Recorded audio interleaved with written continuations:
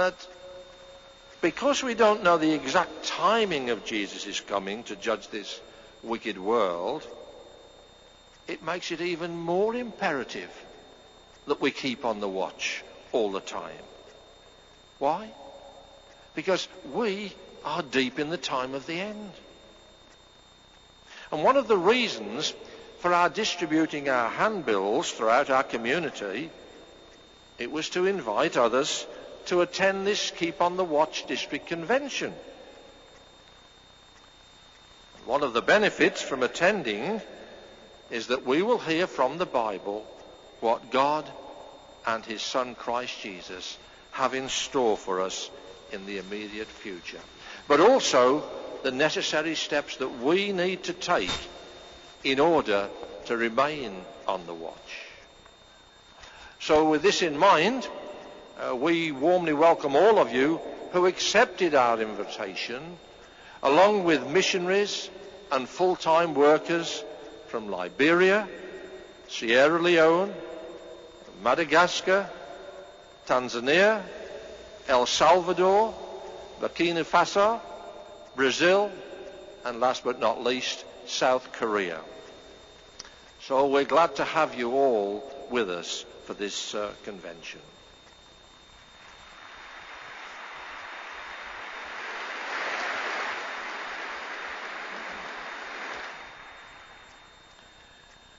In order to appreciate the importance of keeping on the watch, I want you to come back with me in history time. I want you to just imagine that you were living around 1,000 years ago. Now, you probably would have been living in a city. And in those ancient times, cities were often surrounded by high walls with lookout posts located at strategic points. You may have been to Chester or to Canterbury or even to York and seen the remnants of those walls still in existence. Or you may have been to China and seen the Great Wall. All these were walls for protection. On those walls were stationed watchmen. Also, at the gates there were watchmen. They were there day and night. And they were there simply to observe those that were approaching their city and to be able to sound a warning if there was danger. At times, some of those watchmen would make their rounds round the city streets. And some of the nervous householders would come out to check if all was well.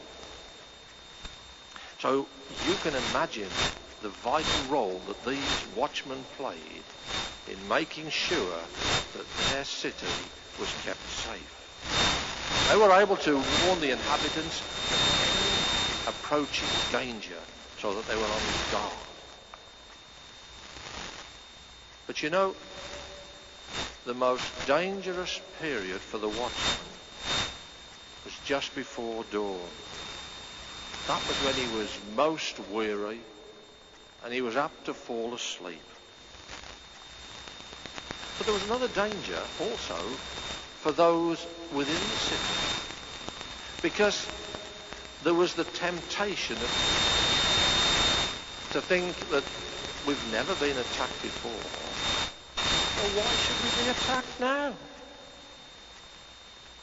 But brothers, that's where the warning comes in for us. Because cities and nations have fallen either because the watchmen were asleep on the job or the warnings were ignored. Quoting from a book entitled The War of the Jews, a Jewish historian, Josephus, relates in volume 6 that at Jerusalem in 70 CE, Roman forces got possession of the wall of the Tower of Antonio because the guards were asleep. From there, the Romans rushed the temple, and as a result, the complete destruction of Jerusalem took place in AD 70, just as Jesus prophesied that it would. Well, now let's take you out of your little dream back there and bring you to today. Because most nations today still have watchmen. And they're in the form of border patrols, high-tech surveillance cameras, security advisors. Why? Because they're on the watch for intrusion into their territory or for enemies that might pose a threat to their national security. Their watchmen, however, see only threats from other humans or from man-made governments. And that is where the danger lies. You see, their watchmen or advisors are blind, voiceless, sleeping. Why do we say that?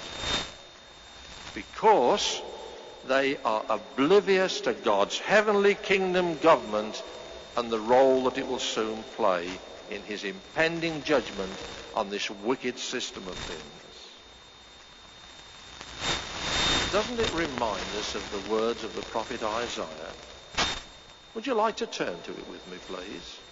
That's Isaiah, chapter 56. And let's read together verse 10 and see how Isaiah describes them. He says, his watchmen are blind. None of them have taken note. All of them are sleepless dogs. They are not able to bark. Panting, lying down, loving to slumber. Isn't that just how it is with the world today? Now, since Jesus told his disciples to keep on the watch, almost 2,000 years have passed by.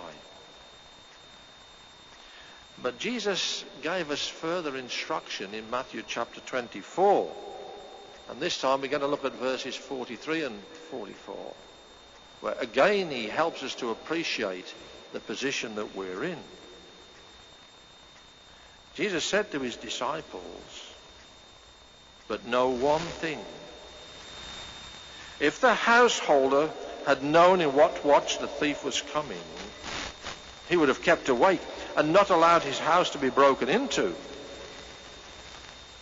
then he said to them, on this account, you too prove yourselves ready, because at an hour that you do not think to be it, the Son of Man is coming. Did you notice that expression? You too be on the watch. He was talking to us as well. He was warning us. But he was warning us in reference to his coming as Jehovah's chief executional agent. So there are two things that we have to think about. One is that we prove ourselves to be ready at all times. And secondly, Jesus said, it will come at an hour that we don't think it to be. Despite all the watching, there is one thing that we cannot do. And that is, we can't figure out in advance the precise date that he's due to come. So doesn't that make it difficult? No. For one thing, it's certain that the signs that we see today are being fulfilled in our very eyes. According to Bible prophecy, Jesus is due to come right soon. So, there's a need for each one of us to keep on. If we're continually watchful and alert, then we will be ready. However, there are dangers. There is the danger of being distracted from keeping on the watch. So what we're going to do now is we're going to consider 3 negative influences that can affect our spirituality.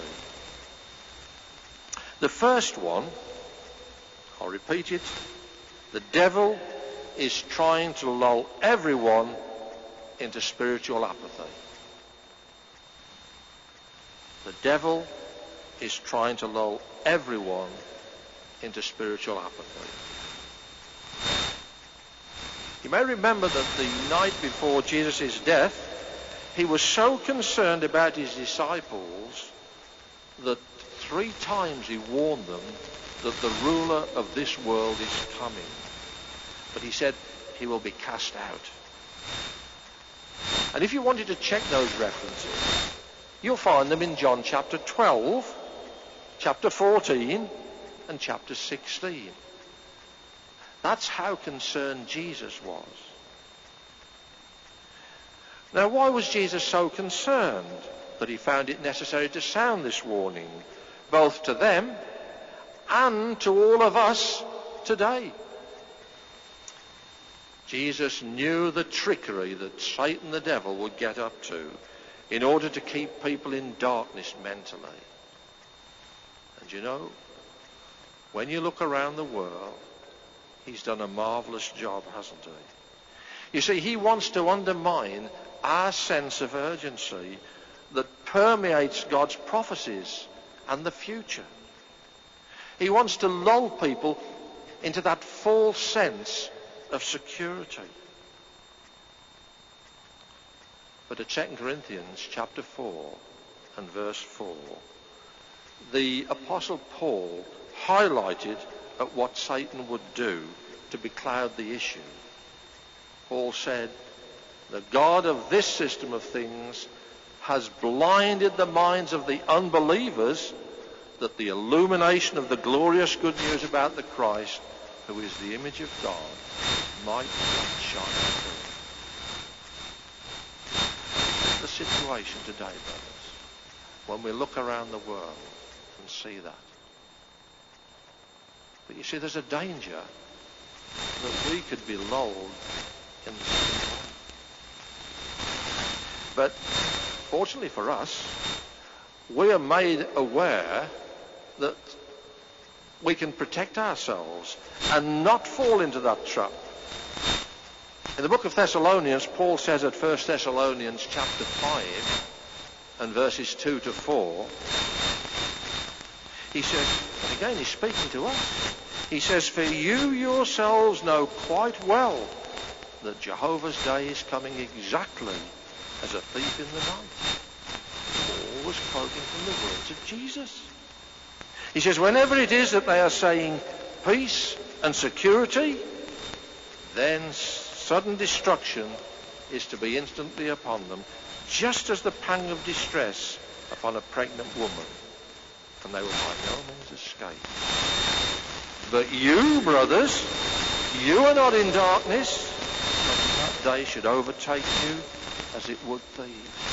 How encouraging to us that we're not in darkness, that we can be alert to the situation, and we can keep on the watch.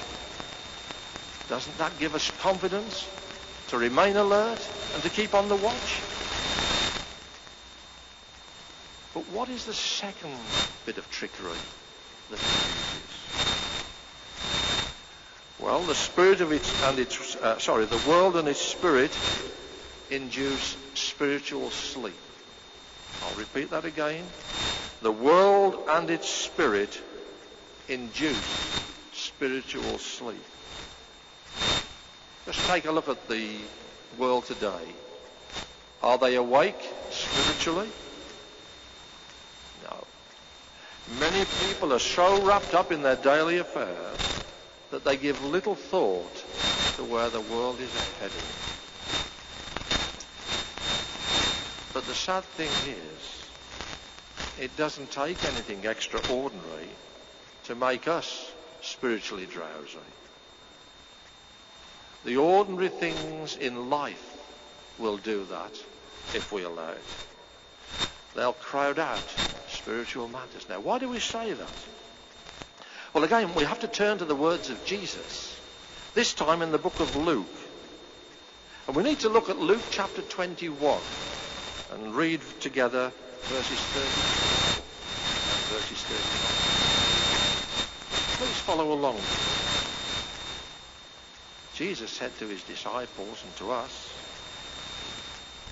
"But pay attention to yourselves, that your hearts never become weighed down with overeating, heavy drinking, and anxieties of life, and suddenly that day be instantly upon you, just as a snare. For it will come upon all those dwelling upon the face of the earth." Don't you think that Jesus aptly described the lifestyles of people today? Overindulgence in food, drunkenness, and living a way of life that brings its own anxieties. It's so evident. Think about just the personal concerns for providing for your family. The fear of losing one's job. They take their toll.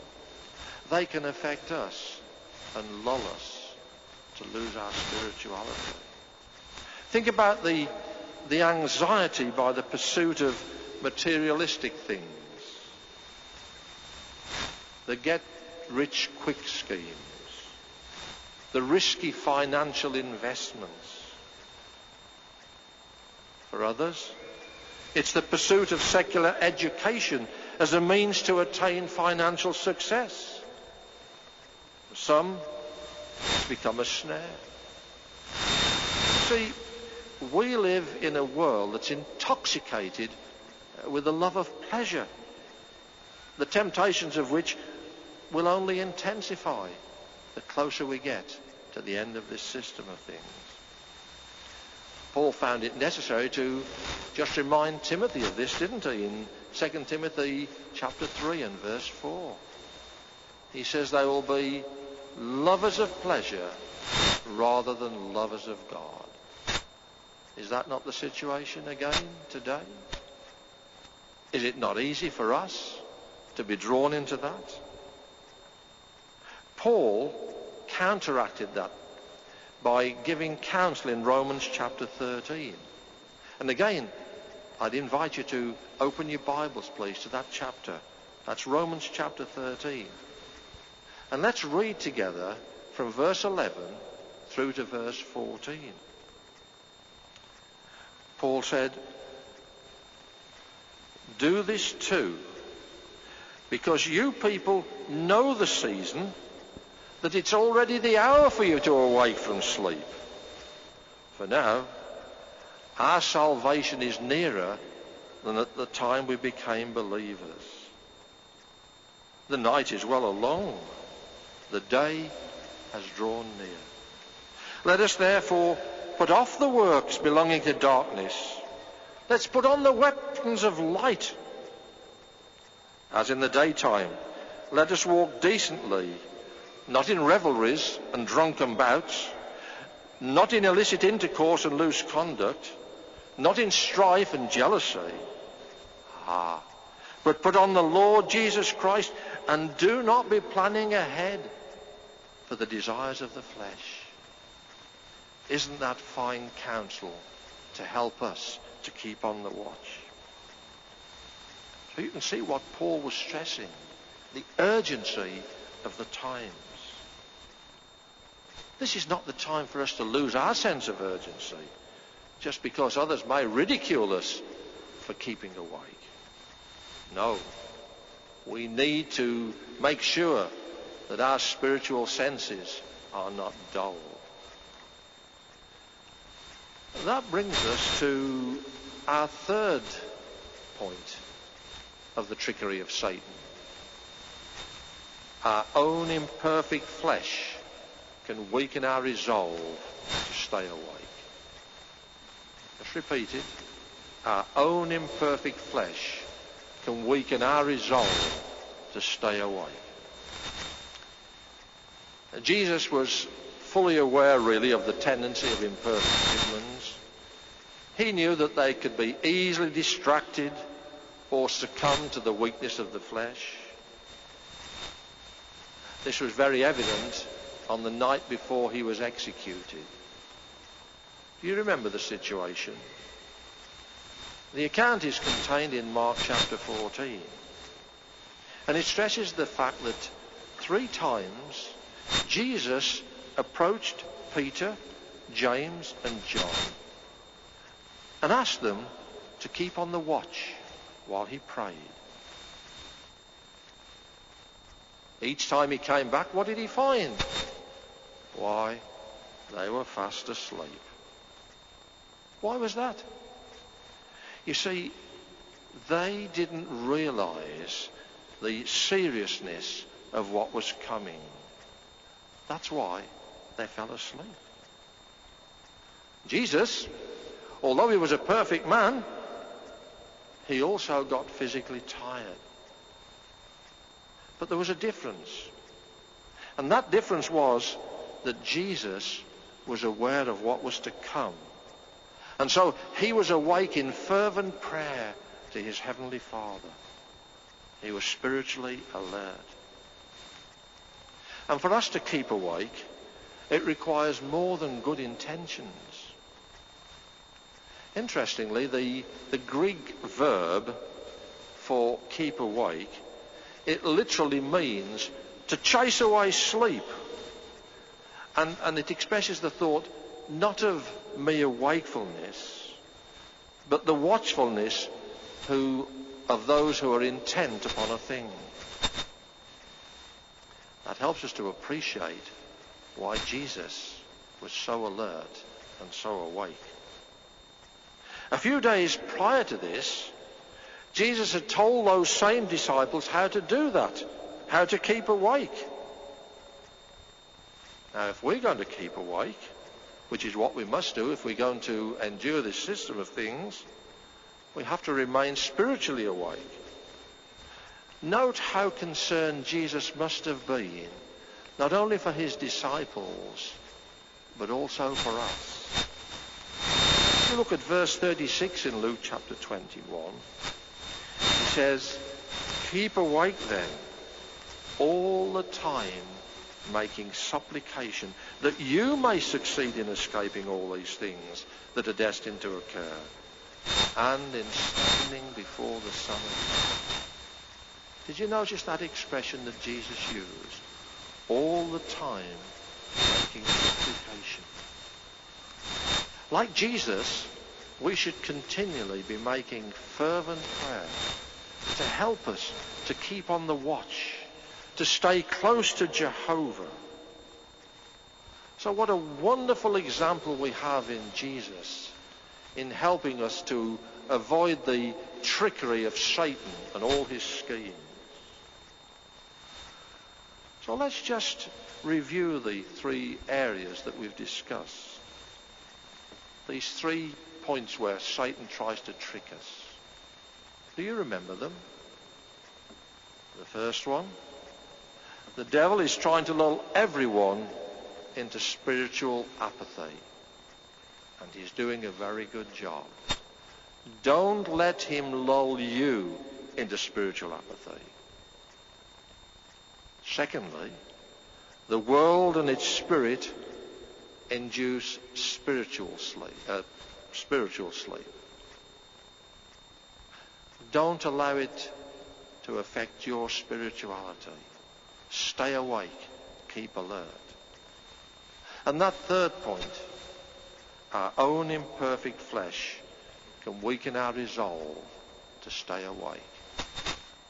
We have to pummel our flesh in order to remain awake, because Satan knows our weaknesses. And since Jesus warned us that the end will come at an hour that we don't think, it's no time to doze off spiritually, is it?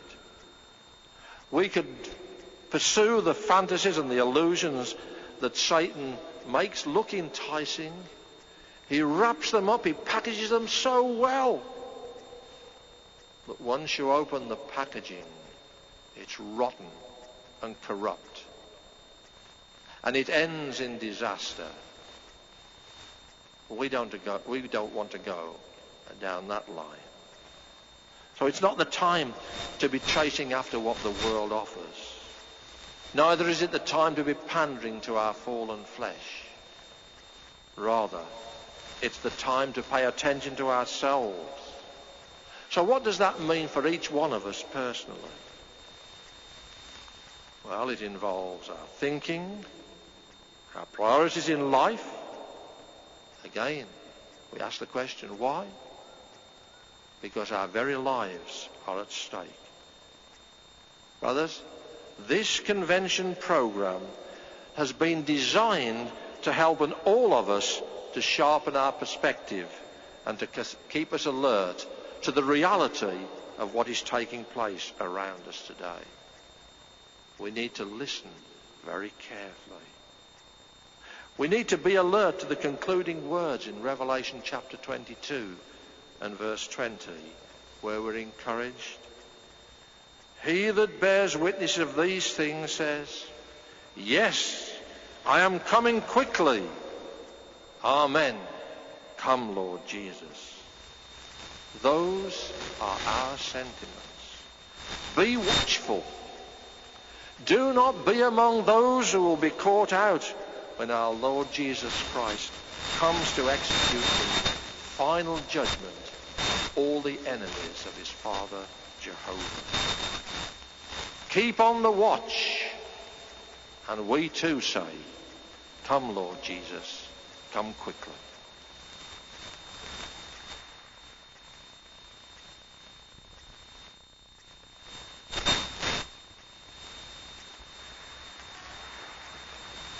Thank you, Brother Simpson, for stirring our anticipation for what lies ahead these 3 days. We surely want to remain in the stadium during the program so as not to miss one word of this vital information from Jehovah and his organization. What effect can a convention have on your relationship with Jehovah? Is there evidence to suggest that an event such as this can really help you to keep on the watch? Listen as Brother Bob James of the Wolverhampton Belston congregation presents the part, Conventions Help Us to Remain Watchful.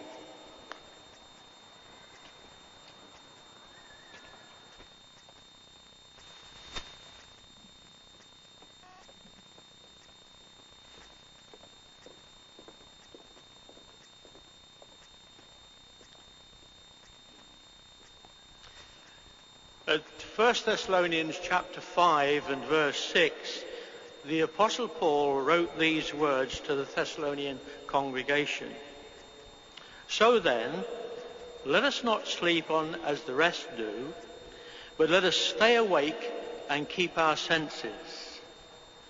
Conventions have often been like wake-up calls to Jehovah's people. They've alerted us to the significance of world events and the fulfillment of Bible prophecy. They've motivated us to greater activity in the preaching work. In 1922, Brother Rutherford, after having scripturally proved that Jesus was now ruling, electrified his audience with the cry, "Advertise, advertise, advertise the King and the kingdom." And boy, that convention stirred the brothers to greater activity in the field. Remember back in 1957, families were encouraged to move to areas of greater need, and many responded. The Watchtower reported that about 1,000 moved to Ireland and Colombia in the 1950s. Hundreds of others moved to other places later. Tens of thousands moved to areas where there was a need in their own country. Yes, conventions motivate us to action. We're going to interview now some who've been motivated by past conventions to take action.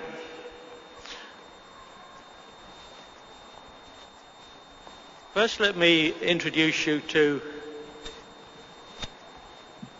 Brother John Walker of the Warsaw Short Heath congregation. So John, you were baptized about 41 years ago in 1968. Now let's go back a short time before you were baptized, when you were about 18. What were your circumstances? Well, I was working as an hairdresser, Bob. I was also courting. I just heard about the truth, and I was having a Bible study at that time. Right. And I understand you'd started to go to meetings, and at one of these meetings it was stressed the need to attend the district convention at Sheffield. Yes, in the congregation that I just started attending, there's a real buzz in the air. There was enthusiasm amongst the brothers, and this was all to do with the Sheffield convention that was forthcoming. And I didn't understand what it was about, but I did feel that I'd like to find out. So what did you do then? Well, I asked whether it'd be possible for me to go to the assembly. I couldn't go for the full time because of work commitments. I did have Thursday off, so I asked if it would be possible for me to go on the Thursday of the assembly. Right, and I guess all the brothers were going to stay there, so what was arranged? Yes, well, they arranged for a seat on the coach, but they made sure that I knew that I needed to make my own way home. So I understand that on the first day there was a real emphasis on the need to attend every day of the convention, and I believe the keynote address struck a chord with you. Yes, well, I can't explain what a tremendous experience that first day was, Bob. I was so enthused by what I heard. I was disappointed too, because I really would have enjoyed spending the rest of the time there with the brothers. But when it came to the keynote address, the brother who gave the keynote address, he mentioned, as we were in Sheffield, that Sheffield steel had been the envy of the world. And then he described why, its strength, and yet it was durable, and it was also flexible. And he used that illustration to describe the Christ-like personality, that the brothers should be strong and yet flexible, able to move with Jehovah's organisation. And after hearing that keynote address, I thought, yes, that's how I'd like to spend the rest of my life. Right. So what impact did that one day at that convention have on the rest of your life? Well, I knew it was the truth almost immediately I started my study. I loved the thought of this new world that the Apostle Peter mentioned, where righteousness was to dwell. And you know, Bob, that day at that assembly, I really felt, in a small way, I'd experienced that new world. I was really overwhelmed with it.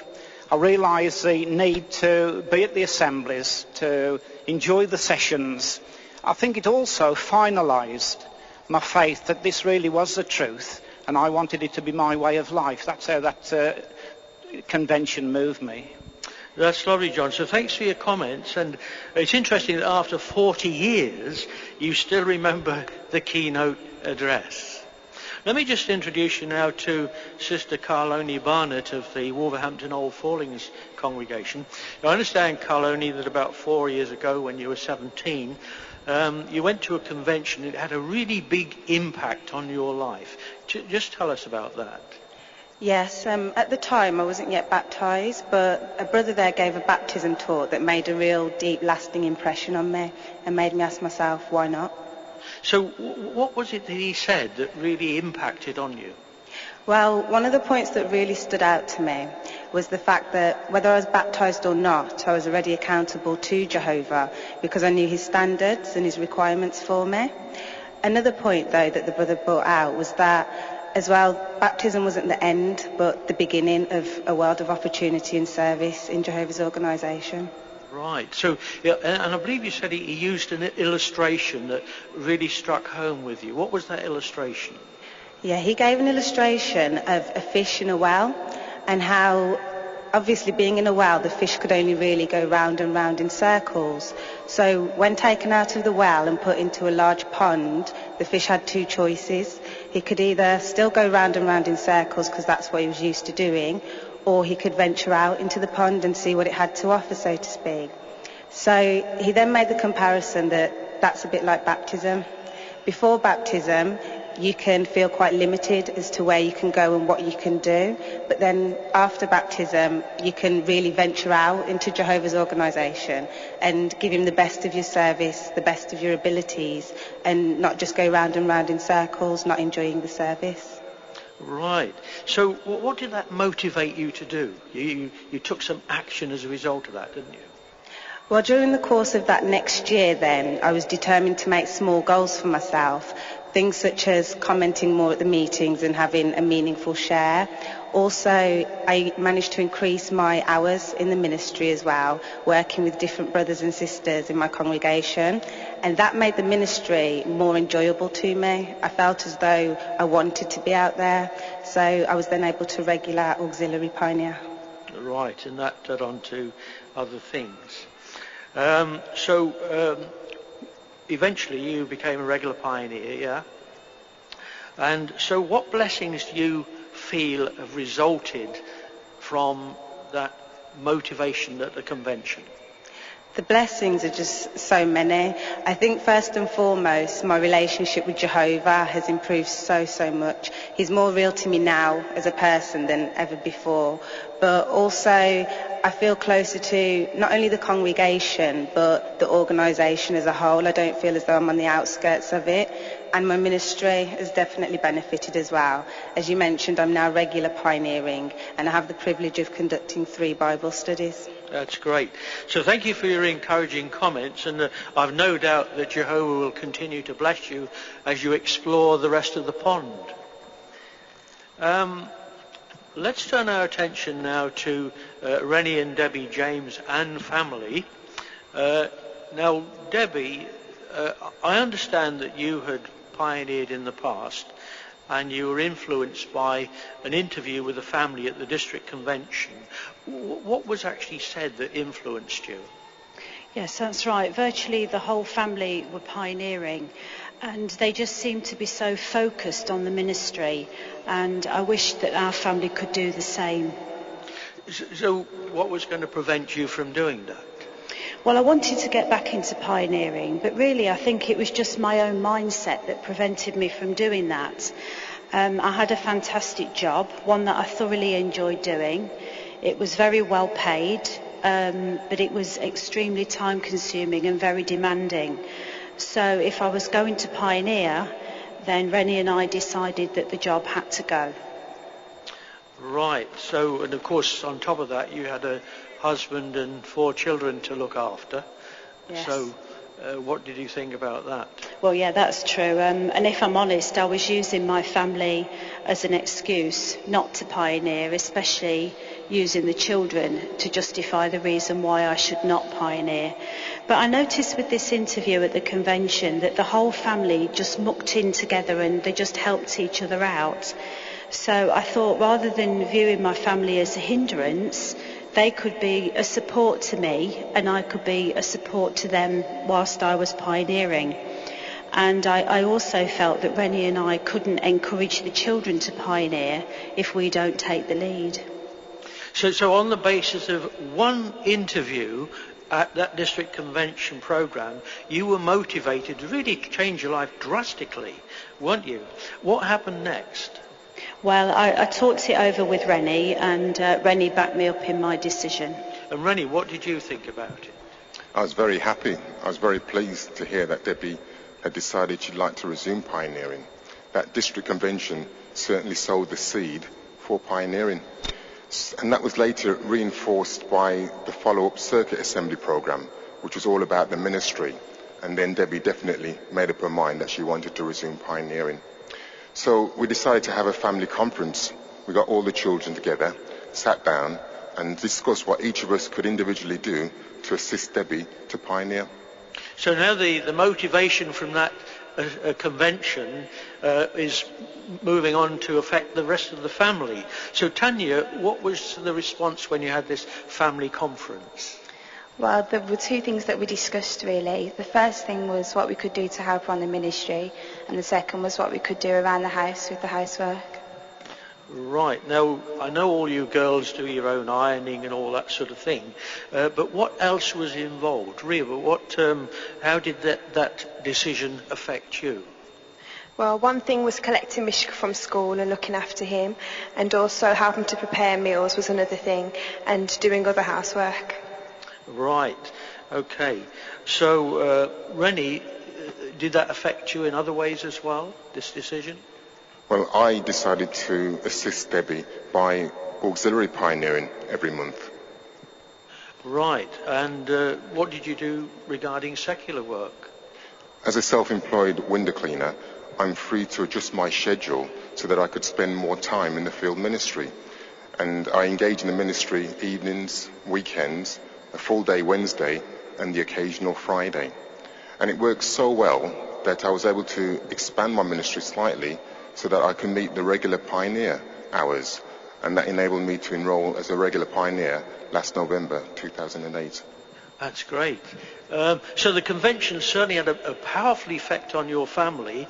Now, Tanya, you started off regular auxiliary pioneering to support Mum, but you've also been recently appointed as a regular, haven't you? Yeah, I could see the joy that my mum and dad were getting as a result of the encouragement from the convention, and that moved me to start regular pioneering in January. Lovely. And Ria, am I right that you're a regular auxiliary working toward regular pioneering? Yes, that's right. I've been a regular auxiliary pioneer since September last year. Lovely. Ariana, now at the time you were 16 and still at school when all this was taking place. So how did this decision from the convention affect your life? Well, I was motivated to witness to some students at school, and I also started a Bible study. And in helping out with the family, I would look after Mishka when he was picked up from school, and I also regularly cook some of the family meals. Right, I believe you're a good cook as well.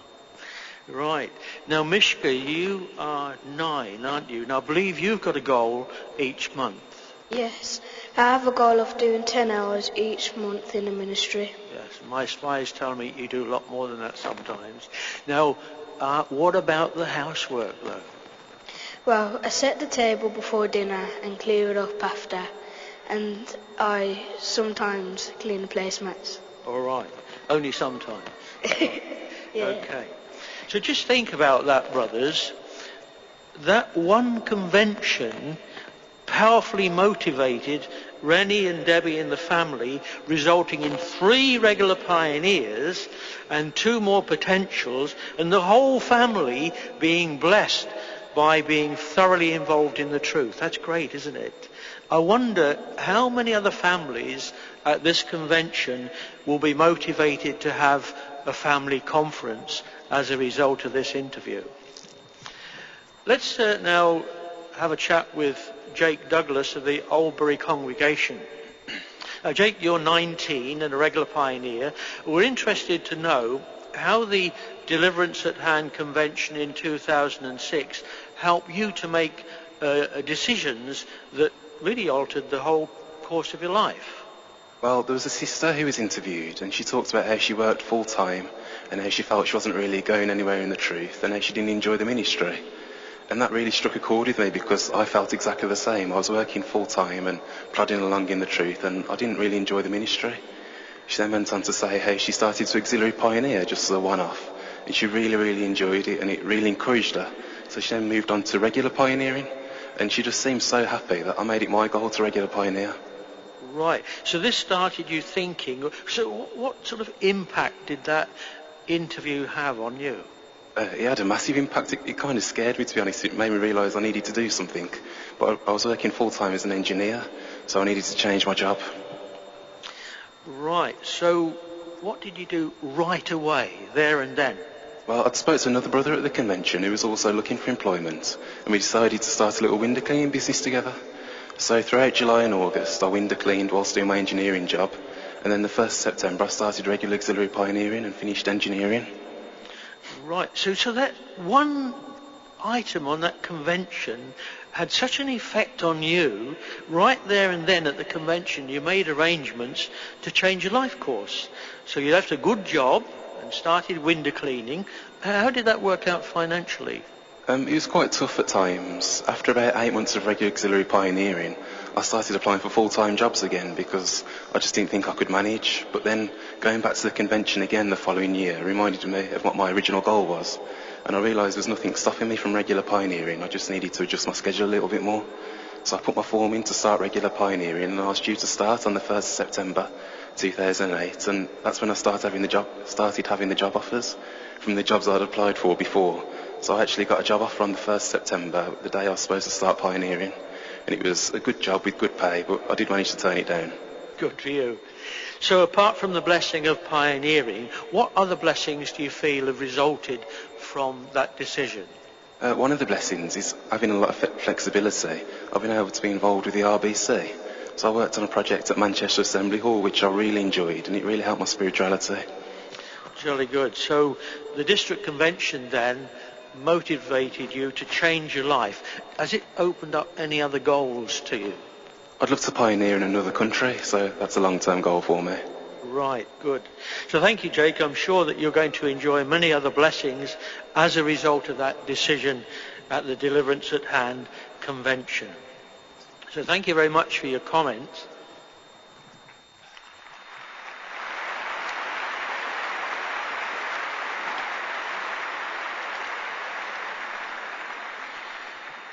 So conventions do help us to remain watchful. At this convention, we're going to receive pointed reminders. We're going to receive counsel and encouragement that can reinvigorate us spiritually, that can help us to sharpen our spiritual focus, and it may save us from the pain of an unwise decision or even spiritual shipwreck. As we make personal application of what we hear, may the words of Nehemiah chapter 8 and verse 12 apply to each one of us as we leave this convention. And it reads there, "So all the people went away to eat and drink and send portions and to carry on great rejoicing, for they had understood the words that had been made known to them."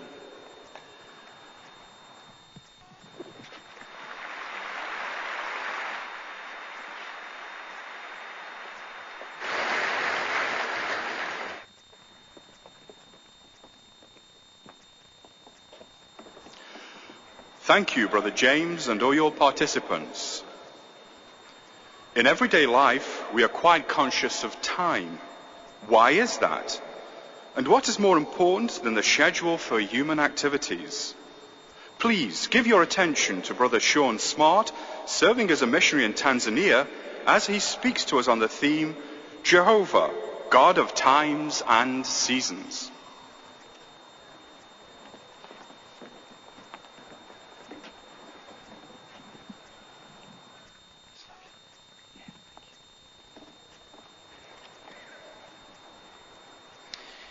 Brothers and sisters, we're governed by it. We can be motivated by it. And on many occasions, we feel like we're chasing it simply because we don't have enough of it. So what is it? What are we talking about? Well, we're talking about time. Isn't it strange that although time plays such a central role in our life today, science has yet to understand fully the nature of time? However, surely that's in stark contrast to Jehovah God. We know that Jehovah is in complete control of time and the universe. Truly, he is, as the scriptures state, the God of times and seasons. Do you have confidence in Jehovah as the God of times and seasons? Do you feel that Jehovah is in control of matters? Well, surely we have that confidence. But in the next few minutes, we want to discuss 3 points together that will enable us to strengthen our conviction in this point, helping us to see that Jehovah truly is the God of times and seasons. Then after discussing these 3 points, we want to think of how this information should affect us today, how we should be using our time in these last days of this system of things. So let's think about these 3 points that can help us to have this strong conviction in Jehovah, helping us to see that he is in control of time and the universe. Let's take our first point. Maybe in your notes you want to write down this subheading.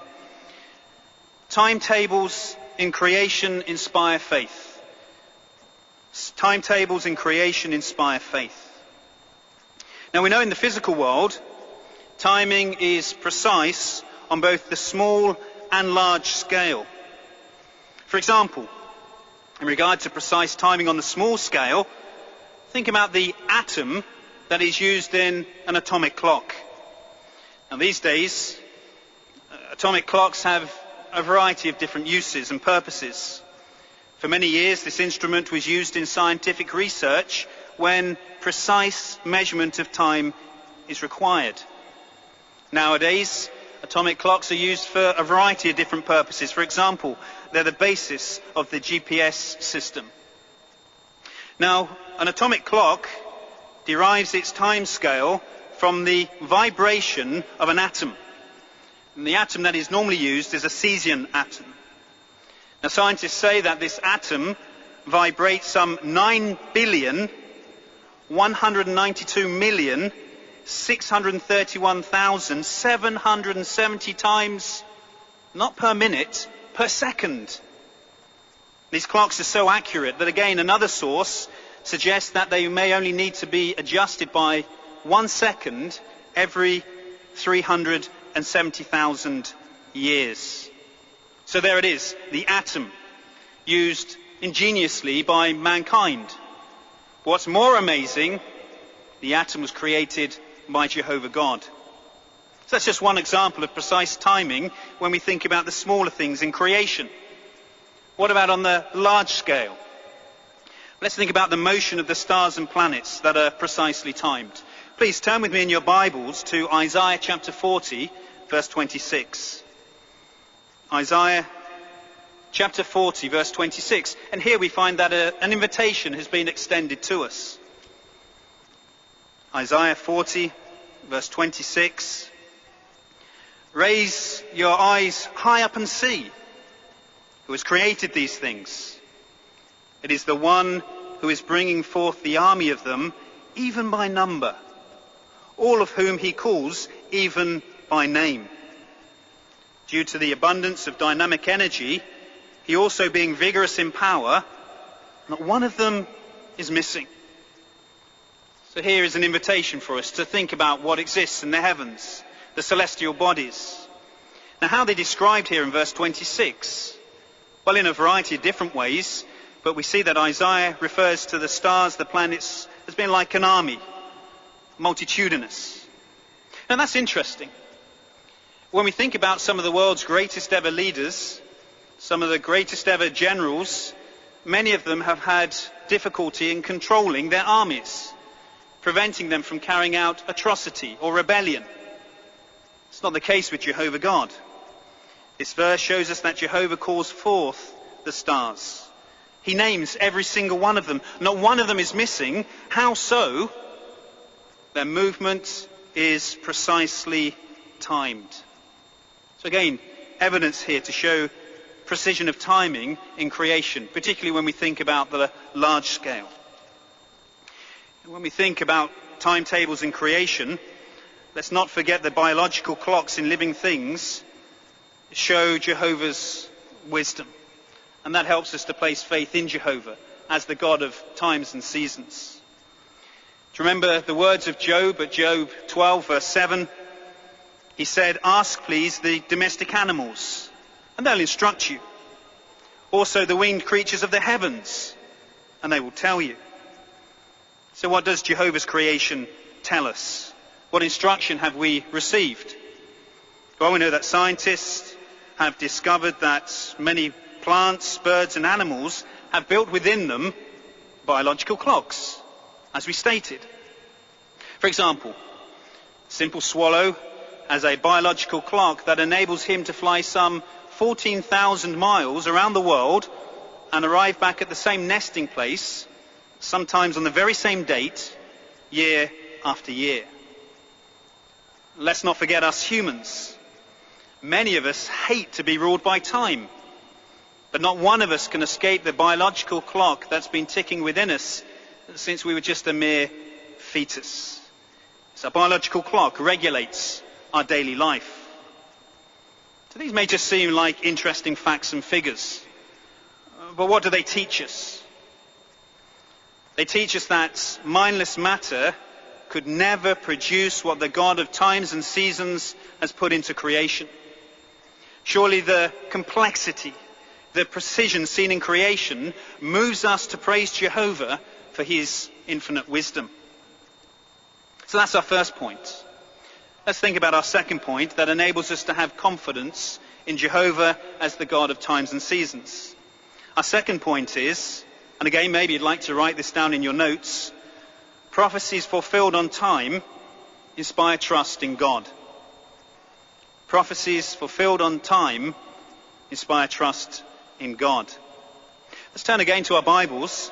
Let's turn to Ecclesiastes chapter 3 and verse 11.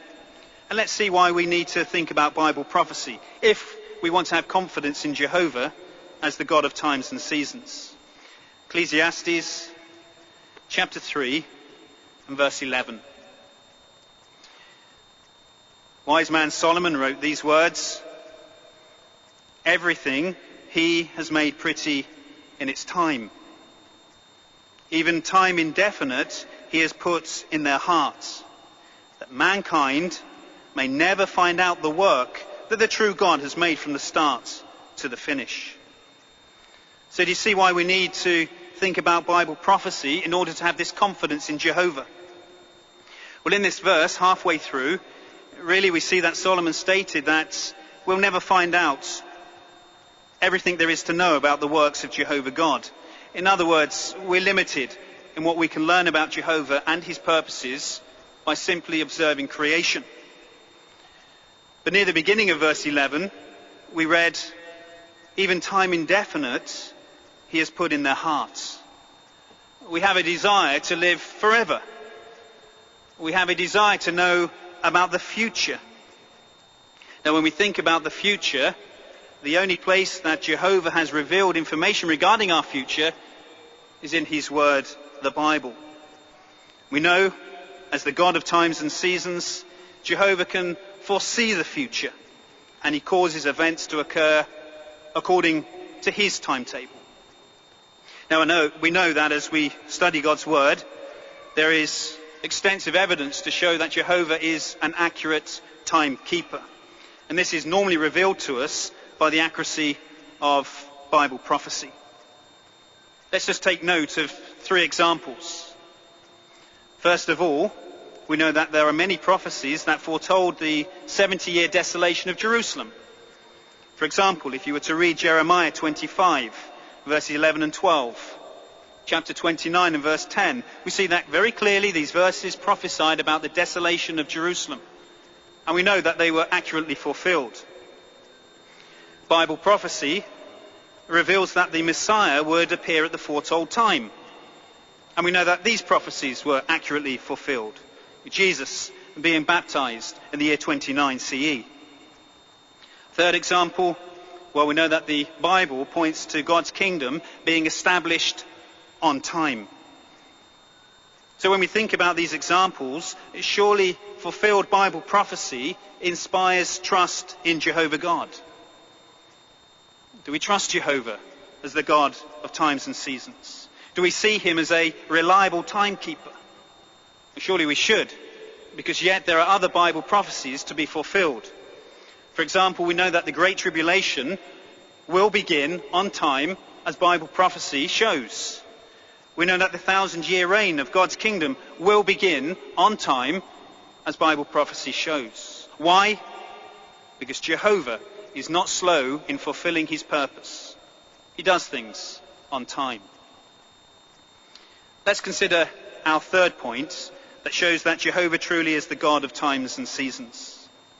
Our third point is Jehovah's timetable does not depend on human plans and events. Jehovah's timetable does not depend on human plans and events. Now, we may think of ourselves as being good timekeepers, well organized, punctual, and that's probably the case. But whilst that may be true, our arrangements can be affected by others or external influences. For example, Maybe yesterday evening, many of you brothers sat down with the family and you said that this morning we would leave for the convention at 7:30 a.m. on the dot. You wanted to arrive on time. Now, how pleased you were this morning when you came downstairs or you came to the front door and there was the family waiting to leave on time. So you proceeded to the car. But as you went to the car, maybe you heard from behind you, "Sorry, love, I'm just going to pop to the loo. I'm going to be 5 minutes." And you saw the wife disappearing back inside. Now, we're not saying that our sisters are not well organised. We know that they are. But what we're trying to illustrate is that our plans, our arrangements, can be affected by external influences. But that's not the case with Jehovah God. Jehovah's timetable is not dependent on what others may or may not do. And this point is very nicely shown or explained to us in Isaiah 46, verses 9 and 10. Let's read these verses together, brothers and sisters. Isaiah 46. We're going to read together verses 9 and 10.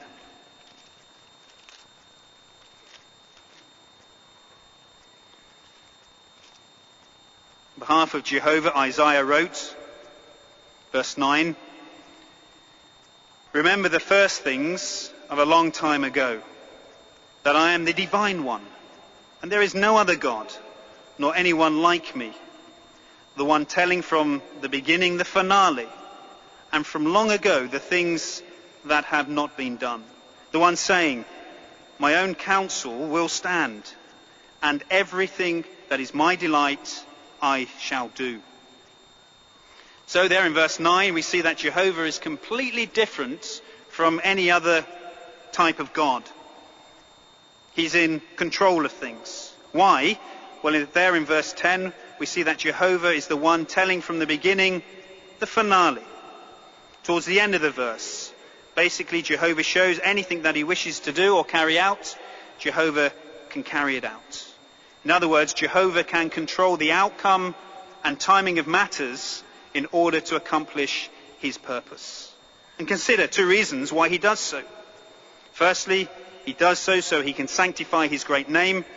And secondly, he can accomplish the preaching work. So what do we glean from these thoughts? What's the point? Well, never should we underestimate Jehovah's ability to fulfill his word on time. Surely we should be constantly alert to where we are in the stream of time. Now, where are we time-wise? The sign Jesus gave makes it clear that we are deep into the last days of this wicked system of things. We must prove ourselves ready when the world fears disaster and when it's saying peace and security. It's clear that Jehovah truly is the God of times and seasons. We've seen that timetables in creation inspire faith in him. We've seen that fulfilled prophecy helps us to build trust in him. We've seen that his timetable does not depend on human plans and events. So how should we be affected by this information? How should we be using our time right now? Well, now is the time to be preparing ourselves spiritually as we live in the end of this system of things. Let us never forget the counsel that was recorded by the Apostle Paul and found in Ephesians chapter 5, verses 15 and 16. Ephesians 5, verse 15, he said that we should keep strict watch in how we walk. In other words, we should continually be thinking about our whole manner of life, how we live our life. In verse 16, he said that we should buy out the opportune time. His meaning being that we should set aside time for a specific purpose, that purpose of preparing ourselves spiritually. So are we setting aside time for that specific purpose of preparing ourselves spiritually? Are we engaging in holy acts of conduct, such as keeping busy in the preaching work and fortifying ourselves so we can remain morally clean at this time? Well, surely we're striving hard to do so. Now, the distracted, willfully ignorant people of Noah's time serves as a warning for us today. In helping us to see the need to act differently to those ones, Jesus gave us this illustration found at Matthew 24, verses 43 and 44. Let's read together Matthew 24, verses 43 and 44. Now we see in verse 36 that and 37 he makes reference to these people who lived in Noah's day and who ignored Noah. And then Jesus gives us this fine illustration. Verse 43, but know one thing, that if the householder had known in what watch the thief was coming, he would have kept awake and not allowed his house to be broken into. On this account, you too prove yourselves ready, because at an hour that you do not think to be it, the Son of Man is coming. So there's that well-known illustration. If the man had known when the thief was coming, he would have been alert, awake, ready to confront him.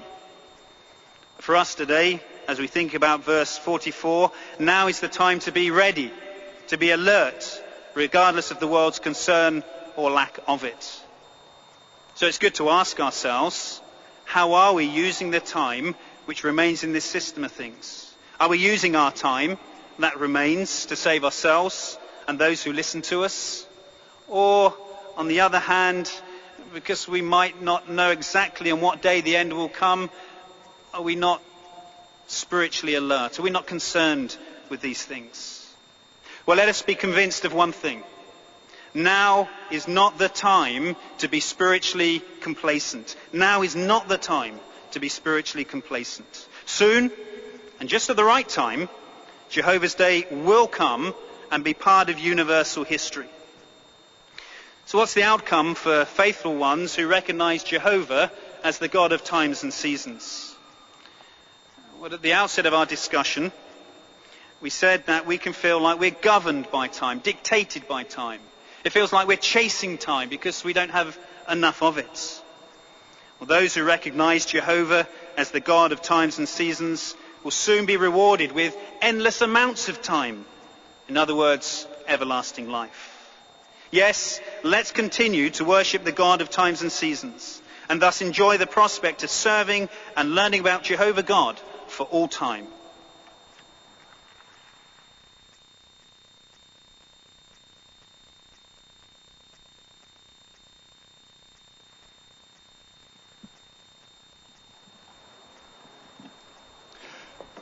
Thank you, Brother Smart.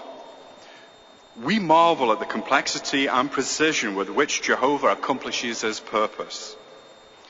And now it's time for us to sing a song together, song number 70. We invite all who are able to do so to stand. After singing, you may wish to remain standing during some announcements. Again, that's song number 70, entitled, Be Like Jeremiah.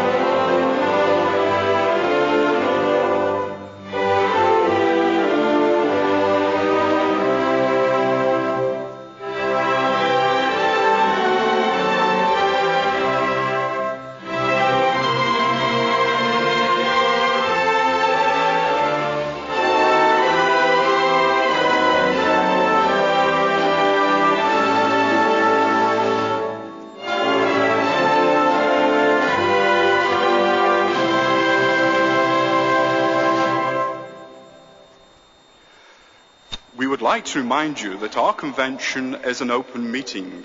For your benefit, please wear your lapel badges at all times. Be security conscious with regard to your belongings, and make sure that your young children are with you at all times. May we suggest that in the case of young children, you write the seat number and row on the back of their lapel badge each day. Those who find it necessary to use a folding chair may sit in the area designated for this, the running track in front of the John Smith stand. Please note, this is only for those with medical problems, and folding chairs are not to be used in any other location. Because of the stadium fire regulations, there is a limit to the number of personnel allowed into the Tony Waddington and International Suite, where the elderly are located. Therefore, those wishing to visit their elderly friends or relatives need to meet in the external elderly overflow section of the John Smith stand in blocks 13 to 15. You will notice that certain areas of the stands have been cordoned off, and we request that you please cooperate with the attendants by not sitting in these areas. For the hard of hearing, a loop system has been set up and is located in the west stand, lower section, between gate 17 and 18. Greetings. The brothers in the South Korea Bethel and the construction family working on the branch expansion join with the Pyeongtaek congregation South Korea in sending their warm love and greetings to all assembled for the Stoke District Convention this weekend.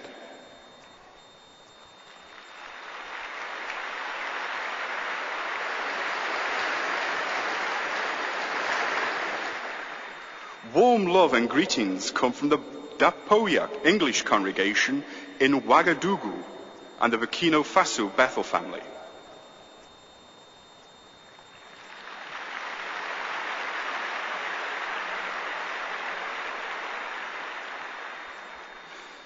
Baptized publishers 35 years of age and younger who are residents of the United Kingdom and are interested in serving at Bethel should plan to attend the meeting for Bethel applicants on Saturday afternoon at 1 p.m. in the Players Lounge, level 2 of the main West Stand. Please note, all baptized brothers, even those younger than 19 years of age, are invited.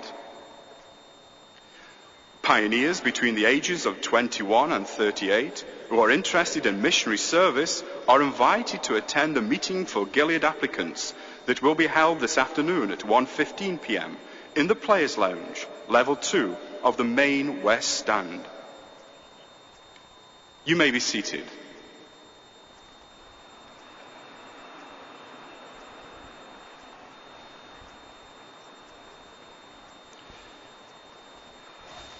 In today's world, with its many distractions, it isn't easy to remain watchful.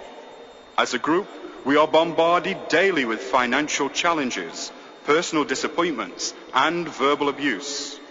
Yet, Jehovah's servants in the past endured those same trials successfully, and their experiences can help us.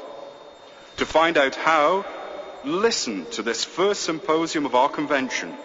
It will be delivered by brothers Tim Price, Peter Martin Short, and Terry Armstrong, and is entitled, Imitate Faithful Ones Who Remain Watchful. Each speaker will introduce the next. Brother Tim Price will begin with the example of Noah.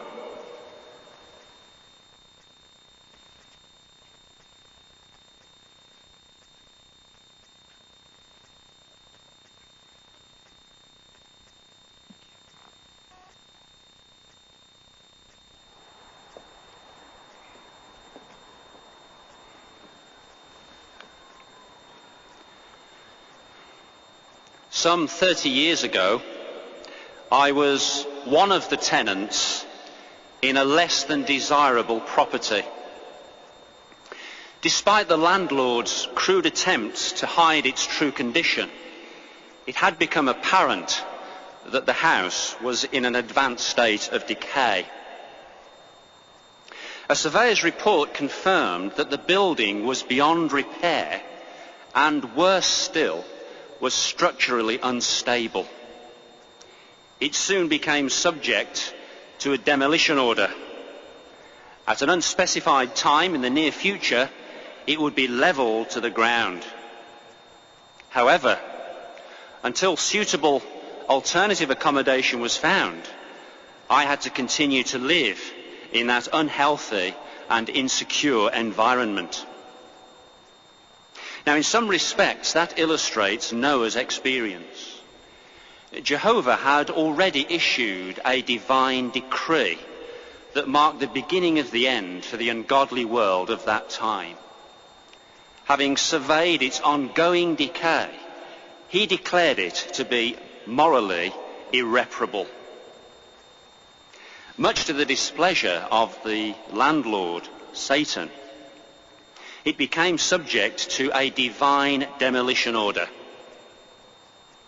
In due time, God informed Noah of the upcoming catastrophe, and he wisely began to prepare for departure and survival.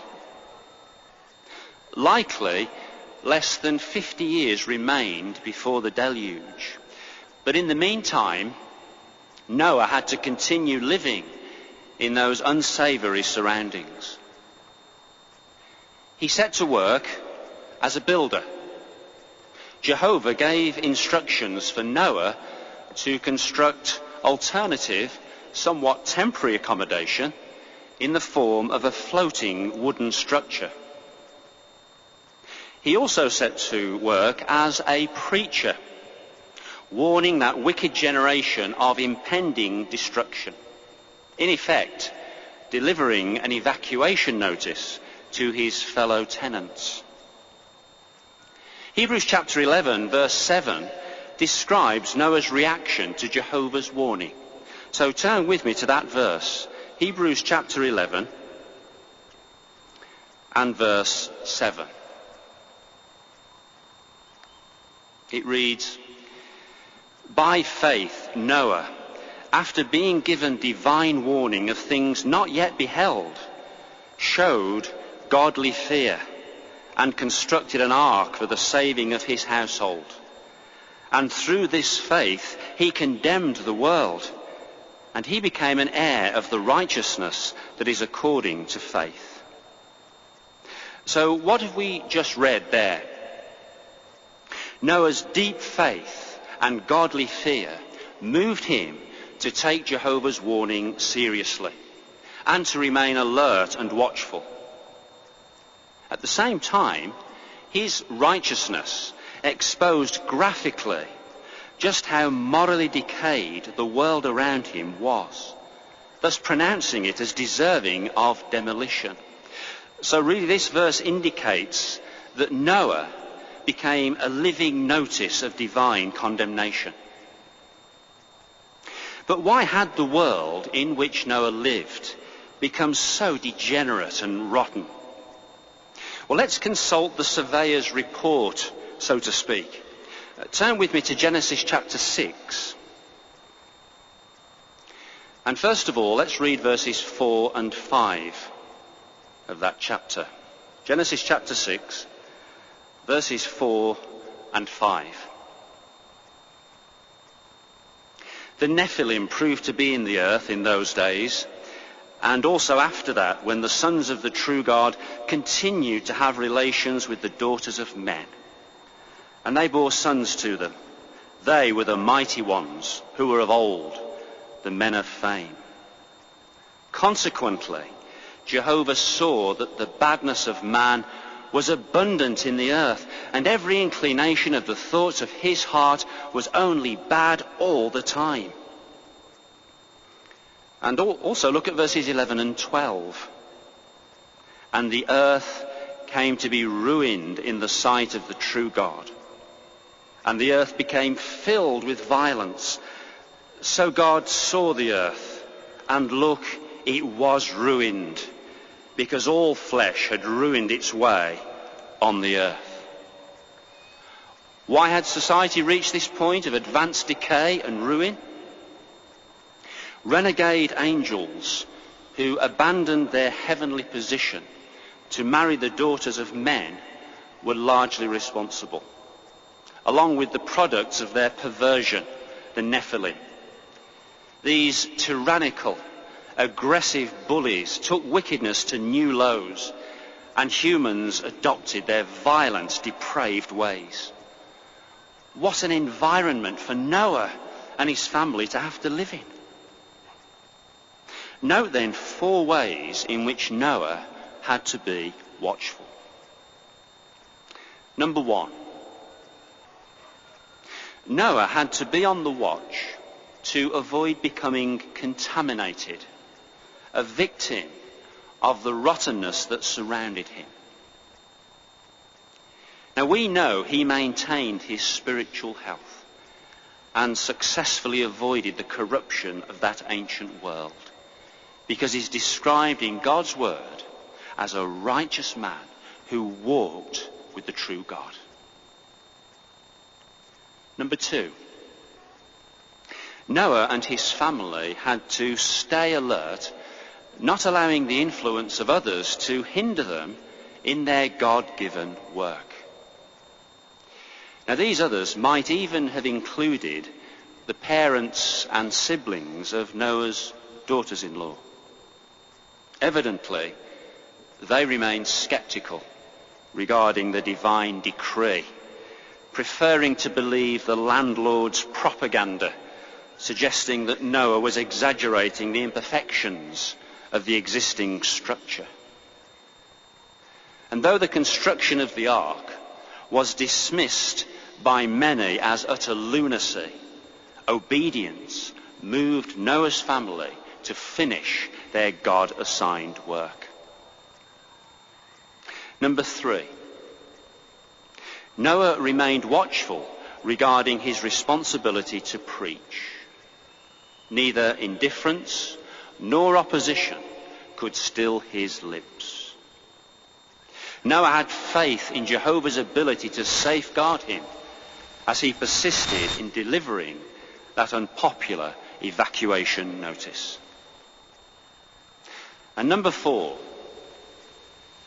Noah stayed watchful over the spirituality of his household. True, he had received a divinely provided blueprint, but Noah recognized that his building project went beyond the construction of a watertight vessel.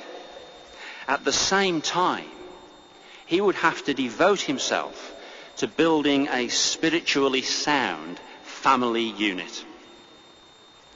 Noah's family accepted his instruction, shared his faith, and survived the destruction. So now, what about us? Well, conditions in our day are very much like those that prevailed in Noah's day. We are surrounded by the rotting, crumbling edifice of Satan's world.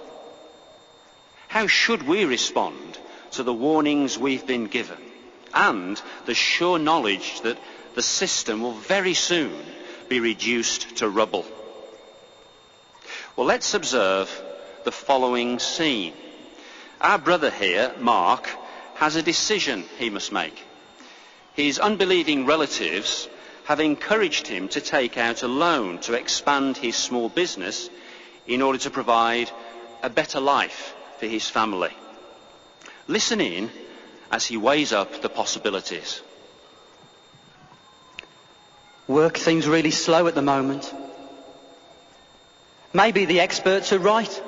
This is the time to expand. You just can't afford to stand still. I could do that. I could get a loan from the bank and just think what I could do with the money. Some new equipment, a new car, for work of course. I could invest in some proper marketing, and that would really bring the work in. And in this climate, you just can't afford to turn down work. More work. I could employ somebody. Oh, I like the idea of that. Somebody working for me for a change. I could double my turnover. Oh, that would really set me up. And you know what? I'm fed up of struggling, of always just making do. We could do with a bigger house. And I do fancy a nice big detached house in a better area with a bigger garden. After all, I work really hard. Surely that's the least my family deserve. Hang on a minute, Mark. Just slow down. You know, all the people that have been encouraging me to do this, none of them live by Bible principles. I do need to think about this. You know, Noah was a man who lived right at the end of his system of things. He had very similar pressures to us. I wonder what he would do if he was in my situation. Would Noah really go out and give greater commitment to a system of things that he knows was coming to an end? Well, I think I know the answer to that. Noah was a man who was focused on spiritual things, preaching, building the ark. In fact, he said of Noah, whatever Jehovah asked of him, he did just so. He didn't let the ridiculers distract him. He kept focused on spiritual things. I can just imagine what they were saying to Noah back then. Noah, why are you building this huge monstrosity in your back garden? You're wasting your time. Go out, make more money, enjoy life. Noah, live a little bit. You know, that's exactly the kind of thing they're saying to me. In fact, what was it my relative said to me? He said, Mark, get real. You're wasting your time at all those meetings. You're wasting your time knocking all those doors because people don't want to know. Go out there, make more money, enjoy life and live a little bit. No, they are wrong. My relationship with Jehovah, that is real. This is the end of the system of things. I know that's real. This is exactly the kind of thing the organisation has been warning about. Not to get distracted. After all, my family are doing well spiritually. They are happy. Why would I ever put that at risk for greater involvement in this system of things? Phew. You know, that was really close. How easy it is to get distracted by this system of things. And how good is our God Jehovah in giving us examples like the man Noah.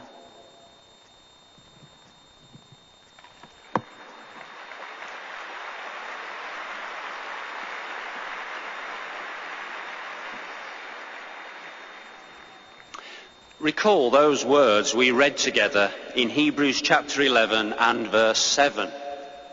Remember that Noah condemned the world for its wickedness and showed that it deserved destruction.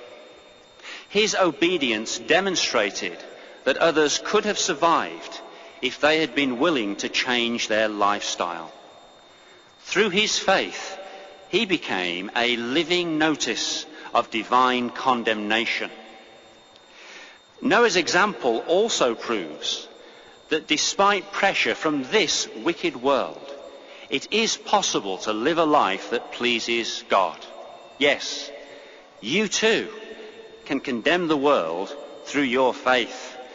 And when Jehovah brings Satan's rotten, crumbling old system crashing to the ground, you're assured a place of protection and safety. So, like Noah, let each one of us be determined to remain watchful with full confidence in God's precious promises, for this means our life.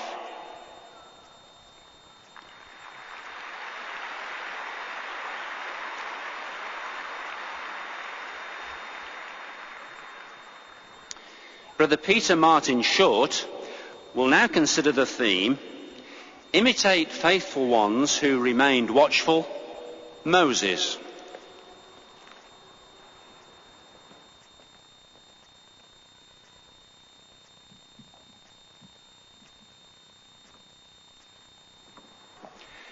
Success we can cope with, but how do we deal with disappointment? Well, we're going to see that like Moses, we're not failures simply because our efforts at first disappoint us. Let's look at two aspects of his life: faithful despite temptation, and in spite of disappointments, how he remained watchful for opportunities to serve Jehovah. Let's take this first part. Let's go back to 1593 BCE, his early life. How would you describe his upbringing? Only that of an Egyptian aristocrat? Some of the details we can find in Stephen's account of the Jewish history.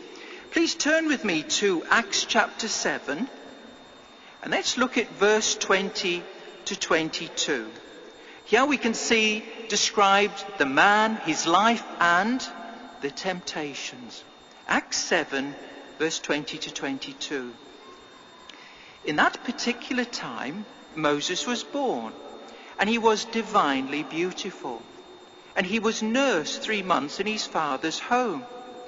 But when he was exposed, the daughter of Pharaoh picked him up and brought him up as her own son. Consequently, Moses was instructed in all the wisdom of the Egyptians. In fact, he was powerful in his words and deeds.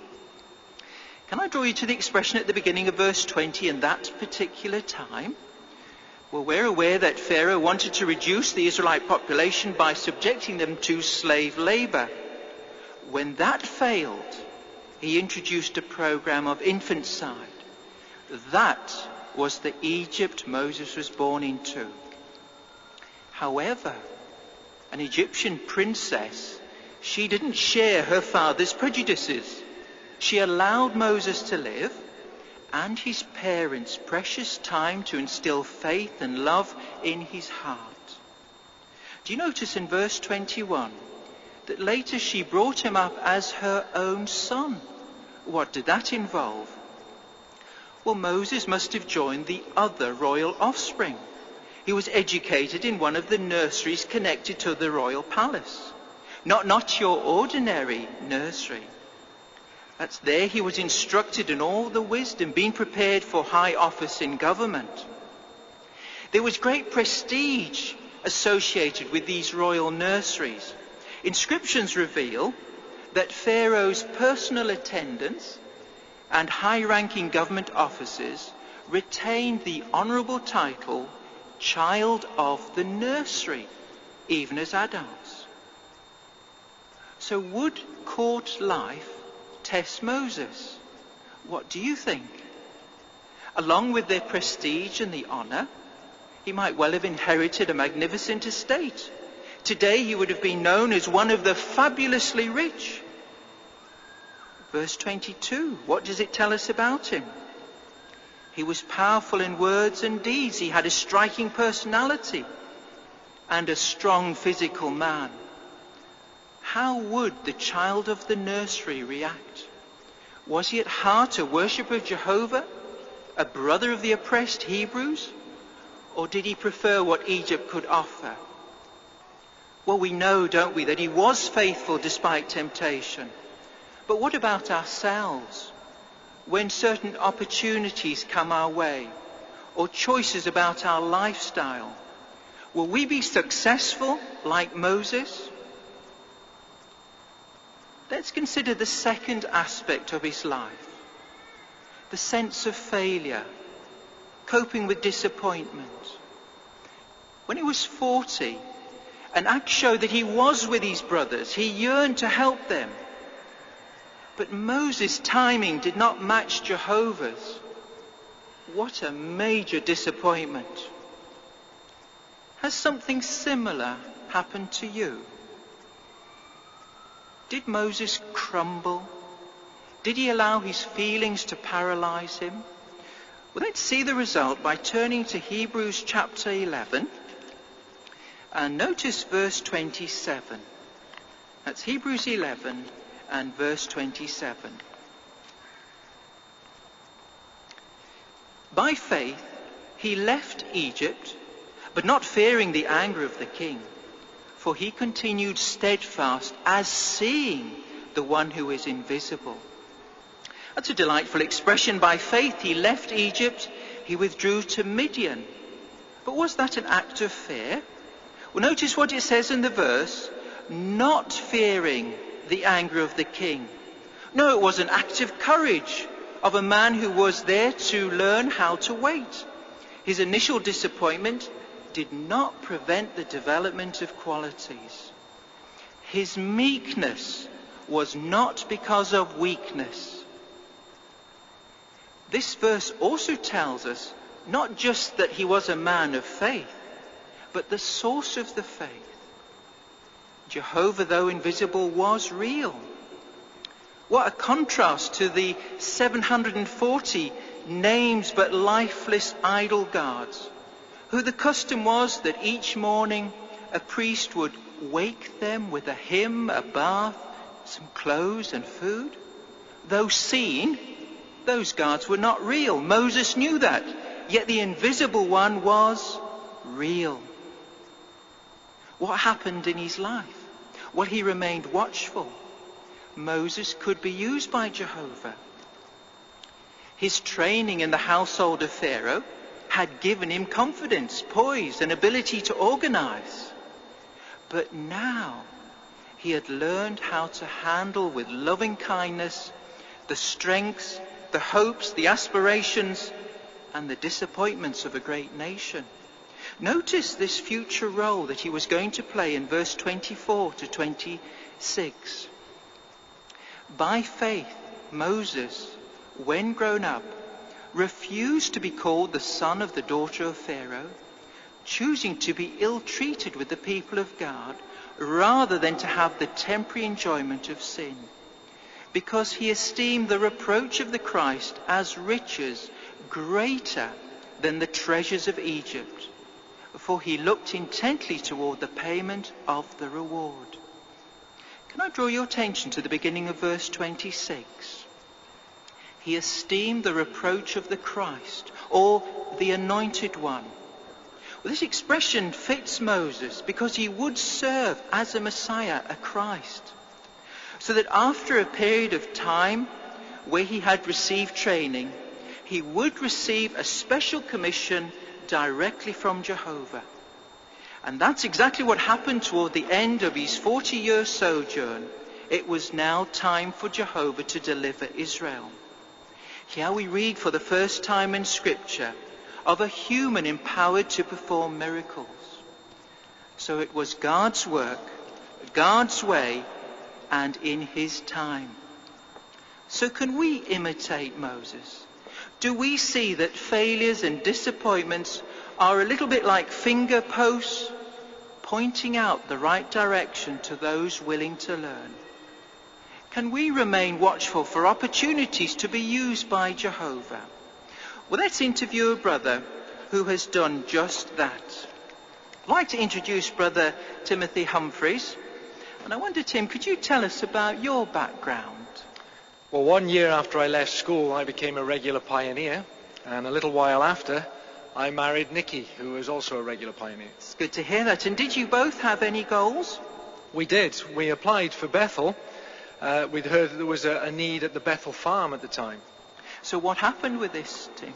We were disappointed not to get invited. We realized that some doors of opportunity were closing for us. However, we were aware that others were opening, and so we tried to keep our hopes high. So sure, you felt sad, but did you lose heart? No, we just kept pioneering and encouraging others. Well, we're glad to hear about that. And what about this desire that you both had to serve anywhere? A circuit overseer told us of congregations in the Wrexham area that were about to form a new congregation. We were willing to go wherever Jehovah wanted us to, and so that's where we went. That's a very commendable attitude.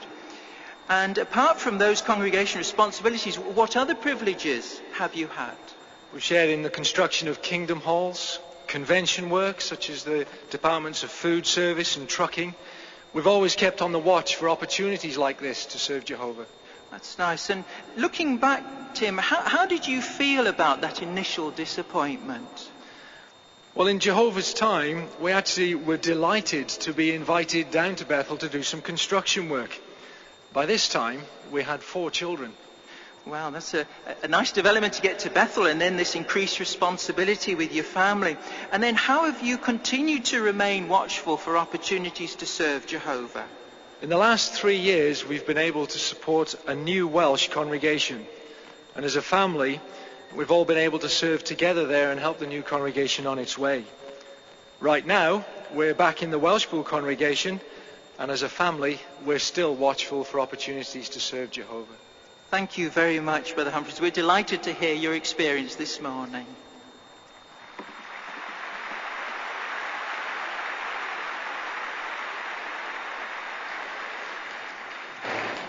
So would you agree that we all face choices about what is important? What have we seen? Temptations came to Moses, but what helped him? Recall that his God was real to him. Jehovah's friendship was more valuable than all that Egypt had to offer. He was faithful despite temptation. Then, when our instincts might say, go on, it takes a big, brave person to wait. Such was Moses. When things did not work out as he expected, what did he do? He accepted his position and he served loyally. And because he was willing to learn, then those failures, those disappointments became just like those finger posts, just pointing out the right direction. He remained watchful for Jehovah's direction and blessing. Can we? So although we might disappoint ourselves, others may disappoint us, we know Jehovah never will. Do you share finally this confidence that Moses had and other faithful ones? If you're in Hebrews chapter 11, please notice verse 6. It's Hebrews 11 verse 6. Moreover, without faith it is impossible to please him well. For he that approaches God must believe that he is, and that he becomes the rewarder of those earnestly seeking him. We can be confident Jehovah will help us cope with temptations and disappointments. Would you not agree? That is a success. So let us imitate Moses, the child of the nursery, who remained faithful and watchful.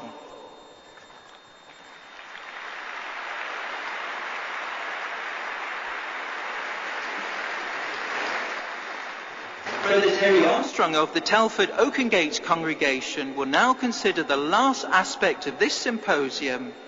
Imitate faithful ones who remained watchful, Jeremiah.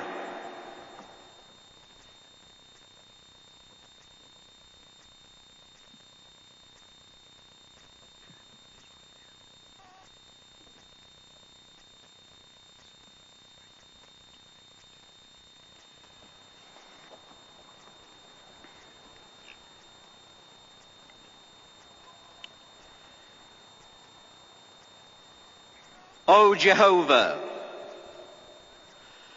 are not those eyes of yours toward faithfulness? Now those words, brothers and sisters, are not my words, but the words were uttered by the prophet Jeremiah. And they are words that very clearly indicate that he realized the seriousness of his faithfulness to his commission as a prophet. But let's consider why. Jeremiah was called to serve as a prophet in Judah prior to the destruction of Jerusalem in 607 BCE. And though a young man at the time, he felt like a mere boy, utterly unqualified and absolutely inadequate to meet the challenges of his calling. That's how he felt. And yet he would be responsible to proclaim Jehovah's judgment messages that included the total destruction of the temple. 3 centuries, the center of true worship. The utter destruction of the holy city of Jerusalem. The desolation of the land of Judah and its inhabitants taken captive. And all of that would make Jeremiah, of course, the target of fierce opposition. Therefore, essentially, Jeremiah would require the right mental attitude, and particularly so since he obviously knew that Jehovah's eyes were towards his faithfulness. How would Jeremiah demonstrate the true mental attitude? Well, three important ways. Let's just take them one at a time.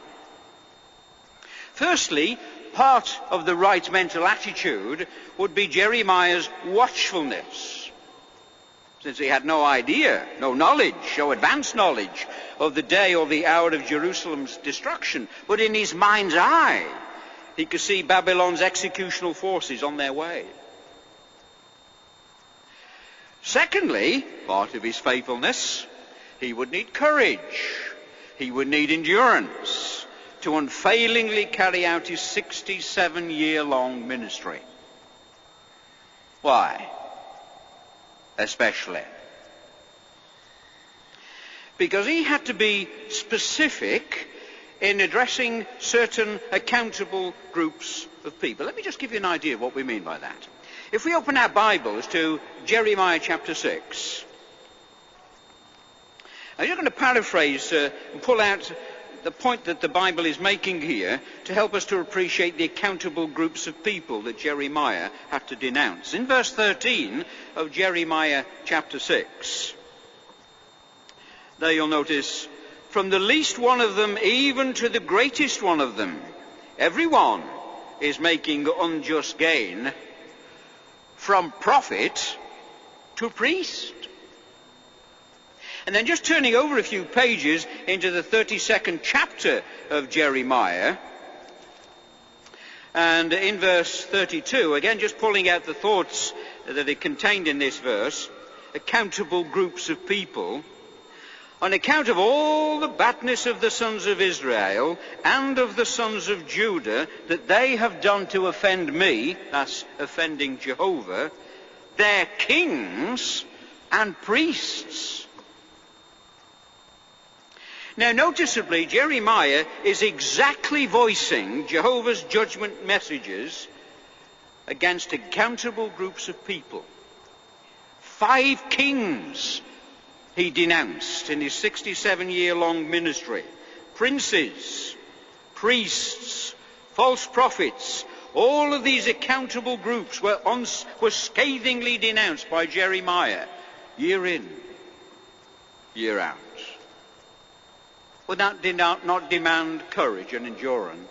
Oh, absolutely. Thirdly, part of his faithfulness, Jeremiah would have to work with love and compassion. Why, yes. In fact, in the first chapter of Jeremiah, and verse 10, it very clearly indicates there for us, brothers and sisters, that Jeremiah's work was twofold. Now, some interesting expressions we can pull out of this verse 10 of Jeremiah chapter 1. Firstly, the work was to uproot, pull, and tear down, which Jeremiah did by uncompromisingly denouncing the various accountable groups of people in Judah. But then notice, secondly, to build and to plant. Now, what would that imply? Well, it is fairly obvious when we read the Bible book of Jeremiah that what Jehovah had done, he'd given Jeremiah superior understanding, not merely to gain his own salvation, of course, but to also help other sincere ones. Interestingly, in the 23rd chapter of Jeremiah, in the first 2 verses, it very clearly indicates there, brothers and sisters, that Jeremiah recognized that the cause of all the trouble that the people were experiencing was born out of the neglect and the corruption of the spiritual shepherds, and his heart went out to them. And moved by compassion, moved by love, Jeremiah wanted his countrymen to hear the word of God and live. And that's why often you notice that his message contained an appeal. It might be helpful just to demonstrate Jeremiah's feelings towards people. He wasn't being calloused in any way. In Jeremiah chapter 8 and verse 21. Jeremiah chapter 8 and verse 21. Again, paraphrasing it. Over the breakdown of the daughter of my people, I have grown sad. And then at the very beginning of Jeremiah chapter 9 into verse 1, you'll notice, oh, that my head were waters and my eyes were a source of tears. Then I could weep day and night. Even though he suffered at the very hands of the people that he was desperately trying to help, he never became embittered. His love and his compassion stayed intact, year in, year out. And that was a part of the right mental attitude that enabled Jeremiah to demonstrate his faithfulness to his commission. Now, as we conduct our ministry faithfully, is our love for people as strong as it was with Jeremiah? Is it, brothers? You know, it has to be said, that people sense our attitude when we're in the ministry talking with them. Whether we're preaching out of a sense of obligation, well, this is what Jehovah's Witnesses do, or it's out of a sincere, heartfelt desire to help them, just as our exemplar, our Lord Jesus Christ, did, moved with pity, because he recognized and can see clearly the spiritual destitution of the people that Jesus Christ spoke to. However, just to bring some of the lessons that we've learned by just taking a very brief look at Jeremiah and his ministry, but bringing it into our Christian ministry, what I'm going to do now, please, is to invite you to listen in as I speak with two brothers. One brother is Brother Lawrence Clark, a young man, and a much older man, Brother Douglas Walsh. Let's just listen in just for a few minutes.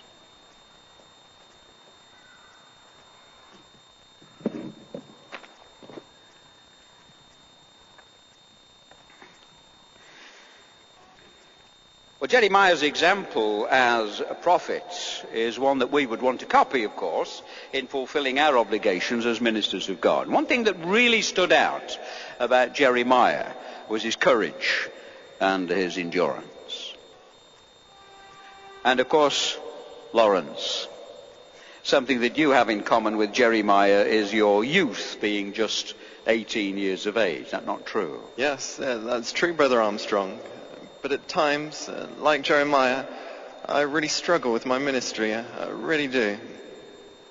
Well, why is that, Lawrence? When I meet older people in the ministry, I struggle to talk with them. Although I realise that it requires of me courage and endurance to fully share in the ministry with all sorts of people. Can I just say, Lawrence, that I have been in the work of preaching for many, many years, and it has taken me courage and endurance to fulfill my ministry with Jehovah's help. And so year in and year out, I've displayed these qualities, in fact, really, since the age of 12. Really? Wow, that's reassuring, Brother Walsh. Thank you. And although you feel somewhat inadequate sometimes, Lawrence, as Jeremiah did, often it's the case that adults will pay more attention to a respectful, youthful minister than one of their own age. Well, I do try to be respectful. And I'm sure you do. And I find that this seems to increase my opportunities to talk with adults. And when you are able to strike up a conversation with an adult and perhaps share a scripture with them, how does that make you feel? It's an achievement. It brings me happiness. I feel positive about my ministry, and it motivates me to want to progress spiritually. Well, that's really very encouraging. And overall, would you say, Lawrence, that you're happy with your ministry? Yes, I am. Good. Brother Douglas, something that you have in common with Jeremiah is that you've been preaching for many, many years, haven't you? Yes, indeed, for 63 years. Really? What's kept you faithful for all of these years, Brother Douglas? Well, I've always had a watchful attitude, like Jeremiah. I've always believed that with each passing day, it brings us nearer to the end of this wicked system of things that we live in. And it's moved me to have a healthy attitude toward the ministry. Do you think that's something that you could learn from, Lawrence? I do, yes. Keeping in mind the end of this system gives me an added focus and makes me more determined to rely on Jehovah in my ministry. And I find that keeping the end in sight enables me too, Lawrence, to cope with the apathy that we find in the ministry. And it's moved me to be adaptable in the ministry, because circumstances and people's lives are always changing. And so it's helped me to overcome this indifference and apathy that we find, and to establish conversations with the people. And realizing, Brother Douglas, that apathy is on the increase, isn't it? And the end is so very near.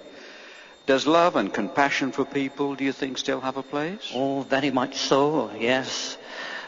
When we think about Jehovah's desire that no one should lose out on life, neither should we feel that these ones should lose out either, that they should be destroyed. So, oh yes, definitely, love and compassion are a must, really, and it should move us all to get a hearing ear with each person that we witness to. So would it be true to say, Douglas, that you're happy with your preaching assignment? Yes, indeed. Well, our discussion together has highlighted the importance of courage, endurance, and love and compassion for people, whilst remaining faithful to our preaching commission, whether we're young or whether we're old.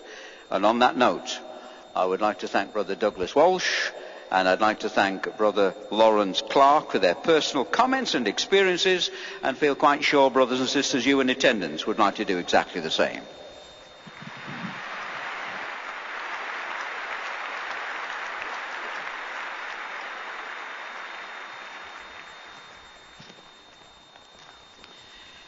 Dear brothers and sisters, let it be our determination, like Jeremiah, to remain faithful to our ministry, faithful to the end. And my word, we're not powerless to do so, are we? Even in the company of prophets, Jeremiah towers as a giant because his power came from Jehovah. So, brothers and sisters, let us never cast a doubt on Jehovah's ability to make us powerful, powerful enough to imitate Jeremiah's courage, endurance, love, and compassion as we endeavor to faithfully fulfill our ministry. Certainly, it is no time to slow down in kingdom activity. The end is near.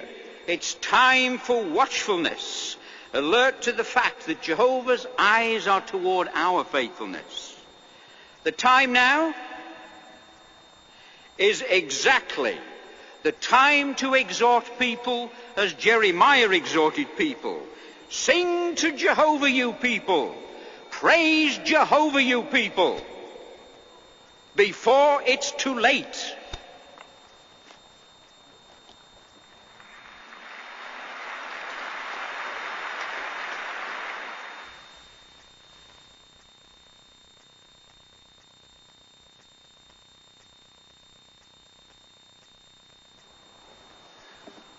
What outstanding examples of courage, faith, and endurance.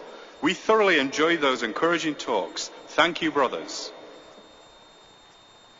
It is comforting to know that as we strive to maintain our Christian watchfulness, we are not on our own. Jehovah has been helping us. How has he done this? And what help will he provide in the future? Let us listen and watch as Brother Peter Howell, at present serving on District Number 2, presents the keynote address, How Jehovah Helps Us to Keep on the Watch.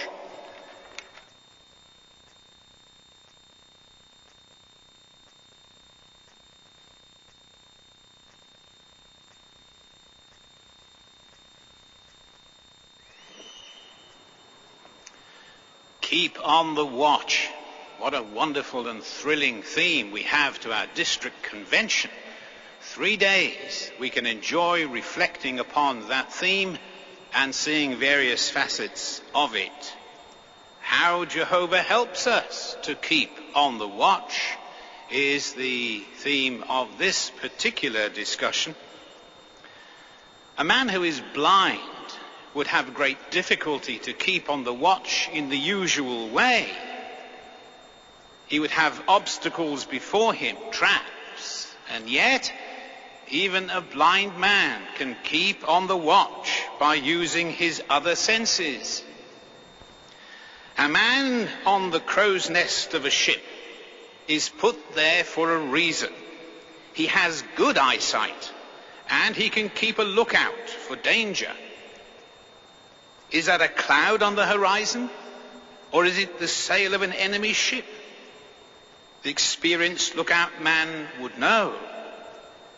The surgeon holds up the X-ray to the light panel. All the patient sees is light and dark and various shades of grey.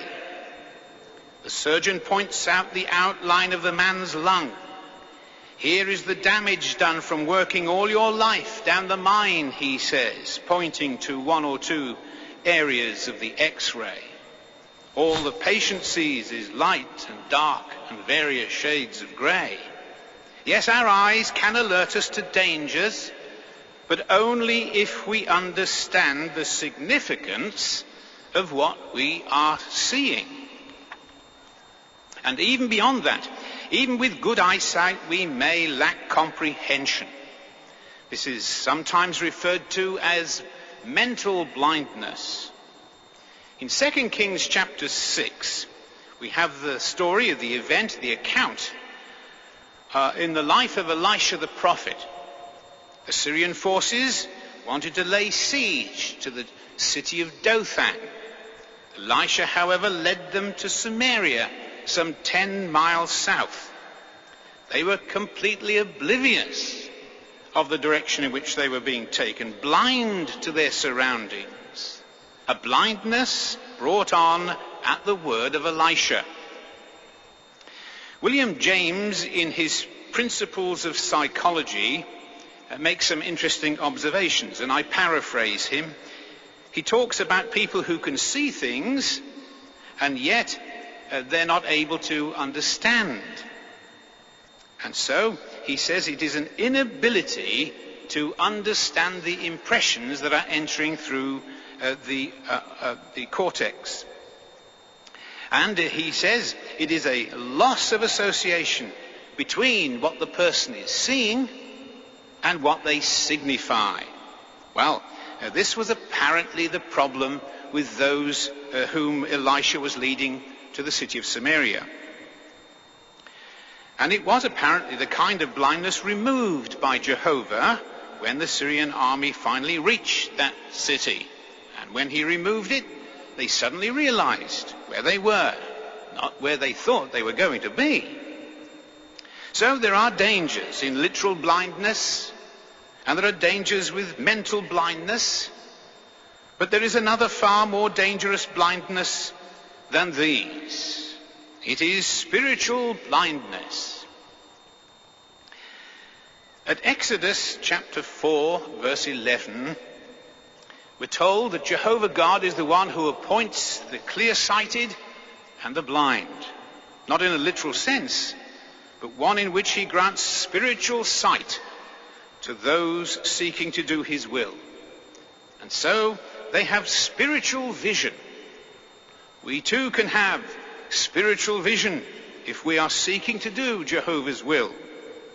We can discern invisible realities by observing signs of their existence. But we can see not just with our eyes, but with all of our senses. So there are all sorts of ways in which we can keep on the watch. For example, how would we know about the presence of a wild animal in a wood? Well, you can't see the wild animal, but you might hear rustling of the leaves. You might hear a twig break. You might see birds flying and calling out in alarm. So there would be signs of something you couldn't otherwise see. What about the nearness of an impending storm? Dark clouds may appear, a sudden warm wind, rumbling of thunder in the distance. How would we discern the threat of noxious fumes? We would know nothing of these things unless we used our senses to identify key indicators. And these key indicators signify something. The same is true with unseen spiritual realities. Like what? Well, the very existence of God, for instance. The nearness of the end of this system of things. The difference between false teachings and truth. We comprehend them because Jehovah helps us by providing key indicators that help us to see what might not otherwise be obvious. Jesus taught his disciples repeatedly to keep on the watch. To keep on the watch, not just for one thing, but for many different things. For instance, he taught his followers to be on the watch for false teachers. And in Matthew chapter 7, we have the record of what Jesus said to his followers. Matthew chapter 7, and we're going to look at verse 19. Matthew 7:19.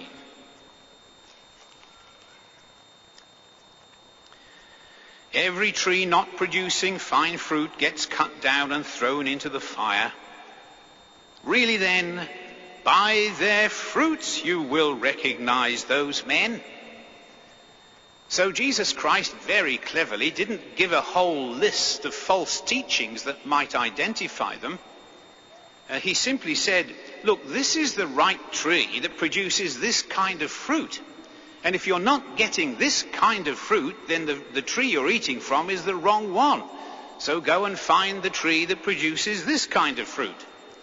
Jesus warned his disciples to be on the alert. On another occasion, he told them to keep on the watch in quite a different way.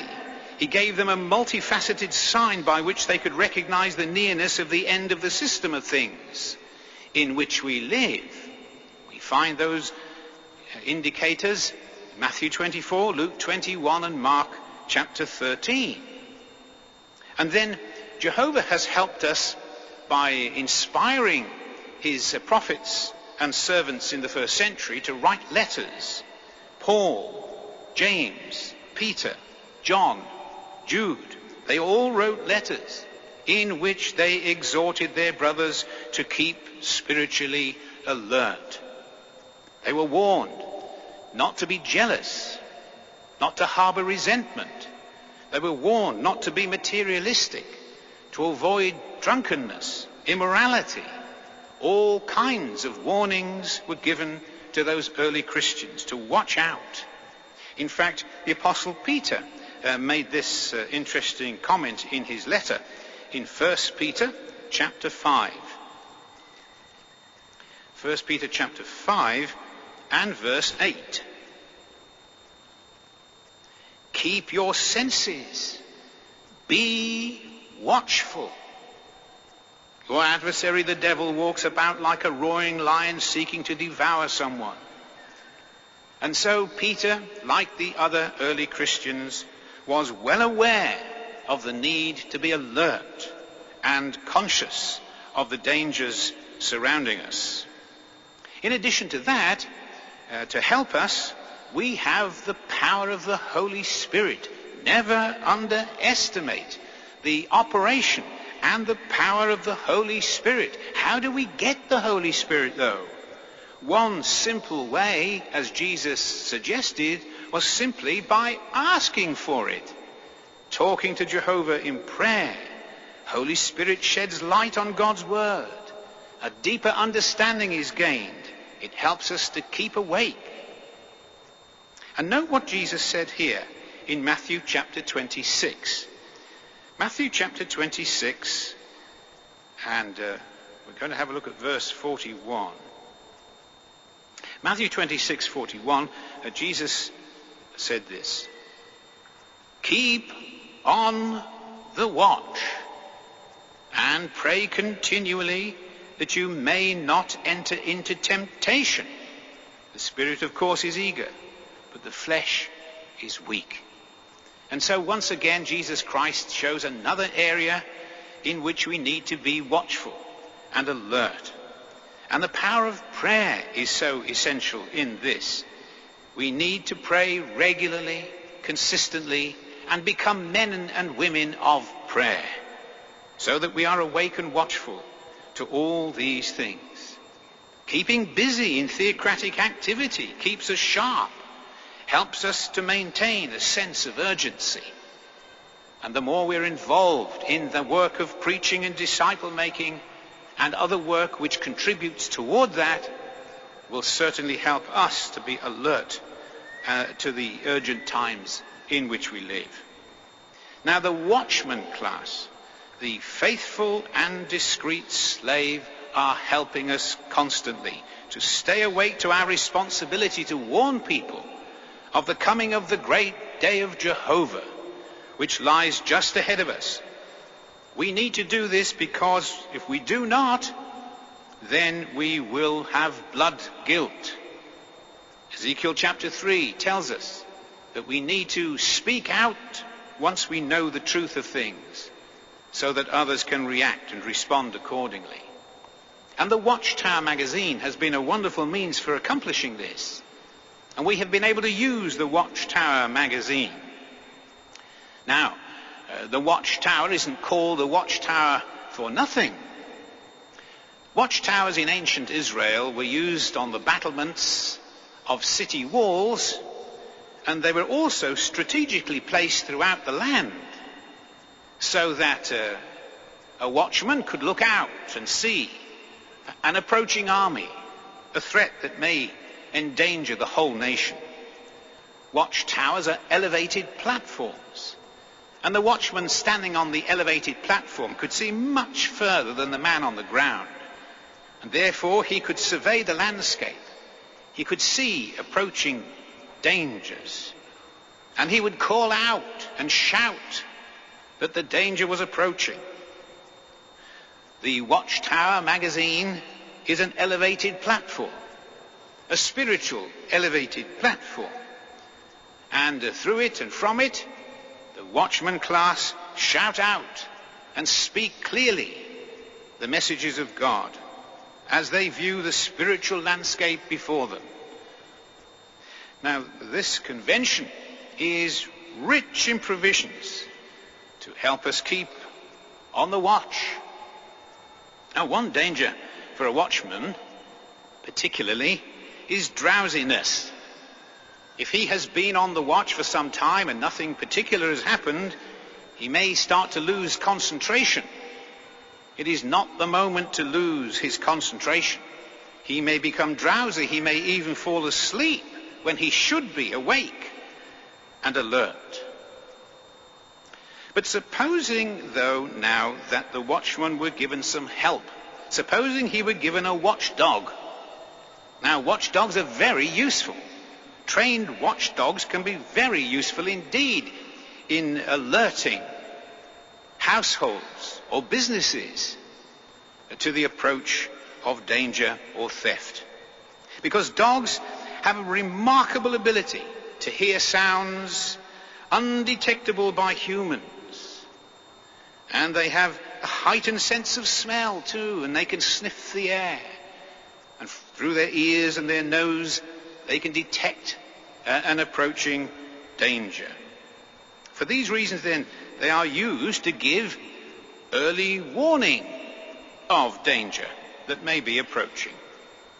But how well would you be served by a dog that couldn't bark?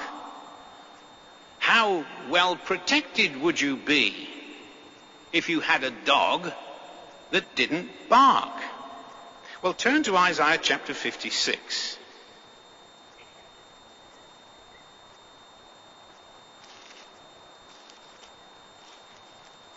Isaiah 56 and verse 10.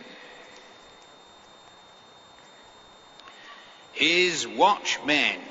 Now these are the men that's supposed to be awake and alert and shout out and warn of danger. His watchmen are blind. None of them have taken note. All of them are speechless dogs. They are not able to bark, panting, lying down, loving slumber.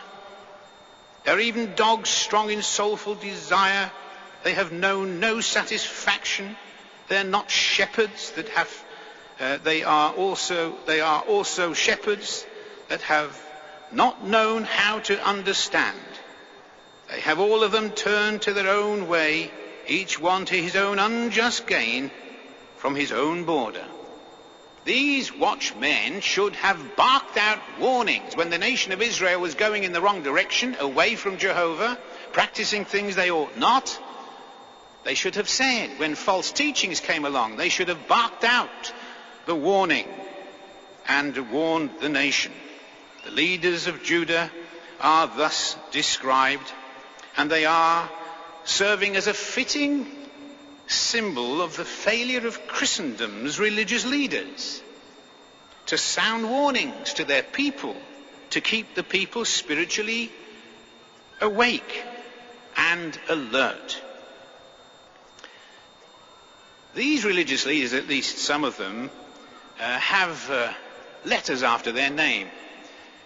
DD. And it's supposed to stand for Doctor of Divinity. But some time ago, a leading member of Jehovah's organization said, not Doctor of Divinity, but dumb dogs is what they are. So they are not barking out the warning to the people, remaining silent. Apostasy and sluggishness were already on the move in the first century, even as the Apostle Paul wrote about it in writing to the Thessalonian congregation. Later, Christendom's clergy allowed drowsiness to overtake them during the centuries that followed. Right up until these modern times, they are so far removed from the watchful spirit that the early Christians advocated that they were in this condition, and are in fact, according to 2 Peter chapter 3. 2 Peter chapter 3, and we're going to read verse 3. Here Peter writes, "For you know this first, that in the last days there will come ridiculers, with their ridicule proceeding according to their own desires, and saying, 'Where is this promised presence of his? Why, from the day our forefathers fell asleep in death, all things are continuing exactly from creation's beginning. There is nothing happening. Now, where is this? What's the point in keeping alert and awake?' And that precisely is the condition right now.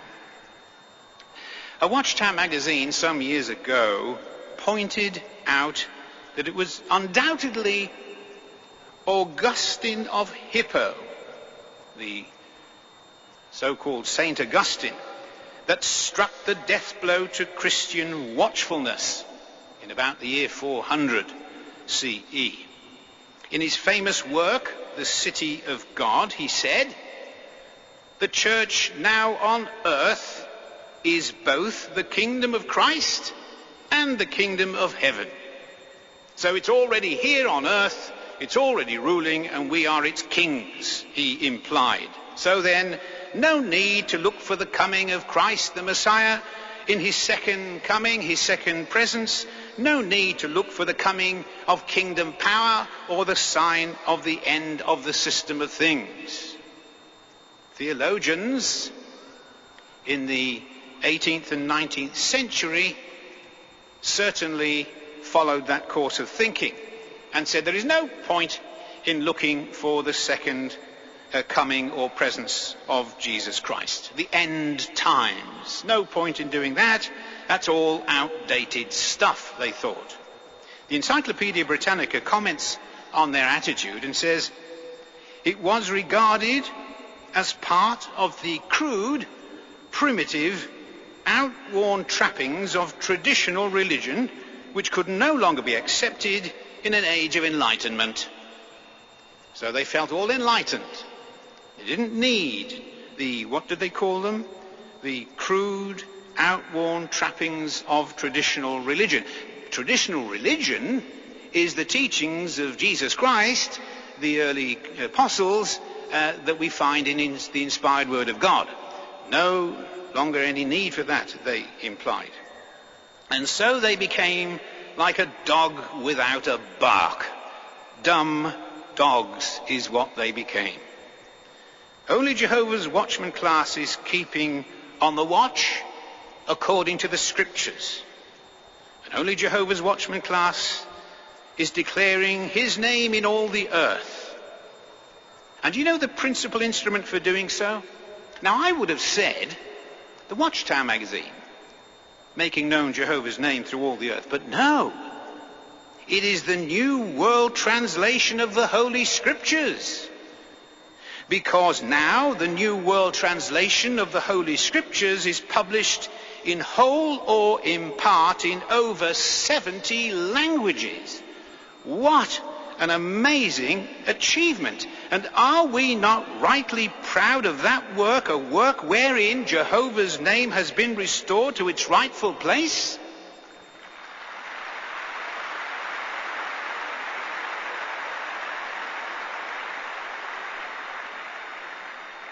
An amazing amount of work has been done in translating the New World Translation into those languages. It uses the name of Jehovah 237 times in the Christian Greek scriptures alone, which is contrary to the common practice of many translators.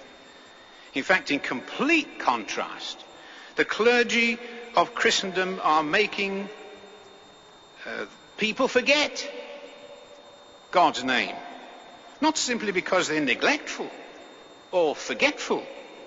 It is much worse than that, much more serious. The clergy have been positively, actively directed by their superiors not to use it, and in very recent times too. For instance, the Catholic News Service announced the Church's renewed aversion to the use of God's name. They issued directives. Now I have a copy of part of that directive that the Catholic Church issued to its clergy. A letter signed by a cardinal and an archbishop, with the authority, of course, of the Vatican, dated 29th of June 2008. I'll just read you the first of the directives and you'll get the idea. Directive number 1. In liturgical celebrations, in songs and prayers, the name of God in the form of the tetragrammaton YHWH is neither to be used or pronounced. How shocking that the clergy should be so specifically told never to use God's name. The Jerusalem Bible, which is a Catholic translation of the Bible, in Exodus chapter 3 verse 15, having first of all mentioned Yahweh, the name of God, goes on to say this. Exodus 3:15, this is my name for all time.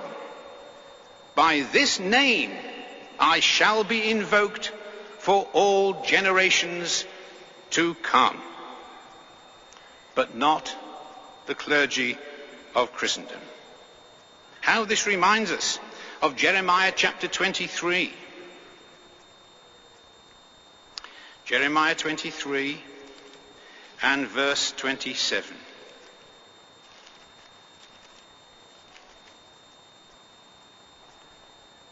They are thinking of making my people forget my name by means of their dreams that they keep relating, each one to the other, just as their fathers forgot my name by means of Baal.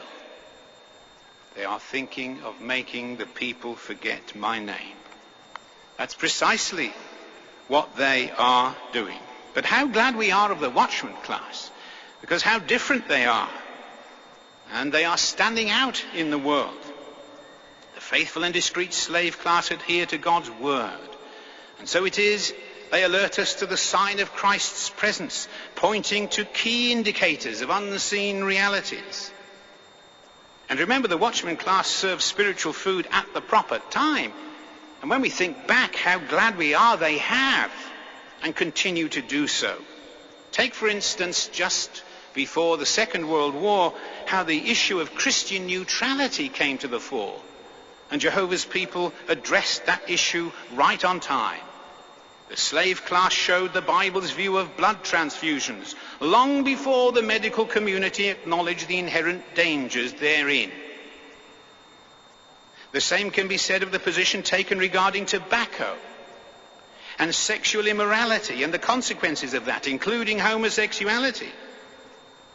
And whereas many have blindly accepted evolution as a fact, the slave class has kept before mankind the evidence of Jehovah's creatorship.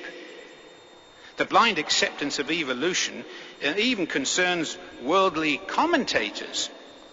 One columnist said this: it was G.K. Chesterton who famously quipped that when people stop believing in God, they don't believe in nothing, they believe in anything. So it has proved.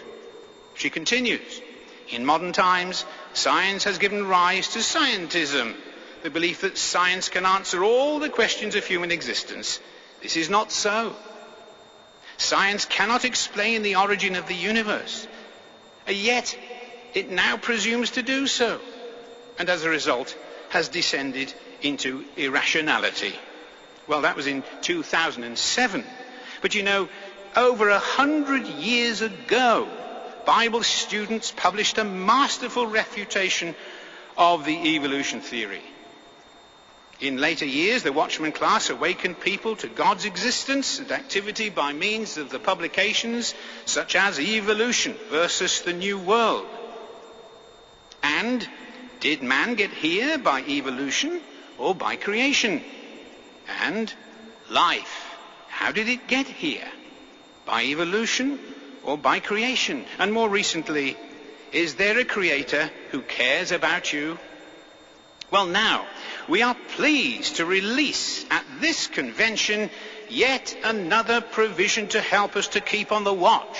A new DVD entitled The Wonders of Creation Reveal God's Glory.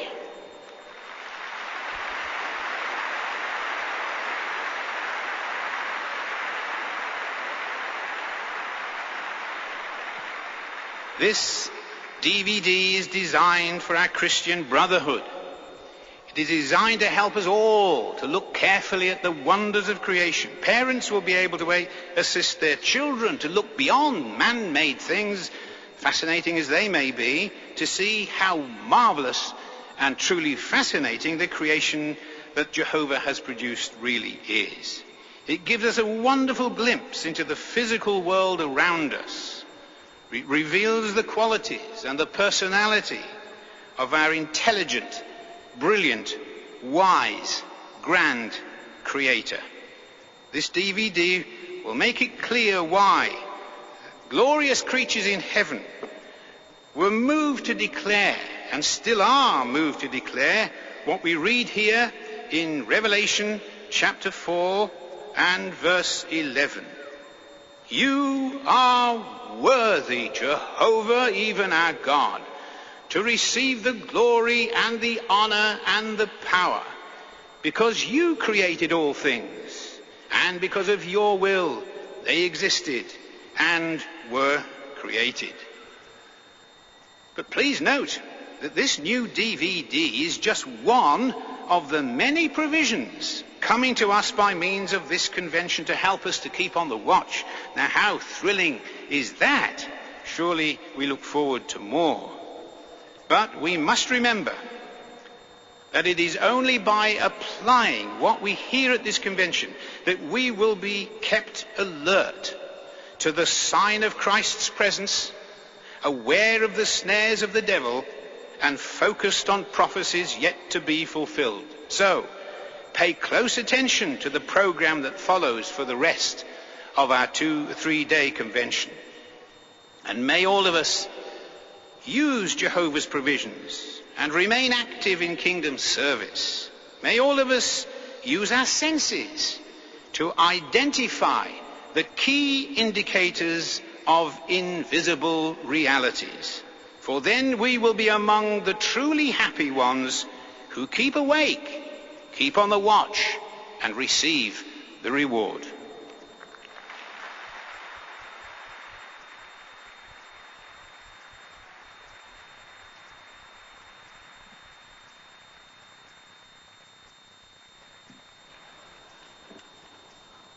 What a thrilling session this has been.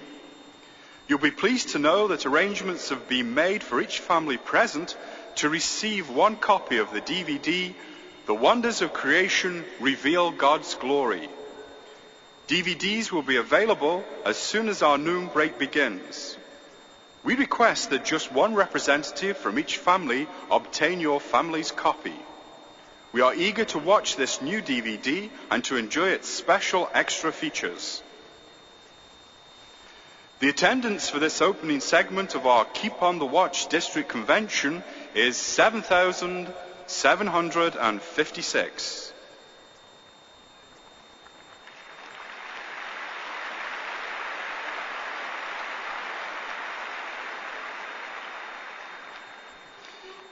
It is appropriate that we stand now and join our voices and sing in song number 79, Creation Reveals Jehovah's Glory. That's song number 79.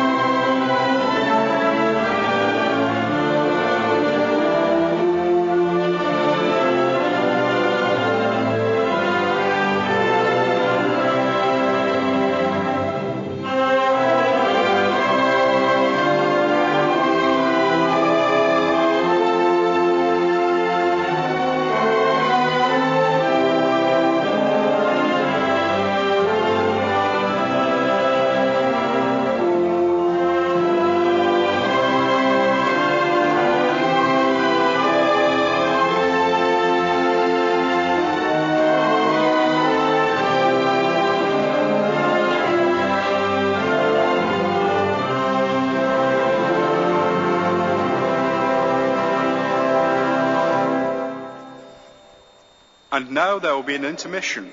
We invite you to be back in your seats at 1:50 p.m. so that you may enjoy to the full what has been prepared for the afternoon program.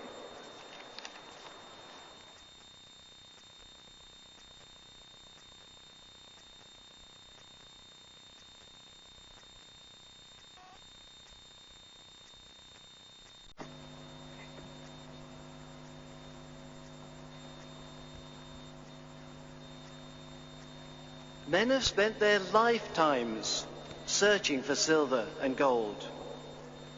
Often using just picks and shovels, they had to work hard to dig up the so-called precious metals. Now, how much effort do you think it worth to find spiritual treasure? Speaking of the knowledge of God, Proverbs 2 and verses 4 and 5 tell us that if we keep seeking for it, as for silver, and as for hid treasures, we keep searching for it, in that case, we will find the very knowledge of God. Now that's a staggering thought, that we humans can find the very knowledge of the sovereign Lord of the universe. A wealth of information can be found in our Christian publications. We can get answers to questions by doing research. Most of the points covered in this question and answer period can be found in our theocratic library. But we must be willing to search for the answers. Our Bible-based publications are like spiritual picks and shovels, helping us to dig into Jehovah's Word. With that in mind, let's consider the first question. Why have some of Jehovah's Witnesses entertained wrong expectations about dates? The Bible indicates that true worshippers would receive a knowledge of the truth progressively. Proverbs 4 and verse 18 tells us that the path of the righteous ones is like a bright light that is getting lighter and lighter. The apostles received knowledge of the truth progressively. At Acts chapter 1 and verse 6 we're told that they thought that Jesus would assume kingship over Israel immediately after his resurrection.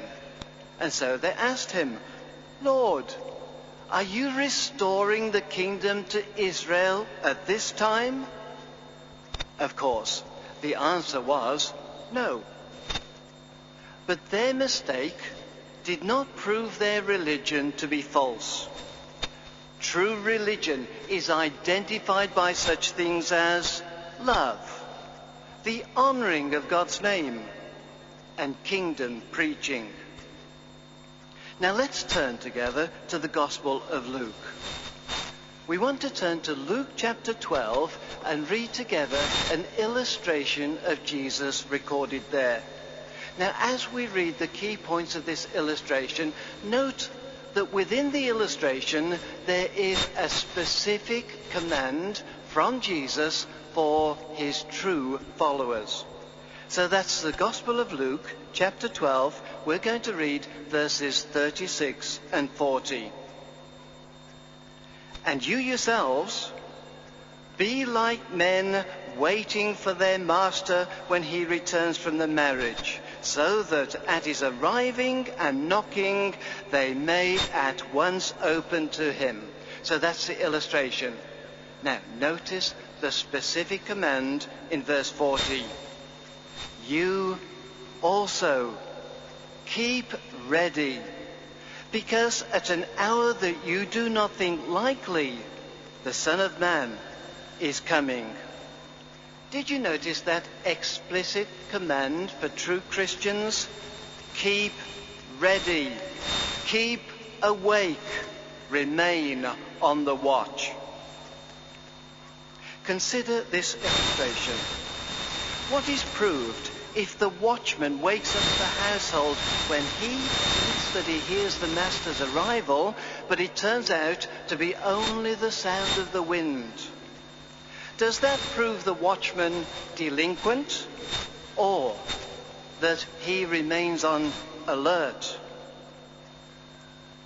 Some modern-day witnesses have entertained mistaken expectations about dates. Many expected the fulfillment of marvelous Bible prophecies in 1925. More recently, some hoped that 1975 might mark the beginning of Christ's 1,000-year reign. But it did not prove to be so. Does that prove such Christians to be false worshippers? No. Rather, it shows them to be alert and expectant. They were following the exhortation at Habakkuk 2 and verse 3. Keep in expectation of it. It will come true. Those who would rather sleep may complain when someone tries to wake them. Many will ridicule. And yet, according to 2 Peter 3 and verse 3, that ridicule is a sign of the last days. Only true Christians will maintain a waiting attitude in obedience to Jesus' command we've just read about at Luke 12. Only true Christians will keep awake and ready for Christ's inevitable coming. Today, only Jehovah's Witnesses are awake to the need to preach. Only the witnesses warn of the fast approaching Great Tribulation. So what is question 2? What is the difference between Armageddon and the Great Tribulation? Jesus foretold at Matthew 24 and verse 21 that there would be a Great Tribulation. The Great Tribulation includes all of Jehovah's judgments during the period that starts with the destruction of the world empire of false religion, including Christendom, and finishes with the Battle of Armageddon. Bible prophecy does not give the date when the Great Tribulation will begin, or indeed how long that time period will last. But the opening phase will be an attack by the political powers on Babylon the Great, the world empire of false religion. The destruction of false religion will come as a severe shock to many people on the earth. But it will come as no surprise to Jehovah's Witnesses, for we have long anticipated this. After false religion has been destroyed, Satan the devil, in his role as Gog, will attack Jehovah's servants who are proclaiming God's judgment messages. Ezekiel 38 describes Jehovah's response to this attack on his servants. Now let's turn together to Ezekiel chapter 38, and we'll read together verses 19 and 23. And you just note how Jehovah responds to assist his people. Verse 19. And in my ardor, in the fire of my fury, I shall have to speak.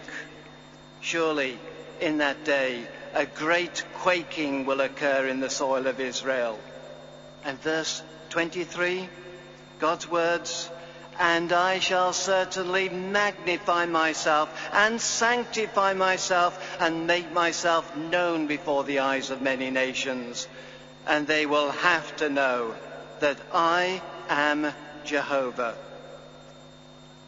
In response to Gog's assault on his people, Jehovah launches the final phase of the Great Tribulation, Armageddon. According to Matthew 25 and verses 31 through 46, Jesus comes with his angels and sits on his glorious throne. He gathers the nations before him and he separates them into sheep and goats. Armageddon includes this revelation of Jesus during the Great Tribulation and the final judgment on the sheep and goats. What's question 3, please? How can we prove that Armageddon will not be a nuclear holocaust? Armageddon is the climax of the Great Tribulation. Revelation 16 and verse 16 describes it as a unique war. Daniel 2 and verse 44 tells us that it's God's war against the governments of this world. Now consider this question. Would a loving God allow such a horrific end to humankind and their home, the earth? Not according to Isaiah 45 and verse 18, which tells us that God did not form the earth simply for nothing.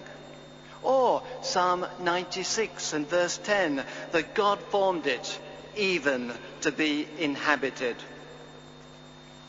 Revelation 19 and verses 11 through 21 describe two opposing forces gathering for a decisive battle. Now, let's identify the two opposing forces. Let's turn to Revelation 19. First of all, we're going to read verse 11, God's side, and then verse 19, the opposing side. Revelation 19 and verse 11 reads, "And I saw the heaven opened, and look, a white horse. And the one seated upon it is called Faithful and True, and he judges and carries on war in righteousness." So who dares to oppose this one? Verse 19.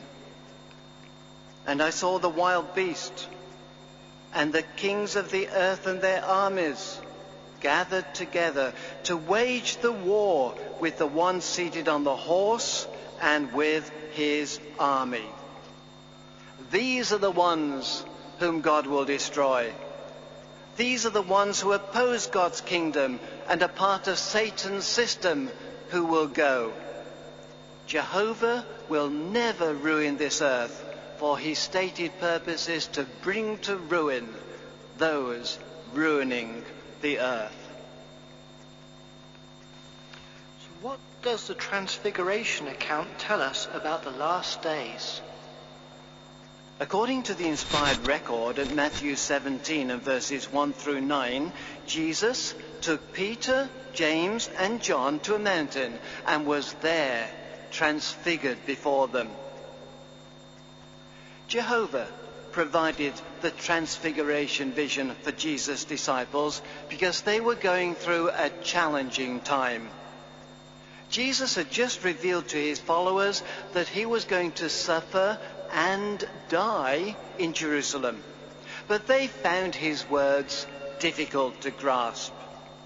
So, some 6 days earlier, Jesus told his disciples that some of them listening to him would not die until first they see the Son of Man coming in his kingdom. So, what those 3 disciples on that mountain saw, in effect, was the Son of Man coming in his kingdom. The vision was a brilliant foregleam of Christ in kingdom glory. Now, how that must have strengthened those disciples at that challenging time. In these last days, we have something far greater to strengthen us. Jehovah has given increased insight into the fulfillment of the Transfiguration vision and many related prophecies. For example, Revelation 6 and verse 2 tells us that Jesus is now a powerful king. He has gone forth conquering. Soon he will complete his conquest by destroying Satan's wicked system. Whom do Moses and Elijah foreshadow? Since Moses and Elijah shared in Christ's glory, these two faithful witnesses must represent those who rule with Jesus in his kingdom. The understanding that Jesus has co-rulers is in harmony with the vision that the prophet Daniel was granted. As recorded at chapter 7, Daniel sees someone like a son of man receiving indefinitely lasting rulership. Then he is shown the kingdom and the rulership being given to the holy ones of the Supreme One. Moses and Elijah foreshadow these holy ones. Let's turn together to 2 Peter 1 and verse 19. This verse is very interesting because it was written some 30 years after Peter had seen the transfiguration. In fact, 2 Peter 1 verses 16 through 18, Peter describes what he saw on that mountain. And then he starts verse 19 by saying, consequently.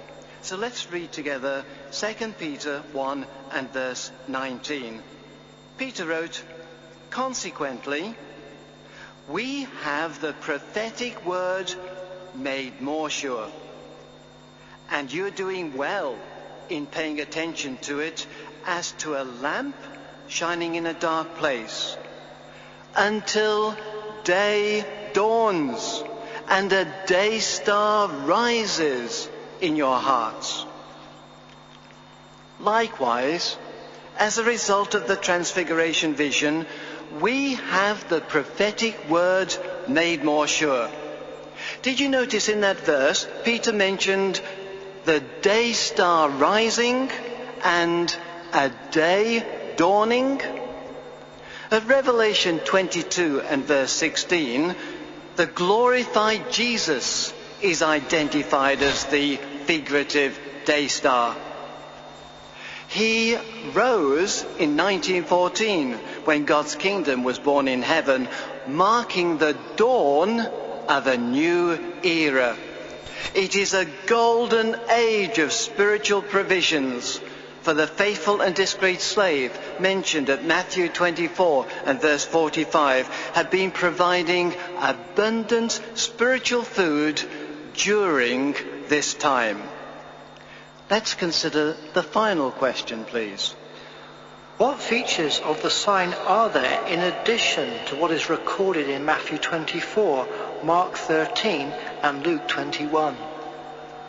In giving the sign, Jesus discussed the last days largely in terms of sweeping historical and political conditions.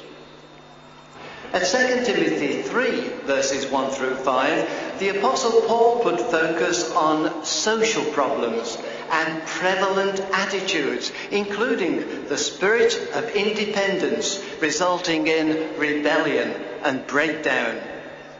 In fact, Paul wrote that these last days would be critical times, hard to deal with. Another feature of the sign is recorded at Revelation 11 and verse 18. This verse indicates that prior to the coming destruction, the earth would be ruined as never before.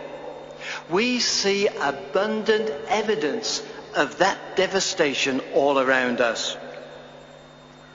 Now let's turn to 2 Peter 3 and read together verses 3 and 4. In these verses, Peter actually uses the words, the last days.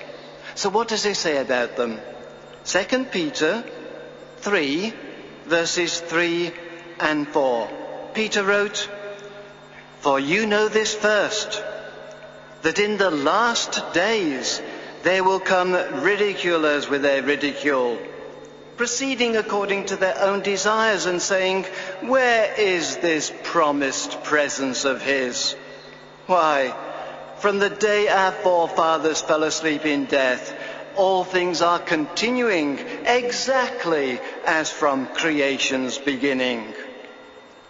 So these ridiculers would say, things haven't changed. They're wrong. Things are changing fast.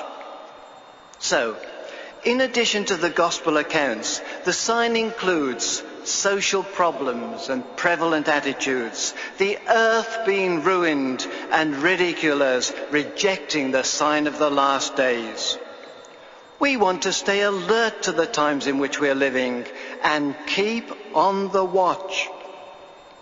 For our final scripture, let's turn to Jesus' words in the Gospel of Matthew.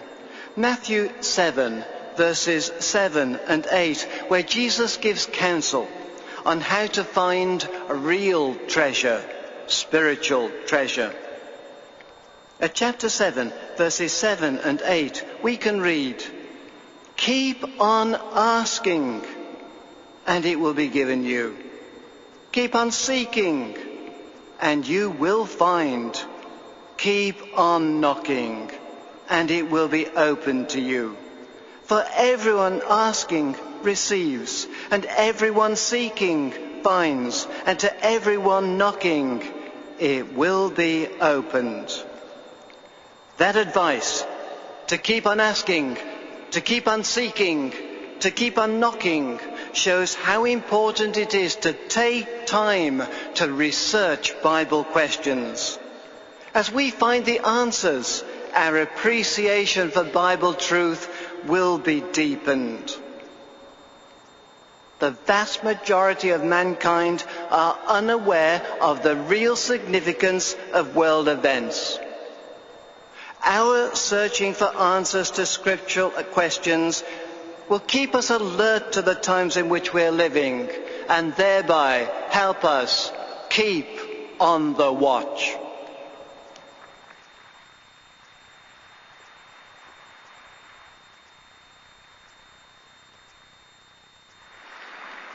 Thank you very much, brothers. We derive great benefits from knowing the Bible's answers to such questions. Yet might there also be benefits in not knowing the answers to certain questions about the last days? Consider, for example, the question, when exactly will Armageddon come? Please listen intently as Brother Steve Withington, an elder in the Carter's Green congregation, presents the talk, "You Know Neither the Day Nor the Hour. Why?"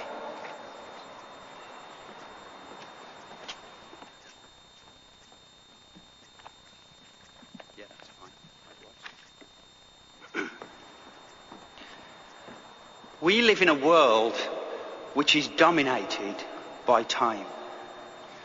Whether we go to work or to school, we need to be there for a set time. If we have tickets for the theatre or the cinema, or an appointment for the doctor or the dentist, we need to be there for a specific time. Time is so important, in fact, that when an element of doubt enters into our lives, it causes us a great deal of inconvenience. For instance, consider something as simple as having an item of furniture delivered, or perhaps a workman is calling to do repairs on our home.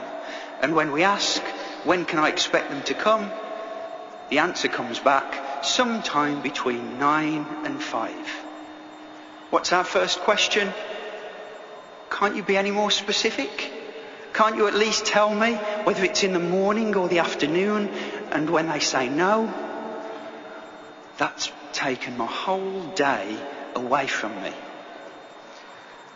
Inconvenience comes into the equation. It would be easy to think then that the fact that the most stupendous event that awaits us in our future is something that we know neither the hour, nor the day, nor the week, nor the month, nor even the year of, well, that could be most frustrating indeed.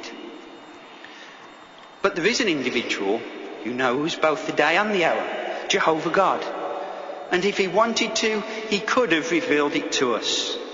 So clearly then, the decision he's taken not to must have its reasons. And in fact, we can think of at least 5 reasons why it's beneficial that we don't know the day or the hour. First, it allows us to reveal what's in our heart. And on a second related point, it proves to Jehovah that we're serving him not because of a date or solely because of a reward, but because we love him. Now, how does that make Jehovah feel? Well, we're told quite straightforwardly at Proverbs 27 and verse 11 that it makes Jehovah's heart rejoice. In fact, it allows him to make a reply to the taunts of Satan the devil. Third, it helps us to set aside selfish goals and at the same time cultivate a self-sacrificing spirit. And fourth, it teaches us to rely more fully on Jehovah and specifically the counsel that he provides in his word. Fifth, it refines us. Hebrews 5 and verse 8, when speaking about Jesus Christ, told us that even Jesus, this perfect man, learned obedience from the things he suffered. The same is true of us when we are under trial and instead of relying upon our own understanding, seek direction instead from Jehovah God and his word. Of course, another key reason for us not knowing the day or the hour was mentioned by Jesus at Matthew chapter 25. Turn with me there to Matthew 25 and verse 13.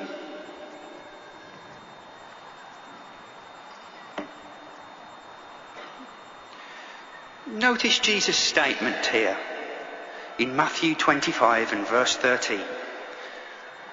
Keep on the watch, therefore, because you know neither the day nor the hour. Now, for a moment, just look at the context that statement was made in. What was Jesus talking about immediately before he made that statement? He was relating the parable of the wise and foolish virgins. Then what did he say immediately after he made the statement? Well, he related another parable, this time the parable of the talents. Now, in both of those parables, the virgins and the slaves with the talents wouldn't have needed to keep on the watch if they'd known the day or the hour that the master was arriving. And as a result, we can infer from that throughout history, servants of Jehovah God, faithful servants, would be in an ever-watchful state as Bible prophecy unfolded before their eyes. Did that prove to be the case? Well, certainly it did in the first century. We can think of the examples of faithful early Christians who were watchful, they were vigilant about what was taking place. So much so that when it came time for them to act, they were able to do so because they'd been watchful, they'd been alert. And as a result, they escaped the end of their system of things. Then if we come a bit closer to our own time, the late 19th and early 20th centuries, when the modern day work of Jehovah's people was just getting underway, yet again we saw watchful individuals, the anointed class, who responded to spiritual direction, who were able to make adjustments, and whose enthusiastic preaching work results in the millions of worshippers of Jehovah that we see today. That faithful attitude, that watchful attitude by the anointed has been mirrored in the attitude of the other sheep. Our 2008 yearbook focused on Russia, and faithful brothers and sisters over the years of activity in Russia who hadn't been worried about their own comforts, even their own liberation, but they focused solely on their service and their faithfulness to Jehovah. One such man was called Konstantin Skripchuk, and his experience was related in the 2008 yearbook. In 1958, this man was sentenced to 23 years imprisonment for religious activity. And then 4 years later, in 1962, the court decided to pronounce him an especially dangerous offender. As a result, he was transferred to a maximum security camp. Now, conditions in this camp were far harsher than where he'd previously been in prison. In fact, the food allowance was so small that during his time in that camp, even though he was a tall 6'3" man, his weight fell to just a little over 9 stones. Gradually, all the brothers who were with him in that maximum security camp were released, until in 1974 he remained the only witness in that camp. But would his isolation deter him from his service to Jehovah? No. He had to spend another 7 years in that camp until he was finally released in 1981. And his comment on that period of his life, he said, "During all those years, I learned to trust in Jehovah and received strength from him." Now that's just one example, but there are many in that 2008 yearbook of brothers who weren't interested in liberation, they weren't interested in their own comforts. All they were concerned about was their service and faithfulness to Jehovah. But we don't have to look as far as other countries to see such examples of faithfulness. In fact, we can see it, no doubt, in our own congregations. I'd like to introduce to you now to brother and sister Les and Mary Walker. Perhaps we could begin, Les and Mary, by getting you to tell us a little about your background in the truth. My father began to study the Bible when I was 5 years old. Soon, our mother, my 4 brothers and 1 sister, we all began to attend the meetings together. I quickly recognised that it was the truth, and I was baptised when I was 16. I've had the privilege of serving as a congregation elder for more than 30 years. My father wasn't in the truth, but my mother was contacted when she was pregnant with me. I've been baptised for 45 years.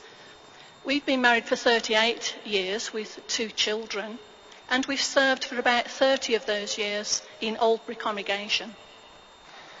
Very, very good. Now, I know when your children were still young, you made a decision. What did you decide to do? In view of the urgency of the times, in 1978, we heeded a call to move to Ireland. Whilst we were there, we had the immense privilege of helping establish a congregation. That's wonderful. Now after helping out there, you returned to England. But then if we fast forward 20 or so years, what did you decide to do then? Well, we've always been convinced that we're living in the last days and that the witnessing work is urgent. Through a brother that we knew in one of the London French congregations, we became aware that there was a real influx of French Africans into the UK, and there was an urgency to support that work. So we visited one of the French congregations several times. We prayed about it a lot. We talked about it a lot. And then after making a decision that this is something that we should support, we sold our house, and in November 2001 we moved to join that congregation in London. Can I ask, I know that you were both very busy in the English-speaking field, so why did you make this decision on a change? In view of the urgency of the times, we've always lived our lives with a keen awareness that these are the last days and that Armageddon is very close. We wanted to play our part in the multi-language field, and after all, we know lives are at stake. So this keeping busy, it helped us keep on the watch. Yeah, we've always recognised that these are the last days and that we should do as much as we possibly can. We know that every language group really needs to hear the witness, but in the last few years, the Faithful and Discreet Slave have been drawing particular attention to the multi-language work, and we felt that this is something that we could do, and it was an opportunity to do more.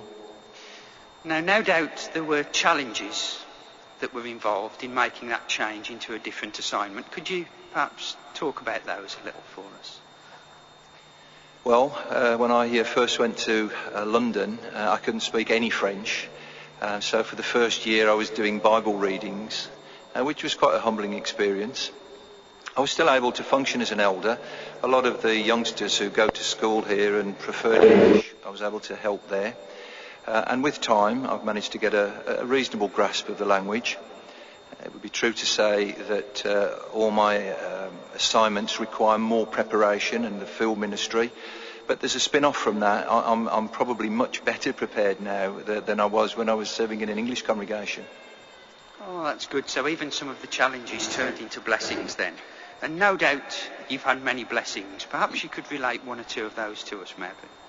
In all my entire theocratic career, I've never experienced so many blessings in so short a period of time. By keeping on the watch, we enjoyed many fine experiences with the African people. They have a love for God, so as a result of that, we were able to use the Bible on almost every occasion. That's wonderful. You mentioned something specifically about the speed that these ones can make progress. Yes, on a typical weekend, we'd go from contacting someone, starting a Bible study, and on that very Sunday, they'd come to the meeting with us. That really is excellent. Now, I know that due to circumstances, you've had to move back to the Midlands, so could you tell us where you're now serving?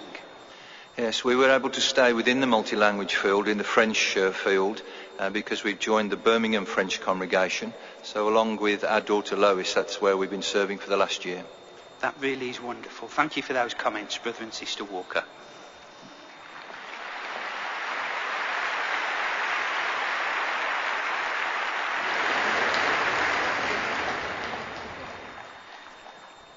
Yes, indeed. Jehovah is not looking for individuals who want to serve him merely for selfish reasons or because of a date. He's searching for men and women of faith. Such men and women will be ready to follow the direction that Jesus gave at Matthew chapter 24.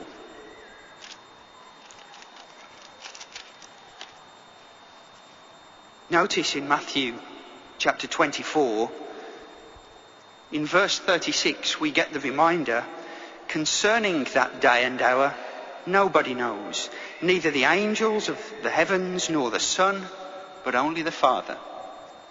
And then the exhortation comes in verse 44. On this account, you too prove yourselves ready, because at an hour that you do not think it to be, the Son of Man is coming. By keeping on the watch, by focusing on our service to Jehovah and our faithfulness to him, we can each prove ourselves ready at any time, regardless of the day or hour.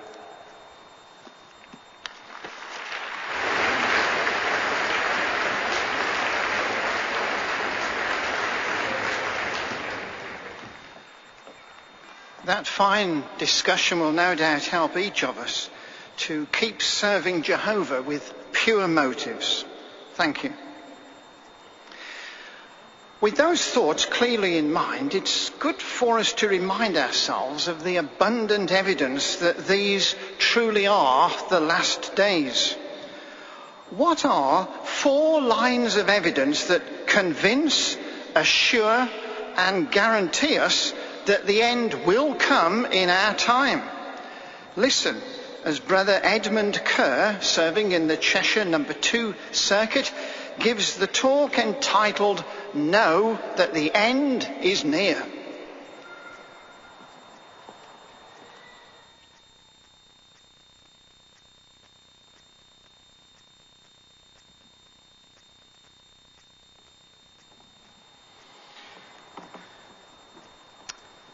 So how is your eyesight, brothers? Well, you may feel it's pretty good, but do you see things as they really are, or just as they appear to be? Well, to do that, we need such things as discernment and insight. Could call it 2020 spiritual vision. Jesus Christ was once asked a question by a group of Pharisees When would the kingdom of God be coming? Jesus told them that it would not come with striking observableness. That is, it wouldn't be strikingly obvious to them. And so those Pharisees did not recognize Jesus as the Messiah, even though he stood there right in the very midst of them. Today, Jehovah God's people are very familiar with the prophecies that Jesus Christ had recorded regarding the conclusion of this system of things, and we know where they're found at Matthew 24, Mark 13 and Luke 21, and also Revelation chapter 6.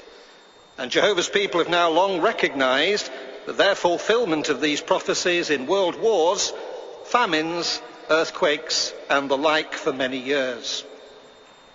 However, the time of the end is unique.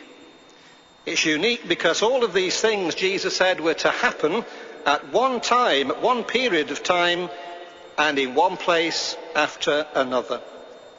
Many generations have come and gone and seen wars, food shortages, earthquakes and the like. But have they ever seen them all at one time with increasing magnitude? We could say that the signs that Jesus gave, the composite sign in those gospel prophecies, are very much like road signs.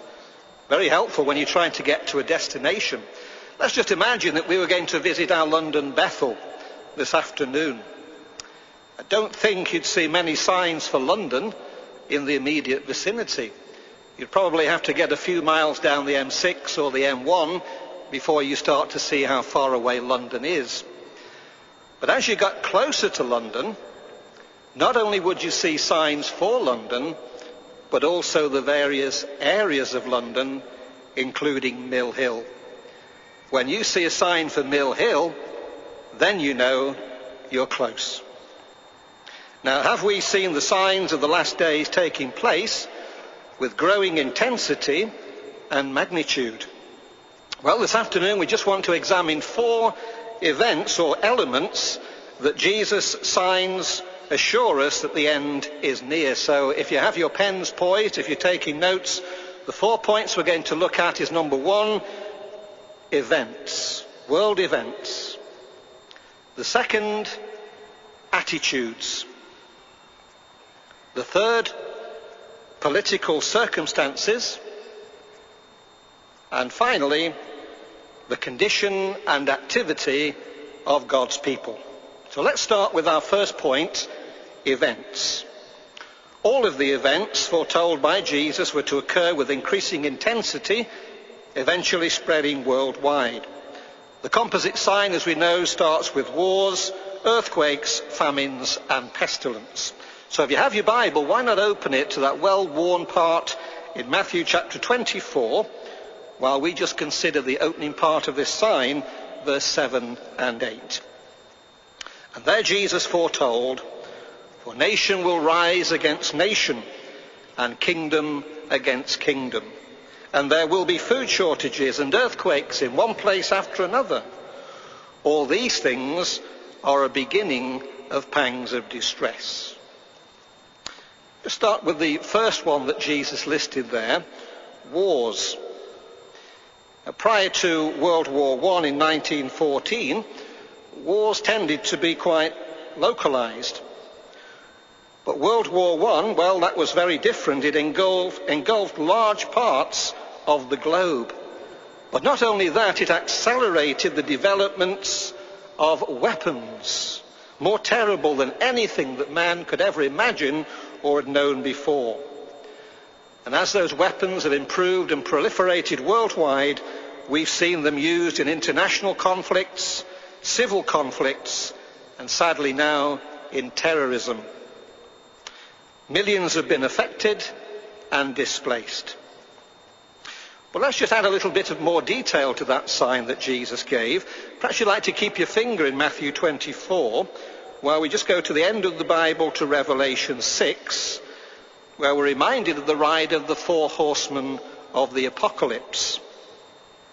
In verse 4, describing the ride of the red horse of war, this is what John saw in his vision. And when he opened the second seal, I heard the second living creature say, "Come." And another came forth, a fiery-coloured horse, and to the one seated upon it there was granted to take peace away from the earth, so that they should slaughter one another, and a great sword was given him. Notice the size of this weapon. Notice the devastation. It would take peace away from the earth. We're going back to Matthew 24. If you kept your finger there in verse 7, the list continued. There will be food shortages. Now, in 2005, Science magazine stated that there are 854 million people in the world who are chronically or acutely malnourished. That was in 2005. In 2007, a United Nations source reported that 33 countries lack sufficient food to feed their peoples. Now, that's an incredible amount of people, isn't it? How can that possibly be true when world grain production is on the rise? Well, for one thing, land and grain that's been used for food production is now being used for the production of ethanol. That's fuel. The amount of ethanol needed to fill the fuel tank of just one large four-wheel drive SUV would take enough grain to feed a person for a whole year. So in developed countries too, we see increasing food prices. These force many to choose between having something to eat for dinner or paying for other necessities such as medicine and heating. And then the final point that Jesus introduced as the sign, there will be earthquakes. Now, if it seems to you that more people than ever before are being affected by earthquakes, well, you'd be absolutely correct. And seismologists have noticed that too. Suddenly, we are seeing a spurt in seismic activity globally, they observed in 2007, and nobody seems to know why. The earthquake that struck the Indian Ocean in 2004 and the tsunami that followed made that year the deadliest in nearly 500 years of earthquakes, and the second most fatal in all recorded history, according to the United States Geological Survey. And then to conclude his list, in one place after another, pestilences. Now, if you've been in the truth a number of years, you may remember that discussing this subject, we've always cited the Spanish flu at this juncture. But now we can add to our list. We can now add AIDS, bird flu, cancer, Ebola, mad cow disease, malaria, SARS, the return of well-known smallpox and tuberculosis, and now we've even got swine flu. So yes, the number of diseases and pestilences is growing. So as these world events develop, what about our second point, the attitudes of people? Well, you've got your Bible open at Matthew 24. Just turn over to verse 11 and 12. Very interesting verse. And many false prophets will arise and mislead many. And because of the increasing of lawlessness, the love of the greater number will cool off. Very interesting verse. Love for what? Or love for whom? Well, would you believe it, brothers, that you've been carrying the answer to that around for over 20 years in your reasoning book? If you'd like to check on page 237 of the reasoning book under Last Days, this is how it reads. The lawlessness referred to in the prophecy includes contempt for the known laws of God, a placing of self instead of God at the centre of one's life. As a result of this attitude, divorce rates are skyrocketing, sex outside of marriage and homosexuality are widely accepted, and tens of millions of abortions are performed every year. Such lawlessness is associated in Matthew 24:11 and 12 with the influence of false prophets, those who set aside God's word in favour of their own teachings. Heeding their philosophies instead of holding to the Bible contributes to a loveless world. Now, doesn't that make you think of something that the Apostle Paul wrote on this subject? How often do we read in our Bibles at 2 Timothy chapter 3 verse 1 to householders, where Paul described the attitudes and actions even of professed Christians in the last days. You know the words very well. Men will become lovers of themselves without self-control. Now, violence today affects families at all levels of society, as the internet has opened a flood of pornographic, racist and violent materials into any home. Christendom and its leaders have not stemmed the tide, but rather tends to cater for the wants rather than the needs of its people. The world's attitude also spills over into its hatred for true Christians, as seen by the fact that still, in this 21st century, many of our brothers are still mercilessly and viciously persecuted in a number of lands. But what about point number 3? What about political circumstances and national divisions? Well, here we're just going to leave the Matthew scenario for a moment, but still keep your finger there. We'll go to another well-known prophecy, this time in the book of Daniel, Daniel chapter 2.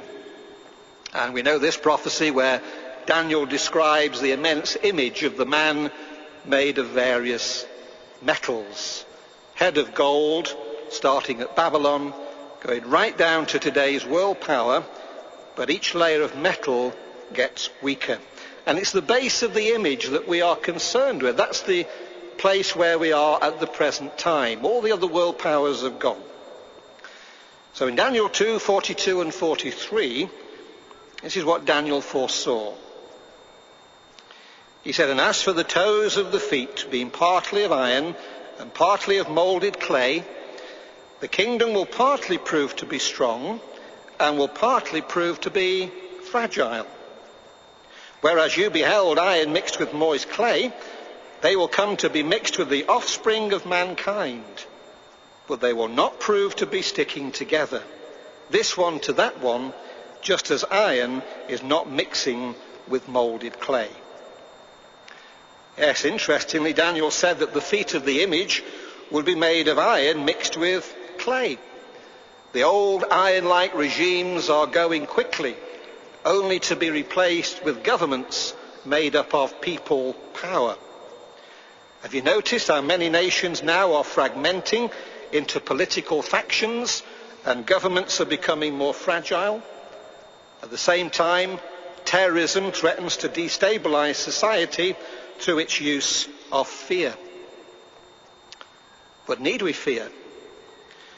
Well, wars and terrorism will soon pale into insignificance when the issue of universal sovereignty is settled and this wicked system of things reaches its cataclysmic finish, as described in that famous verse, verse 44. And there Daniel saw in his vision, "And in the days of those kings, the God of heaven will set up a kingdom that will never be brought to ruin. The kingdom will not be passed on to any other people." What will it do? Daniel says it will crush and put an end to all these kingdoms, and it itself will stand to times indefinite. So we've seen the events, we've seen the attitudes, and we've seen the political circumstances. So how does the condition and activity of God's people during that time, our point number 4, help us now to pinpoint the nearness of the end? Well, are you still in Matthew 24? Did you keep your finger there? Remember, the composite sign was given by Jesus in answer to a question posed by his disciples. And that's in verse 3. Can you see that? While he was sitting upon the Mount of Olives, the disciples approached privately saying, "Tell us, when will these things be? And what will be the sign of your presence and of the conclusion of the system of things?" That's an interesting question, and we've just seen some of the signs that Jesus gave in response. But in verse 34, Jesus went on to show the time scale of the fulfillment. But to what or to whom did the expression in verse 34, the generation, refer? Well, let's see by reading together verse 32 and 34 of Matthew 24. Jesus said, "Now learn from the fig tree as an illustration this point. Just as soon as its young branch grows tender and it puts forth leaves, you know that the summer is near. Likewise also you, when you see all these things, know that he is near at the doors. Truly I say to you that this generation will by no means pass away until all these things occur. Heaven and earth will pass away, but my words will by no means pass away." Now those two verses are really significant because whenever Jesus discussed a generation, he would always tie it in with the wicked and adulterous generation that needed to be removed. But these two verses are different. The disciples would have understood that he was speaking to them. He used that word "you" quite a number of times. He was speaking to them and to future disciples of Jesus. So this generation that Jesus identified must refer to all anointed Christians as a class. Not from the first century down to the end of the system, but from when the signs began to be observed in 1914 down to the conclusion of this system. As a class of anointed ones whose lives have overlapped during the time of the end, they have seen the beginning of the sign and they will see its end. That is the generation to which Jesus referred. Of course, the sign can be seen by all who live on earth, but only the anointed as a class, along with their companions of the great crowd who have 20/20 spiritual vision, recognize it for what it really is, not what it appears to be. And already in this convention we've referred to those first century words of Peter, 2 Peter 3 and 4, just to reiterate that point. Peter said, "For you know this first, that in the last days there will come ridiculers with their ridicule, proceeding according to their own desires, and saying, 'Where is this promised presence of his? Why, from the day our forefathers fell asleep in death, all things are continuing exactly as from creation's beginning.' They could not recognize the sign for what it was." And that poses an interesting thought, doesn't it? If only the true followers, the true disciples of Jesus recognize the sign, then surely they have a tremendous responsibility. They must be the ones who have a part in the sign by fulfilling part of its feature. You know what part that is, don't you, brothers? Matthew 24, verse 14. Jesus said, "And this good news of the kingdom will be preached in all the inhabited earth for a witness to all the nations. And then the end will come." Yes, this generation is responsible to preach the good news of the kingdom in all the inhabited earth for a witness. And how interesting it is to note that the preaching campaign today has already far exceeded that of the first century of Jesus' immediate apostles and disciples. Everything mentioned by Jesus will be witnessed by this generation of chosen ones. The features of the sign have very often been likened to a fingerprint. I don't know about you, but to me all fingerprints look the same. Can't tell one from another. But the incredible thing is that no two persons' fingerprints have ever been found that matched. Your fingerprints are unique to you out of all the billions of people who live on this earth today. So this generation's fingerprint is unique. This generation's fingerprint does not match any other generation in history, although there may be some very close resemblances. Sadly, the vast majority of people are like those Pharisees who asked Jesus the question, when will the kingdom of God come? And they couldn't recognize what they were seeing. They missed out on accepting the Messiah, the benefits of becoming his disciples. So whether we are of the anointed or of the great crowd, it is of utmost importance to us, brothers, that we maintain 2020 spiritual vision, because it's of utmost importance for us to know that the end is near.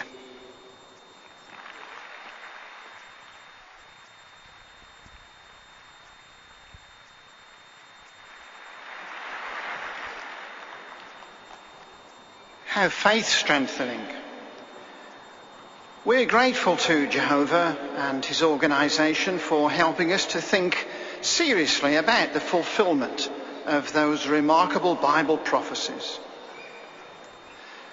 At this time, we invite all who are able to stand and open your songbooks to song number 177, entitled, "What Sort of Persons Ought We to Be?"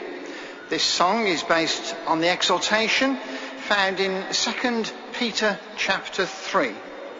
After the song there will be some announcements, and if you wish you may remain standing. Now I invite all to join in singing song number 177.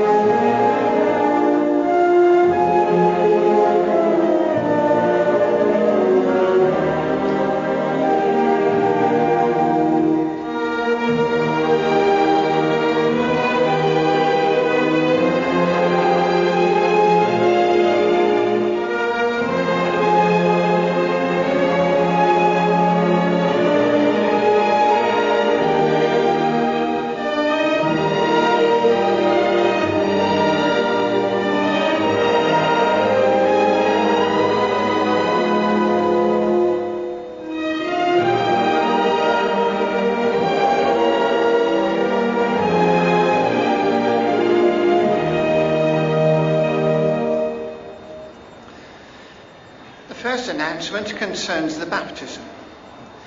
As you will see from the programme, the baptism is scheduled for tomorrow, midday. Baptism candidates are requested to sit in the 4 rows designated between blocks 11 and 12 of the main west stand opposite the platform. Seating for family and friends of the baptismal candidates is located immediately behind these 4 rows. We thank you for your cooperation with this request. Candidates should sit in this section from the beginning of tomorrow morning's session. Cleaning. To assist the cleaning department in their task, we would like to encourage you all to take rubbish or litter home with you at the end of each day.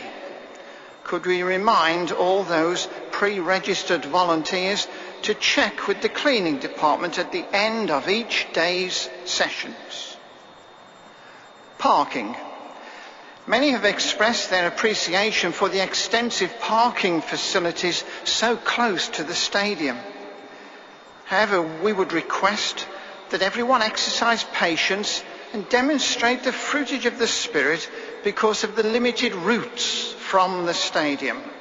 We would request that all cars are removed from the South 1 and 2 car parks by 6:30 this evening and Saturday evening, as the gates to these car parks will then be locked. Security. This is an important announcement. We would like to remind you that our convention is an open meeting. For your benefit, please wear your lapel badges at all times. Be security conscious with regard to your belongings, making sure that bags are not left unattended at any time. We would also remind you to make sure that your young children are with you at all times. May we suggest that in the case of young children, you write the seat number and row on the back of their lapel badge each day. Lost and found. May we please request that any items lost or found during the day be collected or deposited before leaving the stadium this evening. These are located in the concourses of the Boothen stand, block 20, and the main John Smith stand, block 14. Now we have some greetings. First we have greetings from Madagascar. The Ampaskibu Tuliar congregation, along with 32 missionaries, 80 Bethelites, and 21,000 publishers, send their love and greetings to all gathered here.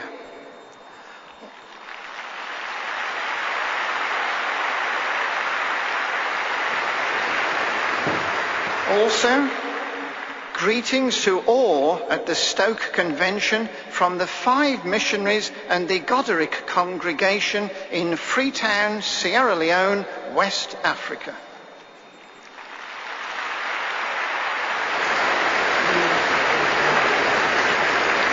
Finally, each of us has an opportunity to share in the joy of making voluntary offerings. Contribution boxes are located throughout the facility for those who would like to give financial support to the worldwide preaching work.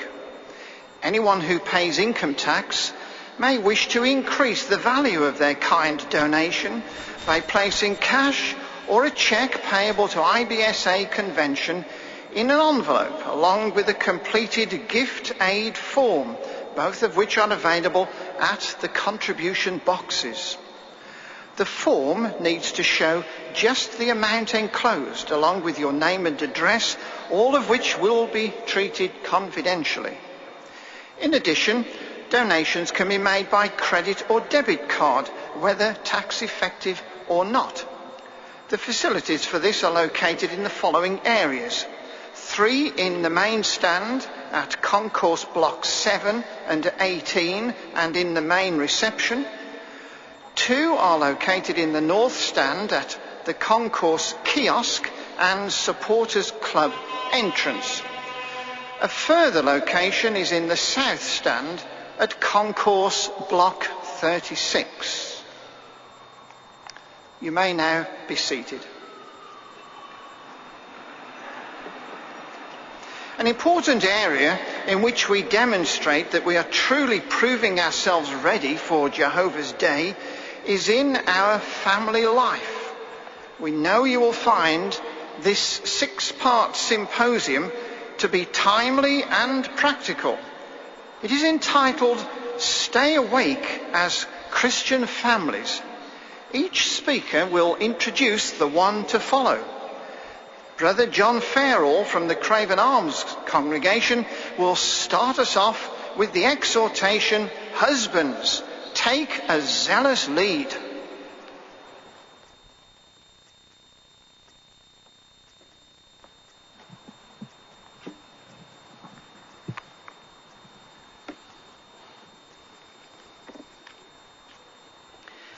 Wakey, wakey! Does that phrase strike a chord with you, brothers? The older ones in the audience may recognize it as the clarion call of a famous old band leader. For over 2 decades, he used this to introduce his popular weekly radio broadcast. The call was to get everyone's attention as the live program started. But you know, if you think about it, hasn't that been the clarion call of true Christians for the past 2 millenniums? As we've learned, didn't Jesus tell us that we should stay awake, that we should keep on the watch? And open your Bibles, please, with me to 1 Thessalonians chapter 5, and notice what the Apostle Paul encouraged those Christians in Thessalonica to do. 1 Thessalonians chapter 5 and verse 6. He said, "So then, let us not sleep on as the rest do, but let us stay awake and keep our senses." Yes, Paul says, don't sleep like the world. Wakey, wakey. That was his encouragement. And each member of the Christian family has a responsibility to stay awake spiritually. This symposium is going to look closely at each one's role in staying awake, starting especially with the husband right now. You see, the husband is more than a breadwinner. He strives to build up the family spiritually. And the key to his success is actually studying and applying what Jesus said and did as the fine shepherd. Husbands, your families are actually sheep entrusted to your care as the family head. As such, you need to take an active and a zealous lead in making decisions involving such things as family worship, meeting attendance, field service, and even outings and entertainment. And in so doing, you need to imitate Jesus' example of zeal, patience, love, and firmness in upholding righteous principles. Rather than harshly dominating his wife, a husband who desires God's approval will love and honour her as the weaker vessel. Children also need affection. They also need constant attention and help, training, and fathers will recognise that some children are going to take longer than others to get the sense of what is expected of them. But when husbands do follow Jesus' example consistently, they create a secure home environment. Just as the 23rd Psalm shows they will actually see their families enjoying such spiritual security as the psalmist mentioned in that 23rd Psalm. He said there at the beginning, Jehovah is my shepherd, I shall lack nothing. In grassy pastures he makes me lie down. By well-watered resting places he conducts me. My soul he refreshes. He leads me in the tracks of righteousness for his name's sake. Would not all husbands and fathers here today like to have their home life described just as that psalmist describes? I'd like to introduce you to a family now where the husband does work hard in setting a zealous lead. We have Sister Pugh and her boys from the Craven Arms congregation. Perhaps we could start with you, Ruth. Do you find it difficult to show respect for your husband? No, fortunately Simon's made it very easy, so really he does deserve it. Very good. Could you perhaps explain that a little for us? Well, I hadn't thought about it before we discussed it, but Simon's always made it easy because he sets such a good lead. A good example would be on a Thursday meeting night. He always makes sure he's home early so we can have tea on time. And then he clears up while I get the boys ready. And this really is true in every aspect of our ministry. We work together. Very good. Now, you do have two boys, and although they look rather cherubic, we know they're not really. So we could say that home is quite noisy and lively, to say the least. But would you say it's a place of peace and rest, Ruth? Well, the word peaceful doesn't naturally come to mind when I think of home with the two boys. But we're all doing different things during the day. But we do sit down as a family every evening to have a meal together and discuss what we've been doing during the day. That's very good. Well, perhaps we could move to the boys. Let's start with Harry, the biggest one. Harry, how old are you? I'm 13. And what are your spiritual goals, Harry? Well, when I finish my schooling, I want to go into the Pioneer Service. And then once I'm 19, I want to go to Bethel. Well, those truly are excellent. Now, right from an early age, what was an important part of your daily routine with Dad? Well, it was Bible reading every evening before I went to bed. And now, because it's become such a habit, I still do it by myself. That's excellent. And what about your dad's headship, would you say, that's perhaps helped you the most? I think it's been my dad's consistency. The fact that every Thursday and Sunday it's the meeting, and every Tuesday it's family worship, and every Saturday morning it's the ministry, and that's the routine. Well, that's very good. Is there anything else that Dad arranges regularly that you enjoy? Well, at the moment, because the weather's good, I've been trying to arrange for a barbecue down the park with a load of the congregation, and we also play a load of different sports together. Lovely. Sounds exciting. Let's pass to young Zach now, the baby of the family. How old are you, Zach? 7. 7. And how are you doing in the truth? Okay. What do you mean, okay? I give Bible readings and try and answer up at every meeting and go out on the ministry most Saturdays. That sounds very good to me, not okay.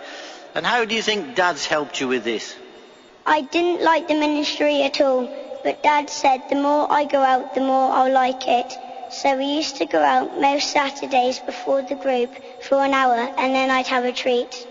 Really? Can you tell us what that treat was? A gingerbread man or a sausage sandwich.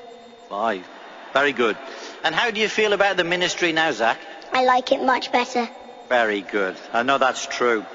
So finally, Sister Pugh, would you agree with your son's comment, and is there anything you think they've missed? Yeah, the boys are very different. Harry took to the ministry with few problems, but Zach was a little more challenging, to say the least.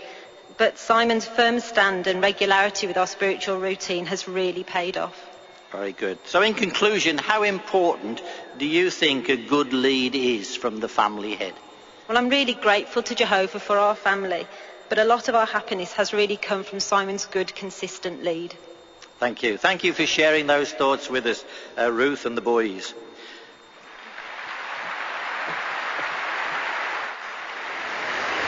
Can't we see, brothers, that the family certainly benefit when the husband stays awake? So Jesus said that just as it was in the days of Noah, so the presence of the Son of Man will be.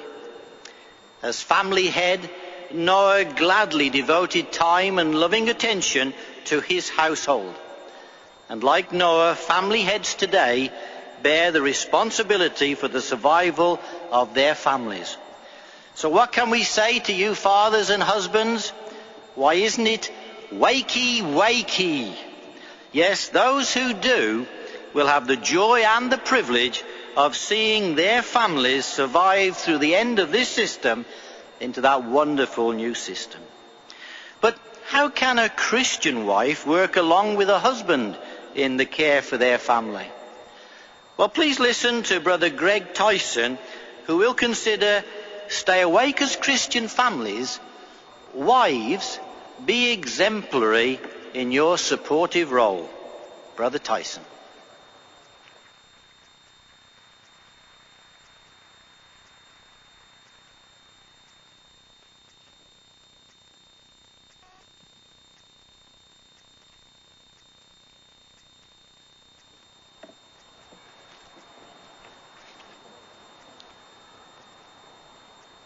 For the spiritual man, a supportive wife is priceless.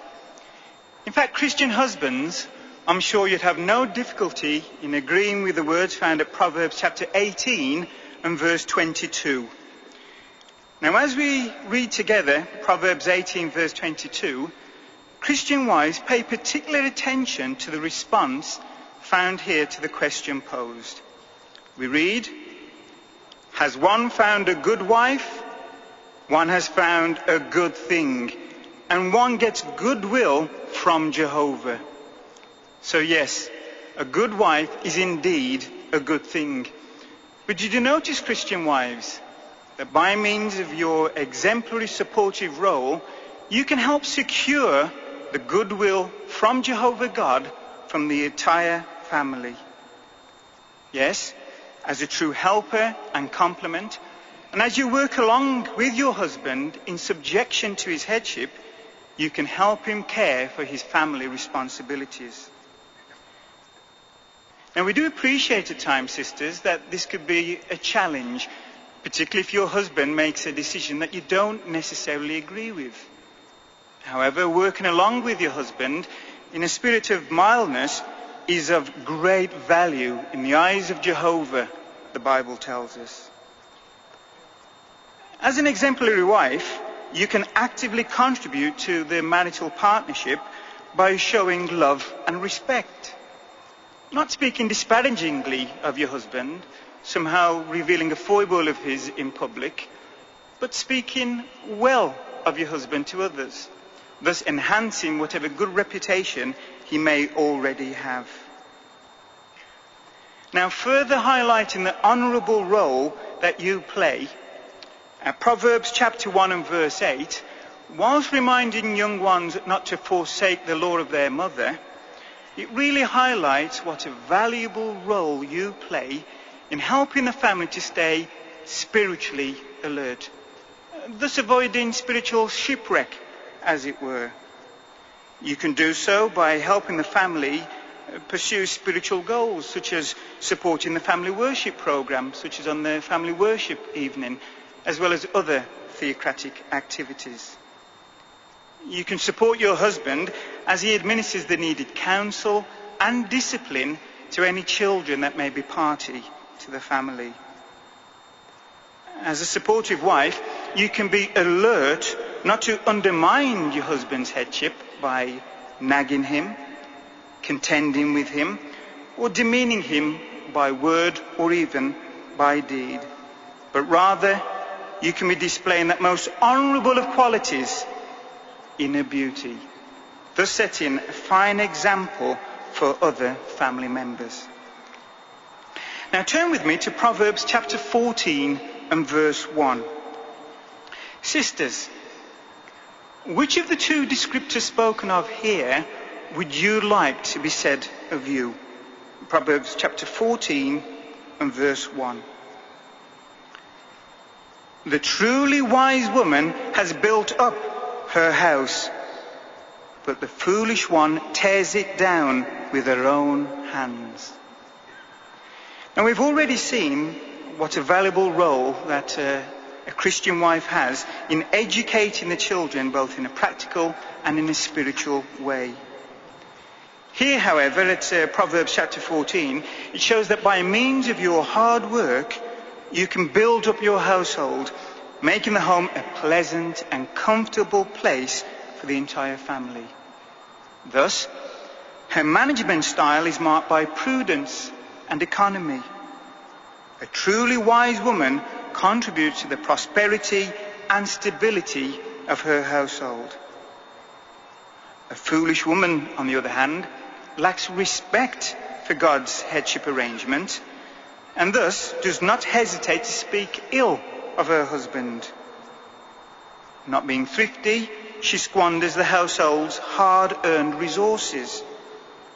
As a time waster, the house is not well kept, and the children suffer physically and spiritually. Yes, the foolish one tears down her household. A supportive wife, however, well, you could be amongst those who are setting a fine example, such as Sarah, Abigail, Ruth, and Mary, Jesus' mother.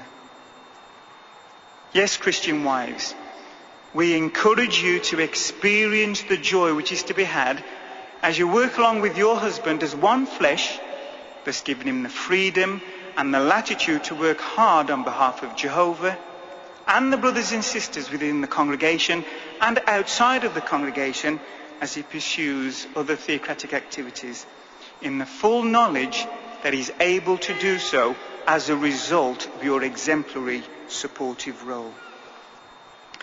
I'd now like to be able to introduce you to two brothers who can speak and give commendation of how their wives really show such a fine supportive role. First of all, I'd like to speak to Brother David Bell, who is married to Margaret, and he's an elder in the Wolverhampton-Wentfield congregation. Brother Bell, what theocratic activities are you involved with? I am the congregation secretary. I also have the privilege of being the auxiliary counsellor in our theocratic ministry school. And I also serve as the construction support overseer for the regional building committee. Okay. Now, how does your wife Margaret's good attitude assist you to care for your duties? Well, as a regular pioneer, she's able to focus on her own theocratic activities, and that really pleases me. She's not demanding of my time that is dedicated to Kingdom Hall projects. And as well as an approved RBC volunteer, she also assists on Kingdom Hall projects, and that gives us the opportunity of working together. That's nice. And Brother Bell, when it comes to matters of money, how has Margaret's clear support enabled you to carry out your responsibilities? Well, Margaret is very prudent in relation to money matters, and that doesn't place any strain upon finances or upon me, so I'm very pleased and very happy about that. Okay. Could you relate an example of such a situation? Well, there would be one example. Recently, Margaret wanted to purchase a more expensive item that would help her for her work, but rather than enter into a credit arrangement, we decided it would be best if we were to save up for that item, and then we're able to pay for it without any undue strain on our finances. Thank you. And how does Margaret's overall attitude assist you? Well, I have no worries because of her fine attitude. It gives me complete confidence in her abilities. Thus it allows both of us to continue to focus on our theocratic responsibilities. Thank you very much, Brother Bell. Now I'd like to introduce you to Brother Fred Collins, who's married to Jill, and serves as the Assembly Hall Overseer at the Dudley Assembly Hall. So, Brother Collins, what does that theocratic assignment entail? Well, it is a full-time assignment. There is a lot of work involved caring for the hall and making sure that it's ready for the brothers when they attend the assemblies. Now, in addition, what other theocratic assignments do you care for? I'm service overseer in the Wolverhampton Punjabi congregation. Apart from the normal duties of an elder, you can imagine preparing talks in a foreign language takes more time, and Jill gives me this time without prejudice. Okay. Now, how has Jill's fine attitude helped you in your assignment at the assembly hall? Making sure that the hall is ready for the assemblies, there's a lot of work involved, as I've said. Jill's specific duties tend to be with cleaning the different departments, making sure that they're all ready for the weekend. Also looking after the visitors' flat, so when brothers come from Bethel to give talk on the programme, that's well looked after. And because of Jill's conscientious work, I don't need to worry about these things. Okay, thank you. And what has been a consequence of that fine attitude? Perhaps a specific example, a few weeks ago we had a visit from the environmental health inspecting the kitchens, and we were given a 5-star grading, which is largely due to the result of Jill's diligence. And as I think back over the years in our pioneering, there have been times when we've struggled financially. Perhaps one particular occasion when Jill would have to go, as she did her shopping, she would have to mentally calculate what she was spending because of our limited resources. Of course, Jehovah has always cared for us and looked after us, but Jill never put undue pressure suggesting that we should come off pioneering because of this, and she's helped in that way greatly. Thank you very much for this. In fact, thank you for your openness to see how wise women contribute to the prosperity and stability of their households.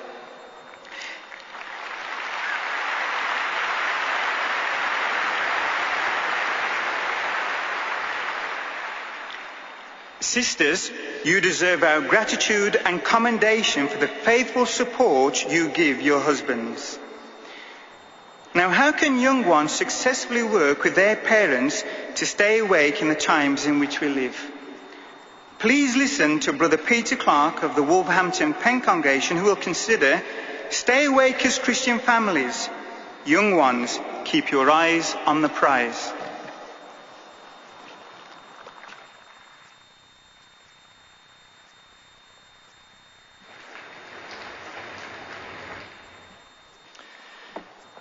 You young ones and teenagers who are with us here today, we're especially happy to see you here with God's people.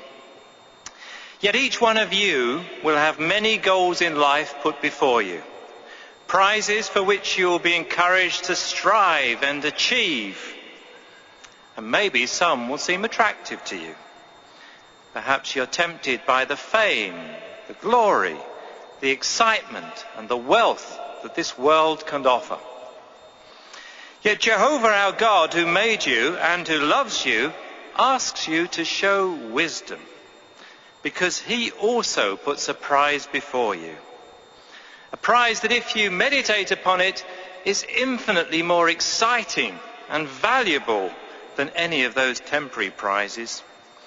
The prize our God of love offers you personally is life everlasting on a paradise earth. Perhaps your parents have helped you to visualize that paradise, but have you been able to really see yourself there? Please understand that everlasting life carries a promise that none of these other prizes can offer.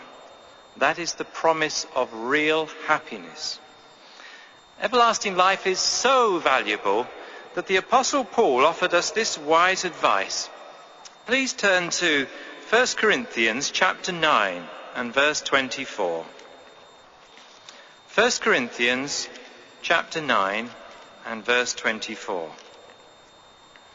There he says, "Do you not know that the runners in a race all run, but only one receives the prize? Run in such a way that you may attain it." Now, it's not that only one can win in the race for life, but to achieve it requires the very same dedication as a runner.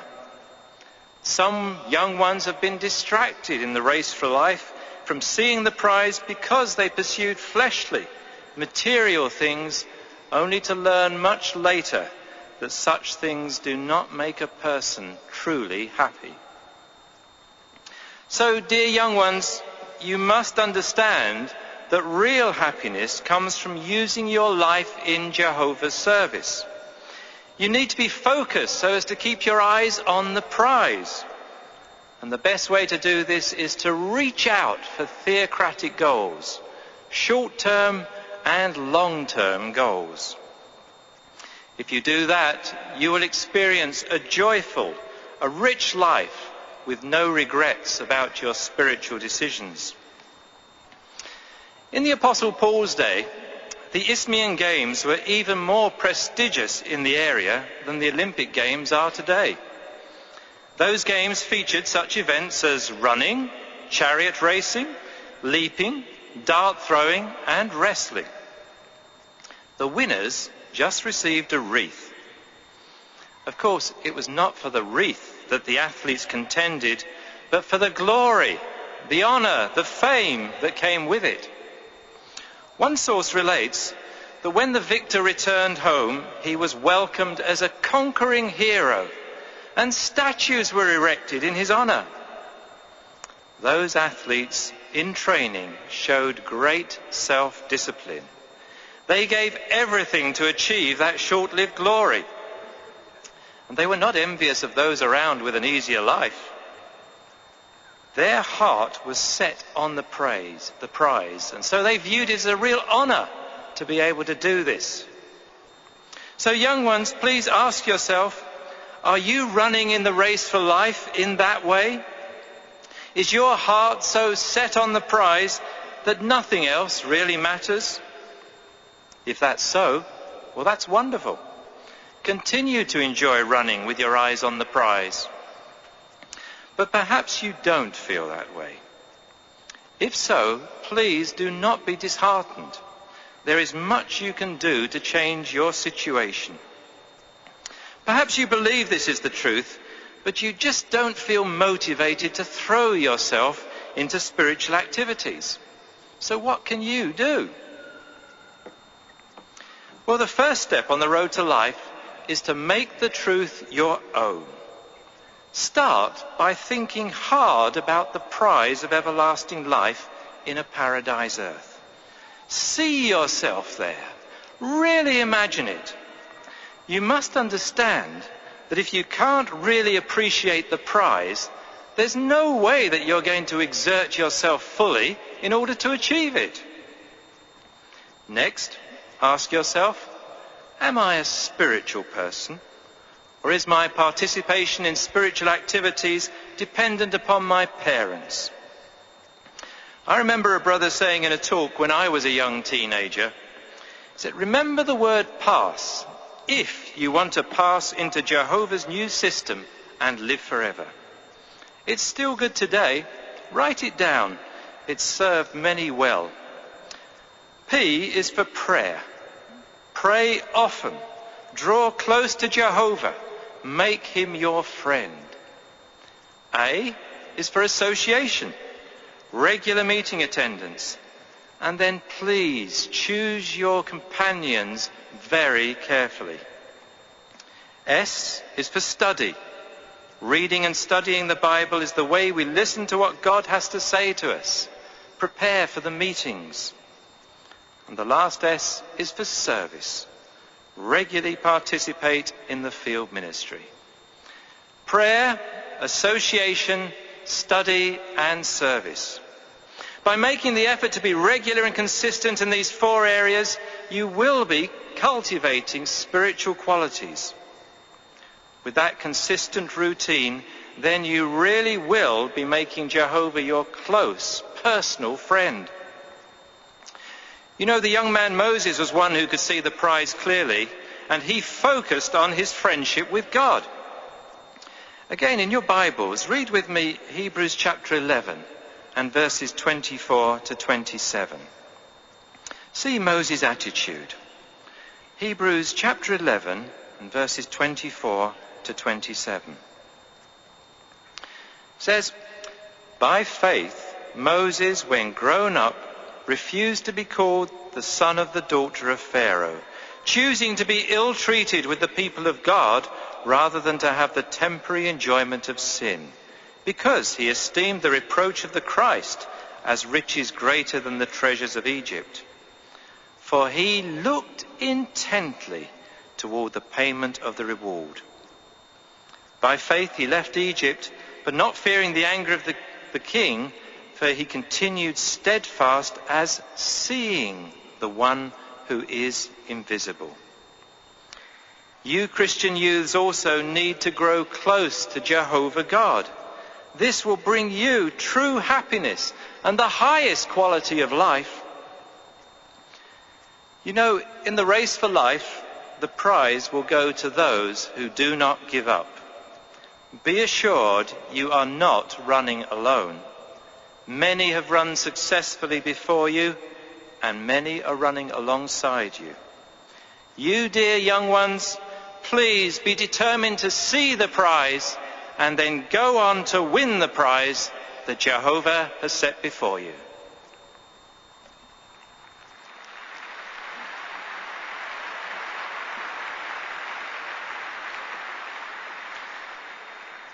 For the family to stay strong spiritually and alert, all members must have a proper view of material things.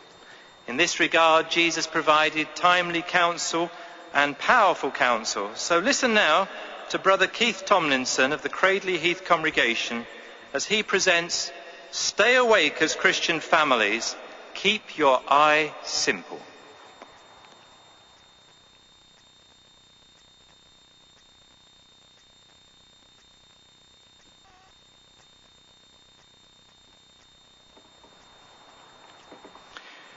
He took his eye off the ball. That's a familiar expression in the sporting world, which means that the athlete or the sportsman was somehow distracted by the things around him. Is there a warning for us as families? Yes, indeed there is, because we need to be ready for the sudden destruction of this ungodly world by Jesus Christ and his executional forces. This is not the time for Christian families to take their eye off the ball, as it were, to be distracted by materialism or other things. But just how do we maintain our focus? Well, let's turn together to Matthew chapter 6, part of the Sermon on the Mount, where Jesus gives us some encouragement. It's Matthew chapter 6, and we want to read together verses 22 and 23. Matthew 6, 22 and 23. The lamp of the body is the eye. If then your eye is simple, your whole body will be bright. But if your eye is wicked, your whole body will be dark. What did Jesus mean when he talked about keeping a simple eye? Well, a simple eye is sincere.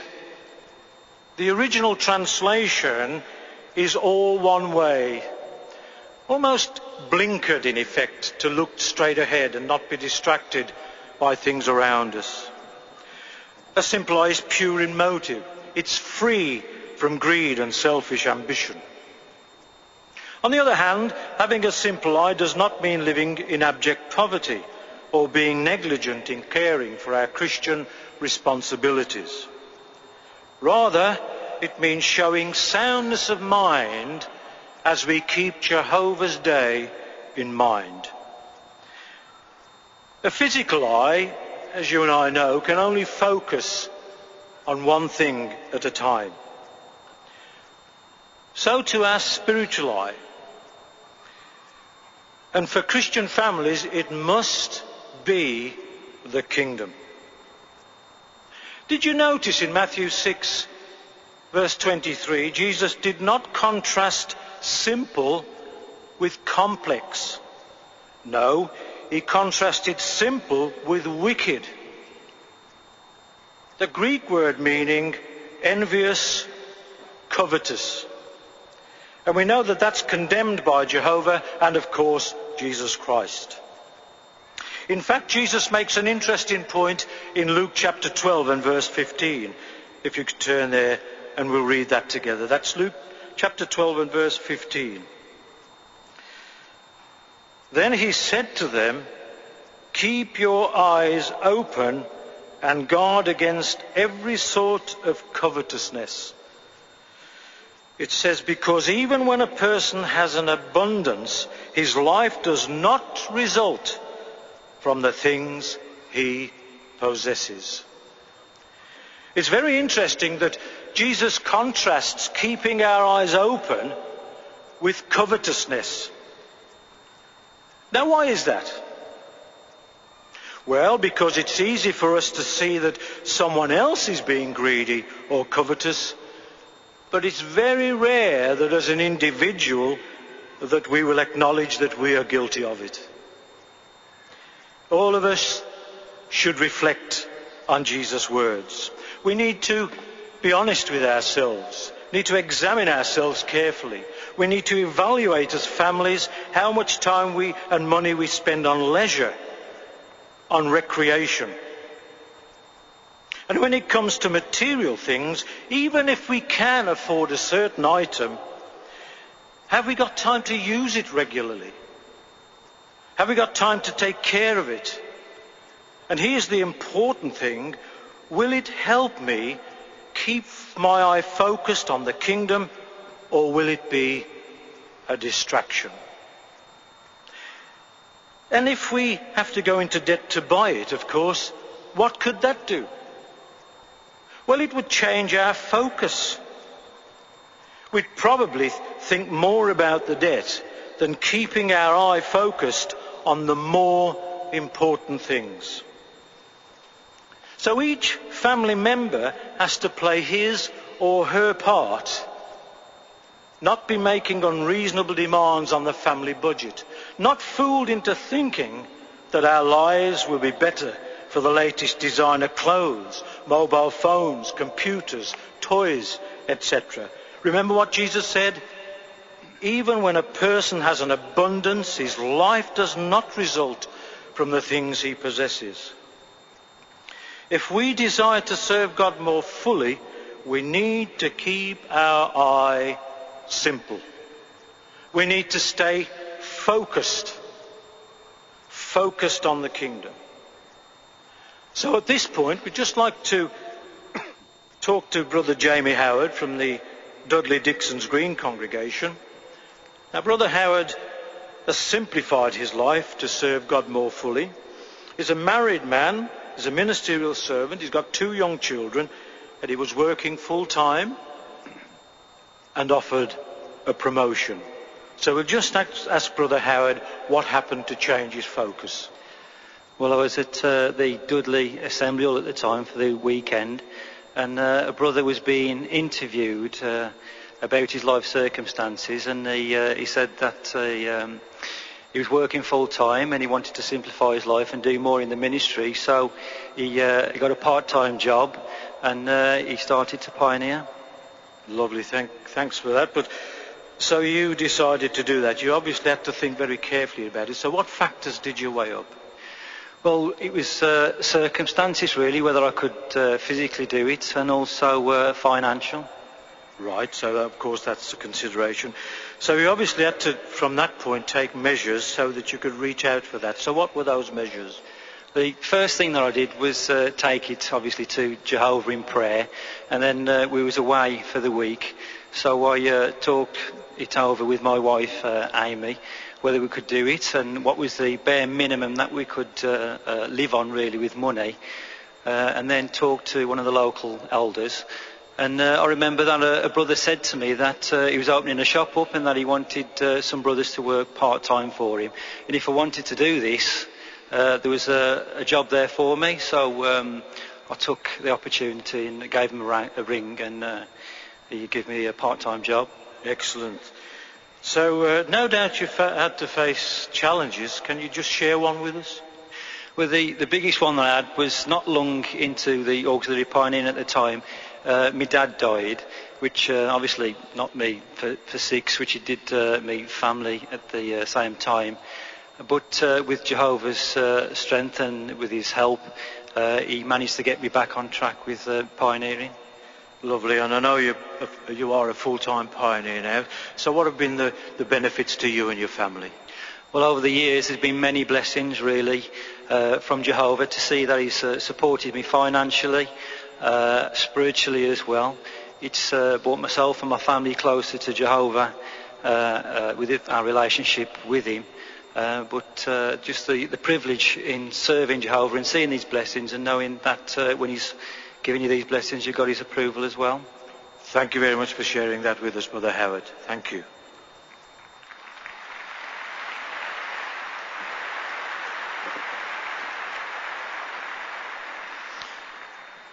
So how can we maintain a simple eye?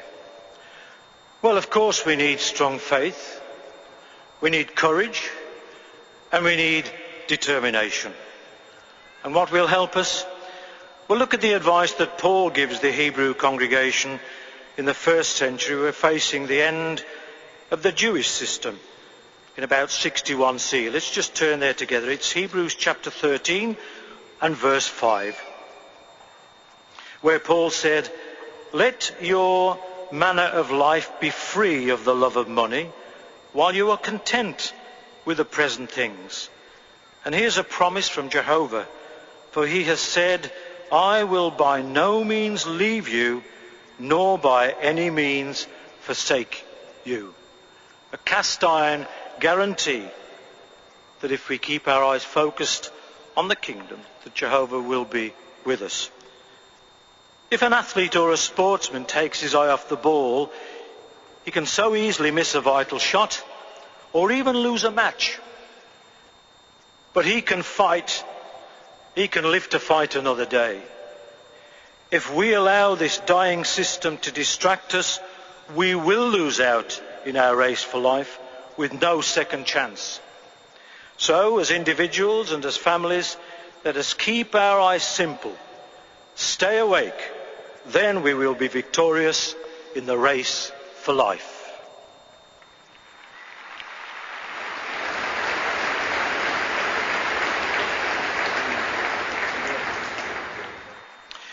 Another way for families to strengthen faith in Jehovah is by setting and attaining spiritual goals.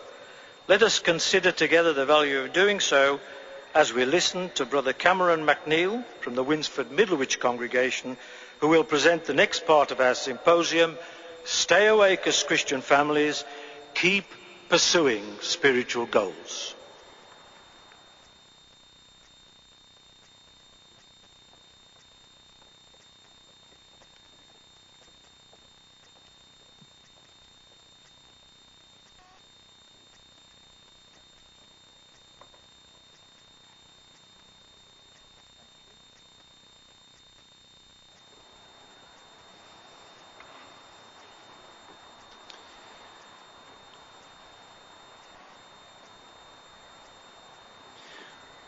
One should always have a definite objective in a walk. As in life, it is so much more satisfying to reach a target by personal effort than to wander aimlessly. So wrote Alfred Wainwright in his introduction to his book, The Coast to Coast Walk. And if you can imagine walking those 190 miles from St. Bees in Cumbria on the west coast of England to Robin Hood's Bay on the east coast, you can start to see how important it would be to have that goal firmly in mind. And as he recognised, the same is true in life. That profound observation certainly resonates with Philippians chapter 1 and verse 10, which advises us to make sure of the more important things.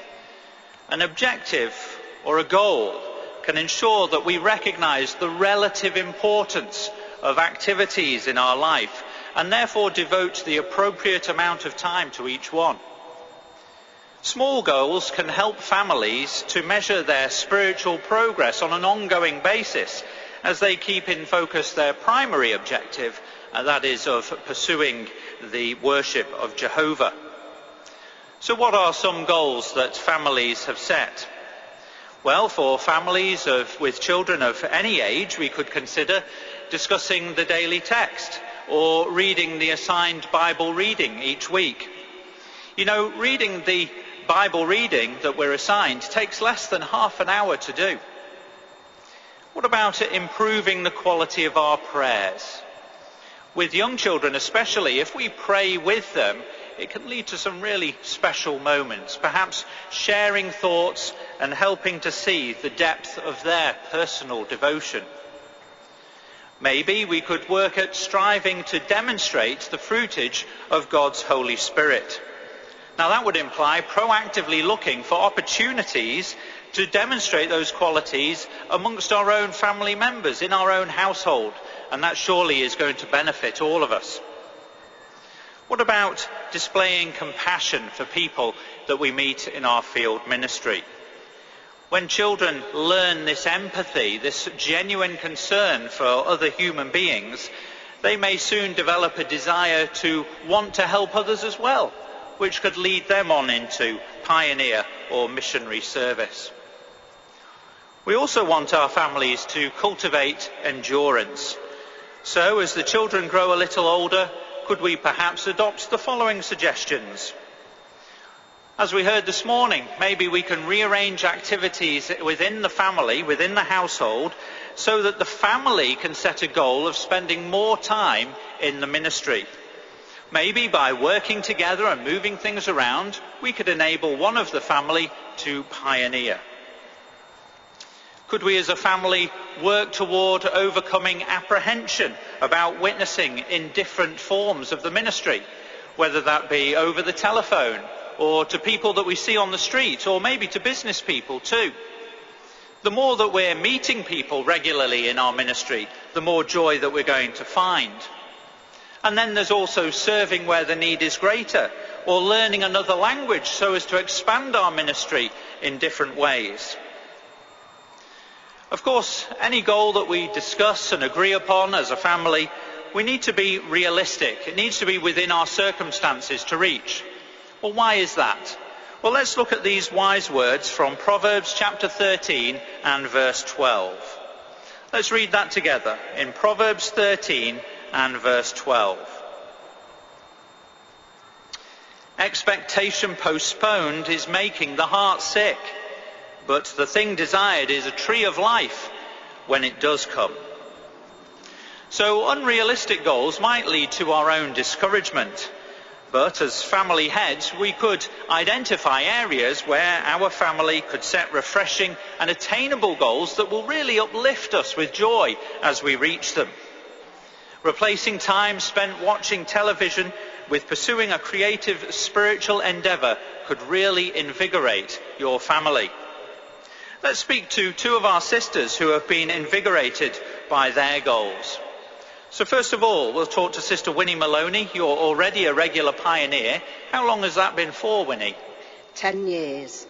And can you tell us how that came about, that you reached that goal?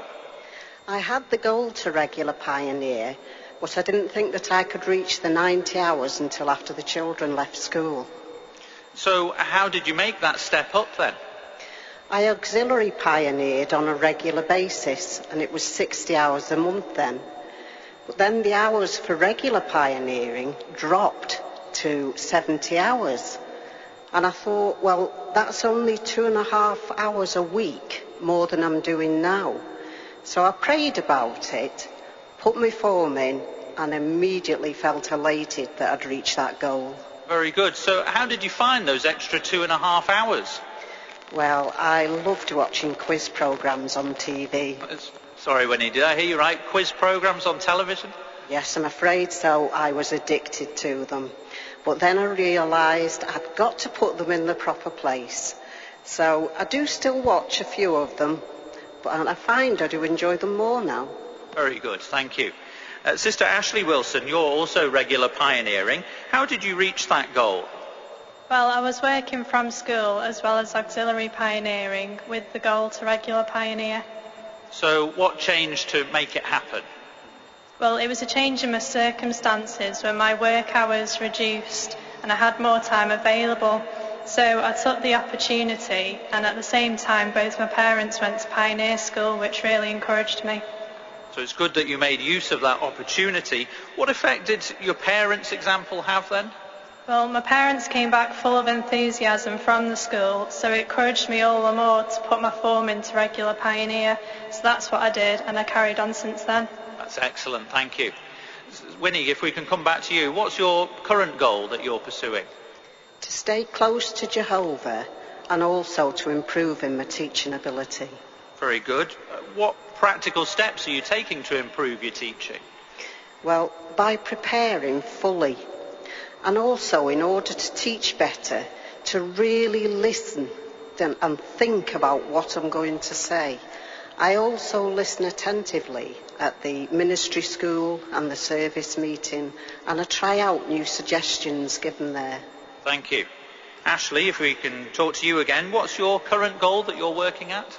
Well, I have to admit that in the past, prayer had become just a routine, so really I wanted to improve the quality of my prayers. And so how have you changed those prayers? What have you consciously tried to do? Well, there's two things. Now I make a conscious effort to talk to Jehovah whenever I need to, instead of at fixed times. And also, I really do try to talk to him as a friend about anything I need to, and to be specific in my prayers. That's lovely, thank you. Thank you for those encouraging remarks, sisters.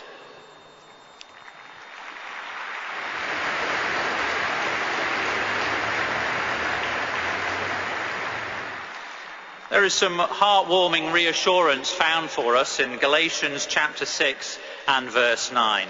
Let's read those words together. Galatians chapter 6 and verse 9. Paul writes, "So let us not give up in doing what is fine, for in due season we shall reap if we do not tire out. So do not give up in your pursuit of spiritual goals. Jehovah will sustain you as you work hard to reach them. Remember, we never get anywhere by aimless wandering. We need to set an objective if we're going to find the joy in reaching that target." In 1 Timothy 4 and verse 15, it says that as we do so, our advancement will become manifest to all persons. Now that would include our brothers and sisters around us who may also be invigorated by the change they see in us, but it would certainly include our Heavenly Father Jehovah, who is going to be very joyful when he sees us working so hard. It also says in that scripture that we should ponder over the things that we're taught, the instructions that we receive. So that really means that we have to think about our goals prayerfully and discuss them together as a family. So likely you are already enjoying the new arrangement for family worship that is in place to help Christian families keep spiritual matters before them.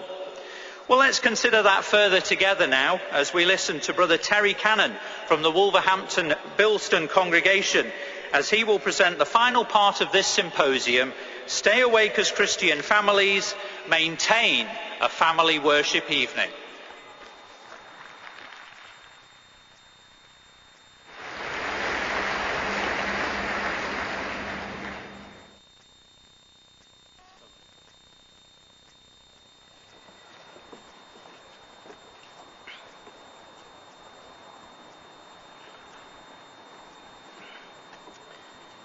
Please put a marker in 1 Thessalonians chapter 5, then turn to Ephesians 5. And as you do, think about your precious family. A family can be a couple with or without offspring living at home. The principles of this material also applies to single ones. Now, maintaining the spiritual strength needed to stay awake during these wicked days is not easy. But one thing is certain, we have no chance unless we obey the Apostles' instructions for wicked days. You have Ephesians 5. Please read with me verse 15 and 16. So keep strict watch, that how you walk is not as unwise, but as wise persons, buying out the opportune time for yourselves, because the days are wicked. Buying out the opportune time in this context means making the time available for family study. Family heads cannot leave such important things to chance. To assist us, the governing body has fine-tuned our weekly timetable. Quoting from a letter sent to elders last August, they say, "The importance of family Bible study cannot be overemphasised. This was a major consideration in making this adjustment to the congregation meeting schedule. The adjustment will provide each of us with the opportunity to fortify the spirituality of our family by scheduling a specific evening each week for family worship." End of quote. So, have we spent wisely? Or have we frittered away that precious time on TV viewing, DIY, or some other activity? If so, can it be said that we are walking as wise persons? Wise family heads will take advantage of this adjustment. They will be invigorating, stimulating, revitalising the spirituality of their family. Now, there are two objectives of the family worship evening. The first and primary objective is for the members of our family to draw closer to Jehovah. What did James say at chapter 4 would happen if you draw close to God? That's right, he said he will draw close to you. So the closer we are to Jehovah, the greater our motivation will be to love and obey him. The second goal is to draw closer together as a family.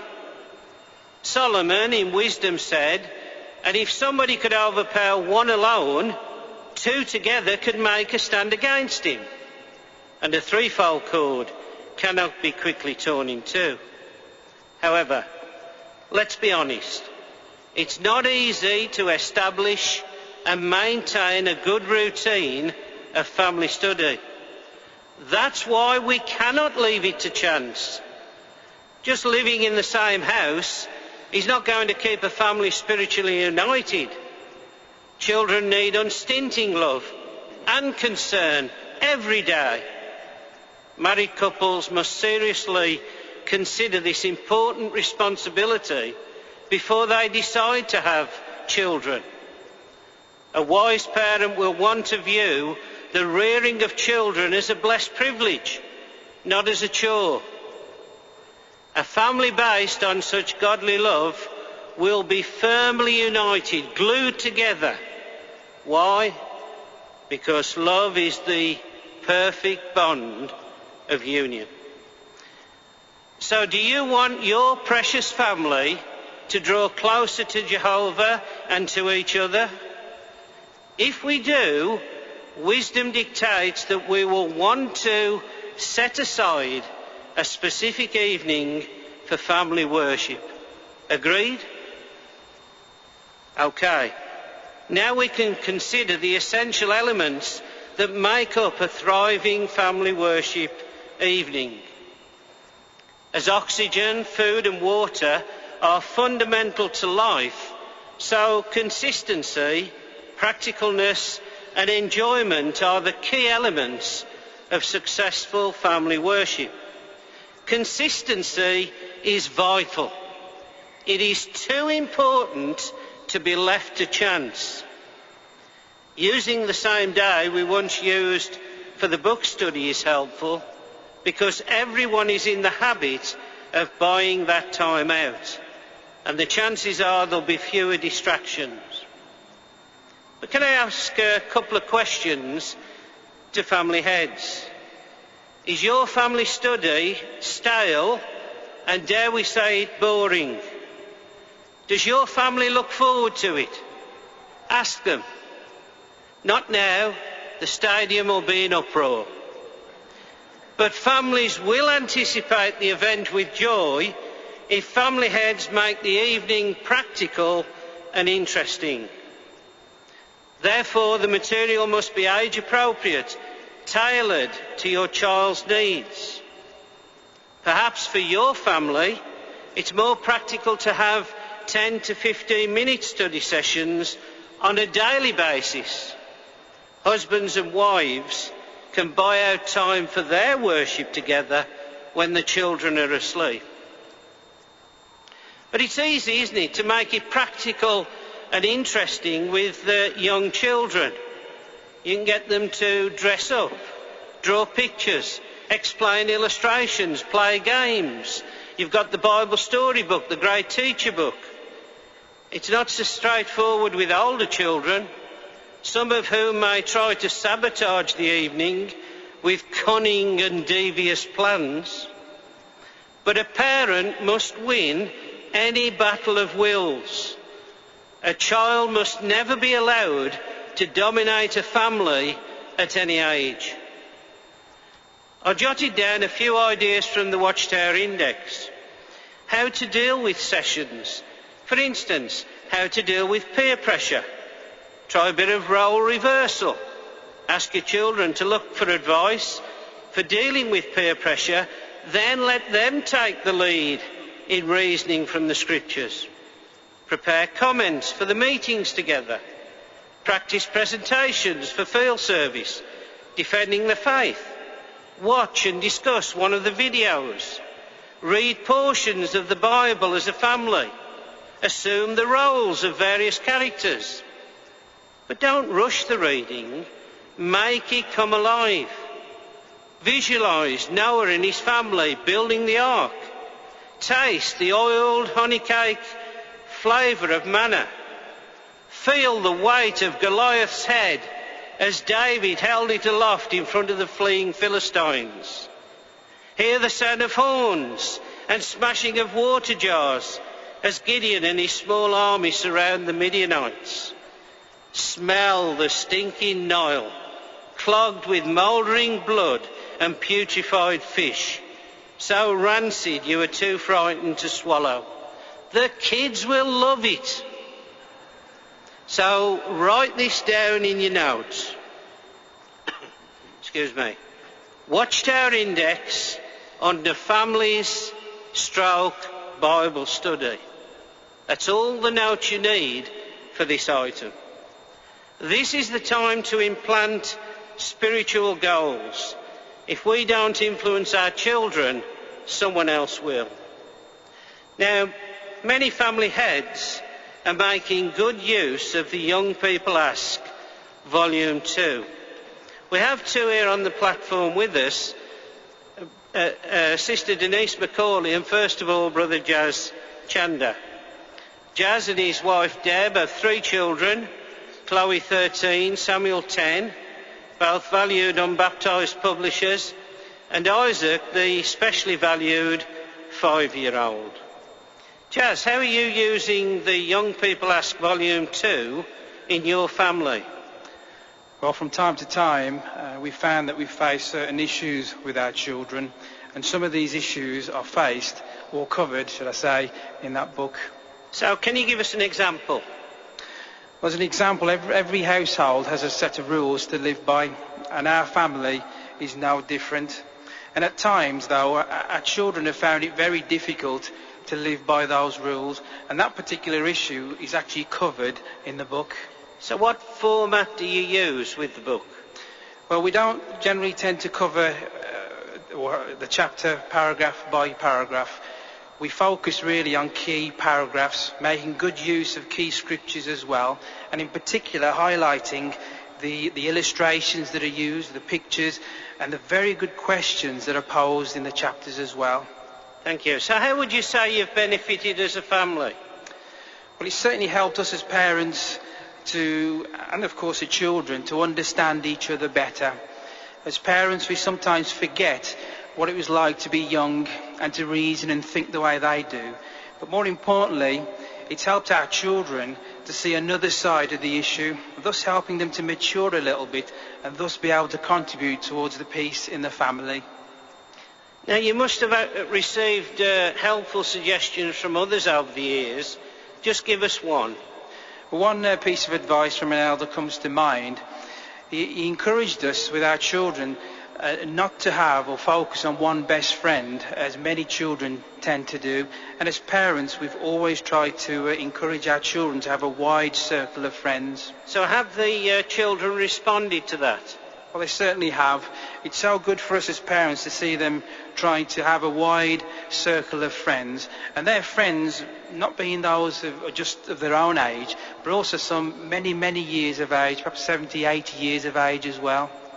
Well, that's very helpful and practical. Thank you, Brother Chanda.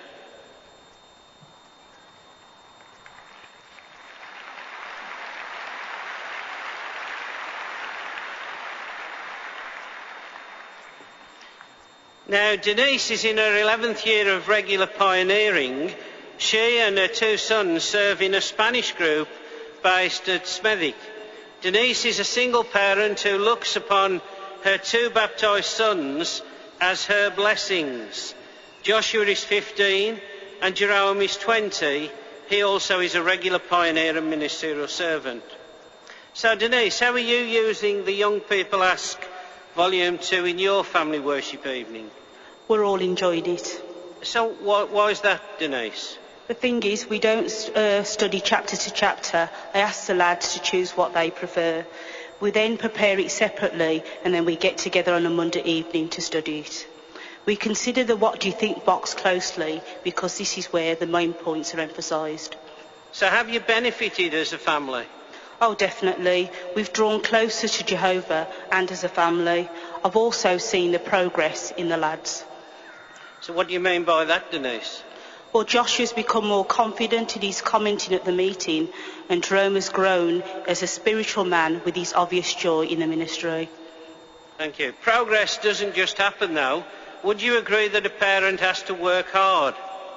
Yes, you have to be consistent, and we make sure that we stick to our night. So, what helpful suggestions have you received from elders or others? Well, when Joshua was 2 or 3, one sister made the suggestions of preparing for the meetings. And if I had to take Joshua out, I'd miss out on some of the meeting. But because of her advice, it meant that I didn't miss out completely. And also, as regards the elders, I really do appreciate the encouragement of them all. But one particular elder studied the knowledge book with Jerome when he was 14, and this has led them to becoming close friends. Thank you very much, Denise. We appreciate your experience.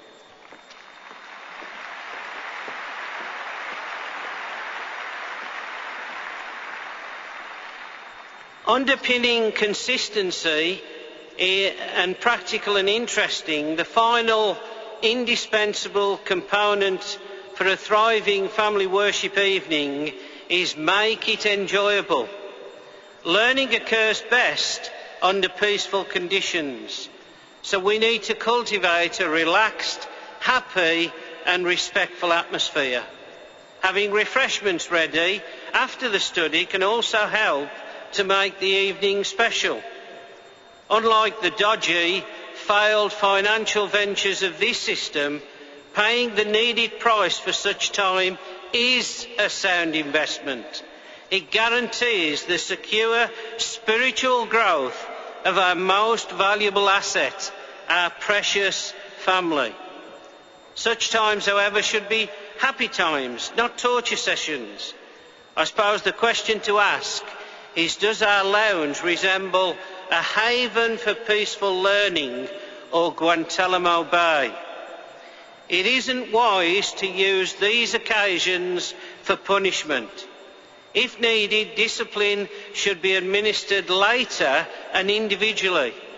Wise parents take care not to irritate or embarrass their children at any time. Occasionally do something imaginative, make up games, include other families or those who are new in the truth. Use a variety of methods and subjects in one evening.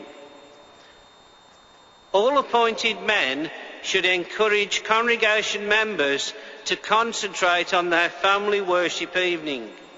To assist you, shepherds, we have prepared a demonstration. An elder has just asked the question, how is your family worship going?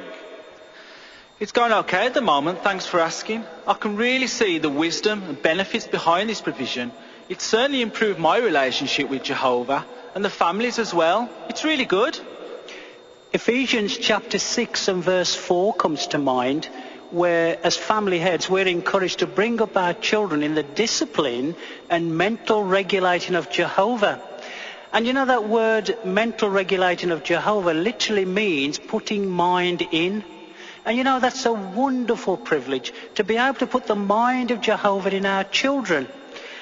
By using key scriptures and helping them to memorize those scriptures will not only keep their interest in the family worship evening, but putting the mind of Jehovah in our children, which will help them as they grow older to make decisions based on God's word. Have you tried that? No, I haven't, but I will. And to be honest with you, I do have a few concerns at the moment.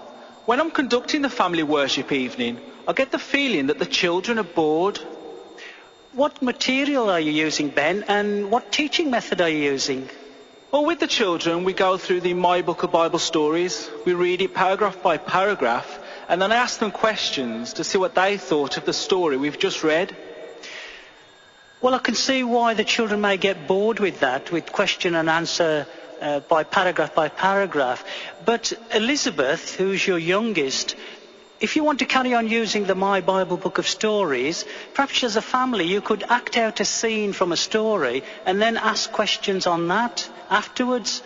With Lee, he's 10 years old and he's going to be moving on to senior school very shortly. So there are a lot of problems at senior schools, one of them being bullying. And the Young People Ask book, volume 2, has a section on page 122 dealing with the subheading, how to beat a bully without using your fists. And you could again act out a scene and then reason with him on scriptural points that he could apply if he comes across that situation. Do you think the children will benefit from that? Yes, those are some good suggestions. I'll definitely try them. Another problem we seem to have is that on the evening we've chosen to have as our family worship evening, often something seems to interfere. What I mean is, often because of my job, the telephone always seems to ring, or there's an interesting programme on the television, the children are busy playing games, and often, because of being tired from work, it can be a real struggle to bring the family together for worship and study. Well, let me commend you for trying to be consistent and regular with your family worship evening. But let me take you back to the time when we used to have the book study arrangement. As I remember then, you and your family used to attend that book study arrangement regularly. What did you do to buy out the time, that is you and Donna, to attend that book study regularly with your children? Well, I would say it was the fact we had a regular routine. Donna got Elizabeth ready, I got Lee ready. Also, Donna had the tea prepared earlier that evening, and I got the Bibles and books together. So when the time came, we were prepared and ready to leave. Well, that's really excellent. Can you think of anything else you could do? You know, thinking about it, I could put my phone on to answer machine during family worship evenings. That's an excellent idea. Think of anything else? Well, I suppose I could turn the television off earlier also. That'd make it easier for everyone. Those are excellent ideas. Why not try that over the next few weeks, and then I'll talk to you again at the end of the month and check up with you how your family worship evening is progressing.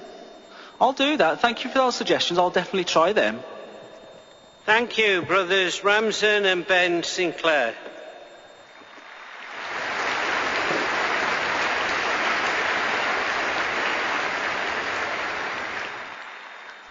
A successful family worship programme is possible if we do not leave things to chance. Our precious family deserves our precious time. Can you remember the 3 basic elements that make up a thriving family worship evening? Consistency, practical and interesting and enjoyable. The resulting strong Christian families will be preserved into God's new world. Whether our family is preserved or not depends on what we do now. Now is the time to re-evaluate our priorities. Have we let Satan and these wicked days cause us to spiritually doze or nod off? Are we daydreaming to the death like the rest of mankind? Or will we obey the counsel at 1 Thessalonians chapter 5 and verse 6? Read with me. So then, let us not sleep on as the rest do, but let us stay awake and keep our senses. So from this day forward, let every Christian family present be determined to take full advantage of the God-given, theocratically arranged family worship evening.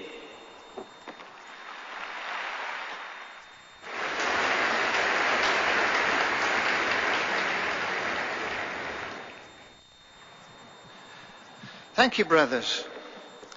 Those powerful talks and stirring interviews will help all of us to stay awake spiritually.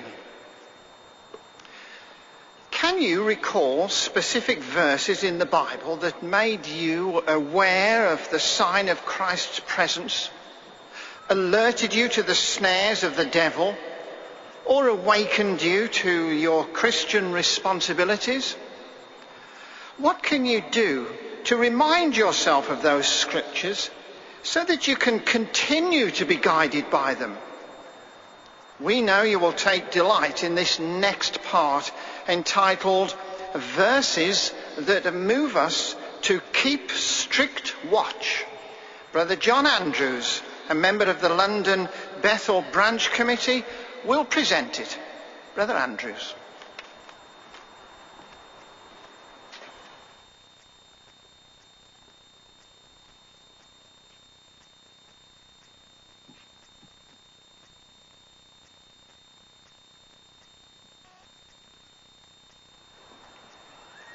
I might just say at the beginning of this item what delight it is to be back with you brothers in Stoke. We have such happy memories of our circuit days here, and with Wolverhampton with our district convention work too.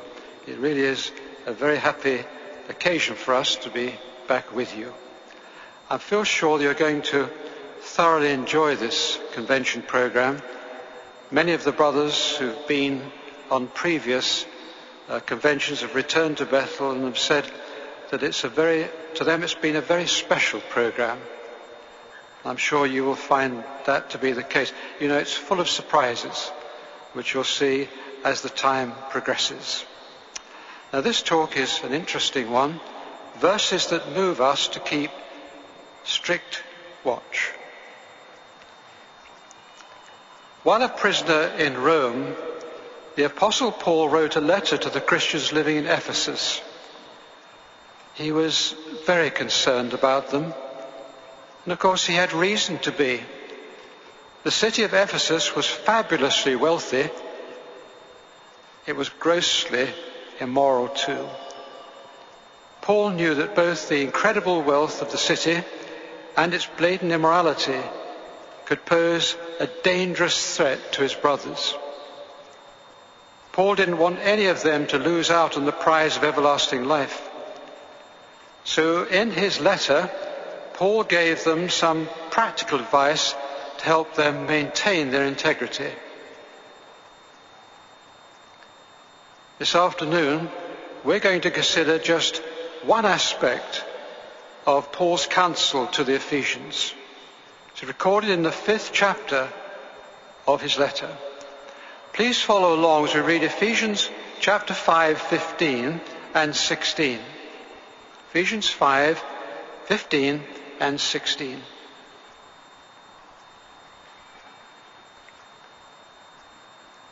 So, keep strict watch on how you walk. It's not as unwise, but as wise persons, buying out the opportune time for yourselves, because the days are wicked. The days are wicked. Now, if Paul felt obligated to advise first century Christians to keep strict watch on how they walked because of the wickedness that existed back then, what would he say to us who are living at a time when wicked men and impostors have advanced from bad to worse? What's involved in keeping strict watch? Paul tells us that it includes buying out or making good use of our time. Obviously, we need to make time to attend congregation meetings and to share in the field ministry. However, Paul also had something else in mind. As we pick up the reading of Ephesians chapter 5, from the last phase in verse 18 through the end of 19, you will see what we mean. Paul writes, "Keep getting filled with Spirit, speaking to yourselves with psalms, and compare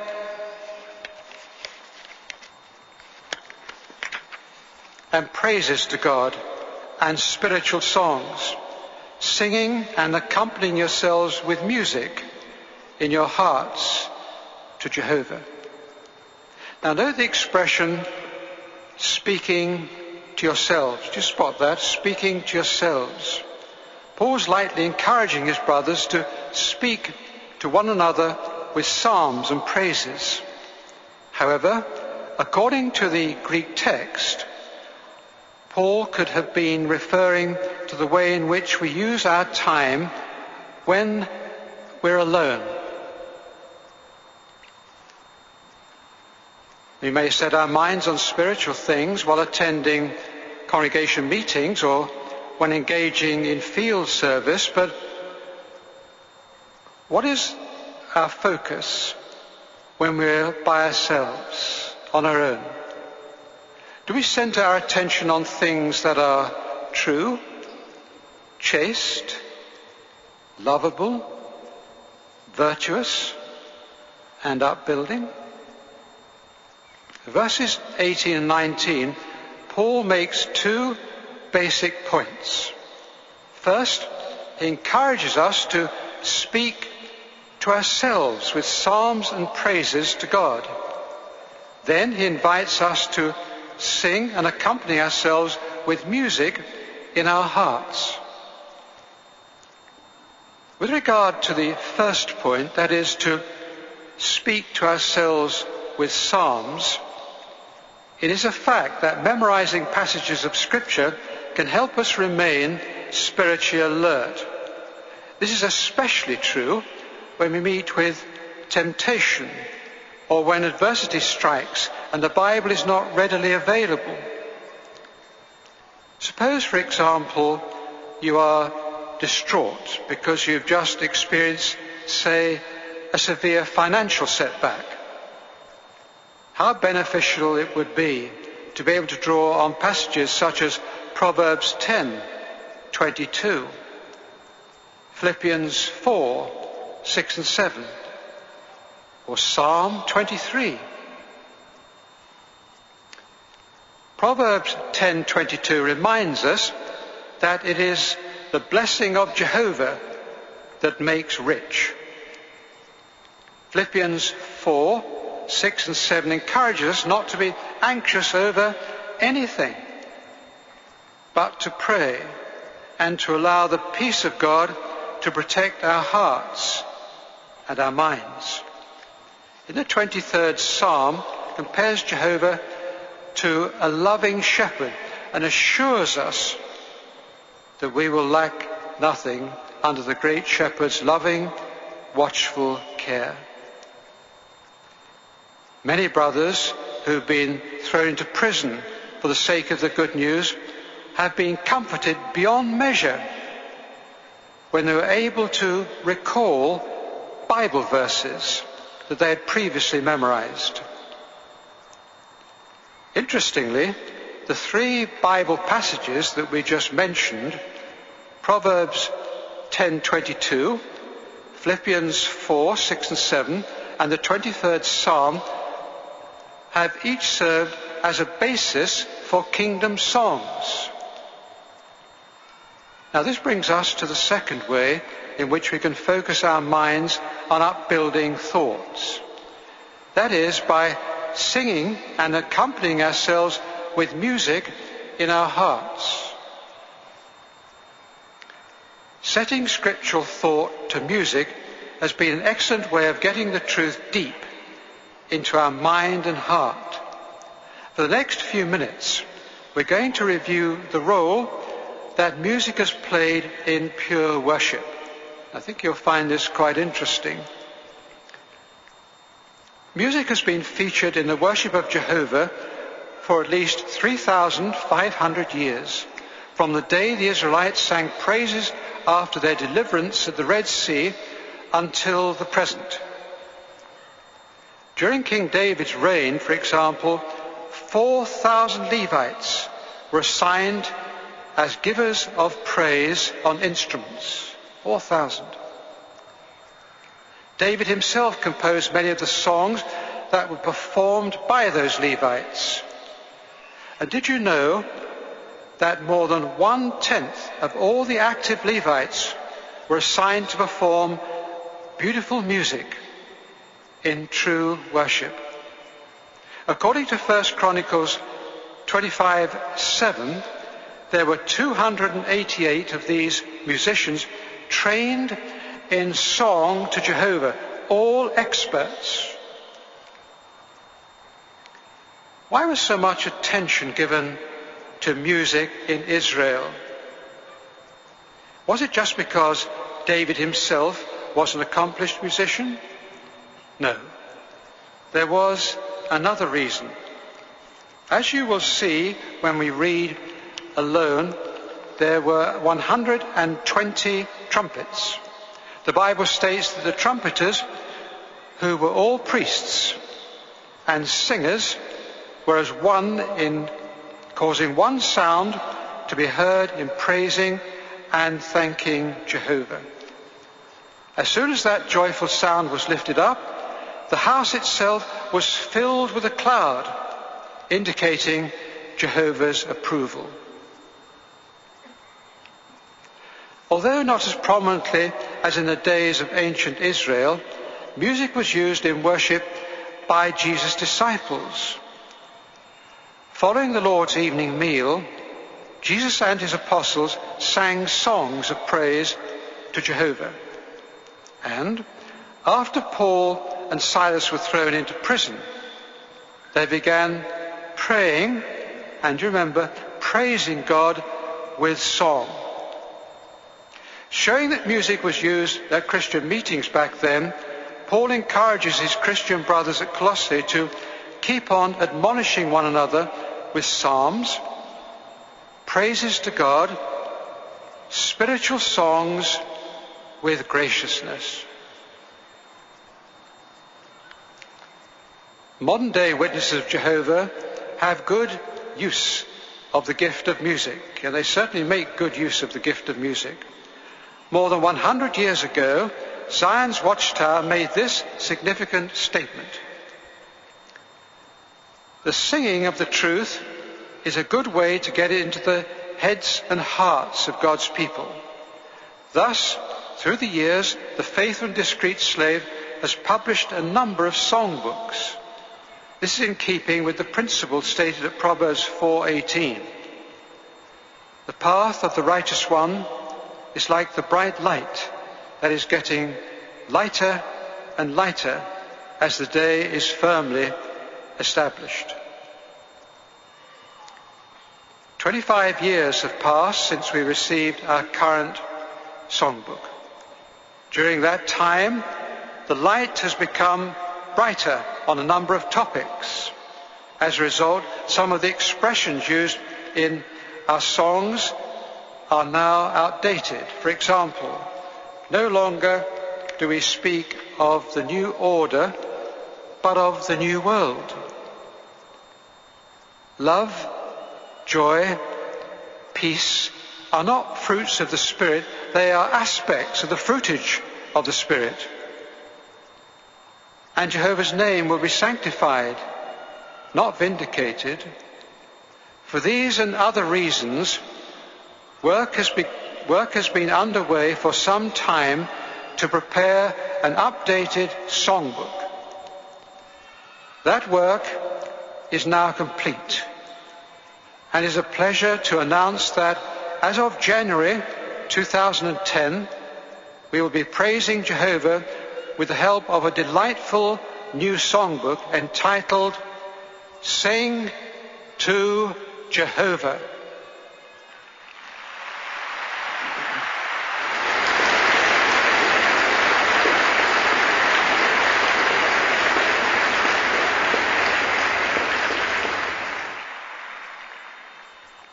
The new songbook is not being made available at this convention. However, congregations may request this new publication after September 1. Not too long to go yet. A little bit about the new songbook. There are 135 songs in the new songbook, compared to 225 in the present one. Since there will be fewer songs to learn, we warmly encourage you to try to memorize the lyrics of at least some of the new songs. 42 of the songs are brand new. Among them, you will find a touching composition about the resurrection entitled He Will Call, based on the 14th chapter of the book of Job. In the moving song, Jehovah's warm appeal, Be wise, my son, our young people will find confirmation of Jehovah's love for them. And can you guess the purpose that would be served by such songs as Faithful Women, Christian Sisters, Beauty in Grey-headedness, Children are a trust from God, and Listen, Obey, and Be blessed? Do you sometimes feel discouraged about your imperfections?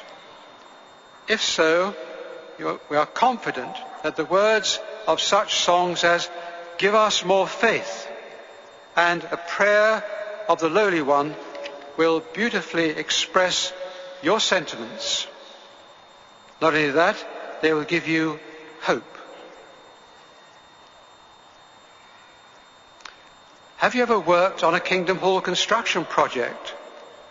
If so, 2 new songs will help you to express the joy and gratitude to Jehovah that will inevitably well up in you on the day the Kingdom Hall is dedicated.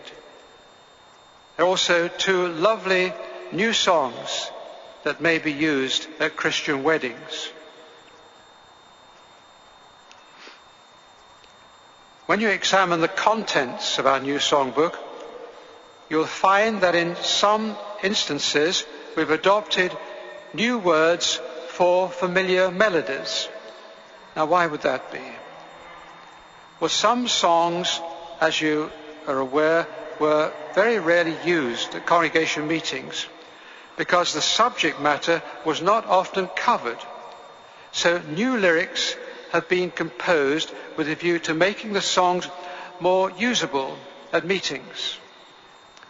Unfamiliar expressions have been replaced, and awkward words have been removed.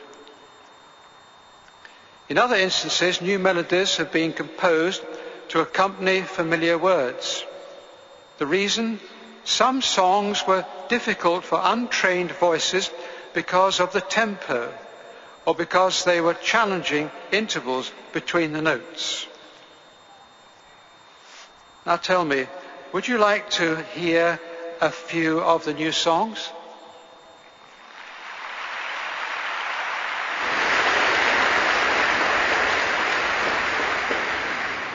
We invite you to give attention to the following recordings that feature both orchestra and chorus in a melody of 6 of our new kingdom songs.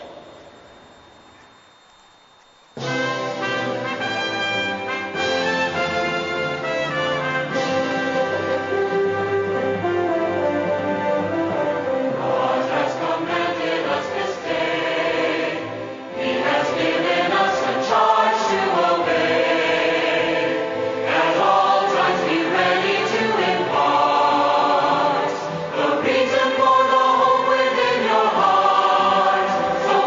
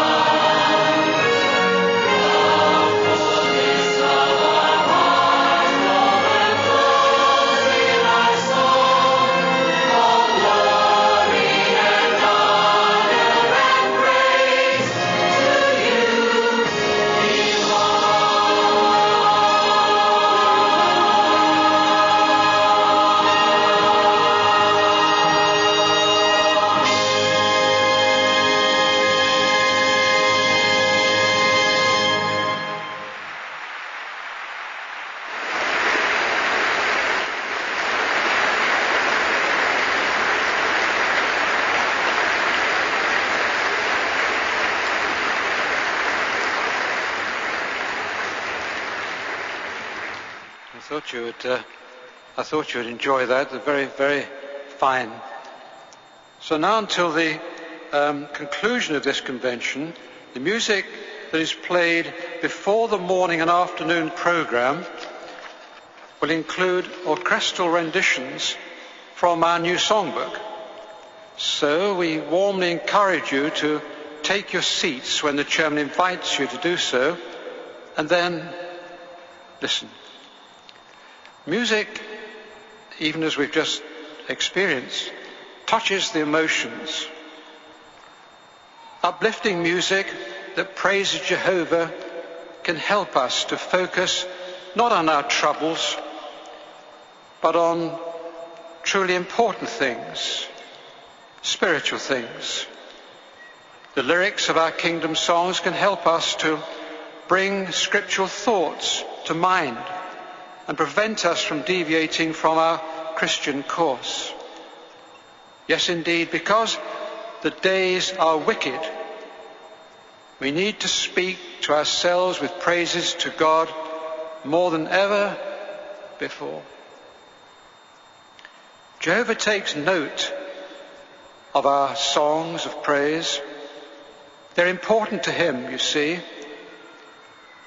Let's make his heart glad by singing out with all our hearts at this convention and at the very next congregation meeting and when we receive the new songbook. Yes, whether we are an expert or a learner, let us sing to Jehovah.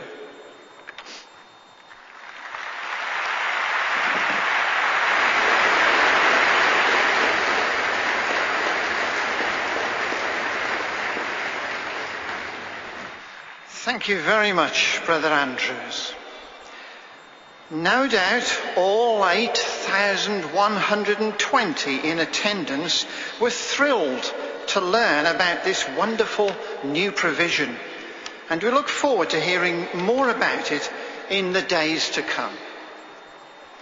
As our speaker mentioned, the musical interludes that will be played at the beginning of each session these next 2 days have been drawn from our new songbook, Sing to Jehovah.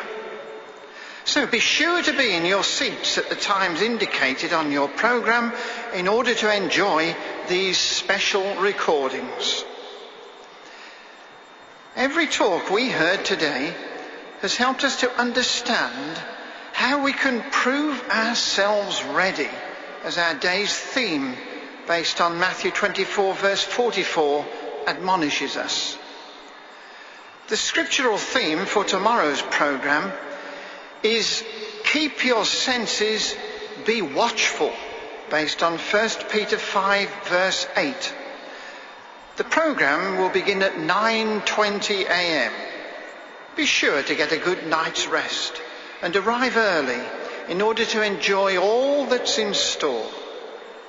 Please remember to bring your lunch with you so that you can remain on the premises as we enjoy our Christian fellowship together. Our closing song, which is number 169, reminds us of our great privilege of welcoming Jehovah's heavenly kingdom with songs of praise. So let's stand, if we're able, and sing this together. It is entitled The New Song.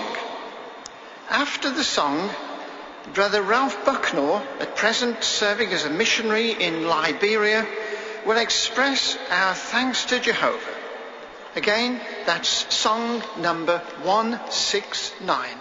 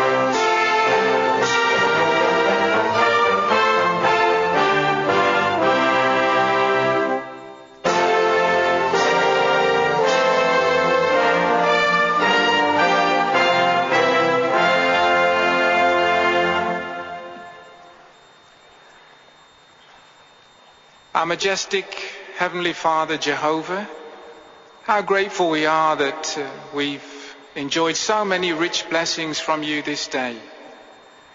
Father, however can we express our heartfelt love for you? How can we ever give you the praise that you truly deserve in full measure? The things that we've been taught by you this day have truly touched our heart and built our love for you. Father, we thank you for the timely food that you've given us, helping us to keep on the watch, to keep our senses and be alert to your day of action. We know that as we go through this wicked system, Father, the things that you give us as families, young and old, truly will help us to stand firm and steadfast, loyal and faithful to you. So we thank you, Jehovah, for the rich blessings you've given us. We're especially touched by the announcement of our new songbook. We ask, please, Father, that this will help us to praise you in song in a way that will truly make your heart rejoice. And we thank you as our grand creator for this wonderful DVD, Father, that is going to help us to appreciate the marvels of your creation in a greater way. So we thank you for all you've given us, Jehovah. May you please help all of us to go home safely, to discuss the things that we've enjoyed this day, and that you'll bless all of us to be here in attendance tomorrow. So, Father, we want to say thank you and express our love for you now. Please, will you accept our prayer as we approach you and offer it in Jesus' dear name. Amen.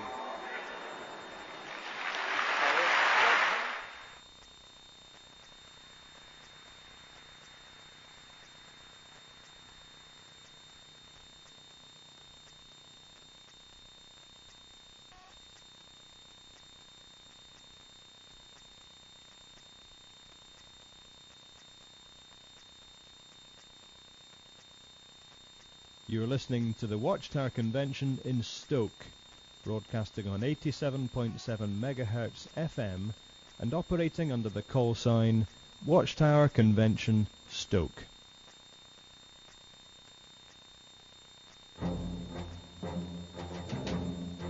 This is a test transmission operating on a restricted service license. We are transmitting on 87.7 MHz FM and operating under the call sign Watchtower Convention.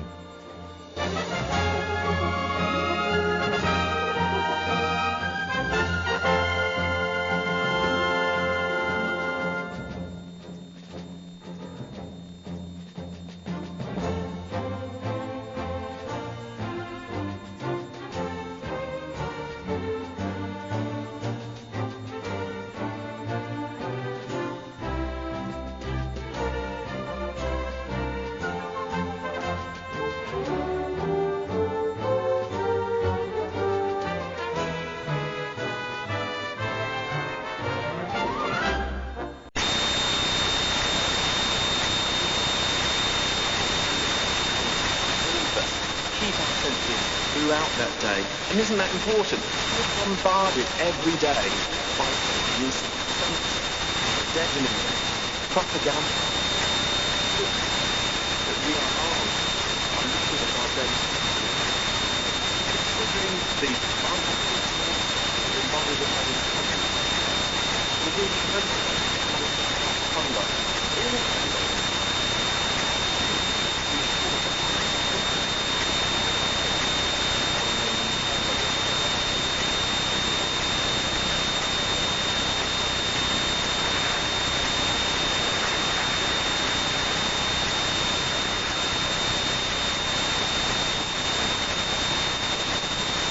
What practical reminders. Thank you. The third significant convention will set forth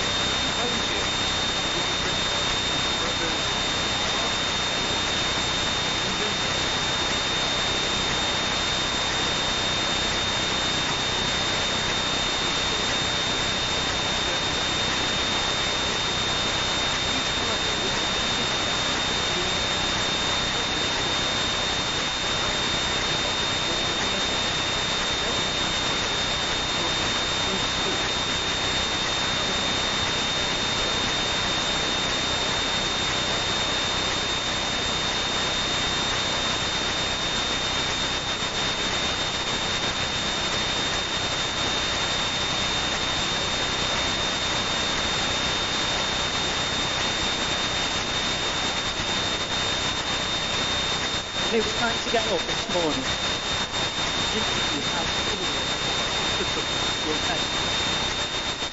Did you more minutes? It's very, very important for our physical well-being. But we also agree that at times sleep can be very unacceptable, even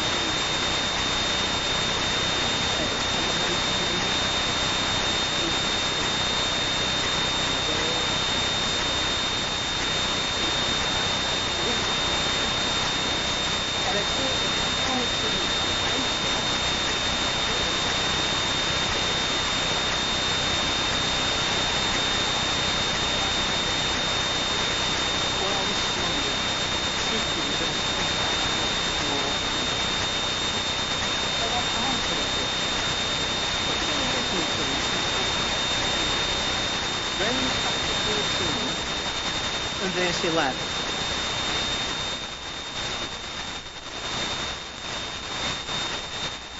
It says, do this too, because you will know the season. It is already the hour for you to awake from sleep. For now, our salvation is nearer than at the time when we became believers. Evidence clearly shows that this world system is in its last days. Soon it will be wiped out of existence forever to make way for the new world of righteousness. To help as many as possible to be a part of that new world and to be a part of it ourselves, we have to be fully alert to our ministry.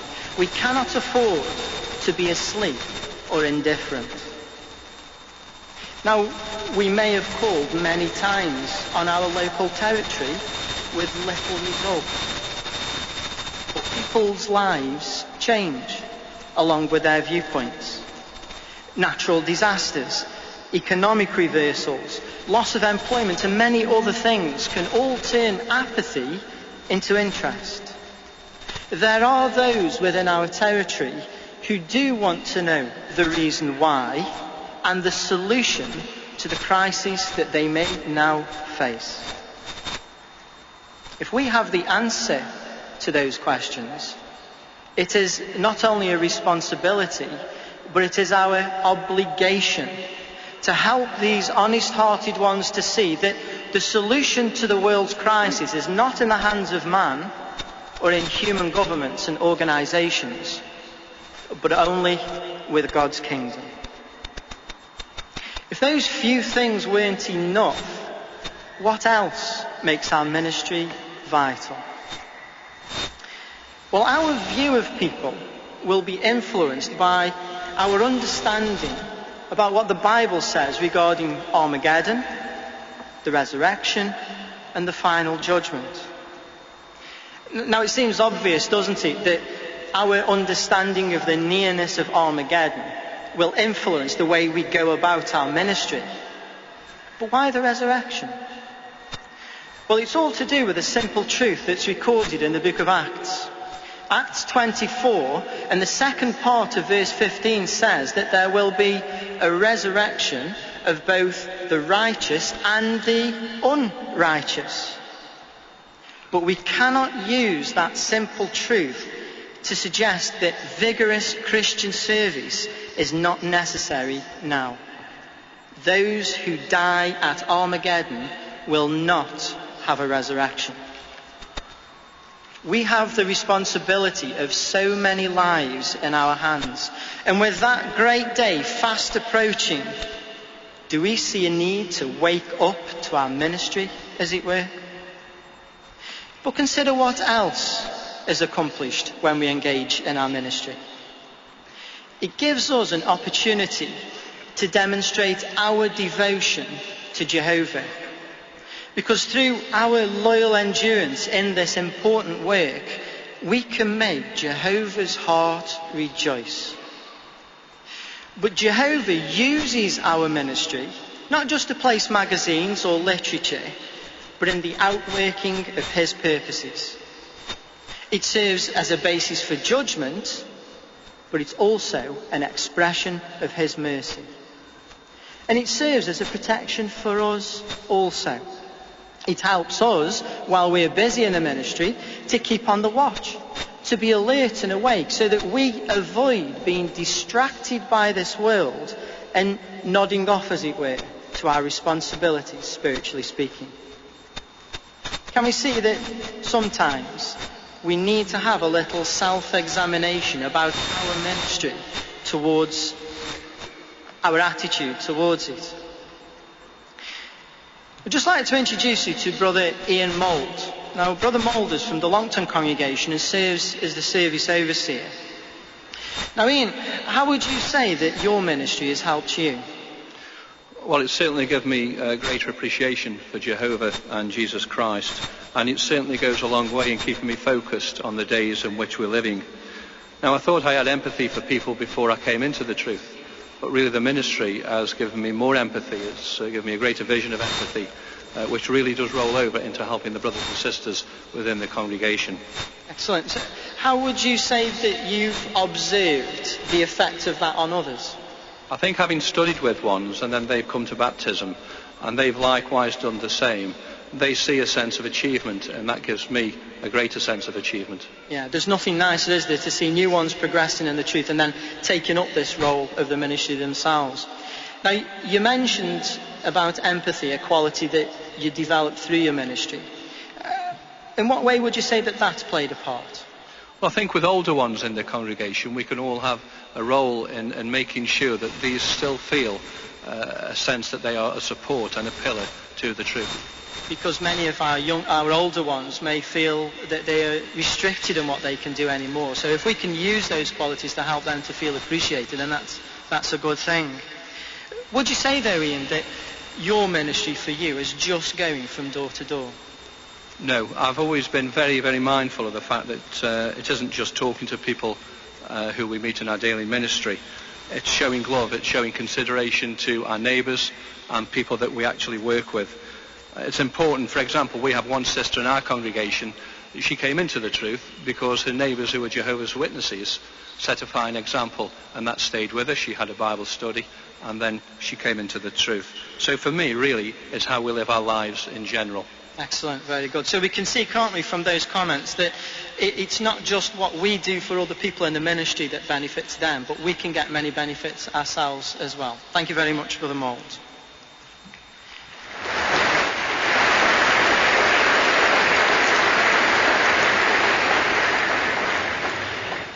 In Matthew chapter 5 and verse 13, Jesus said, "You are the salt of the earth." Now, salt was used as a preservative. It was used to preserve food.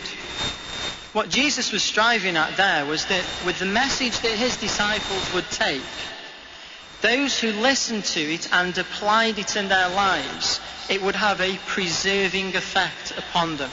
Not just helping them in the present life, but in their everlasting future also. But the second part of that verse, Jesus gave a warning. Because he said that if salt loses its strength, its saltness, how could it be replaced? All that it would be fit for would be to be thrown outside and to be trampled on by men.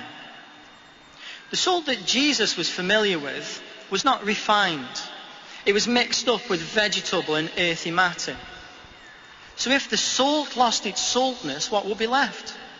Nothing but earth and vegetables. Not useful for preservation, only to be thrown upon pathways the way that we would use gravel. So let us heed that advice from Jesus. We are the salt of the earth with a responsibility and a message that can preserve people's lives. But let us also heed the warning that we need to be ever ready and fully alert to our ministry so that we don't suffer ourselves spiritually and become like salt that has lost its strength. The point that we want to consider next is observation. How can being more observant help us to be more effective in helping people to wake from sleep? Well, listen closely as Brother Andrew Dixon from the Stoke Central congregation provides a thought-provoking answer in the second part of this symposium, entitled Help People to Awake from Sleep by Being Observant in the Ministry.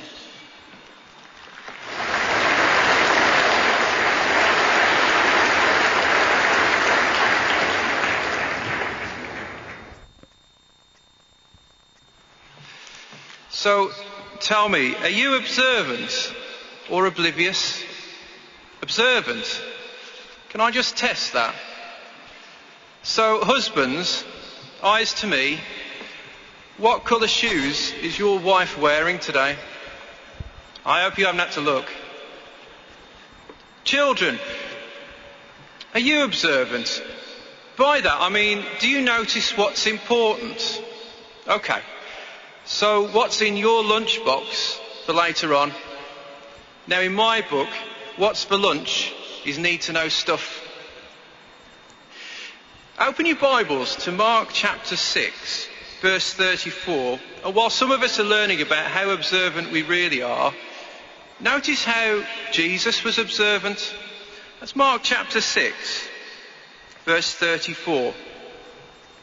It says, well, on getting out, he, Jesus, saw a great crowd, but he was moved with pity for them, because they were as sheep without a shepherd. And he started to teach them many things.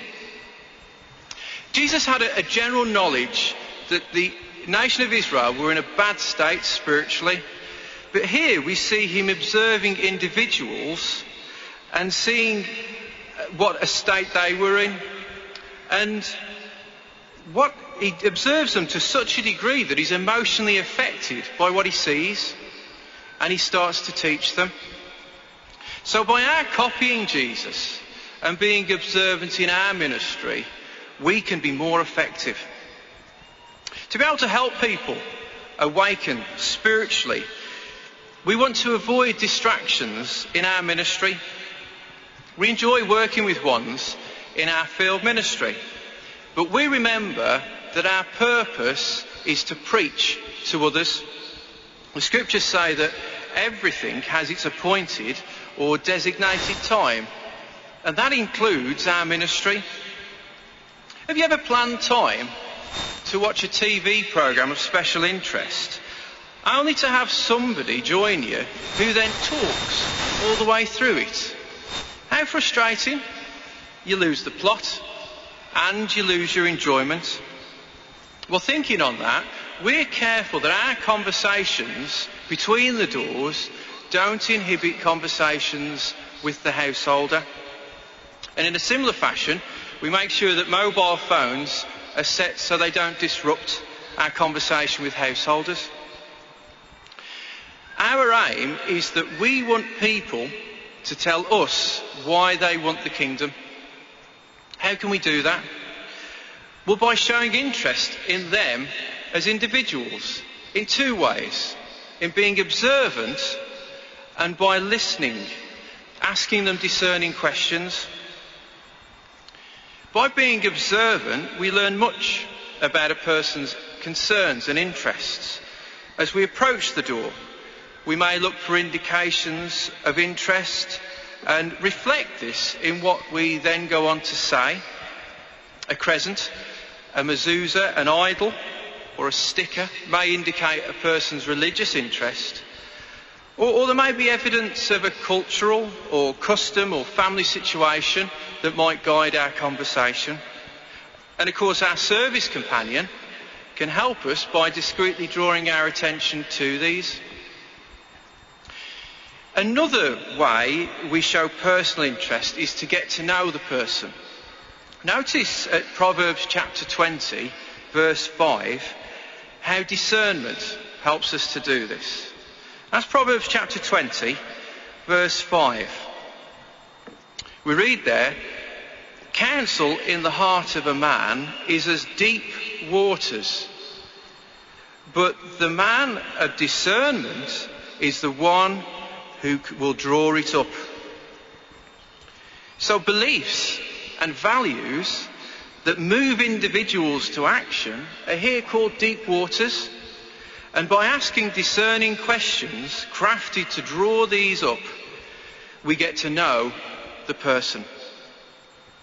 Effective evangelisers are often called skilled, compassionate listeners. So let us listen as people tell us why they need the kingdom.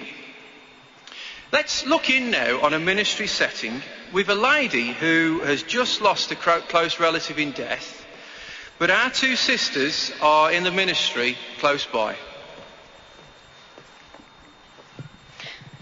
So Sarah, have you seen that half-price sale on in town? Have you got all the stuff for your holiday yet? I haven't. I really need to go to the sales.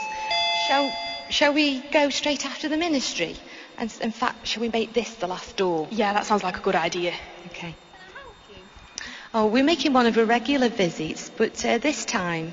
Luke, I'm going to stop you there. I'm really not in the mood for this today. I've had a terrible week. I've lost someone very close to me, so no thank you. Oh, well, let me just leave you this article entitled, Is It Wrong to Change Your Religion? And we'll see you another time. Okay. Bye. So, Lydia, what's in this half-price sale? Well, I noticed there were some towels and a really nice pair of flip-flops as well. I really need towels. Okay, so rather than being observant, our sisters seem rather distracted. Simply asking, have you ever wondered whether God cares about human suffering? And then listening perhaps could have led to better results. Speaking of her first meeting with Jehovah's Witnesses, a grieving mother said that what she remembered was not what they said, but how they listened compassionately. Let's look in now on a married couple who, let's say, met the same lady, but showed personal interest and a discussion ensued, and they're preparing for the return call, and notice how their observations helped them. I've just been going through my call book, and I'd like this afternoon to call back on that lady whose brother died. Oh, you mean Claire? I found myself thinking about her quite a lot this last couple of days. Yeah, I've written down that she said that her brother had died after a long illness, and she felt a kind of relief that her suffering was over. That's right. You showed her that scripture about the resurrection at that point, didn't you? Yeah, but she didn't really respond to that, so that's why I asked her the question, do you think God cares about our suffering? And then that's when she said that she was not too sure anymore. In fact, she was even struggling with it. Yes, I remember. She'd seen a news report that had particularly disturbed her, and I noticed as she related it to us that her eyes seemed to just well up with tears and her voice cracked a little bit. And I remember thinking that she's obviously a really feeling and compassionate person generally, isn't she? Yeah, I remember the news report that she mentioned, but I must have missed her reaction, so it's good that you noticed that. I was wondering, do you think she's religious? Yes, I think she is, because straight away I saw that she'd got a cross round her neck, but also there was one on the hall wall, which people don't normally do unless they're religious, do they? No, that's right. So it seems as though her doubts about God have built up and reached a head with the death of her brother. So I was thinking, do you think we could go back and use the scripture in 1 Peter 5 verse 7, because that says that we can throw our anxieties upon God, but also the reason being that he cares for us. And then in the Bible Teach book, there's just a section there on page 108, starting in paragraph 6. It just shows that God's not responsible for the suffering in the earth. Yeah, I like that section. And if we can get to paragraph 9, that's quite good, because it raises the question, well, if God hasn't caused the suffering, why hasn't he done anything about it? Why hasn't he acted? Yeah, so we could use that as that question for the basis for the return visit if we get that far today. Yeah, I like that. Okay.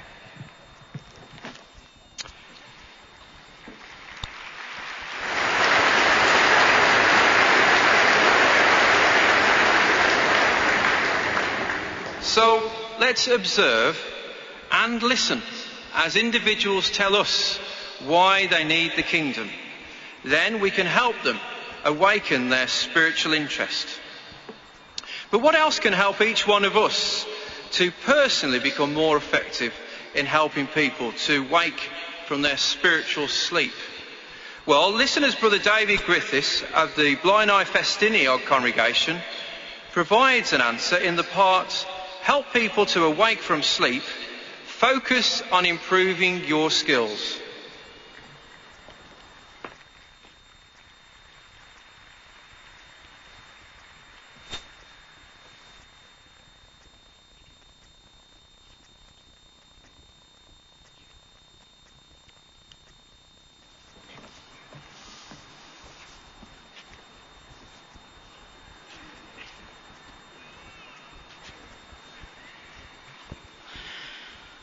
On an average day, what's the worst way you can be woken up?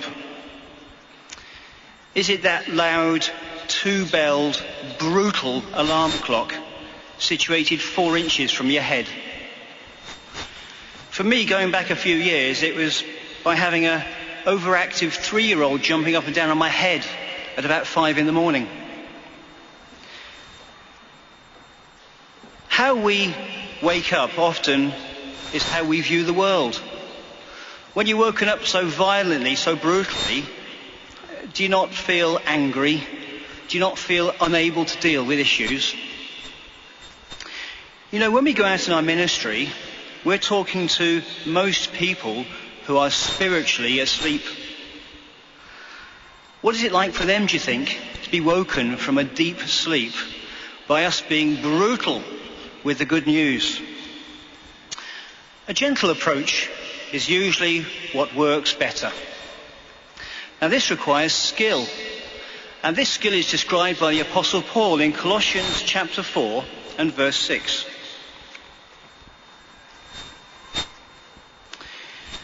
He says, "Let your utterance be always with graciousness, seasoned with salt, so as to know how you ought to give an answer to each one."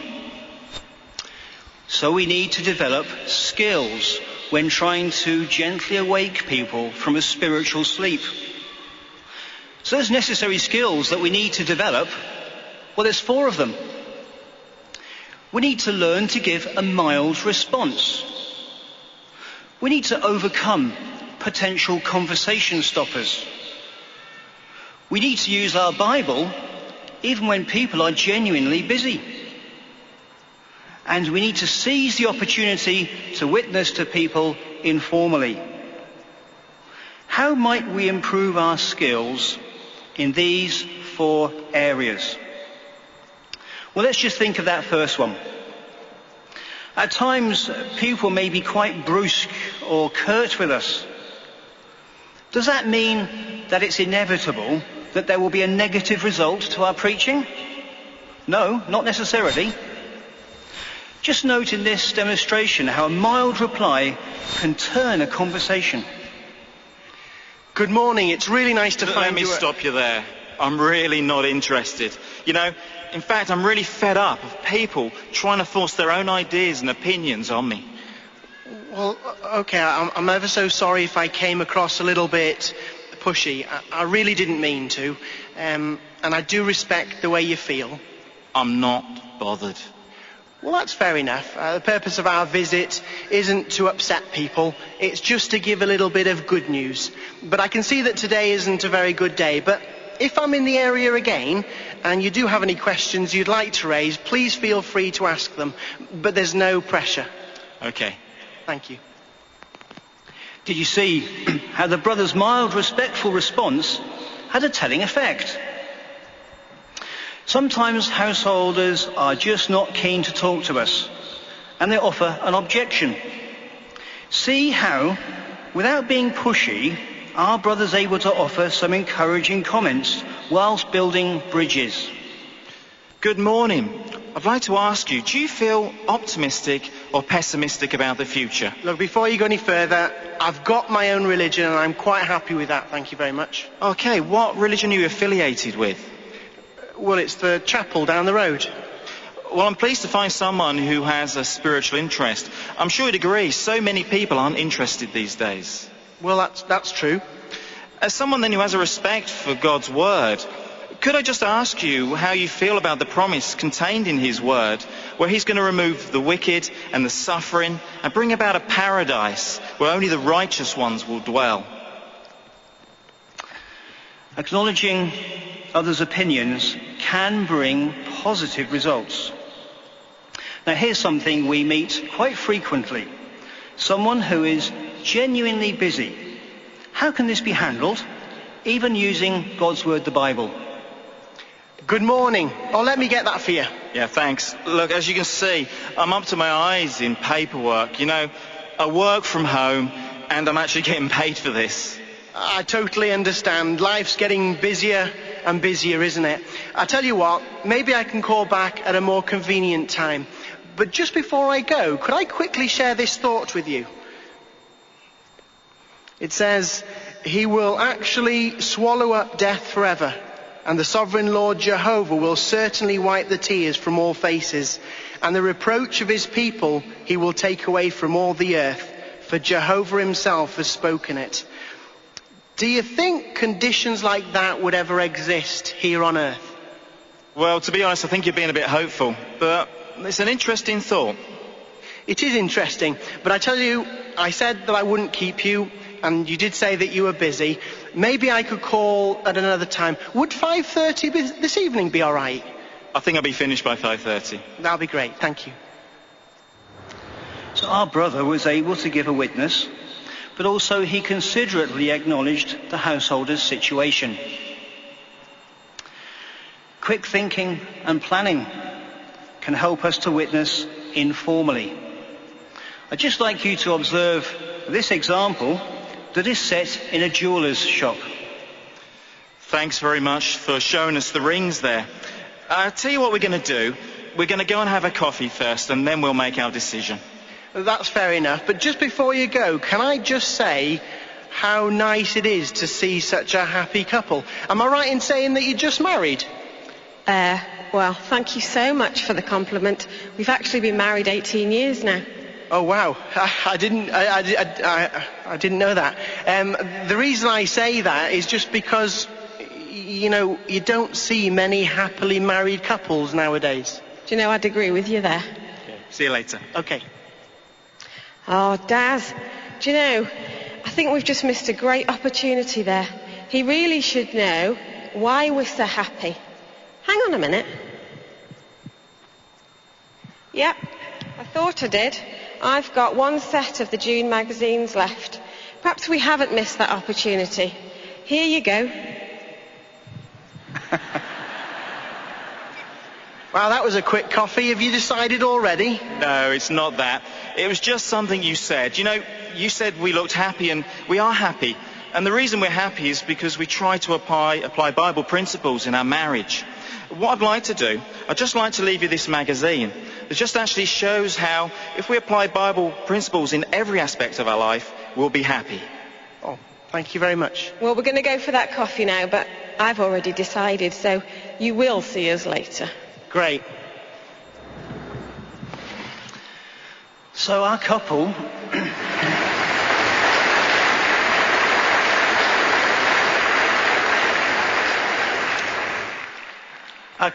listened carefully, they carried literature, and they were prepared to share practical good news with whoever they met. Now, in those 4 demonstrations, did you notice anyone jumping on somebody's head? Did you notice any brutal treatment of people who are perhaps spiritually dozing? No, not at all. And the reason for that is they used their skills. Do you remember those 4 skills that we considered? They were able to give a mild response, to overcome potential conversation stoppers, to use the Bible even when someone is busy, and to seize the opportunity when witnessing informally. By doing those, then we're able to give a very gentle nudge to those who are sleeping spiritually. Always be mild. Always be prepared to respond tactfully. And by increasing our skills, we can demonstrate that we're watchful of our quality of our service. But when focusing on improving our skills, what can we do to help those who are closest to us? Listen carefully as Brother Bill Tomstone from the Walsall Wednesbury congregation develops the part, help people to wake from sleep, don't forget your relatives.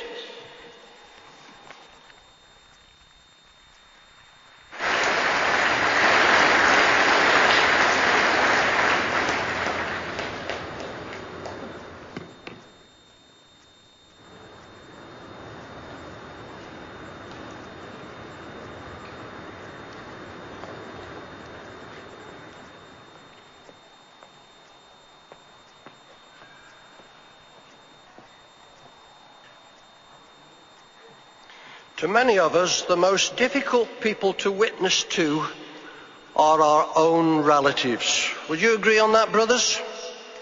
Yet it's only natural that we want our relatives to live in the new system. Jehovah wants them to gain salvation. Can you remember the time when Jericho was being destroyed? Rahab pleaded for her relatives to be given life. In fact, it's recorded in Joshua chapter 2 that she wanted all her relatives to be spared at the destruction of Jericho. So where's the problem, brothers, with our relatives? Often it's because when we first come into the truth, maybe we've been overbearing with them, with the truth, and we've been rebuffed by them. Not once, but maybe 2 or 3 times. So we give up trying to bring them into the truth. But you know, our relatives, like all people, change.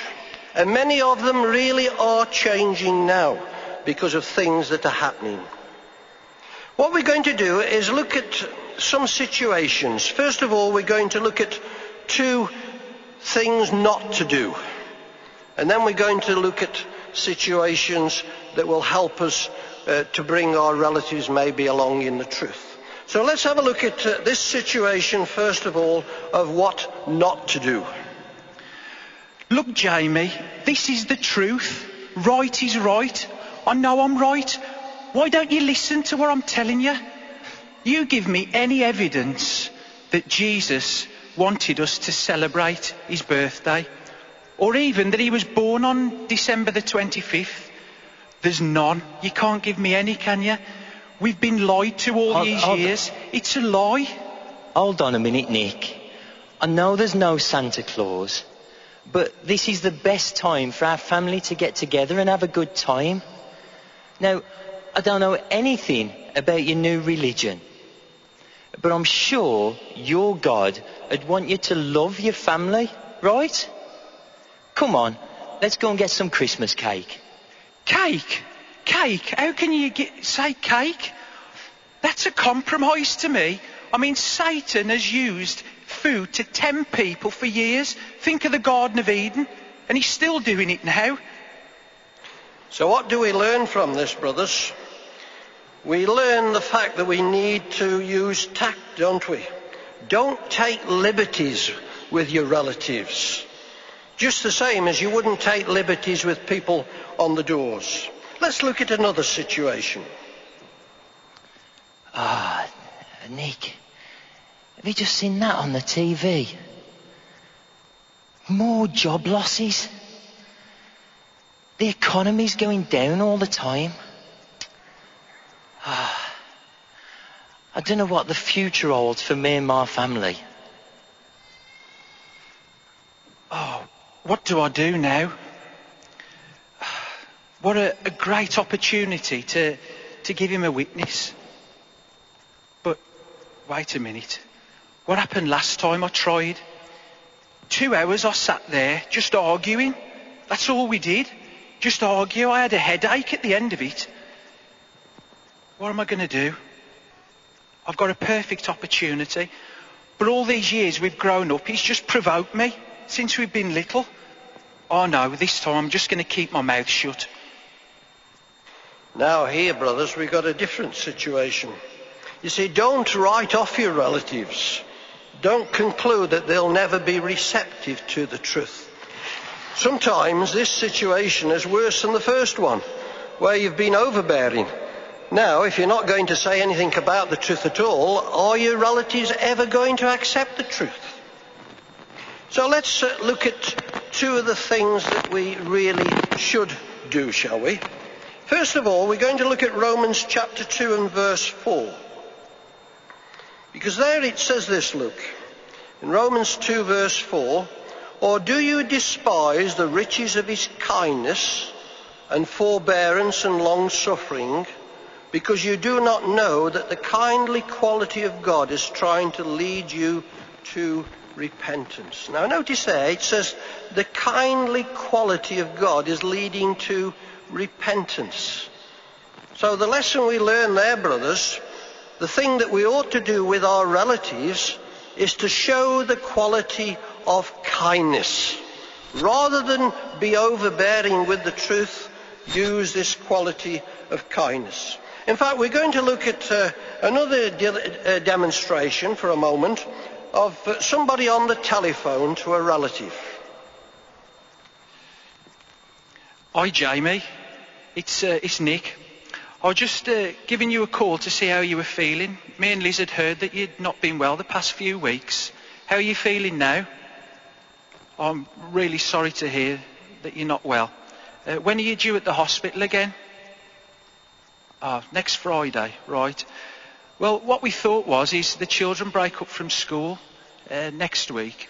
So how about if we come up for the day and visit, and maybe we can help you with some transportation or some things around the house to help you out. And by the way, the children have made you a card and have sent it in the post. So in the next few days, you'll receive that, and I hope that it cheers you up a little bit. We'll speak again soon.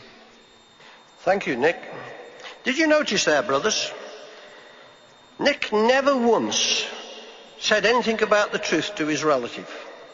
He wasn't being preachy over the telephone, was he? All he was showing was kindness and consideration to his relative. So the point that we get from this is actions speak louder than words. Our conduct, our attitude towards our relative is often the thing that will bring them along and make them interested with the truth. So tactness is important, kindness, perseverance, these are the things that pay off. So thank you, brothers, for those demonstrations there.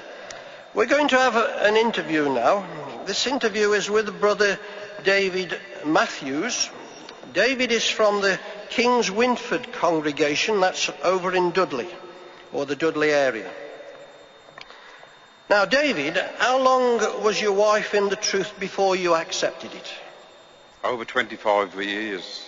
We had only been married about 4 years when she became a Jehovah's Witness. So 25 years she was in the truth and you were not in the truth. How did your wife's conduct affect you during all those years? Well, she always respected my headship and included me in theocratic activities where possible. I see, good. Did you have any contact with other brothers and sisters during that time? Oh yes, our house was very much an open house for pioneers and others coming and going. So what made you decide eventually to accept the truth? Well, I'd always respected the brothers and the truth, and the brothers offered to study with me. So, what are you doing about the truth then today, brothers? David? Well, I want to make up for lost time and get fully involved in the truth, Bill. And David is working here at the Assembly Brothers. So it shows that after all those years, David came along in the truth after 25 years of not being in the truth. Thank you ever so much for that interesting comment.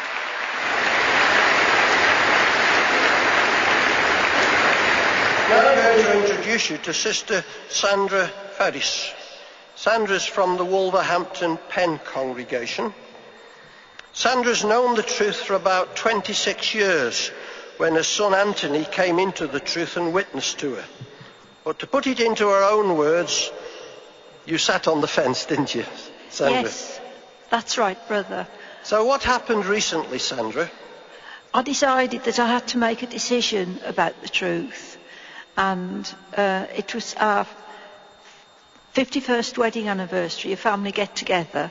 And I decided that I would announce to them that I had decided to become a dedicated, baptised Jehovah's Witness. I bet that was a decision to make. It was, yes. Yes. Go on, carry on, please. I was quite surprised that the member of our family who I expected to be the most opposed was actually the most supportive. And she paved the way for other members to accept the truth. Yeah, that was a bombshell to them, I'm certain, and quite a shock to wait until an occasion like that when suddenly you got the courage to stand up and tell them that you were going to be a Jehovah's Witness. In fact, your family is very, very large, over 10 Catholics. That's right, yes. Irish Catholic family, isn't it, Sandra? Yeah. Now, you were baptised in February of this year. Did any of your family attend the Dudley Assembly Hall to see the baptism? 10 members of my family attended, and it was absolutely wonderful. And the icing on the cake was that my son Anthony actually gave the baptism talk. It was absolutely beautiful, beautiful. And you took almost a whole row, didn't you? Yes, at that's the Dudley right. Assembly Hall. That's right. And brothers, since that time, the comments from that Catholic family has been tremendous. She's had phone calls showing appreciation for going along to the Assembly Hall and how impressed they were about the whole thing. So thank you very, very much, Sandra, for that very interesting interesting experience there, I should say.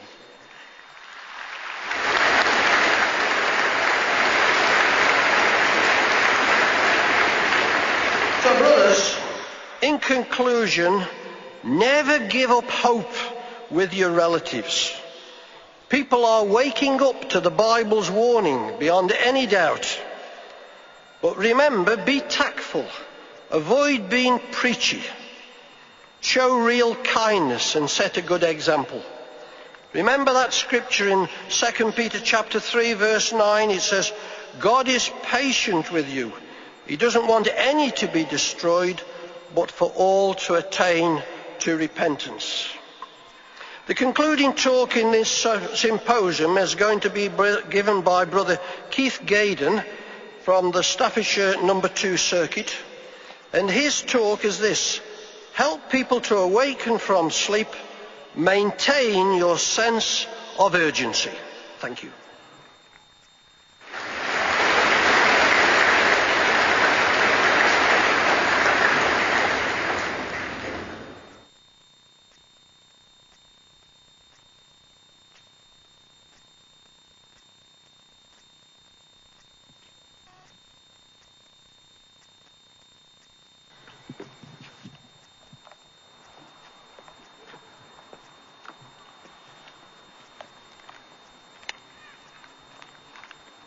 It's pretty obvious that if we are going to wake people up, we must be well awake ourselves. Can't wake someone else up if we're asleep. The importance of waking people up at this time is that so much is at stake. We're not playing games. This is a matter of life and death. We're not going through rituals of field ministry. We must consider what's at stake here. The lives of decent people are at stake.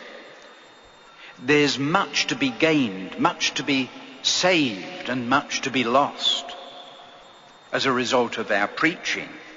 And the urgency is on us as never before. And it's such a wholesome work. I mean, just look with me, please, in Ezekiel 33 to see the so positive angle, the result of the ministry of Jehovah's people. Ezekiel 33.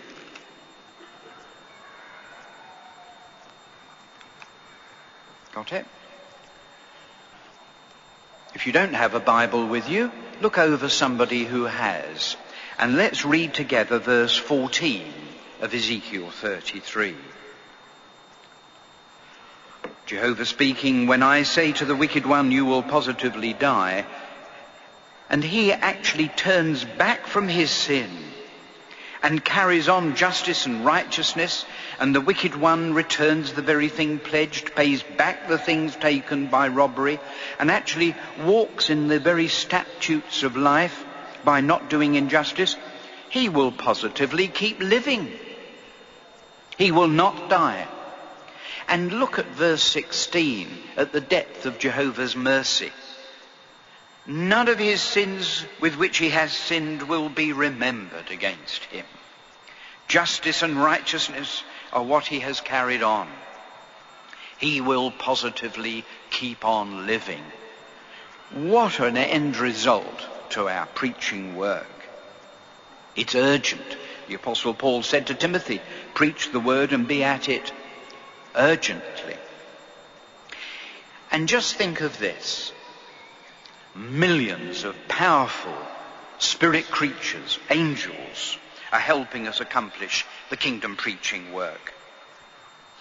Does that not give us confidence and increase our sense of urgency at the huge power that's behind this campaign of preaching? But we need to look out. We need to beware. We could lose our sense, our personal sense of urgency. Nod off again. Go back to sleep. What could do it? Distractions could do it. It could stop us thinking about how important the work is. The priority of the ministry could be allocated to something else. Perhaps we've been preaching for a long time. Perhaps we're nodding off at the wheel, so to speak, after such a long journey. Or it could be our approach to the ministry just needs to be revitalized. As the review of tomorrow's Watchtower says, we could be going through the motions, floating along with no purpose in our ministry. In 1 Peter chapter 5 and verse 8, there's a neat phrase there. 1 Peter chapter 5 and verse 8, about keeping on the watch ourselves and our attitude, whether we recognize the urgency or have got something else in our horizons. Verse 8 says, keep your senses. Be watchful, because as it goes on, the devil is out to catch us. And the devious devil knows how to catch our eye, tickle our heart's desire, draw us into personal pursuits, side issues, clashes, disputes, so that we take our eye off the road. There'll be plenty of time for personal interests in the new world, where we can enjoy the real life forever. But now is the time to help people awake. Because the hyperactive demons are dispensing sleeping tablets of false hopes to lull people into a coma of disinterest. Now, it's a big task, and sometimes we could feel a little overwhelmed with the scale and scope and urgency of it. We might think to ourselves of the vastness of our territory, or the huge number who are not at home that we never speak to, or even the seriousness of our commission could overwhelm us. We might think to ourselves, well, it's only me you're talking to. I don't have a lot of time and I'm not very well. So how am I going to get all this done? Do you believe, do I believe, that Jehovah and his Son, with their vast power, are behind us in the preaching work? Do we believe that? That they are 100% behind this work in these, the last minutes of the last hours of the last days? That should motivate us and give us confidence. And another thing, 100 years ago, there were only 5,000 publishers in the world. A handful compared to the millions that were alive at that time. How did they feel with this global preaching commission to preach to all the nations? Just 5,000 of them. Well, they depended on Jehovah, and they did what they could. They were intent on doing what they could in bearing the witness, and Jehovah did the rest. I was thinking, last Sunday afternoon we were given half a road to work. Back then, they would have been given half a continent to cover. They'd have been given a country to preach to, like the faithful Brother Brown, who became known as Bible Brown, who was given half of Africa. These were brothers and sisters and young people who recognise that this is Jehovah's commission and did it. But we do need to realise personally that we need to maintain our sense of urgency. Keep on the watch would mean that we are spiritually alert, wide awake, not half asleep. We must buy out the opportune time, as we heard in the talks yesterday. And buy out the opportune time to keep us well awake would be by our family worship evening, whether we're a married couple or an individual or have youngsters or youths in the home, that we would make time for personal prayer, personal meditation, personal time with Jehovah, because the very end of the last days is very near.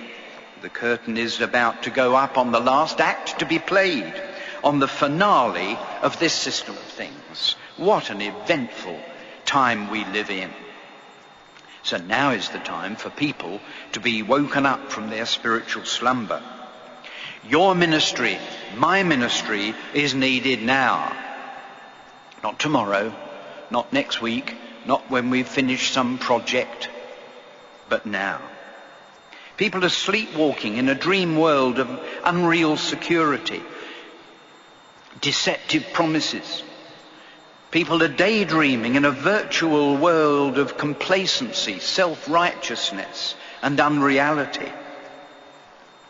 Wasn't it thrilling yesterday to review the basic prophecies in Matthew and Mark, Luke, Timothy, Revelation, Daniel, to see that the sign of Christ's presence indicates that we are deep into the end, that the end of this system is rapidly approaching. Since 1914, for the first time in human history, the many, many features and aspects of Jesus' composite sign are present simultaneously and globally. Thrilling. There's sufficient evidence to satisfy even the most critical jury that this system is about to end and be replaced by a world of righteousness. Have you noticed how one difficulty seems to be that people are taking the horrors of life in the world today, they're taking it in their stride, taking it for granted. What's abnormal is now treated as normal.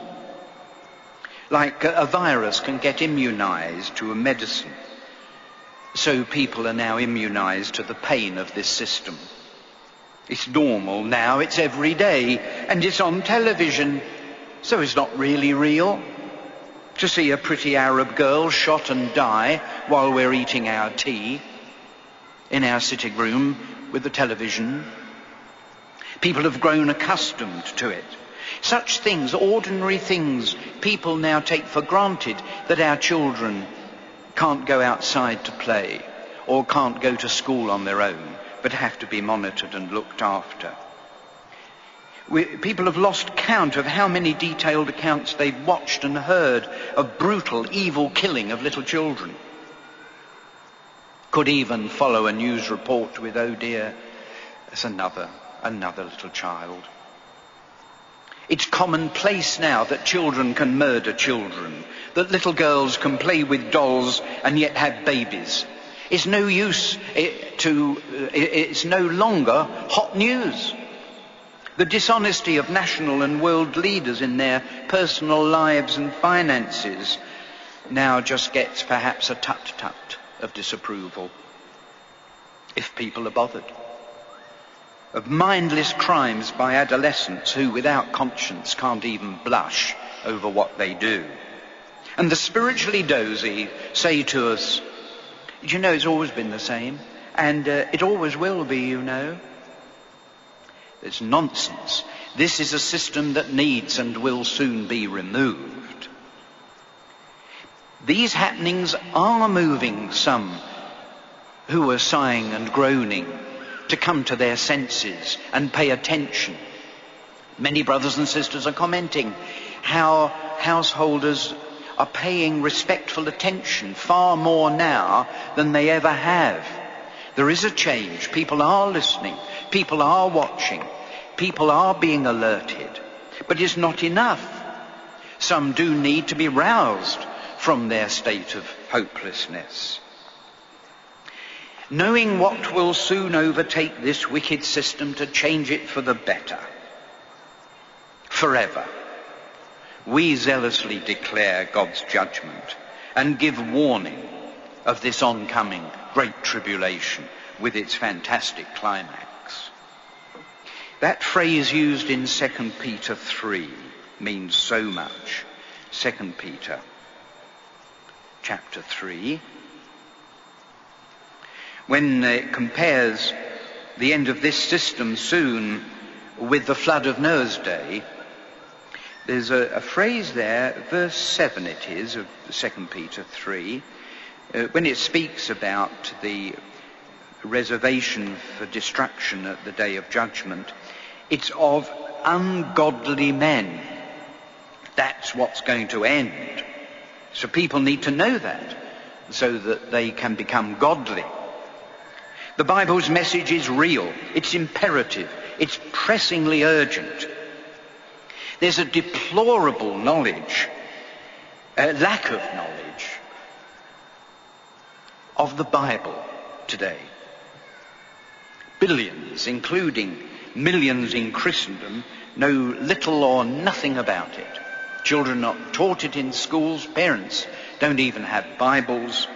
So this basic lack has been revealed in a recent study by Durham University. They did a survey that demonstrated the ignorance of the Bible.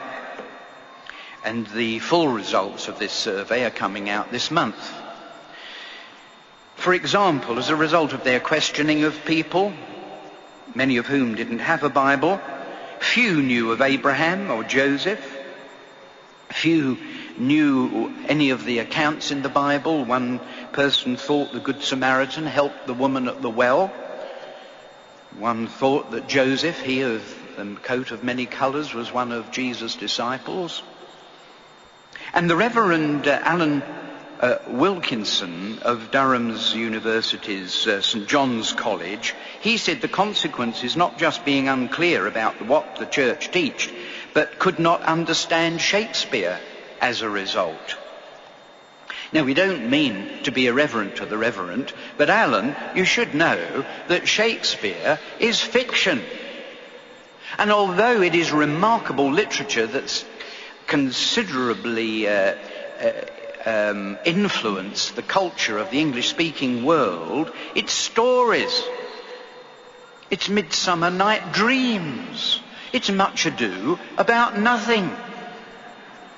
The Bible has more than that. The Bible has the answers to the main questions that people have. It shows us how to live life.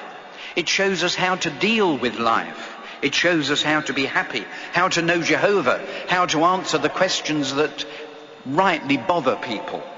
So that's what the Bible's about. Would you not agree that what we need is a publication specially designed to acquaint people with the Bible's message? Would you agree we could do with a publication like that?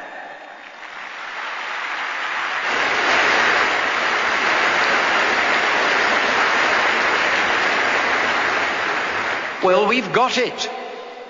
The Bible. What is its message? It's a remarkable brochure. Some of its features, there are 26 sections. It covers Genesis to Revelation. At the bottom of each page, a timeline shows readers when important events took place. The brochure has striking artwork, thought-provoking questions. Some of the 26 section titles are like Paradise Lost, it's one of the first ones, and one of the last ones, Paradise Regained. God speaks through his prophets is another one. It's a good one. The Messiah arrives. Jesus gives a far-reaching prophecy as another title. The apostles preach fearlessly. Helpful boxes with complementary information on such topics as the divine name, imperfection and death, walking with God, and the sign of Christ's presence. And all the way through are references to where the reader can find further information in the Bible Teach Book. This brochure will undoubtedly help many more to wake up from sleep. Wonderful features. And as we urgently share in waking others up from sleep, we realize our ministry is of utmost importance. So what can we do to make the alarm call clearer, the wake-up call more easily heard and understood?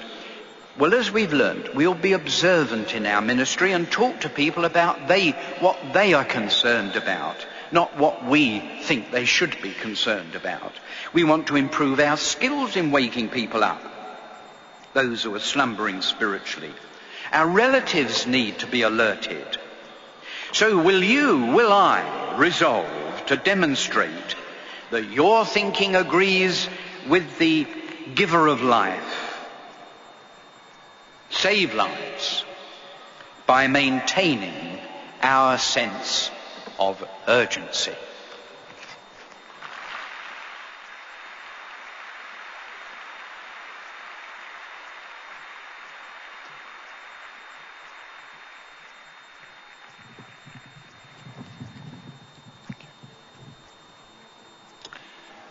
Thank you, brothers, and all who had a share in imparting that skillful direction.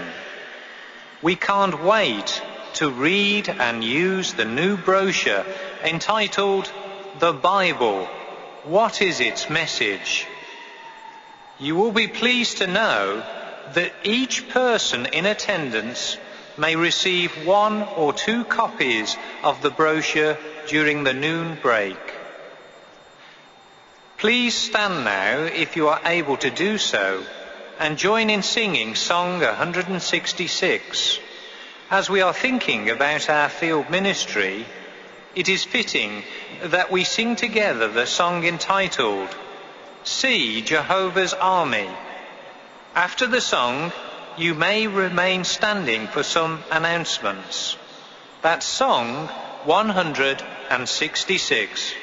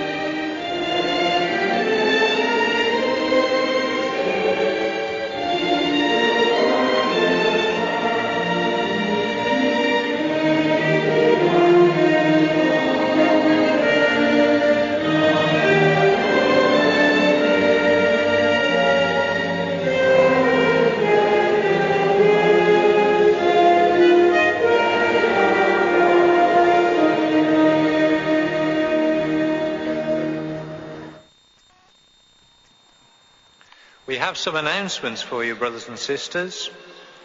We would like to remind you that our convention is an open meeting. For your benefit, please wear your lapel badge at all times. Be security conscious with regard to your belongings. It would be wise not to leave your bags unattended at any times, even within the stadium. Also, make sure that your young children are with you at all times. May we suggest that in the case of young children, you write the seat number and the row on the back of their lapel badge each day. May we please ask you to keep off the grass and respect the stadium facilities. Also, please take extreme care when you are walking around the stadium due to the slippery conditions today.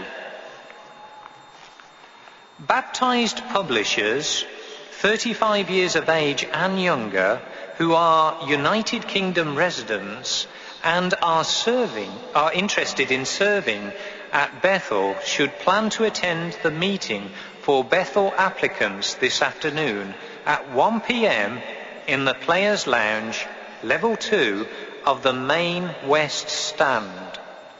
Please note, all baptized brothers, even those younger than 19 years of age, are invited. We have some greetings, brothers and sisters. We have received greetings from our friends in China wishing us Jehovah's blessing.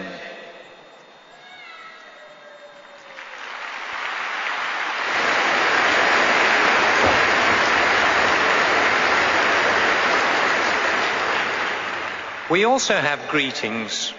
Greetings come from the 12 members of the Kingdom Hall construction team and the 163 publishers of the Goroka congregation in Papua New Guinea.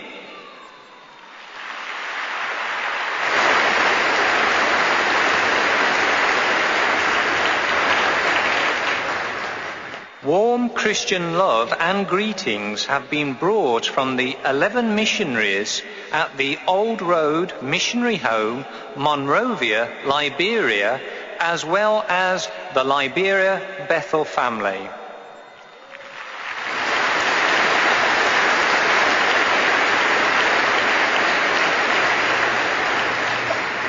You may be seated.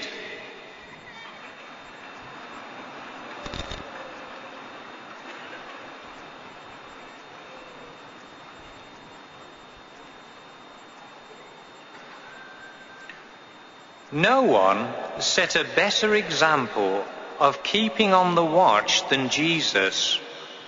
How did he do it? And how can we imitate him? Let us listen with keen interest as Brother Terry Lovejoy from the Telford Aqueduct congregation develops the theme, Imitate Jesus' example of watchfulness.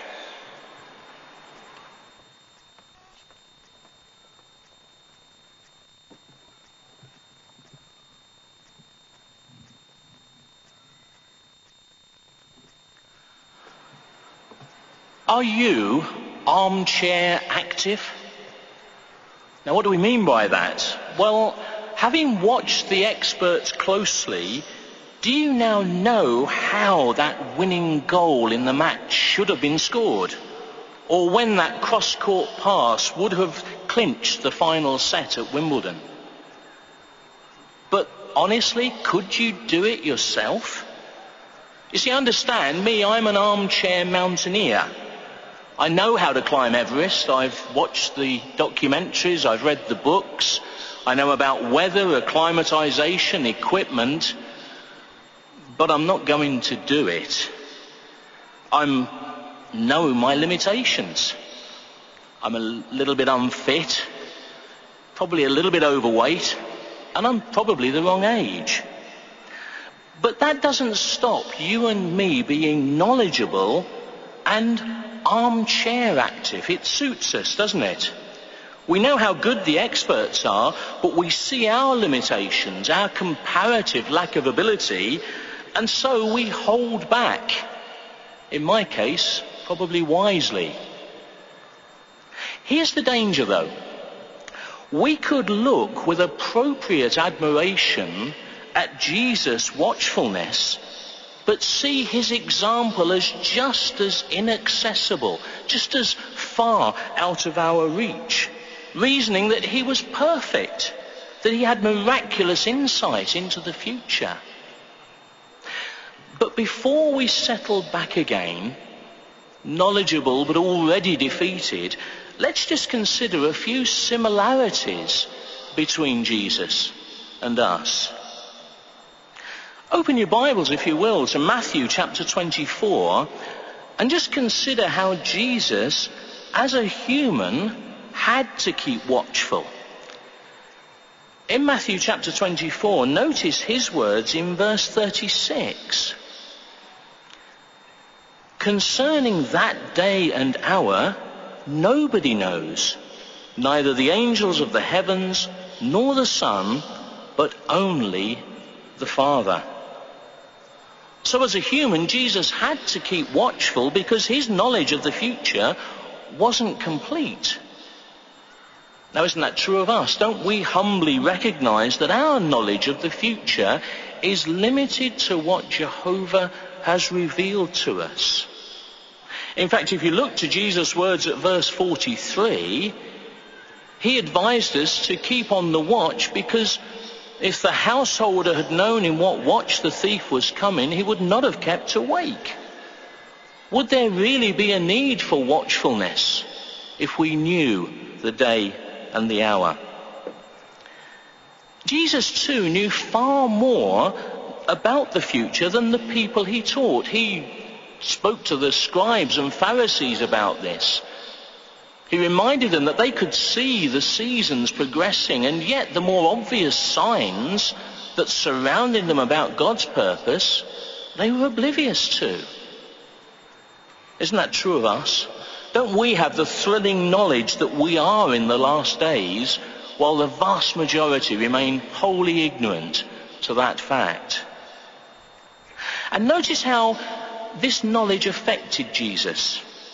What Jesus knew about the future made it imperative to him that he remain alert to opportunities to share that knowledge with others. And we too share the truth with others eagerly, don't we? Knowing that the end of all things has drawn close. So when we consider those similarities, it's evident that we need to look more closely at Jesus' example of watchfulness and see how we can apply it in our lives. And we need to remember that unlike the scribes and Pharisees, Jesus actually did the things he asked others to do. So his watchfulness was real. It was active in his pattern of life. And this gave even greater urgency to his words of counsel.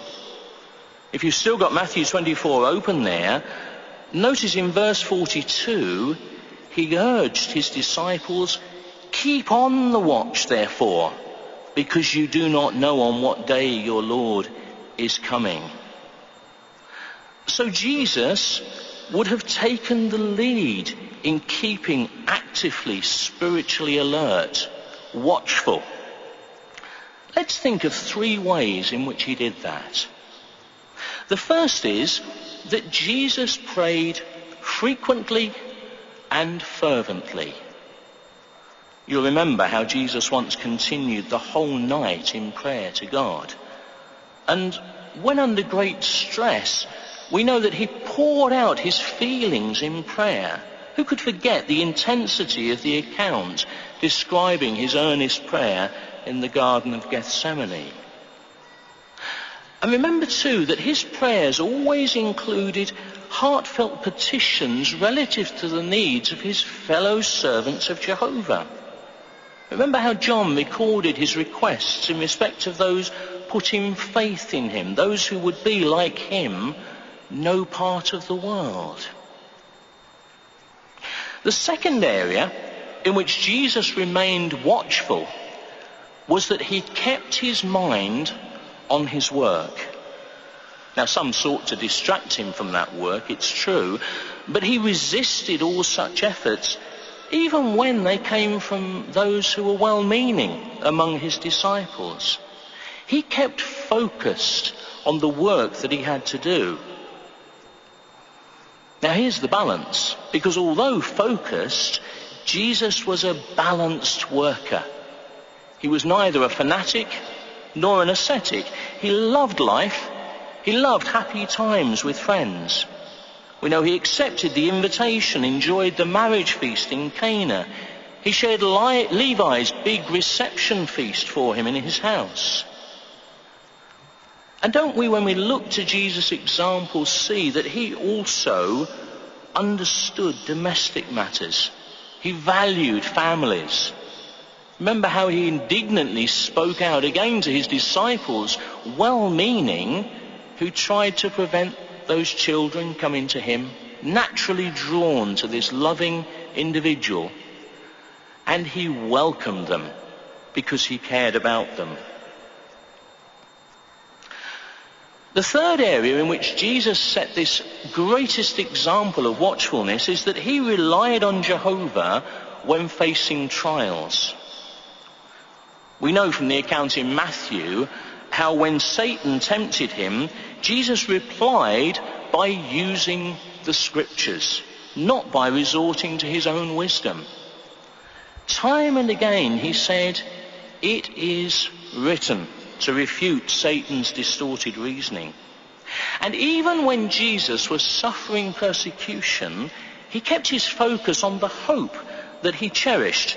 And Paul, in Hebrews chapter 12, urged us to remember just how this strengthened Jesus, our exemplar. Have a look with me, if you will, at Hebrews chapter 12 and verse 2. Remember, we're told here to look intently at the chief agent and perfecter of our faith, Jesus. For the joy that was set before him, he endured a torture stake, despising shame, and has sat down at the right hand of the throne of God. Look intently, we might say, be watchful of the example of Christ Jesus, who here demonstrates how he relied on Jehovah even when the trials were perhaps beyond anything that we could imagine.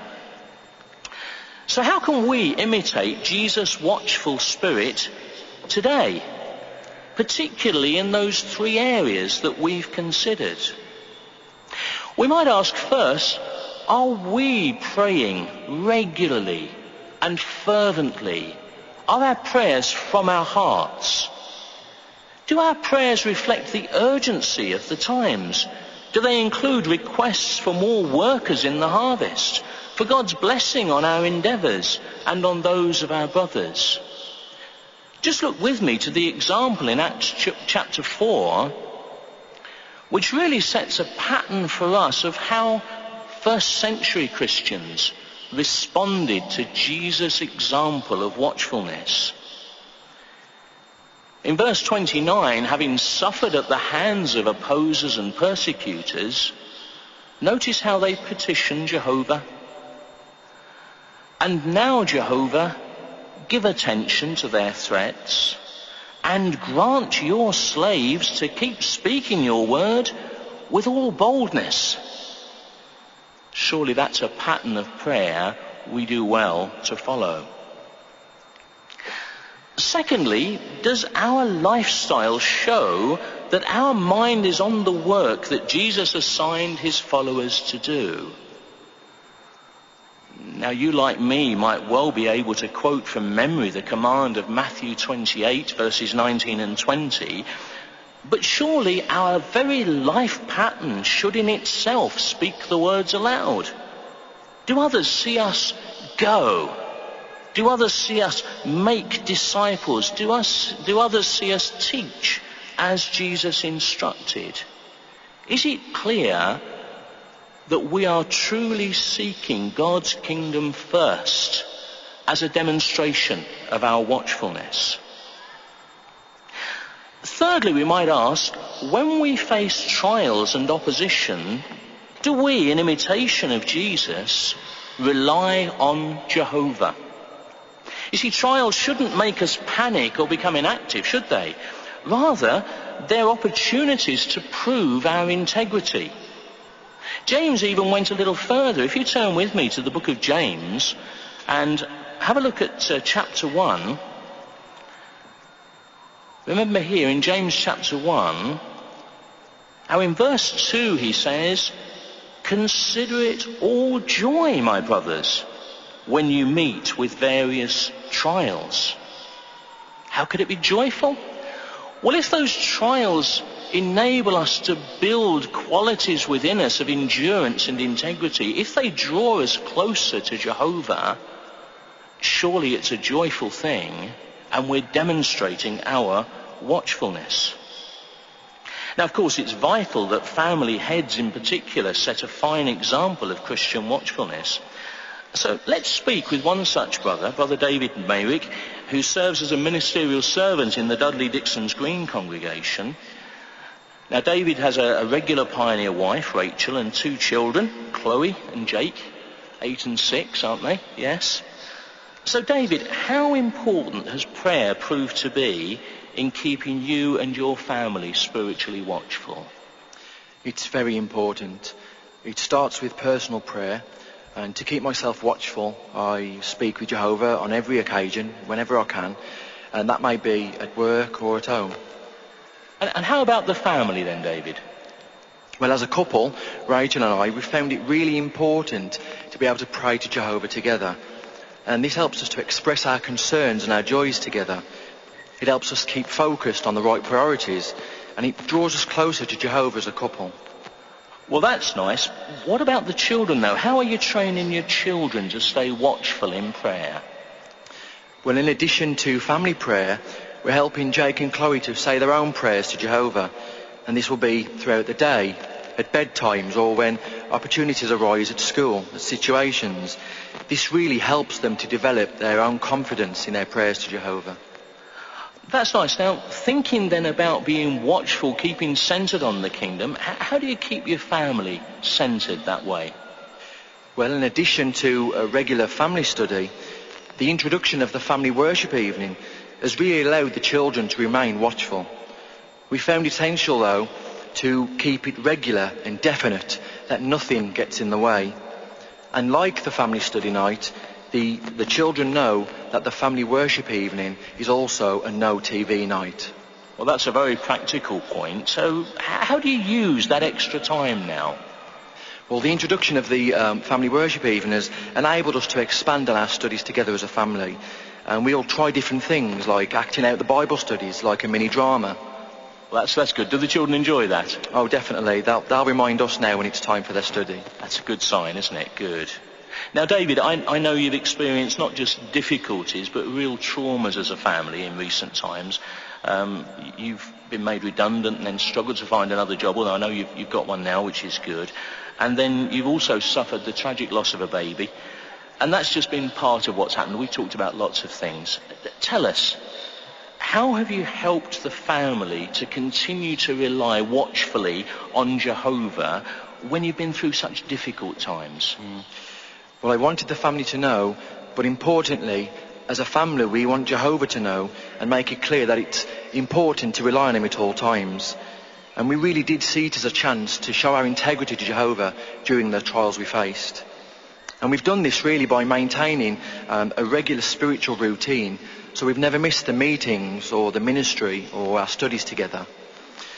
But also we've drawn strength from the association at our meetings. We've been overwhelmed really with the love and the support of our brothers and sisters in the congregation, and we really view it as a privilege from Jehovah, the brotherhood that we have, and we really do view them as our extended family. Well, thank you very much, Brother Mayrick, for sharing your family's watchful experience with us.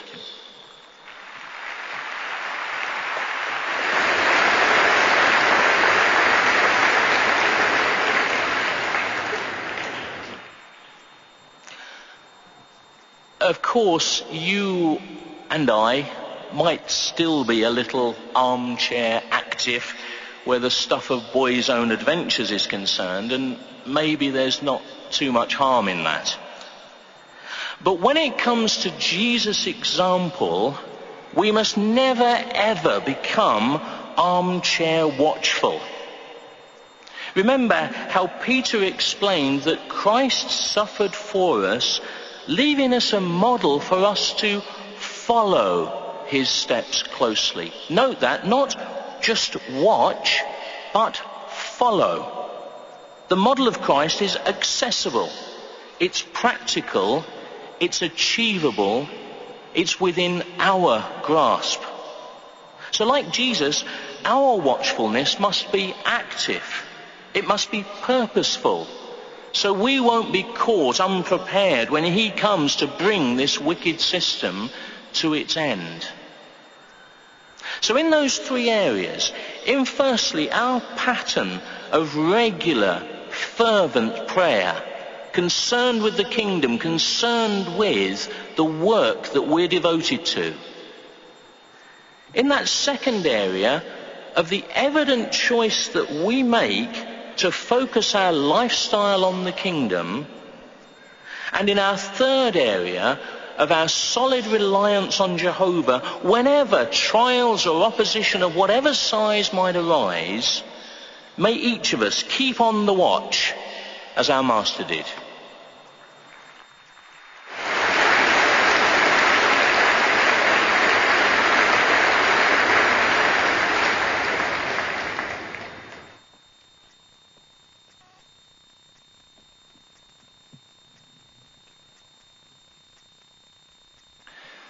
By applying that information, we will be well equipped to face the impending end of this system of things. We are most appreciative. This next talk, based on 1 Peter chapter 4 verse 7, will help us to take a careful look at our most precious possession. It is entitled, "Be Vigilant with a View to Prayer," and it will be presented by Brother Richard Farrell, an elder in the Bridge North congregation.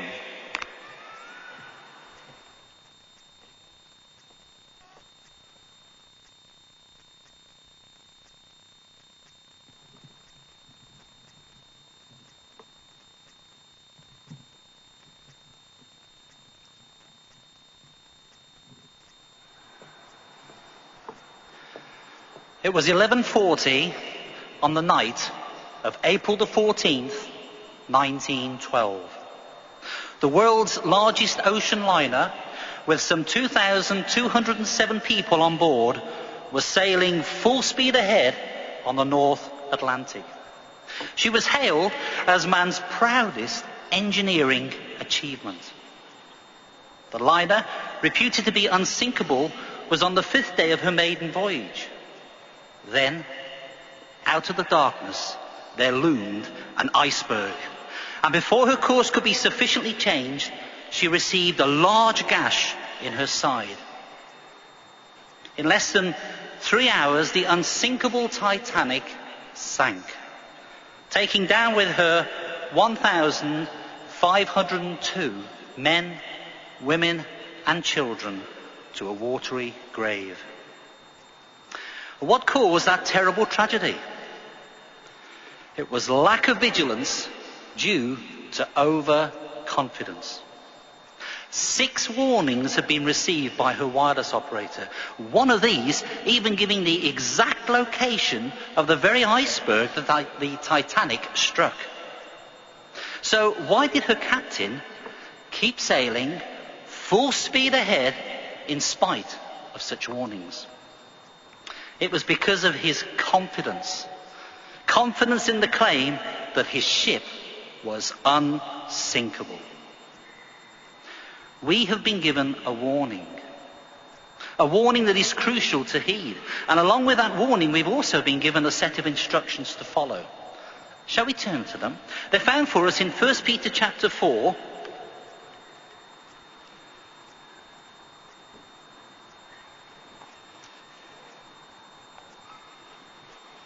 and verse 7. The warning is, but the end of all things has drawn close. Now notice the instructions, brothers. Be sound in mind, therefore, and be vigilant with a view to prayers. As Peter penned his letter, the end for that Jewish system of things had indeed drawn close. It was just a few years before the Romans would first attack Jerusalem in the year 66 CE. Now today, our situation is somewhat similar. We know that very soon the nations will attack Babylon the Great. We have received warning about this, and along with this warning, we have also received instructions. And these instructions are exactly the same. We need to be vigilant with a view to prayers. Now, with regard to prayer, there are 4 basic forms. There's when we praise Jehovah in our prayer. Then there's when we thank Jehovah. Thirdly, there's when we petition Jehovah for our needs. And finally, when we make supplication to Jehovah. Praise, thanks, petitions, and supplication. Now, our vigilance in prayer should focus not just on 1 or 2 of these, but on all 4 aspects. So, how do you view prayer to Jehovah? Well, let us consider the following 4 questions. Firstly, do I buy out time during these hectic last days to praise and thank Jehovah? Our next question, how often do I pray when no other human is listening? Thirdly, do I find myself most often praying only for things that I want? And finally, would my children be able to recite what I typically say in my prayers because I often repeat the same words? Now, how we answer these questions, brothers and sisters, reveal much about how we view prayer. To be vigilant, we're told, means to be alert, to be watchful. It's just the opposite of being careless, indifferent, or sleepy. The Apostle Peter, who admonished us to be vigilant with a view to prayers, well knew the importance of being vigilant with regard to prayer. Turn with me to the book of Matthew, this time Matthew chapter 26. To set the scene, it was the night before Jesus was to be put to death. Jesus had just instructed Peter and his other disciples to keep on the watch. And notice what happened when he returned as you read verse 40 and 41 of Matthew 26. And he came to his disciples and found them sleeping. And he said to Peter, "Could you men not so much as watch 1 hour with me? Keep on the watch and pray continually, that you may not enter into temptation. The spirit, of course, is eager, but the flesh is weak." Failing to heed Jesus' warning, Peter and the other apostles fell asleep. For Peter, the results of failing to heed this admonition left him spiritually weakened. A few hours later, Peter denied Jesus 3 times, though earlier having confidently declared that he would never stumble.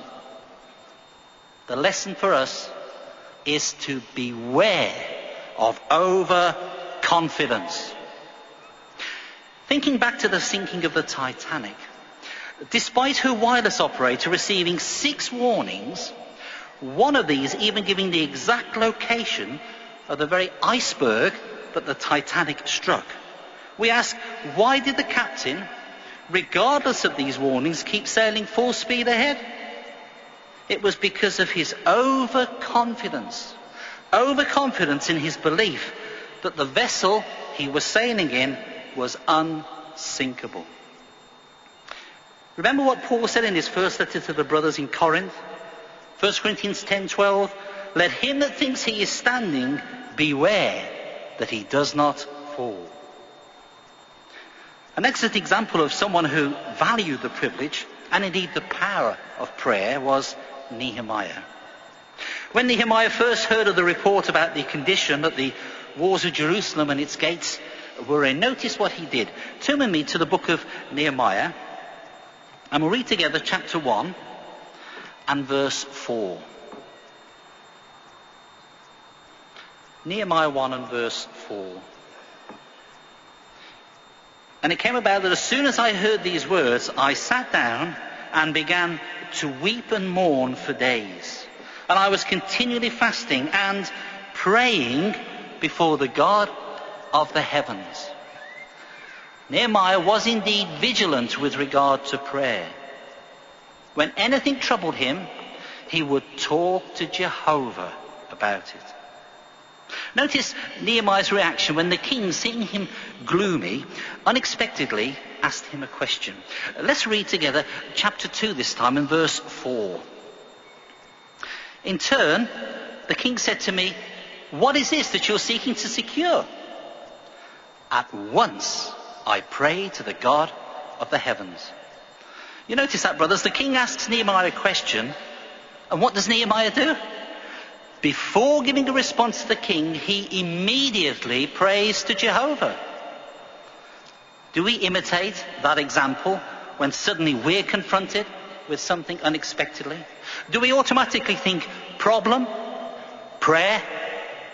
Nehemiah did.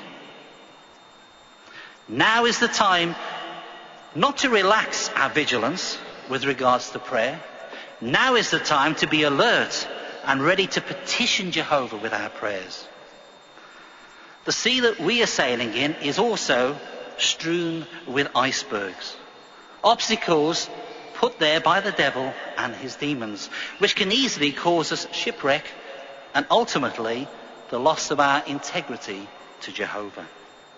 Remember, it's only with the help of Jehovah God the Almighty that any of us will succeed in resisting temptation and the other tests of faith that are sure to come our way.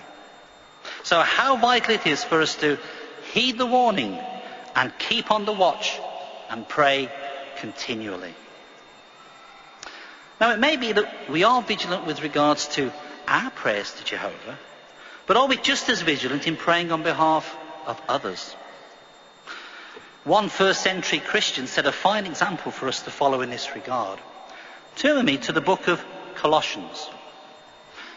Colossians chapter 4 and verse 12.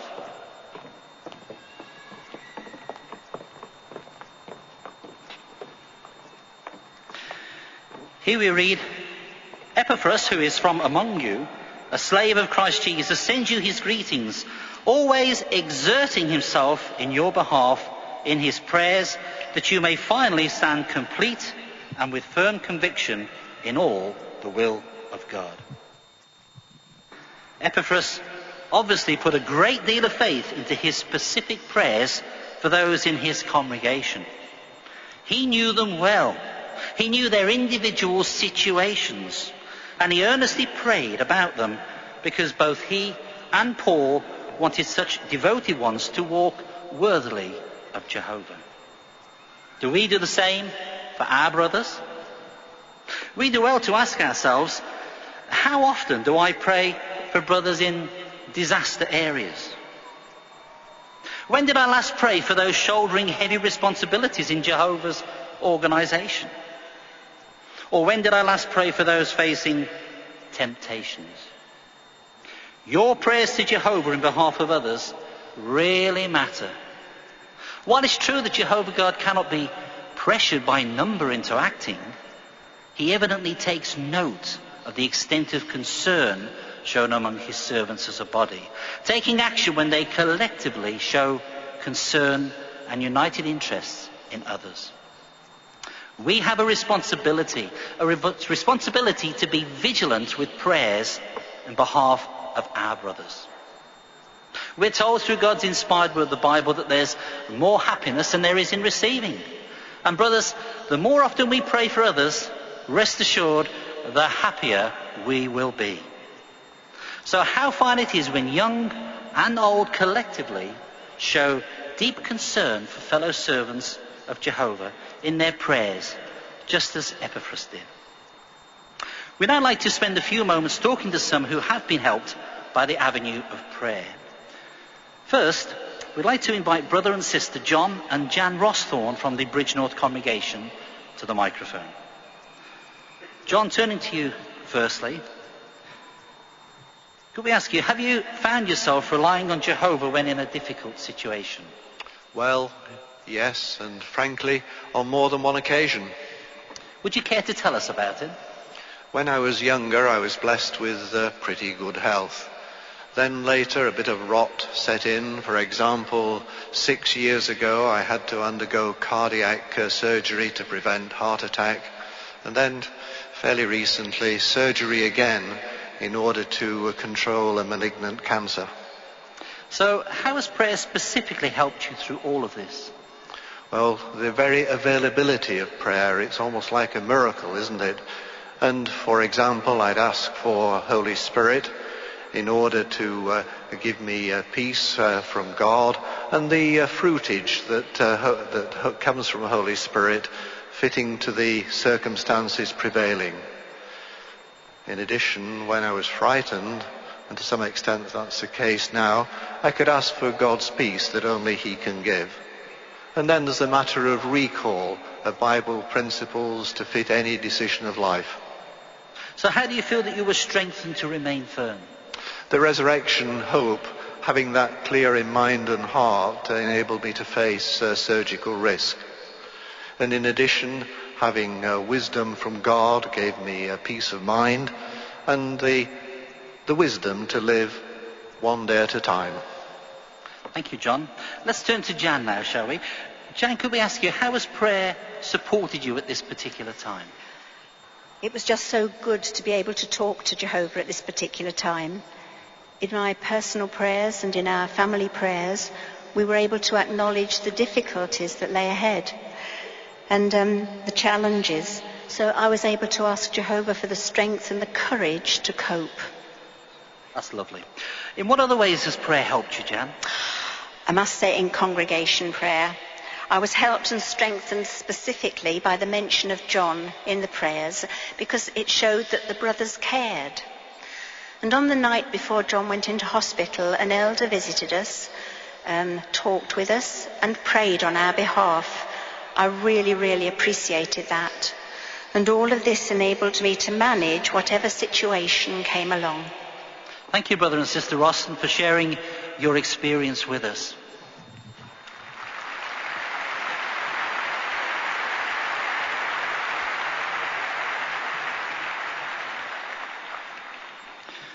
Youths, do you turn to Jehovah when pressure comes upon you? We'd like to talk to Sister Janine Ellis from the Langley Green congregation. Janine, would you like to tell the brothers about the time when you found yourself relying on Jehovah whilst in a difficult situation? Yes, it was when I was leaving school. I had a lot of pressure from my school teachers as well as from my school mates to go to college and then on to university. It even got to the point where I was sent to university to see if it would change my mind. So tell us, Janine, did you pray to Jehovah about this? Oh yes, I really prayed long and hard to Jehovah about it. I prayed that Jehovah wouldn't sugarcoat it to me and that it would help me stay focused on pursuing my goal of entering the full-time service. So Janine, how do you feel that you were strengthened to remain firm? I think Jehovah opened my eyes not only to see the benefits in not going to college and university, but also the disadvantages in that later on down my spirituality may weaken. So I'm now more focused than ever to enter the full-time service in the new service year. Excellent. Thank you, Sister Ellis, and I'm sure Jehovah will bless your determined efforts to increase your sacred service to Him.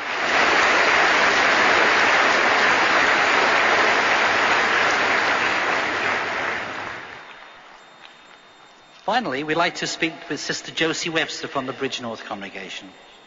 Josie, I know you found yourself relying on Jehovah whilst in difficult circumstances. Would you like to relate to the brothers what these are? Well, I'm single and my situation is such that I still need to work full-time to support myself. I have a home and garden to look after, not forgetting my spiritual activities, and I have an ageing mother. What is the situation with regards to your mother, Josie? She's 87 and lives an hour's drive from me. Her memory is failing, and while she feels she copes very well, sadly, the reality is different. So I have to tend her garden too, and do whatever housework I can.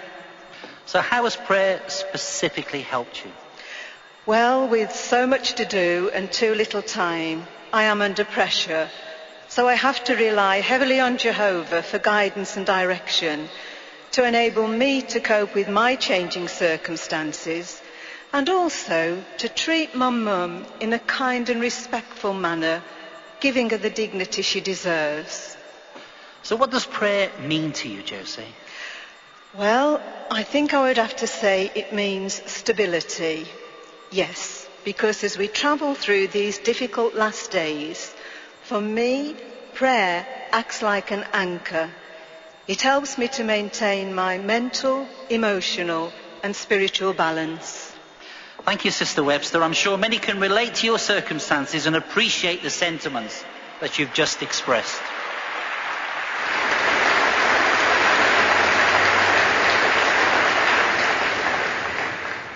Brothers, our lives should show that we believe that the end of the system of things is imminent. We have indeed been given the warning. The end of all things has drawn close. The question, though, is, will we follow the directions that we have been given and be vigilant with a view to prayers? A vigilant attitude toward all forms of prayer will indeed produce deeds of godly devotion, something that is to be desired at this time of the end. We need to imitate Jesus in the way he approached Jehovah in prayer, seeking solitude whenever possible to speak to the hearer of prayer. Don't ever allow the world's distractions to crowd out your time to be alone with Jehovah. Brother and sisters, linger in prayer. With the end so near, vigilance with a view to prayer is indispensable. Jesus was vigilant with a view to prayer, and he was able to succeed in maintaining his faithfulness right through to his death. Now, if Jesus, as a perfect human while on earth, saw the need to seek out time to pray earnestly to Jehovah, don't you think that we as imperfect humans need to do the same, if not more so? Brothers, like the Titanic, we are not unsinkable. Satan would love for us to unsuspectingly come upon an obstacle and to lose our integrity and sink to our death.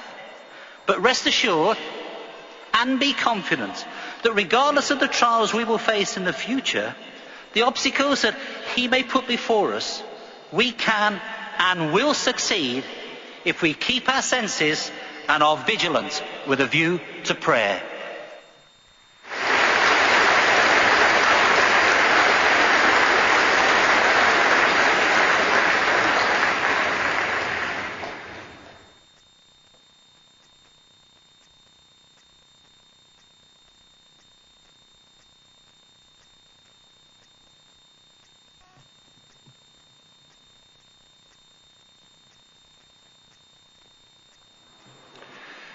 Those powerful reminders from the faithful and discreet slave will really help us to strengthen our relationship with Jehovah. Thank you very much. The time has now arrived for the baptism discourse. We invite all baptism candidates who have not already done so come to the designated seating area. These are located between blocks 11 and 12 of the main west stand opposite the platform. This is an exciting and yet solemn occasion, especially for the candidates and their families and friends. The talk we are about to hear is directed primarily to the baptism candidates. Yet the exhortation applies to all baptized persons in attendance. Please give your close attention to Brother David Craig from the Newcastle Central Congregation as he develops the theme, Keep Your Senses After Baptism.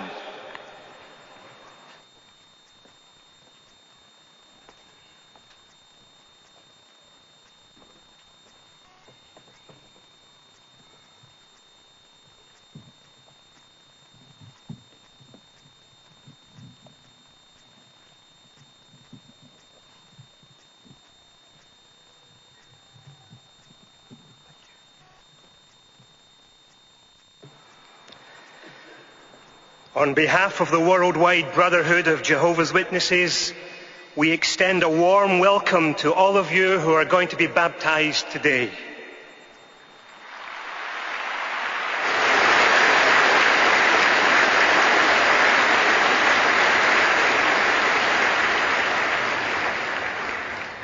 This is an important day for all of you. It's an important day for all of us. You are very precious to everyone here. You are precious to your family, your friends, your congregation, but above all, you are precious to Jehovah. You are aptly described by Christ Jesus in Matthew chapter 13. Let's just remind ourselves of something Jesus said in one of his illustrations. Matthew chapter 13, and we're interested in verse 23.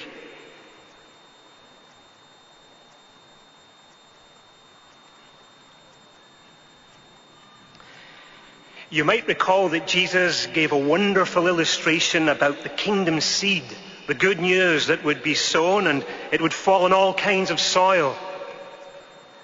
Notice how Christ Jesus aptly describes all of you.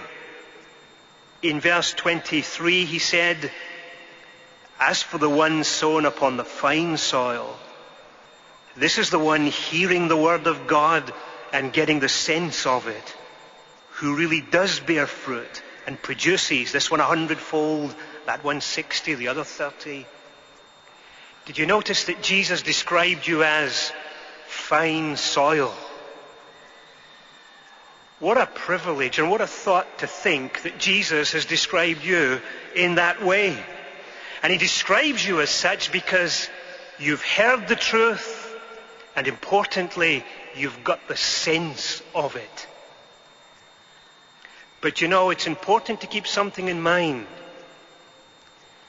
That this is not the end of your journey in the truth.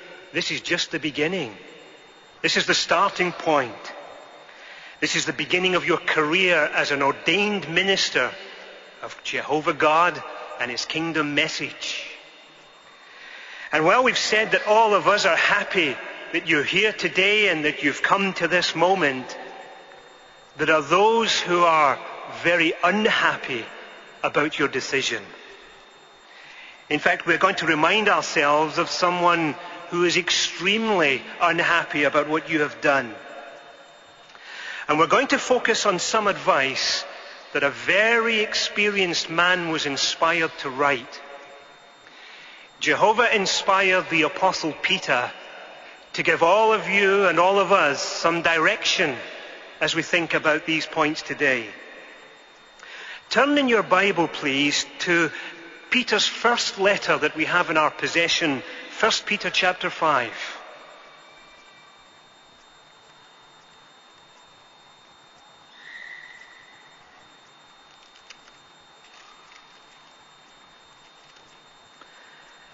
Now, Peter's first letter was written to everyone who had already been baptized.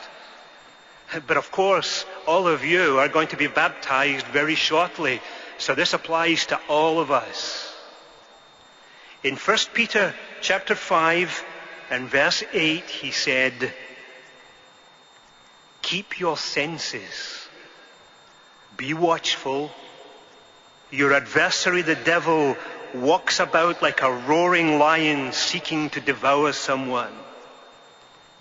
But Take your stand against him, solid in the faith, knowing that the same things in the way of sufferings are being accomplished in the entire association of your brothers in the world.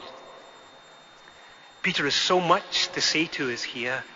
Did you notice he said, keep your senses? To keep our senses means to be sober, clear thinking, clear-minded, serious about our service to Jehovah. And to be watchful means to stay alert, to keep awake. It's very important because, do you know, Peter, who wrote these words, Peter knew full well what it was like to be warned of these things and to falter. It was Peter who in the Garden of Gethsemane and the rest of his fellow disciples, they fell asleep when Jesus had pleaded with them to stay awake. It was Peter who was overpowered by his enemy, who ambushed him, and Peter denied his master 3 times. Do you know, Peter had the experience. He was inspired by Holy Spirit to write these things to all of us because they're important. You notice that the devil is described as your adversary. That's an important word, adversary, here, because the devil is your enemy. And being your adversary, he is opposed to everything you do. He's opposed to your decision today. He's opposed to your relationship with Jehovah. He's opposed to your acceptance of Christ Jesus as the promised Messiah. He's opposed to your hope of everlasting life. In fact, he is opposed to all your best interests. Never forget that he is your enemy and he's out to devour somebody. But, do you know, I read that lions, they roar when they're at their hungriest. And your enemy, our enemy, is desperate, he's hungry, and he's dangerous. It's so important that all of us keep our senses, stay awake, be watchful. We have to have a wall of faith so strong, as Peter says in verse 9, that we will be able to take our stand against him, solid in the faith, knowing the same things are happening to our brothers all over the world. But Jehovah will help us. He'll help us as long as we stay awake and keep our senses. Peter had more to say on this point. He maintains this theme, in fact, throughout his first letter. Turn back with me, please, to 1 Peter chapter 1. And in verse 13, where Peter maintains this theme and these points, he has 3 important things to say to us in chapter 1, verse 13.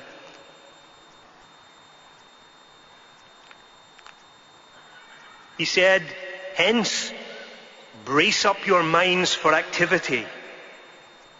Keep your senses completely and set your hope upon the undeserved kindness that is to be brought to you at the revelation of Jesus Christ.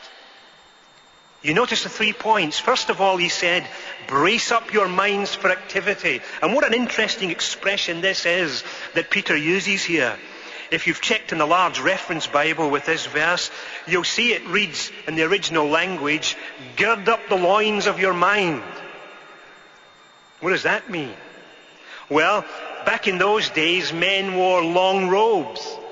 And when they were going to do some work, or when they were going to run, or when they were going to fight, they tied up their robe in a belt called girding up their loins. We would use the expression probably in our language to roll up your sleeves.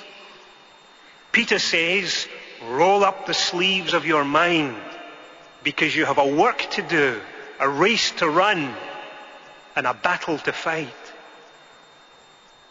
Then he said, Keep your senses completely.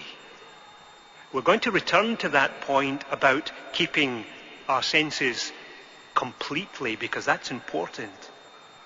The third point he made in that verse was to set our hope upon the undeserved kindness that is going to come to us through Christ Jesus. Our eyes must be firmly set on the hope that's presented to us, our future reward. Whatever might happen to us, whatever might come our way, we must never surrender our hope, because the Bible says that our hope is the anchor for our soul. It's our hope that will keep us steady when there's trouble and fright all around us. Our hope will help us to keep our senses. Let's return to that second point, though, to keep our senses completely. It's interesting that when Jehovah inspired the Bible writers, he often referred to our senses. We have many senses, but we have 5 that we know well. We have the sense of hearing, of seeing, smell, taste and touch. And you know, the Bible uses every one of those, either in a literal way or in a figurative way, to give us advice and encouragement.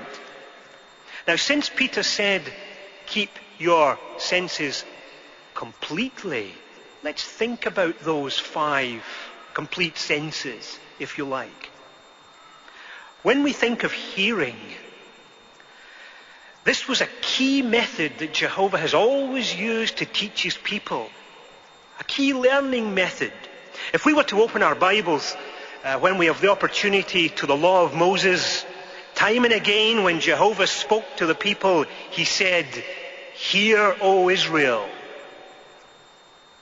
That meant listen and obey, O Israel. And we have to listen and obey Jehovah's word and his laws. The Apostle Paul had something to say about hearing too. When he wrote the letter to the congregation that was in Judea, the letter to the Hebrews, he said this in Hebrews chapter 2 and verse 1. Let's just remind ourselves again. Hebrews chapter 2.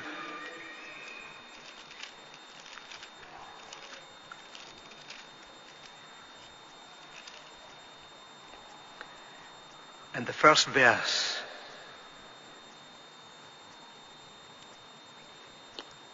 He was speaking about the times that we're facing, and he said, "That is why it is necessary for us to pay more than the usual attention to the things heard by us, that we may never drift away."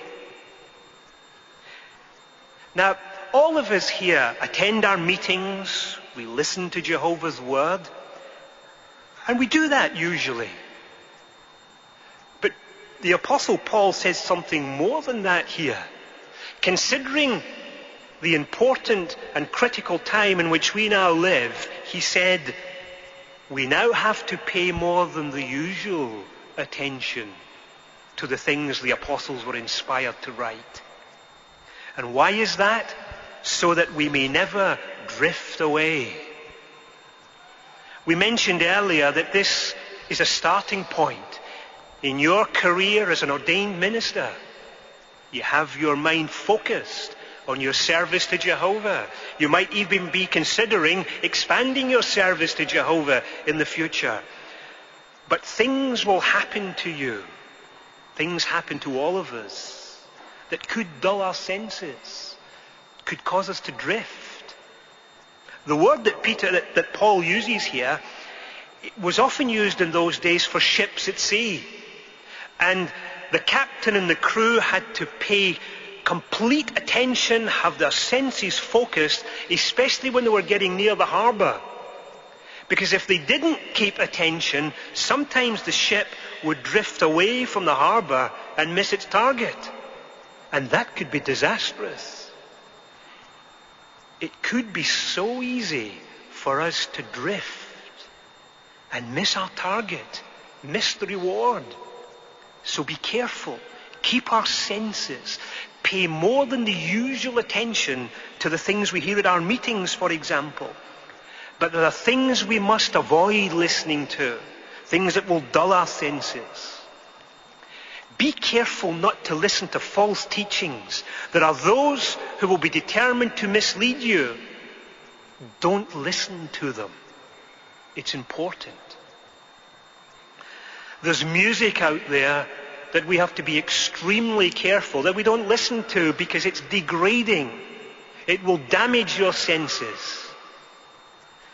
There's comedy, there's things on the TV that are foul-mouthed, and things that we certainly don't want to be listening to. Be careful. Be careful what you listen to. It's important. It's part of your complete set of senses. Sight is another one. There are things that we certainly don't want to be watching, just like we don't want to be listening to. Be careful what we watch on TV.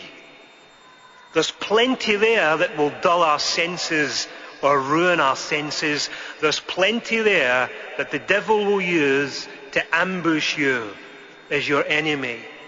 Be careful. But there are plenty of things that we do want to be looking at. We do want to be reading.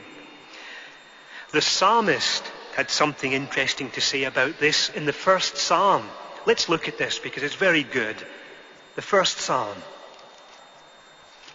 In this psalm, the psalmist is describing a happy person and what makes them happy. And he says something very important that's a key point for us. The first psalm, this happy person is described in verse 2. It says that this happy person, his delight is in the law of Jehovah. And in his law he reads in an undertone, day and night. And you know, Jehovah's Word, the Bible, is a wonderful thing. Make sure to read it regularly, but don't just read it. You notice the psalmist says here, read it in an undertone. In other words, reflect on it. Soak it up. If we are familiar with the Scriptures, if we're reading and loving the Bible, we'll keep our senses. That's for sure. You know, the Bible, it's almost like the sea, like an ocean. Do you know, with the sea, you can find children enjoying themselves paddling in the shallow bit on the seashore and looking in little rock pools and seeing all kinds of interesting things. And then, as we progress, we get deeper. And we're able to delve into deeper things and find even more interesting things. And there are those who love to plunge into the depths of the ocean and find all kinds of things. The Bible's just like that. It's wonderful for children, and it's wonderful for those who are searching its depth. If we take delight in God's Word, like children on the beach, like those who plunge the depths of the ocean, we'll keep our senses. We'll be watchful. Well, how about smell? This is an interesting one. Well, you may have already heard that the Bible often uses the illustration of incense and the scent of incense being like our prayers of thanksgiving. We've just heard that it's important to give thanks to Jehovah. Every day, you must give thanks to Jehovah in gratitude for everything He's provided for us. Why, just look at some of the material in our new DVD. If ever we wanted to thank Jehovah for His creation, we'll want to thank Him after we've watched that. So let Jehovah sense the incense of our prayers. The Apostle Paul uses a very interesting illustration about our sense of smell. Let's turn to 2 Corinthians chapter 2. And when you have the opportunity sometime, on another occasion, have a look at some of the information here in 2 Corinthians chapter 2 and verse 14.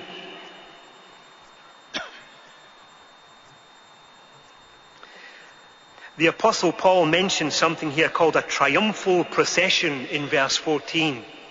when you have the opportunity, check this up in Insight from the Scriptures and read the information about a triumphal procession and what this verse was all about. But just notice what Paul says here. 2 Corinthians chapter 2 and verse 14. He says, "But thanks be to God who always leads us in a triumphal procession in company with the Christ and makes the odor or the perfume of the knowledge of him perceptible through us in every place." The knowledge of Christ Jesus and the kingdom is like perfume. In fact, you've got the sense of the truth. We mentioned that earlier. You notice Paul said that this perfume of Christ, he wants it to be perceptible through us in every place. Have you ever been somewhere where there's a lovely scent of flowers in a room, or somebody's wearing a nice perfume, and the air is filled with a pleasant scent? Paul says the good news is like that. Make sure that we're distributing this scent of the good news, its perfume, as often as possible, everywhere. It's not a scent or a perfume to some.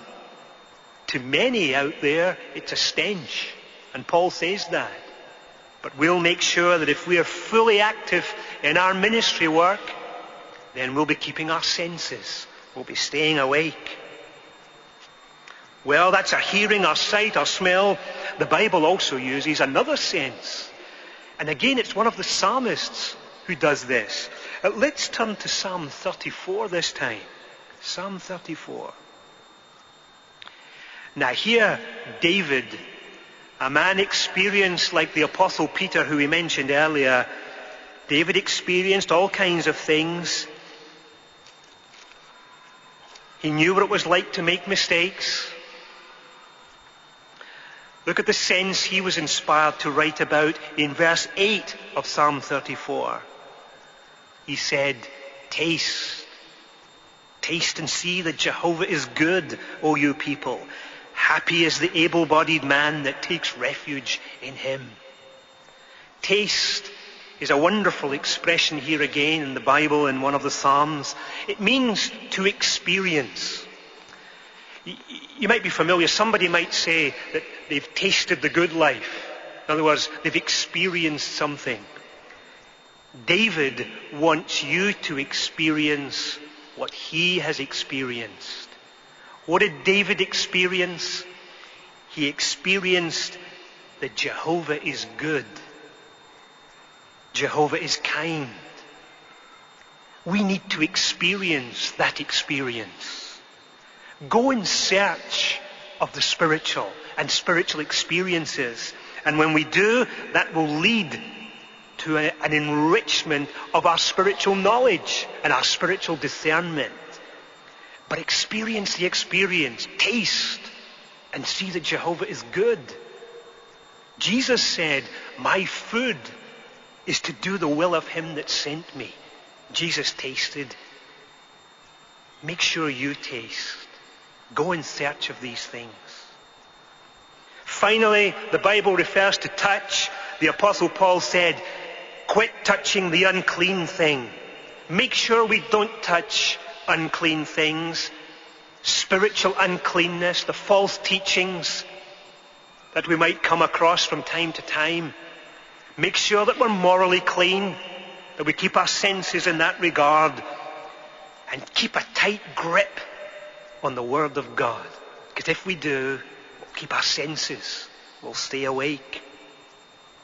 Jesus said, a student is not greater than his master or his teacher, and what they did to him, they'll do to you. Very shortly after Jesus' baptism, the devil tempted him, tried to mislead him. Satan, the devil, your adversary, will be looking for the most convenient opportunity soon to mislead you and to tempt you. But Jehovah helped Jesus, and he will help you. But you must keep your senses and be watchful. You have a work to do, a race to run, and a battle to fight. Remember, we read 1 Peter chapter 1 and verse 13, where Peter listed 3 things for us to remember. Let's just return there briefly. 1 Peter chapter 1. But instead of reading verse 13 this time, let's read the next verse.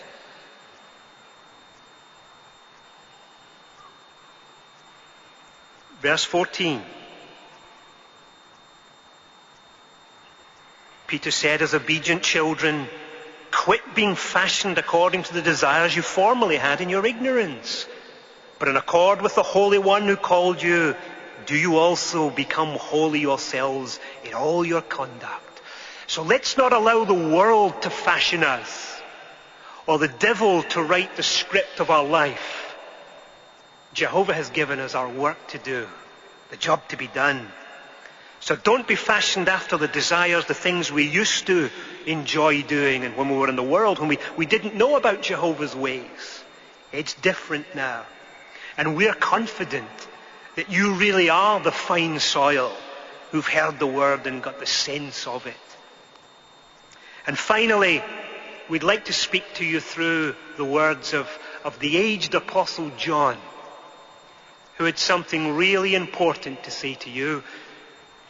Let's turn finally to 2 John. It's a little letter that he wrote to all of us. It's not far before the book of Revelation, 2 John. There's only one chapter in 2 John, and we're interested in verse 8 of 2 John.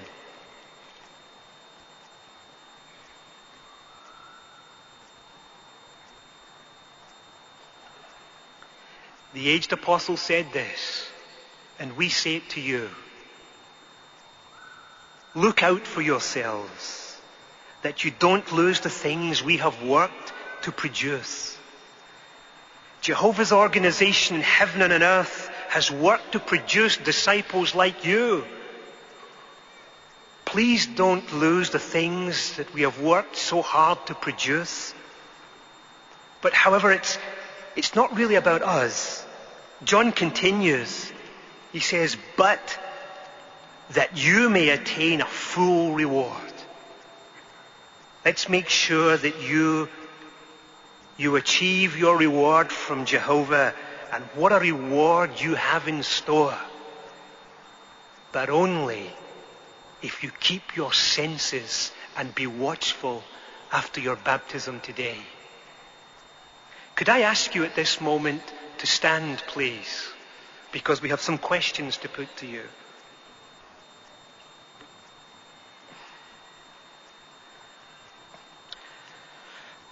Now, please answer the following 2 questions in a loud voice. First, on the basis of the sacrifice of Jesus Christ, have you repented of your sins and dedicated yourself to Jehovah to do his will?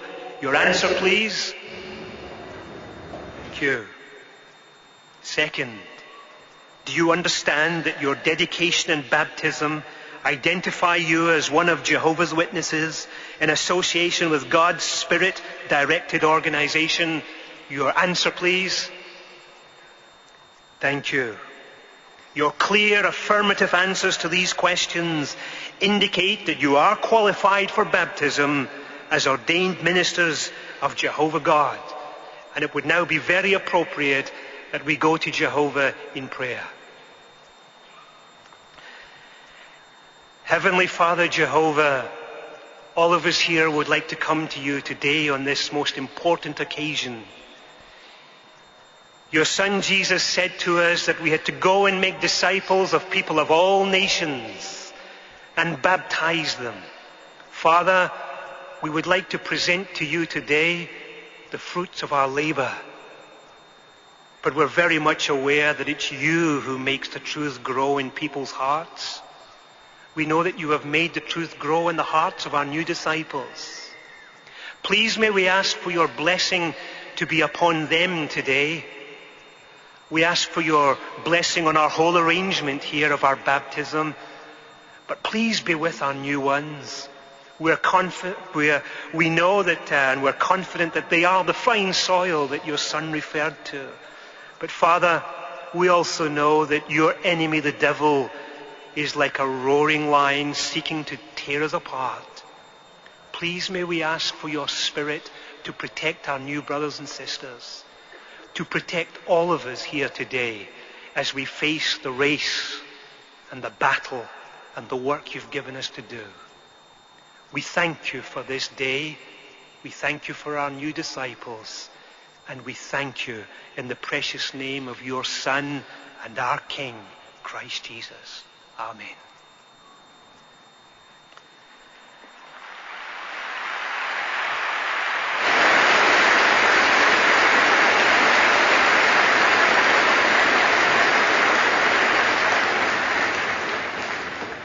I would now like to invite everyone here to stand, and we're going to sing a very appropriate song. It's song number 13. It's 1-3, song 13, Christian Dedication.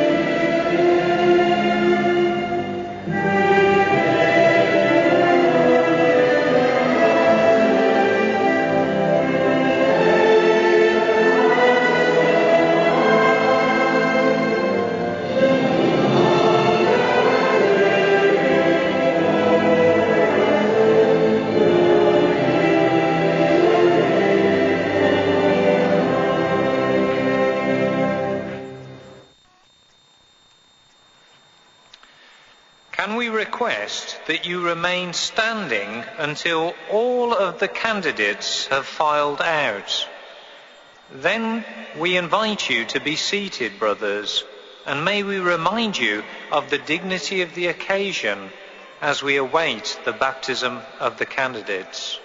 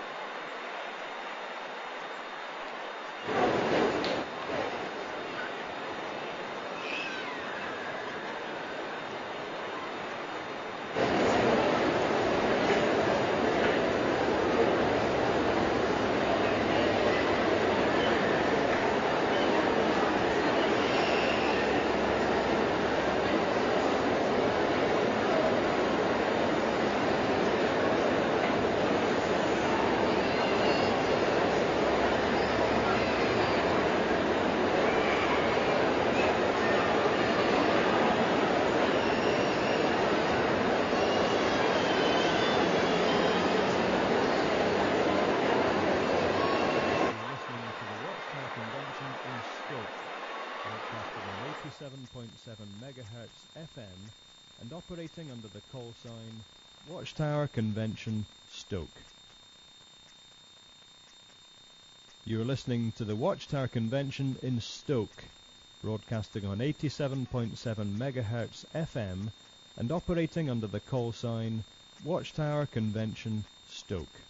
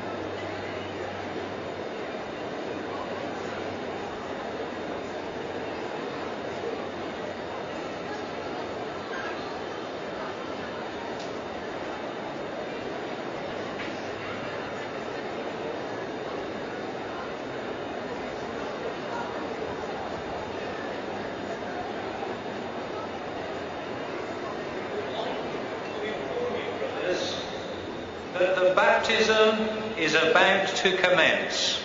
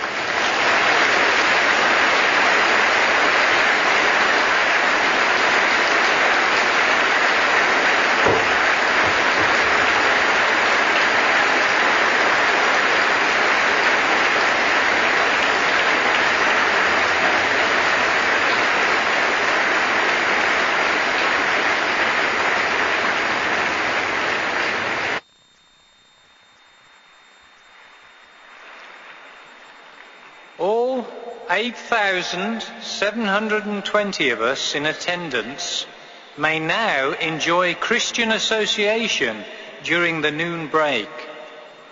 As a reminder, the afternoon programme will begin at 1:35 p.m.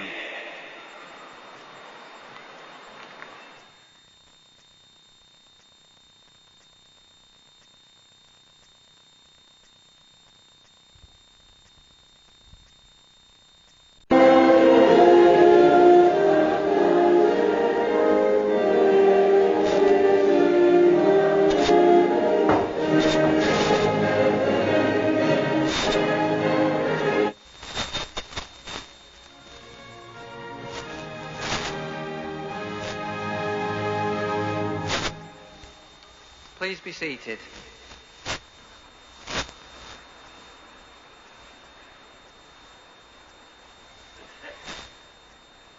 We begin our afternoon session with a consideration of Hebrews chapter 13, which talks about keeping watch in a special sense. Do you know and appreciate those who are keeping watch over your souls? How might we do so? Well, please give attention to Brother Terry Draper from the Telford Madeley congregation as he develops the theme, appreciate those keeping watch over your souls.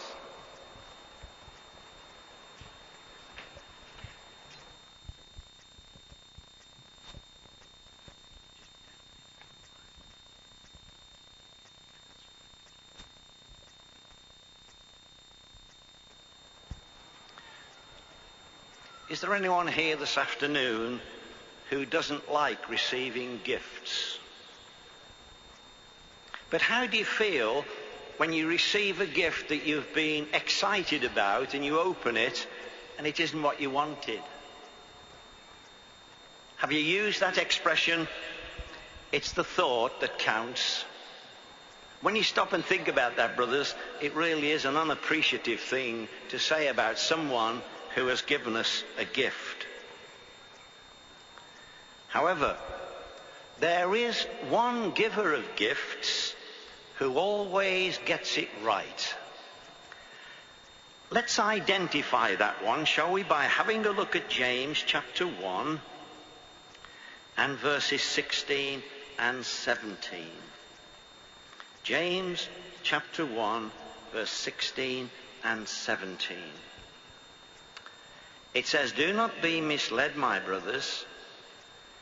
Every good gift and every perfect present is from above, for it comes down from the Father of the celestial lights, and with him there is not a variation of the turning of the shadow." So who is this giver? It's Jehovah God. And brothers, can we not testify that everything Jehovah has ever done for us is just what we need, and it's been perfect for our requirements? Just think, for example, of our planet. A tiny little dot in the universe, and yet perfect to sustain our lives. And not only that, but think of the other things we get. Think of the wonderful variety and the abundance of food that we have to eat. Think of the sunshine we can enjoy. We thought it might have been raining this afternoon, and if it had been, we would have said, it's the thought that counts. But how many gifts Jehovah does give us. But there's one gift that is so important to us, brothers, that we just have to read about it. It's Ephesians chapter 4 and verse 8. Ephesians chapter 4 and verse 8. The Apostle Paul here is actually quoting from Psalm 68. But look what he says in that verse 8 there. "Wherefore," he says, when he ascended on high, he carried away captives. He gave gifts in men. And what Paul is saying here is that Christ Jesus plundered Satan's world and took away captives. And then he made these captives into gifts of men for us. So, who are these gifts in men? Well, they are our elders. And brothers, we have to acknowledge that these men who serve in this capacity are in fact gifts from Jehovah. But it does raise the question, do we appreciate this gift? Or do we say about our elders, it's the thought that counts?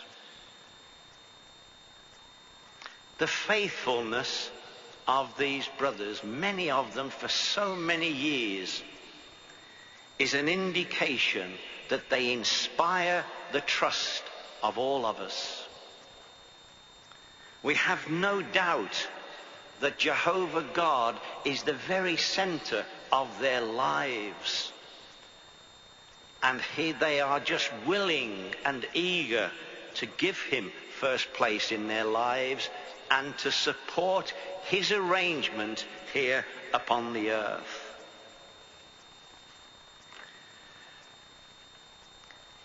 These men are a pillar and support of the truth, the Christian congregation. And these brothers are right in the center of this arrangement, brothers, caring for so many responsibilities that Jehovah has given them the privilege of carrying.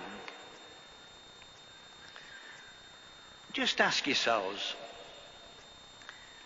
where would we be without elders at our meetings?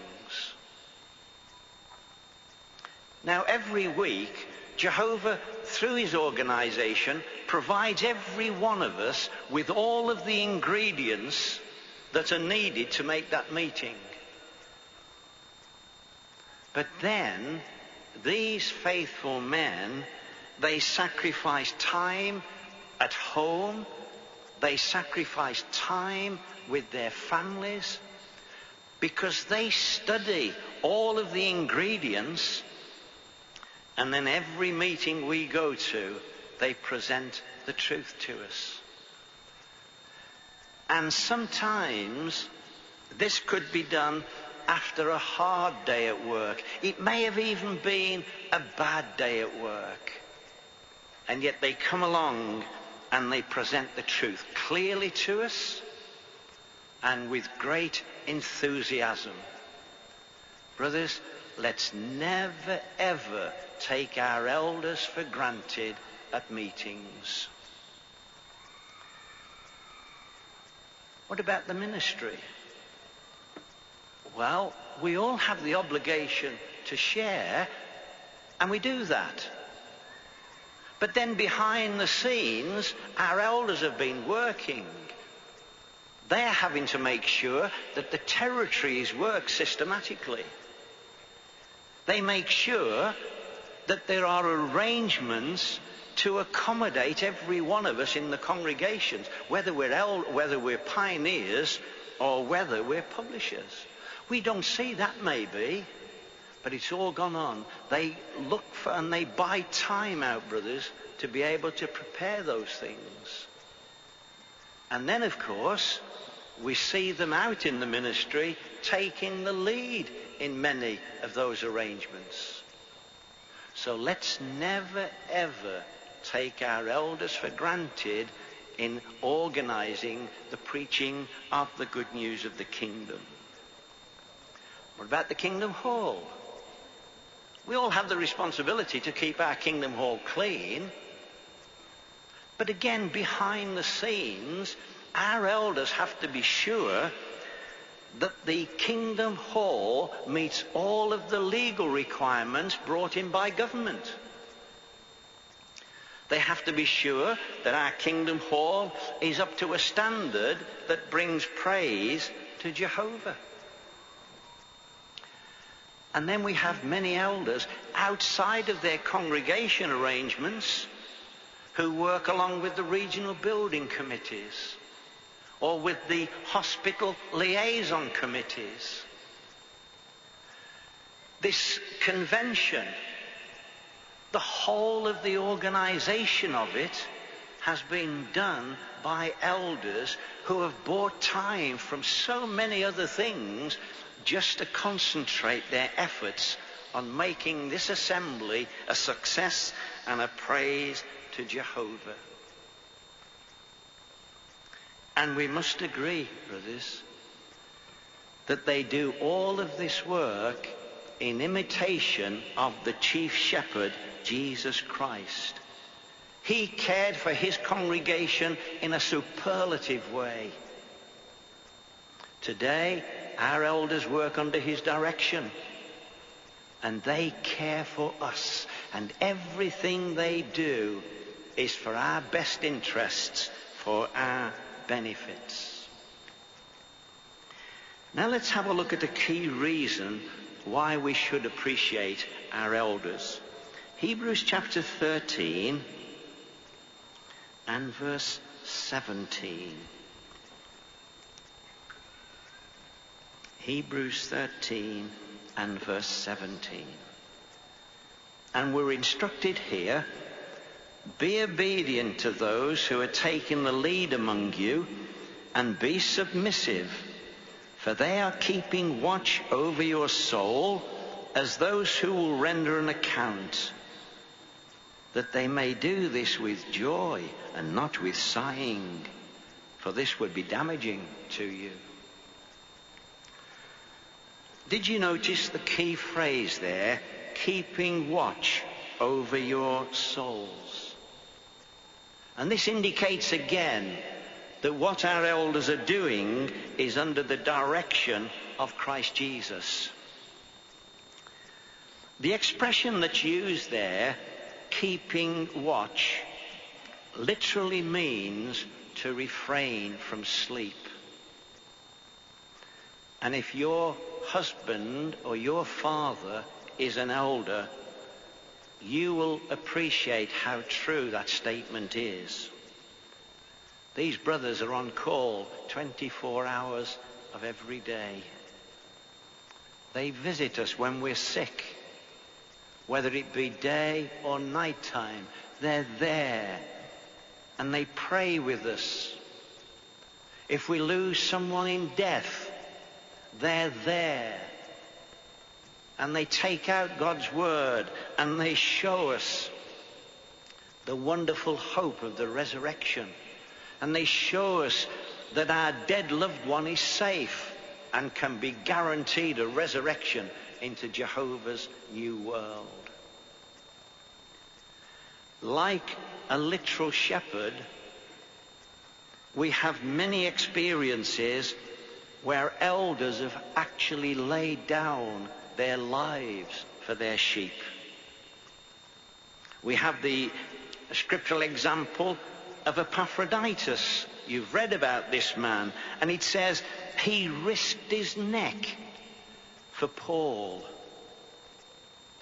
Now, our elders may not have to lay down literally their lives, but they use their lives to the full in giving us what we need to keep us safe in the truth. Hebrews 13 and verse 17 also says that elders are accountable and responsible. Why? Because the verse says they are to render an account for the way that they have cared for us. Now, Brother Graham Davis is a local elder, and like many of our elders everywhere, he buys out even a little extra time to make visits to those who are in hospital. Brother Davis, I wonder if I could just ask you, why do you do it? Well, I feel it's very important. I also feel that a stay in hospital can be very daunting for some.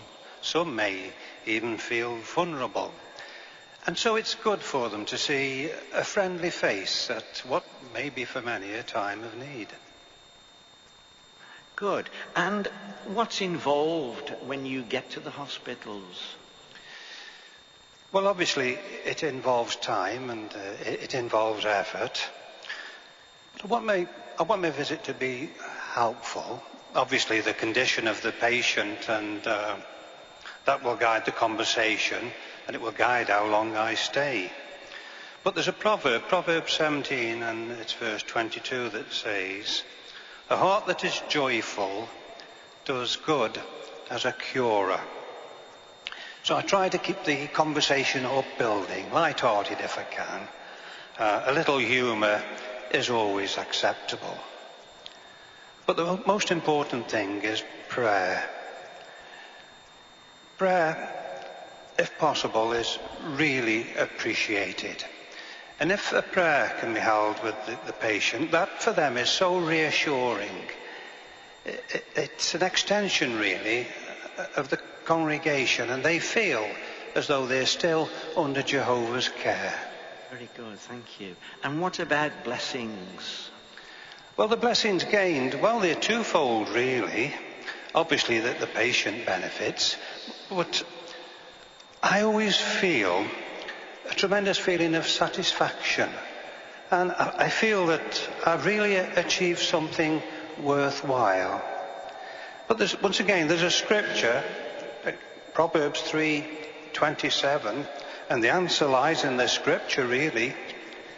It reads there, "Do not hold back good from those to whom it is owing, when it happens to be in the power of your hand to do it."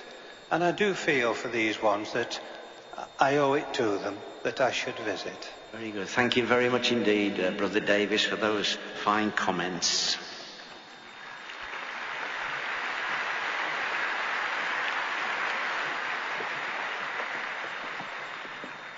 Now, it's also necessary at times for our elders to offer counsel to keep us from going astray. It's not an easy task. Just look in on this situation. This is a real problem for me. Mark's children, on a number of occasions, they've been really naughty at the meetings. They don't seem to have any interest in what's going on. Mark just seems oblivious to the situation. Now, what do? Should I bring it to his attention? The thing is, how? I know. I could say that someone's complained. Well, they have. It's me. No, I can't do that. That's not right. Do you know, this is what I find so hard about being an elder. Let's see. First of all, is it serious enough? Or am I just being oversensitive? No, I'm not. I'm really concerned about Mark and his family. But the problem is, how can I approach Mark without causing offence and get him to see that we're really concerned about this situation? What can I use? Well, I've looked at those scriptures, and those scriptures are really good scriptures because they show Jehovah's viewpoint on the matter. Now, that's the important thing. But what else can I use? I know. In our family worship a few weeks back, we used the family life book. There was that chapter on the role of parents. It was excellent. It really helped us as a family, and it helped me as a parent. I know that it will help Mark and his family. And you know, when I look at Mark and his family, you know, we've got to commend them in other ways, because they're always in the ministry. They never miss the meetings unless they're ill. When I think of my role, Galatians 6 verse 1, my role as an elder, we who have the spiritual qualifications, it's up to us to help our brothers to keep them on that road to life. Right, I'm going to do this now while I still have the confidence. Now the counsel is given. How will our brother respond? What an absolute shock! I just can't believe it. I just can't believe it. I mean, John comes up to me and talks to me about a problem. I mean, what on earth do the elders think they're doing? This is just another sign and another typical example of the elders getting involved in situations they have absolutely no involvement in. They shouldn't even be talking to me about it. I mean, John mentions that it's my family, but does he forget that I'm the head of my family? I don't know. I really do wonder. The only thing that I do have as a slight problem is that John is not one of those hard brothers. He's one of those brothers that have always been approachable. And to be honest, as a family, all of us, we've always considered John as a family friend. But I mean, that's out the window now. His time's come and it's gone. Hang on. Could it be the case that perhaps John is seeing a problem that I may have missed myself? And I know he mentioned about me being involved in the meetings and maybe forgetting about the kids. Well, you know, he might have a point. I mean, the thing is with the meetings, they are the highlight of the day. I look forward to them, so I get there, I've got the association with the brothers and sisters, and what happens? I do just forget a little about looking after the kids and the responsibility with that. But I mean, even putting that to one side, you know, when I think about John and the way that he did come up to me, really, it wouldn't have been that easy for him to have done it. And to be honest, when he did come over from the other side of the kingdom wall to me, I could actually see on his face that he was anxious. He was a little bit uncomfortable in doing it. But then, of course, oh dear, the way that I reacted to what he said. You know, I think I possibly owe him an apology. You know, I think also if he hadn't have come over just at the time that he did, perhaps the whole situation could have got totally blown out of all proportions and we would have been having a totally different conversation. I think I owe him a thank you, actually. You know, I'm going to thank him at the next meeting that we go to. Actually, it's tomorrow. But I mean, why put off what I can do today? You know, what I'm going to do is I'm going to go around and see him right now and thank him for the concern that he's shown. And actually, not just him, the concern that the other brothers and sisters have shown to us also. And just before I do that, maybe I'll just have a look at the material. And I think all of us as a family shall sit down and we'll discuss it. Thank you very much, brothers.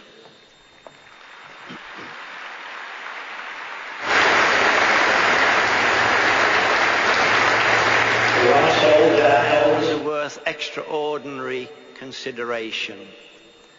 So be quick, brothers, to jump to their defense if anyone shows a lack of appreciation for them. But not only in public, when you're at home with your family, draw out the good things that our elders are doing. Let family members and everyone see that they are a blessing, they are a gift from Jehovah. Be liberal with your commendation.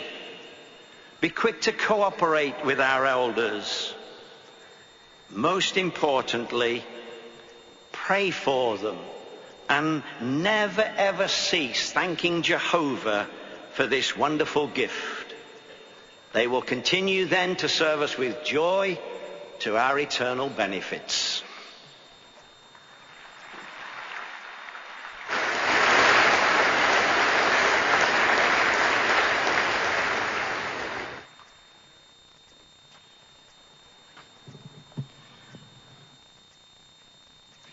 We appreciated that heartwarming assurance of Jehovah's loving care. As suggested by our day's theme, keeping on the watch involves staying alert to avoid the traps of the devil. What are some of these traps? The fire, the pit, the snare, the trap that chokes, the trap that crushes. How do these ensnare people? Which one poses the greater danger to you? The next symposium will explain. It will be presented by Brothers Surinder Singh, David Williams, Jeremy Skinner, John Paul Robinson and Brian Watson, our convention overseer. Brother Singh will begin with "Watch out for Satan's traps, the fire."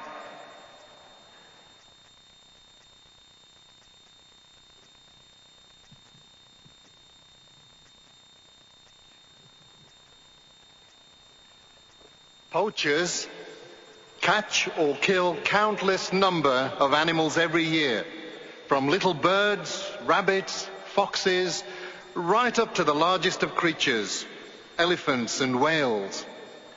According to 2 Timothy 2 and verse 26, there is a poacher who sets traps to catch Christians. Notice what it says there in verse 26.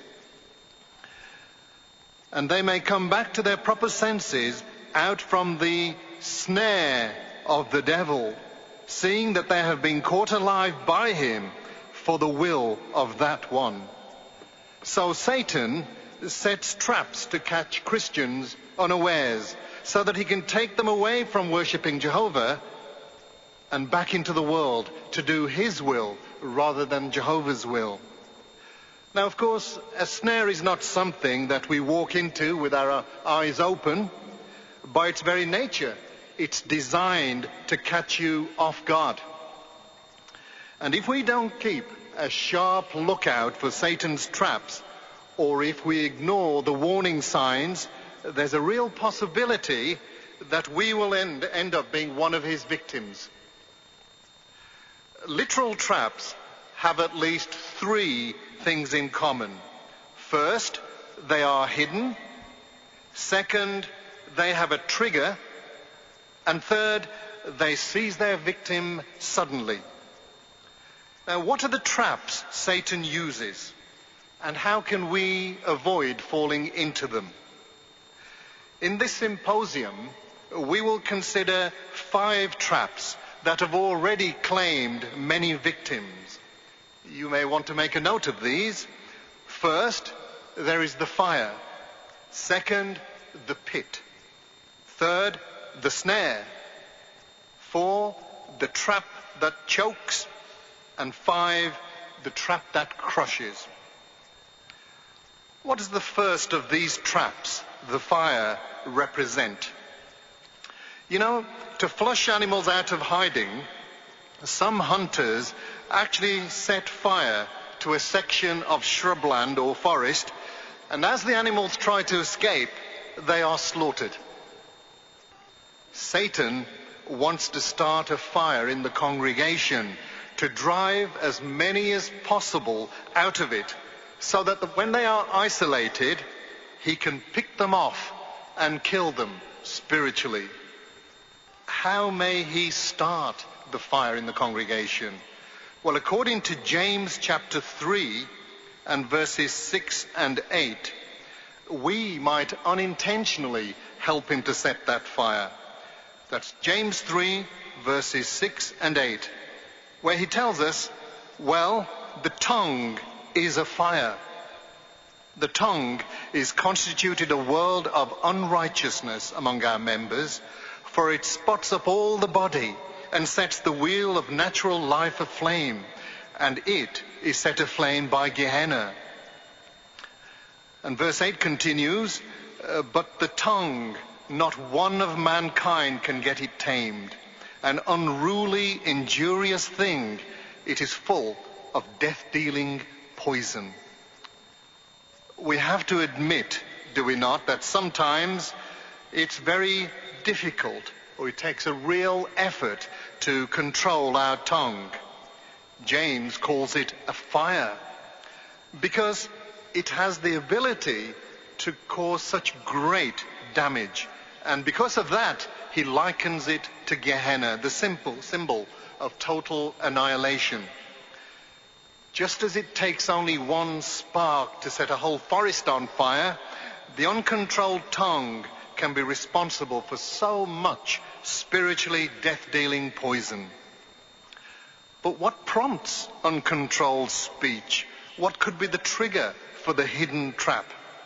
Well, it can be something we imagine is relatively harmless. Observe closely this brief demonstration. Two sisters are talking at the Kingdom Hall. Hello, Karina. Hello. What a good meeting. And what about the announcements? Isn't it lovely to hear that Mary can regular pioneer now? And you weren't the only one to enjoy that announcement. Did you see Mary's face? She was beaming. She certainly enjoys the limelight. What do you mean, Karina? Don't get me wrong, I'm not questioning her motives. But you have to wonder, how's she going to care for those two children and pioneer all at the same time? Her husband won't be much help. I mean, he's not even a witness. Oh, hey, perhaps that's how she's planning on getting her hours in, by talking to him. But you know, he's not nearly so opposed now as he used to be. In fact, he even brings her to the meetings most times. And I'm sure he must be impressed by the way that she looks after him and the children with the busy schedule she's got now. Thank you, sisters.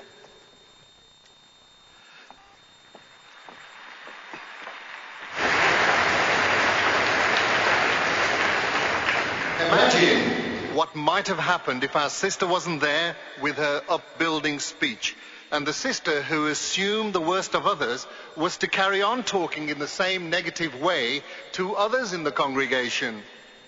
Which of these two sisters would you like to have as a friend? Which one is more likely to start a fire in the congregation?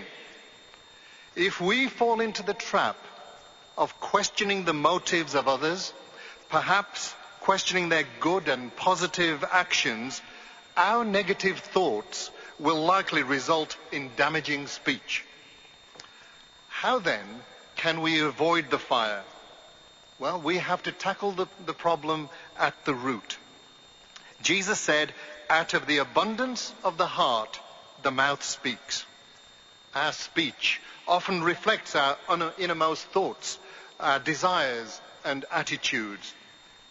So the best way to avoid uncontrolled speech is to avoid the feelings that cause that speech. For instance, we shouldn't assume that the motives of our brothers are selfish. In the case of Job, Satan questioned not only Job's motives, but he questioned the motives of all those who claim to worship Jehovah. You can be sure that Satan does enough accusing and questioning of our brothers without us having to add to it. So instead of questioning their motives, question your own motives of being critical. Because criticism can often be a veiled form of bragging or self-justification, elevating ourselves while minimizing what others do. Not only does the critical person harm others, but he also harms his own reputation. But what if we're at the receiving end of negative talk?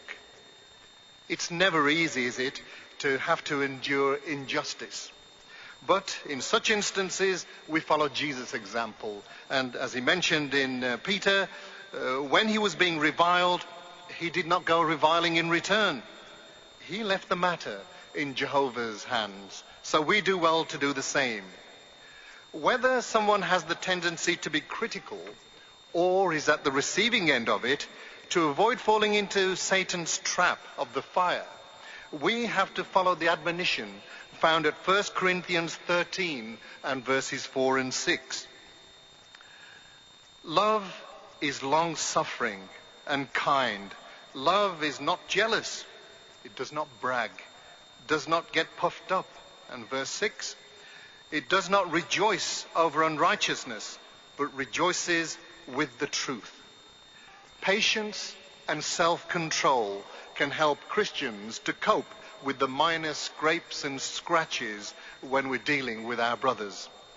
And improper jealousy of the abilities of our brothers or the blessings that they may receive can cause us to be envious.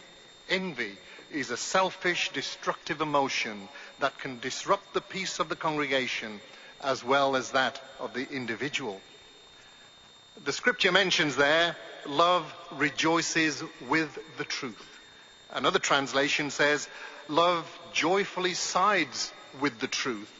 So now, is it not true that all of us want to see God's will being done?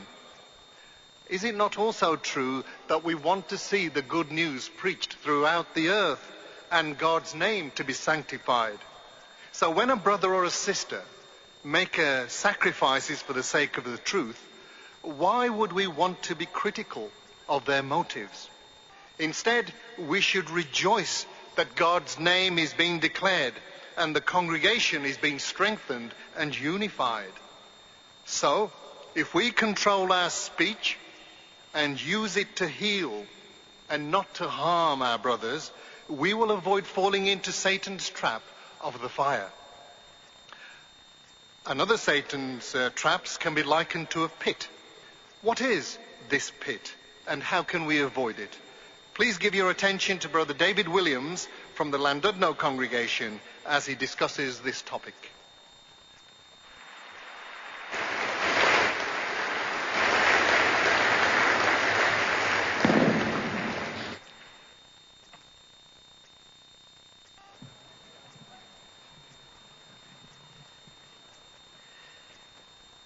A successful trap used by hunters is called the pit. With this, they dig out a deep pit that can measure up to 7 meters in length, 4 meters wide, and even 3 meters deep. Can you imagine the effort of removing all that earth? And then they camouflage it over with sticks, leaves, and earth so it all blends in. Some hunters even go to the trouble of creating a very wide path using just leaves and twigs that guide the unsuspecting animal towards it. Interestingly, the Bible likens one of Satan's traps to the pit. Let's read 2 verses from Proverbs and see if you can identify the trap. Please open your Bible to Proverbs 22 and verse 14. That's Proverbs 22 and verse 14.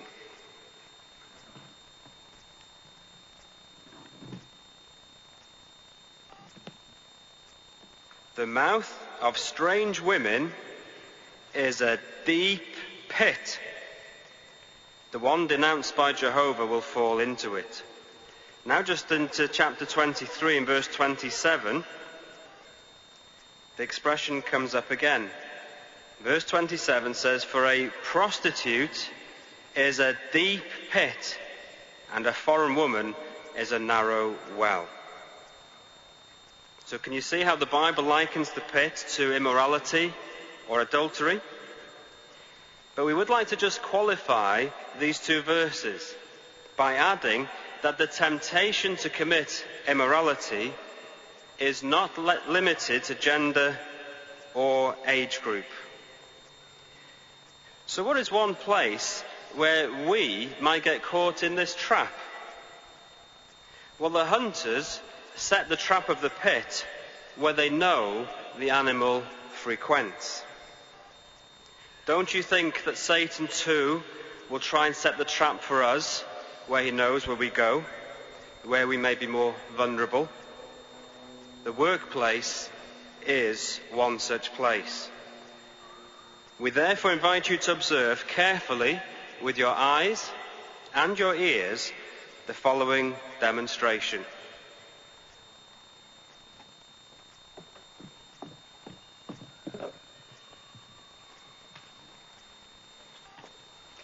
Well, look who's working late again tonight. Don't you ever go home, Mike? Oh, hi, Monique. I'm just finishing up. Oh, you're so industrious. That's what I really like about you, Mike. Listen, I was thinking of going for a drink before I head off home tonight. Would you care to join me? I really would like to hear your views on that project I'm working on. And, well, you know how much I value your opinion. Just one drink, Mike. What'd you say?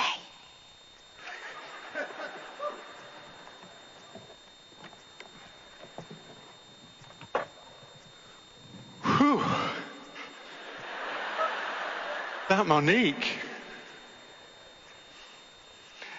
She values my opinion. She wants to listen to what I've got to say. She's attractive too. And she appreciates me. I wish I had more of that kind of attention at home. What's the harm in having one small drink with Monique? After all, we'd be talking about work. And I don't want my workmates to think that just because I'm one of Jehovah's Witnesses, I feel I'm too good to associate with them.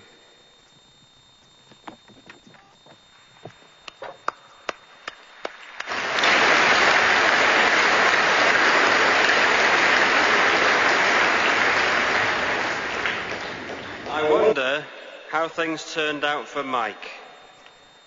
What would you have done? Hopefully, he came to his senses. But is there anybody sat here today who can relate to what Mike just went through? Perhaps you are married, but find yourself attracted to someone other than your spouse. If so, keep your senses. Now is not the time to be on the path toward the pit. Those who fall into the pit of immorality soon discover the despair that goes with it. The repercussions go on and on. The hurt they cause their spouse, themselves, and of course Jehovah. So we have identified the pit. So whether we're currently attracted to someone else other than our spouse, or maybe our marriage is strained on occasion, or even if our marriage is stable, the following 5 practical points will help us to see how we can avoid the pit. So if you're taking notes, point number 1, you could just write Hebrews 12 and verse 16, and then we're going to read that verse together. Hebrews chapter 12 and verse 16.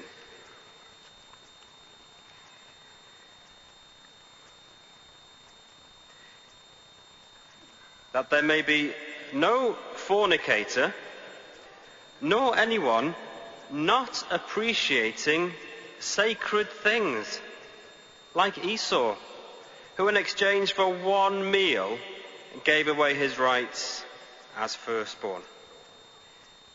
We know the account of Esau, but how can we be like him? Well, do you notice in the verse, it says not appreciating sacred things. You and I know marriage is a sacred arrangement. So perhaps we could be like Esau in that he gave his birthright up for one meal. Are we prepared to give up our sacred marriage for one act of immorality? Never may that be the case. There's a reference to a watchtower of 08, 1st of November, pages 18 to 21, that you may want to consider when back at home. This article discusses how to strengthen our commitment to our marriage. Other practical steps we can take is to have a photograph of our spouse at work, and when they come up in conversation, always to talk positively about them. Point number 2. You could just write, avoid flirting.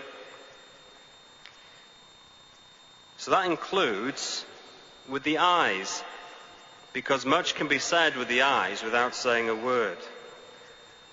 Or flirting, like in the demonstration. You may have noticed the subtle effort we made to demonstrate that for you.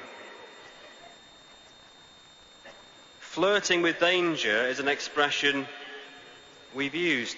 And if we were to flirt, it would be like standing above a literal pit with one foot just to test what the camouflage feels like.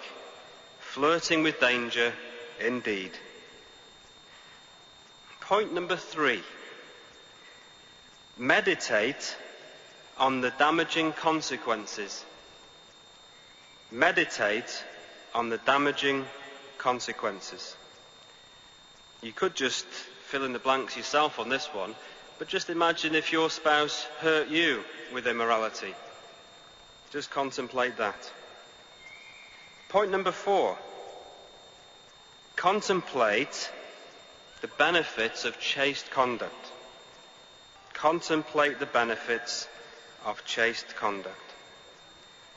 And the 5th point, spend time with your mate.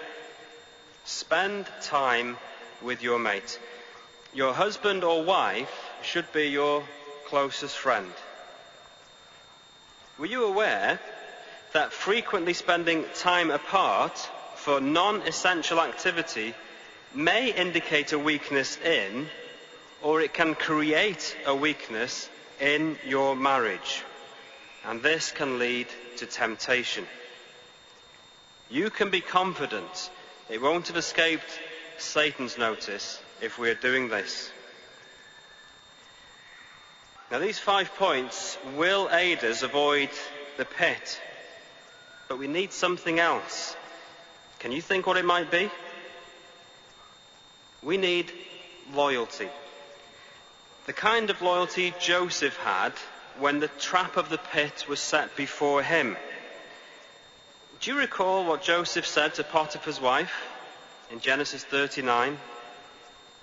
He said to her in verse 9, "How could I commit this great badness and actually sin against God?" So can you see the key issue has to be loyalty. Loyalty to one's mate, but especially toward Jehovah. Loyalty, above all else, will ensure we avoid the pit and the despair that goes with it. Now, another of Satan's traps can be likened to a snare. What is this snare, and how can we avoid it? Please give your attention to Brother Jeremy Skinner from the Winsford Middlewich congregation as he discusses this topic.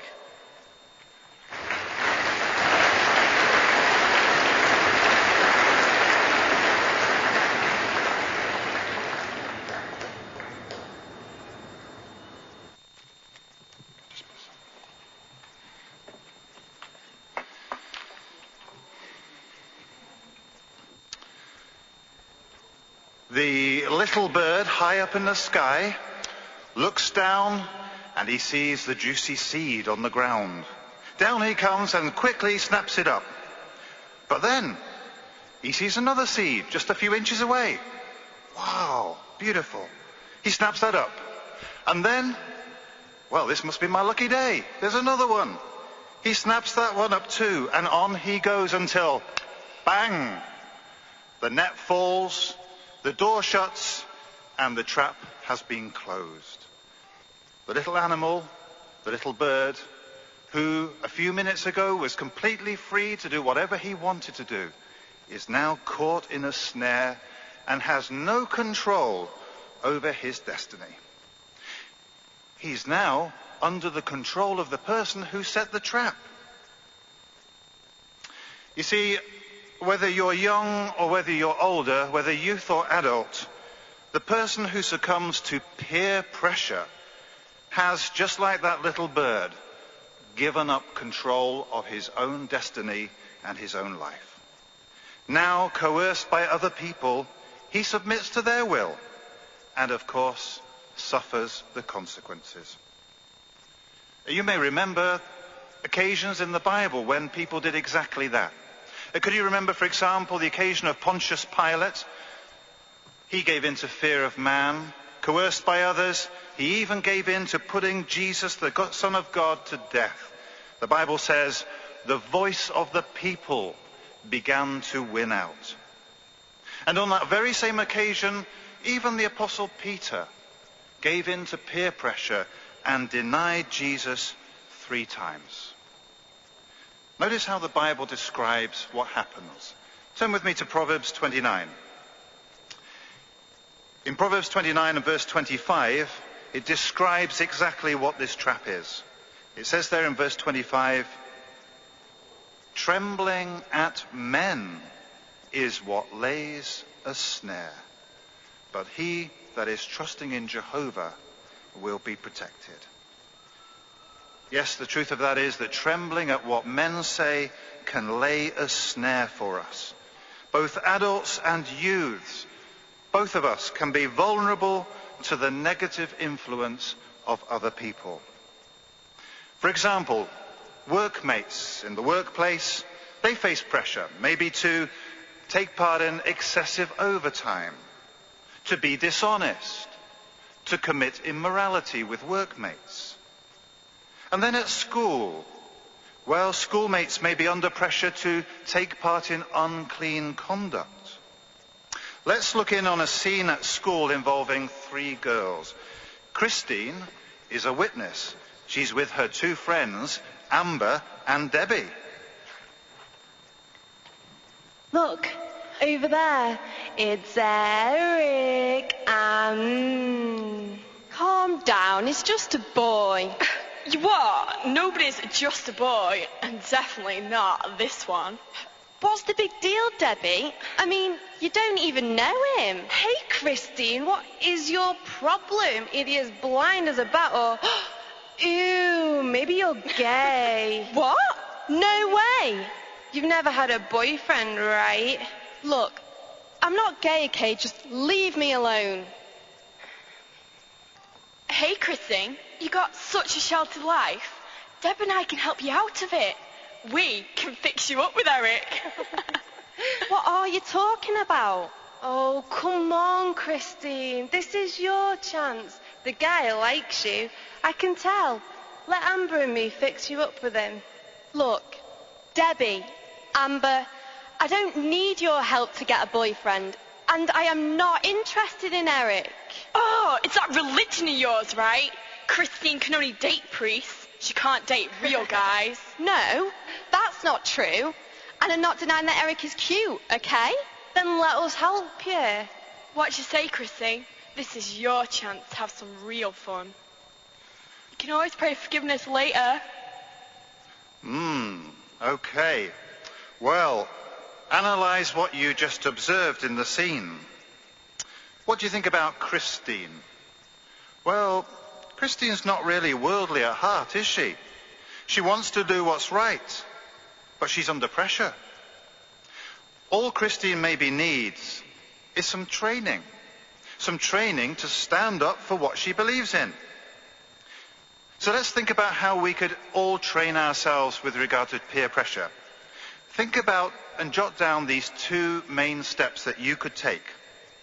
Number 1, first of all, anticipate the pressure before it occurs. In other words, think what might happen, what pressure might I come under, either at work or at school. Point number 2, think about the scripture here in Colossians 4 and verse 6. Let's see if we can identify from the words here in verse 6 what our second step should be. Paul says there, let your utterance always be with graciousness, seasoned with salt. And then notice now he says, so as to know how you ought to give an answer to each one. So can you see what step number 2 is? Step number 2 is think about what you could say, how you might respond if and when you come under pressure to do something wrong. So step number 1 was anticipate the pressure. Step number 2, decide what you could say to respond to it. Now, parents, are you using your family worship night to do exactly that? Perhaps what you could do in your family worship evening is to train yourself and your children to know how to do exactly what the scripture said, to reply to each one. Now, looking on this second scene, here we see Christine, who we saw earlier at school. She is now at home having a discussion with her parents on their family worship evening. They're using the book Questions Young People Ask, Answers at Work, Volume 2. And they're looking at page 133 together, where you'll find a chart called the Peer Pressure Planner. Okay, then let's start at the top of this peer pressure planner. So go on, Christine. Give us a challenge that you face. Well, that's easy. What do you mean? Debbie and Amber.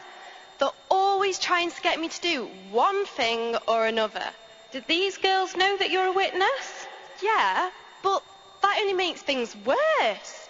They say I'm a nun, they say I'm naive, and they even hinted that I'm gay just because I won't date Eric. Eric? Calm down, Mum. I mean, I know he's cute. Cute? Mum!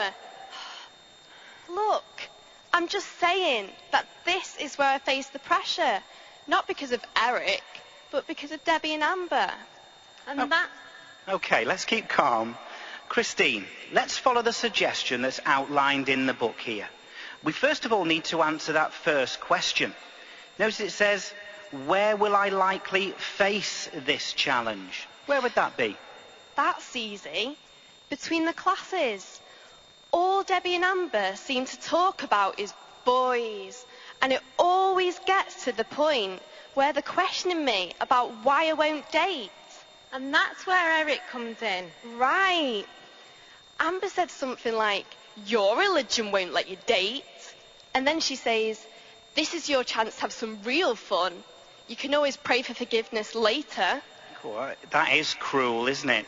But I'm really glad you've told us about this, sweetheart. Because I think this chart is just what we need to help us. Let's start with this think portion. Notice it asks this question. What will happen if I give in? What might happen? At least to get Debbie and Amber off my back. Well, you might, at first. But can you think of any negative consequences, though? I suppose I'd have to hide what I'm doing. And that wouldn't be easy. There are other witness kids in our school, and they'd know. Believe me. Plus, I suppose if I dated Eric, or any other guy, well, that just opens up another can of worms. Pressure to have sex, to name just one. And I don't want to go down that road. But I don't want Debbie and Amber to keep making fun of me either. No, of course you don't, love. But how would you answer this second part? Here it asks, if I give in, it will be because... Because I can't stand the pressure I'm getting from Debbie and Amber. Okay, so we're getting there. But now let's contrast it and move on to the right side of the chart. There we have this new question. What will happen if I resist? I guess I'm just going to say stuck where I am right now. You know, I'm a good girl who suffers every day. And I'm only in the 4th year. I've got another 2 years of this ahead of me. Well, you do really feel like you're in a difficult situation, sweetheart. But maybe, it's not quite that bad. In fact, I think I can help make this situation just a little easier to deal with. How are you going to do the next 2 years for me? Well, I can't do that now, can I? But let's carry on with this chart and look at the bottom of the page. The section called Piers Taunts. The first line it says we need to fill in here is if a peer says. So go on, what's something typical that Debbie or Amber would say to you when they're applying this pressure? I suppose, like I mentioned to you before, when Amber says, your religion won't let you date, just hearing those words make me feel like I'm really weird. So you feel that being a witness hems you in? When they put it that way to me, yeah, I do. Well, let's see what we can do to absorb the pressure, as the book says here. Oh, no. Are you now telling me I've got to pull my Bible out and read a scripture to them? No, not necessarily. They didn't really ask you a scriptural question, did they? So the first thing we need to consider is the big picture. What do you think's really bothering them when they're pressuring you like that? I guess they think I should be doing the same sort of things they're doing, like dating, partying, that sort of thing. They say I've been brainwashed by some sort of cult that won't let me have any fun. So they think you're not doing this of your own choice? That's what it sounds like to me. Well, maybe you could say something to indicate that this is your choice and that you've thought about it long and hard. That's the thought. If Debbie or Amber says, why aren't you dating? What do you think if I said something like, I've decided not to get into a relationship until I'm older? I can do without that sort of hassle in my life right now. There you go, Chris. That's an excellent response. And it's a brilliant example of absorbing the pressure, just as this chart says. So, did you see how the parents here were able to use the peer pressure planner in the questions young people ask, answers the workbook? You notice how this tool can help young ones to prepare beforehand responses so that they can be confident when they take a stand for the truth. So, parents, why not use this tool as part of your family worship evening as soon as you can? Remember the little bird? He lost his freedom. He was controlled by someone else. You see, fear of man can make that happen to us. We can lose our freedom, maybe our freedom to speak out about the truth and to act in a way which would please Jehovah God. So, if we worry about what other people think, it can affect our actions, and it might mean that we've succumbed to the trap of peer pressure. So let us be determined to resist the snare of peer pressure. But of course the Bible describes another one of Satan's traps, the trap that chokes. What is the trap that chokes, and how can you avoid it? Well, please give your attention to Brother John Paul Robinson from the Welshpool congregation.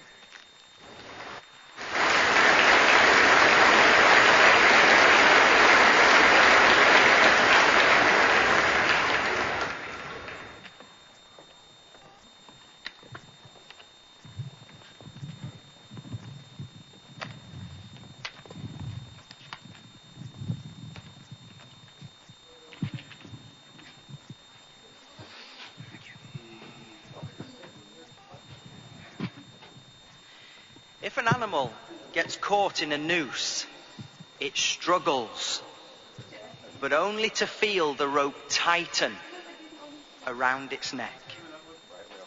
How might we be caught in a similar trap? Well, let's observe a brief demonstration in which a brother is offered regular overtime at work.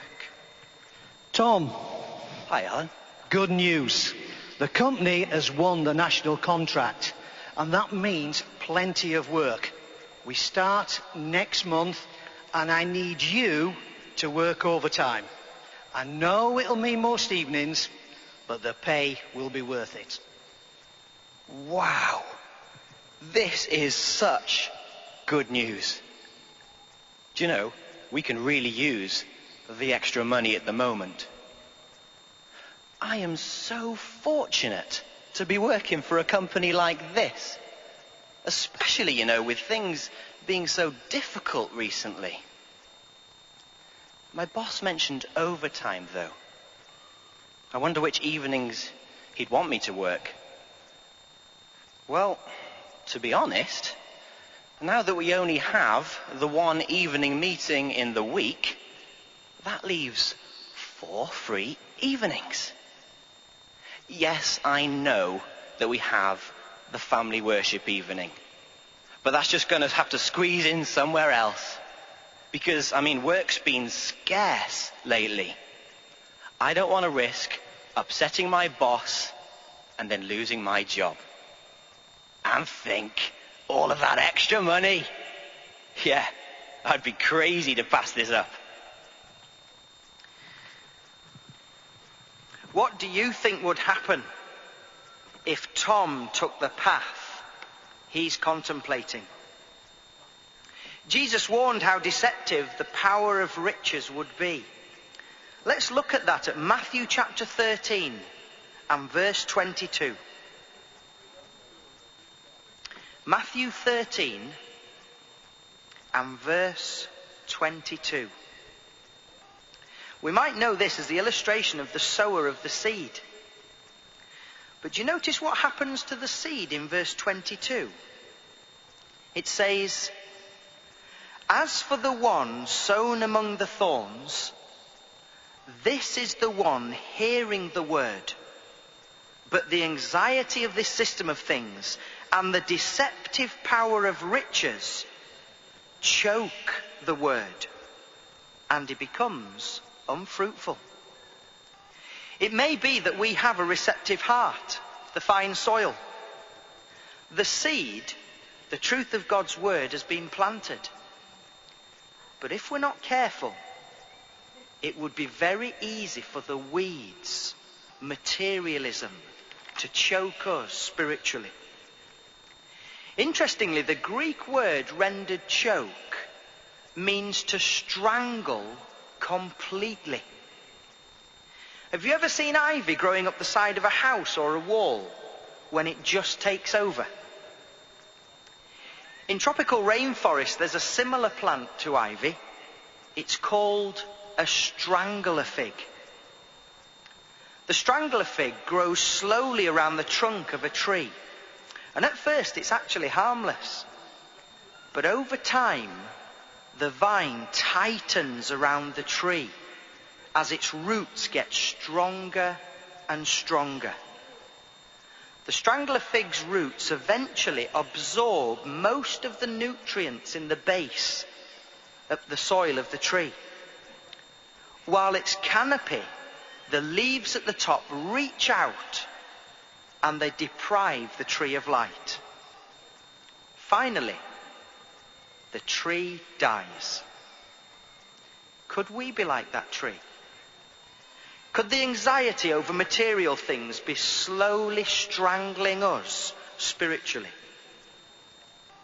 I suppose deep down, we all know that spiritual things are the most important.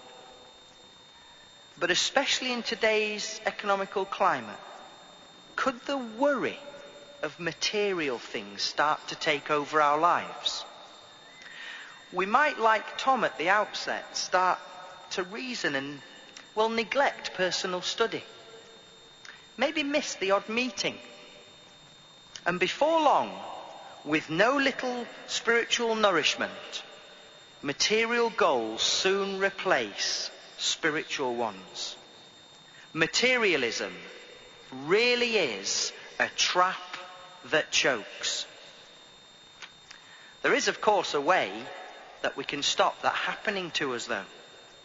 And it's by constantly looking at our manner of life. I suppose it's a little bit like weeding the garden. You don't just do it once because, as we know, weeds grow continually. In fact, It's only when you've started to weed a garden do you realise just how much the weeds have taken over. I wonder, when was the last time we stepped back and had a good, honest look at our priorities in life? Have the weeds of materialism that Jesus warned of begun to slowly choke us spiritually? Well, let's interview a sister that one day she stepped back and had a good, honest look at her life.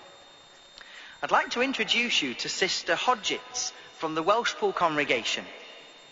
Now, Penny, you're a single sister, and like so many, you have a home and a car and bills to pay.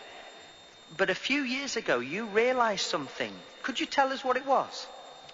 Yes, I was working full-time and I was fed up with work. I wasn't happy with my job and I wasn't happy with the way it was affecting my personality. I felt like I was putting more time in for Satan's system than I was for Jehovah. How did you then decide to simplify your life? Well, everybody has different circumstances, but I had decided that I wanted to pioneer. So I set that as my goal. I spoke to some in the congregation who had changed their circumstances, and then I spoke to my manager to let him know that I'd decided to go part-time. Were you put under any pressure by your manager to keep a full-time job? I was, yes. My manager did wonder if I could manage financially, but I stuck to my decision to go part-time. Unfortunately, that did not stop them from pressing me for overtime. When you actually decided finally to work part-time, didn't you worry about taking a loss materially? Yes, I did. But I put my trust in Jehovah. I arranged my finances so that I could work self-employed as a cleaner. That way I could be in control of my time. I now have my own business, domestic cleaning, and that supports me well. Any regrets? No, it was the best decision I could have made. But Penny, due to health reasons, you're no longer able to pioneer, which was actually your goal in the first place. That's right, it was. But if I had my time over again, I'd still make the same decision. And with the changes I've made, I'm able to have 2 full days a week in the ministry. What challenges have you had? Well, now I have to make sure that the time I've set aside for Jehovah isn't taken up by work. Since you've actually simplified your life, how have you gained spiritually and what blessings have you had then, Penny? Well, I'm a better person in myself. I have more time for study and for ministry. I have a much better relationship with Jehovah. I've had the privilege of regular and auxiliary pioneering, and recently the privilege of working on a quick build team for the first time in many years. Well, thank you very much for sharing that with us, Sister Hodgetts.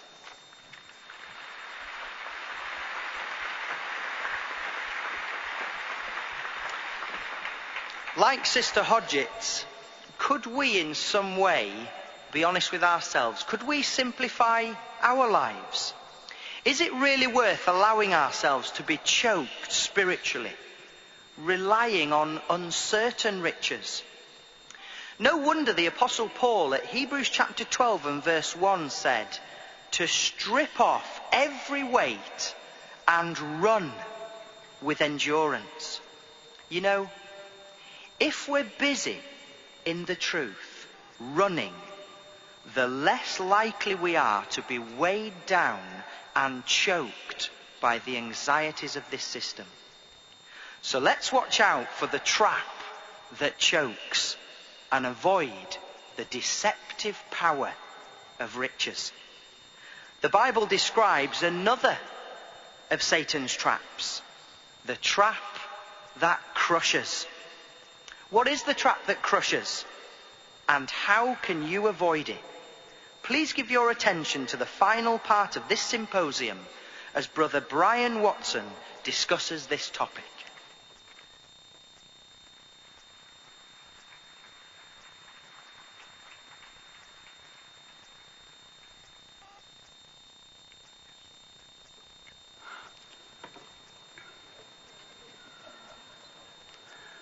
Our symposium so far has identified 4 of Satan's traps. Now we want to identify our final trap.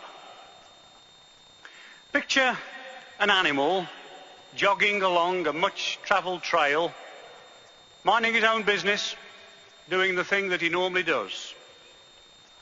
Suddenly, without any warning, he hits a trap wire. Instantly, a heavy load, be it a stone or a log, comes down, trapping him completely. He's unable to escape.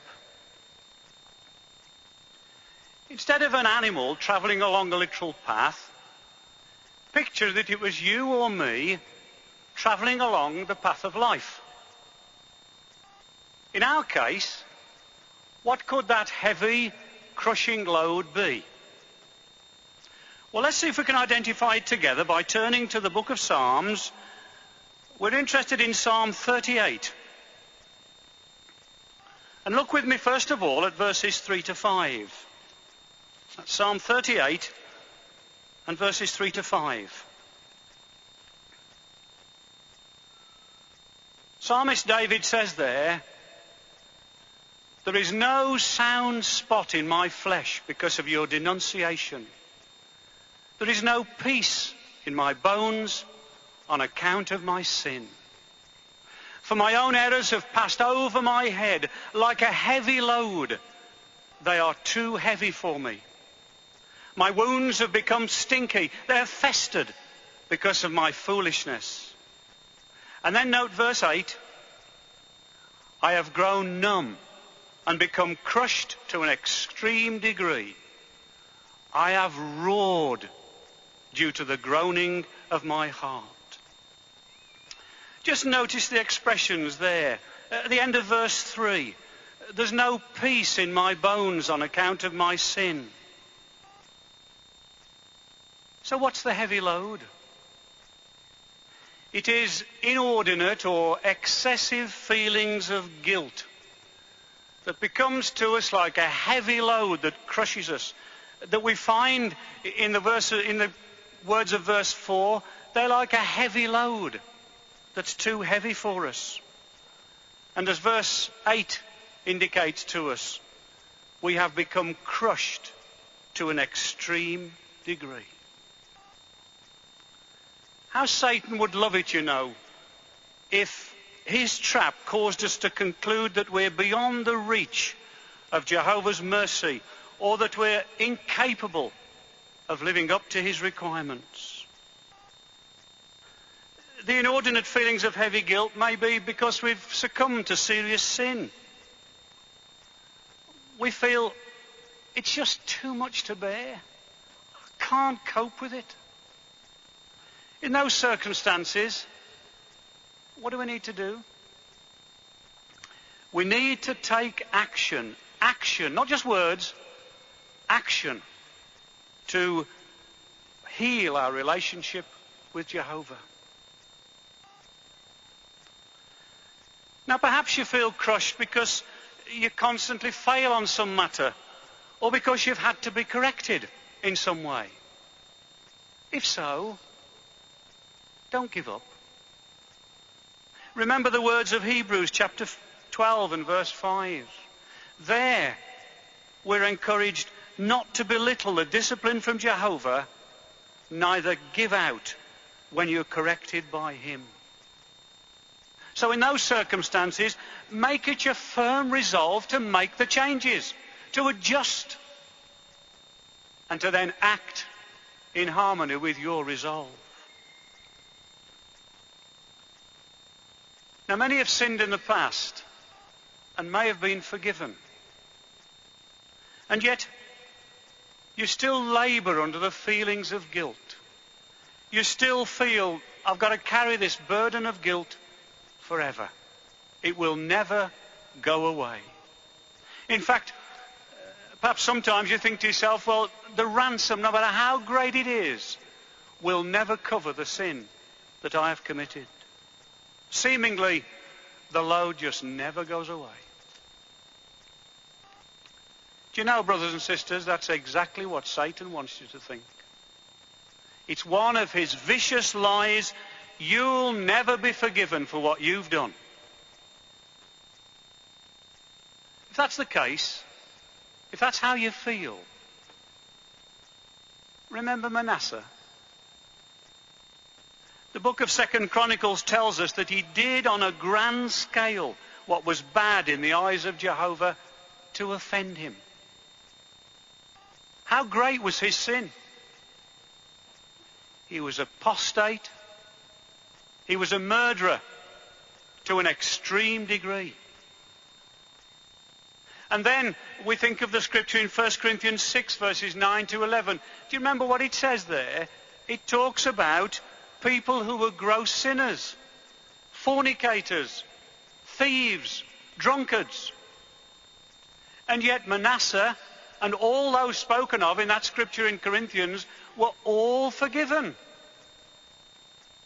because they made changes, because they put things right in their lives. And without exception, they received Jehovah's forgiveness. Just turn along to the next book in the Bible, in Proverbs chapter 24. Let's just look at a portion of verse 16 and just notice the consoling words that there are there. Proverbs 24 and verse 16. It says in the first part of that verse, "For the righteous one may fall even 7 times, and he will certainly get up." The ransom provision covers all those who have fallen but have got up. And why do we get up? Because we know, we are certain that Jehovah will not throw us away if we keep trying. If we have a heart that wants to get up, but then if we take action in harmony with that resolve. If we have repented of our sins, God will not demand payment for a debt that he has cancelled. We all agree that Satan's traps are everywhere. He doesn't care which of his traps ensnares us, as long as he gets us in some way. But you know, there's a lovely comfort in the words in 2 Corinthians 2 and verse 11. And what does it say there? We are not ignorant of his designs. Isn't that a comfort? We are not ignorant of his designs. So how do we avoid Satan's traps, his designs? 2 points for your notes. First one, pray regularly. If we want to get out of Satan's traps, if we want to avoid them in the first place, we must pray regularly. What for? For Jehovah's help and Jehovah's Holy Spirit. Real earnest prayer is necessary for us. And the second thing, engage in personal study. That scripture in Corinthians said we're not ignorant of his designs. Why not? Why aren't we ignorant of his designs? Because Jehovah's Word and our Bible study aids, our Bible-based aids from our faithful slave, and how grateful we are for those, tell us, remind us constantly of the things we need to do to avoid Satan's traps. So we need to study our material. We must study it. And we must realize that we need to hate what's bad, avoid unwholesome curiosity and selfish desires, things that could lead us into traps. Now, in our symposium, we've looked at our 4 traps already, and this one is the 5th. What were they? Do you have them in your notes? The fire, uncontrolled speech. The pit, adultery. The snare, peer pressure. The trap that chokes, materialism. To that we've now added the trap that crushes, inordinate or excessive guilt. Brothers and sisters, you know which is your trap, or your likely trap. Work on it. Please, work on it. Succeed in avoiding Satan's traps. And always remember, Satan wants us to fail. But what do we get from Jehovah? Psalm 97 and verse 10 says, "He is guarding the souls of his loyal ones. Out of the hand of the wicked ones, he delivers them." What a comfort. And Jehovah will surely bless our efforts if we watch out for and take positive and meaningful action to avoid all of Satan's traps.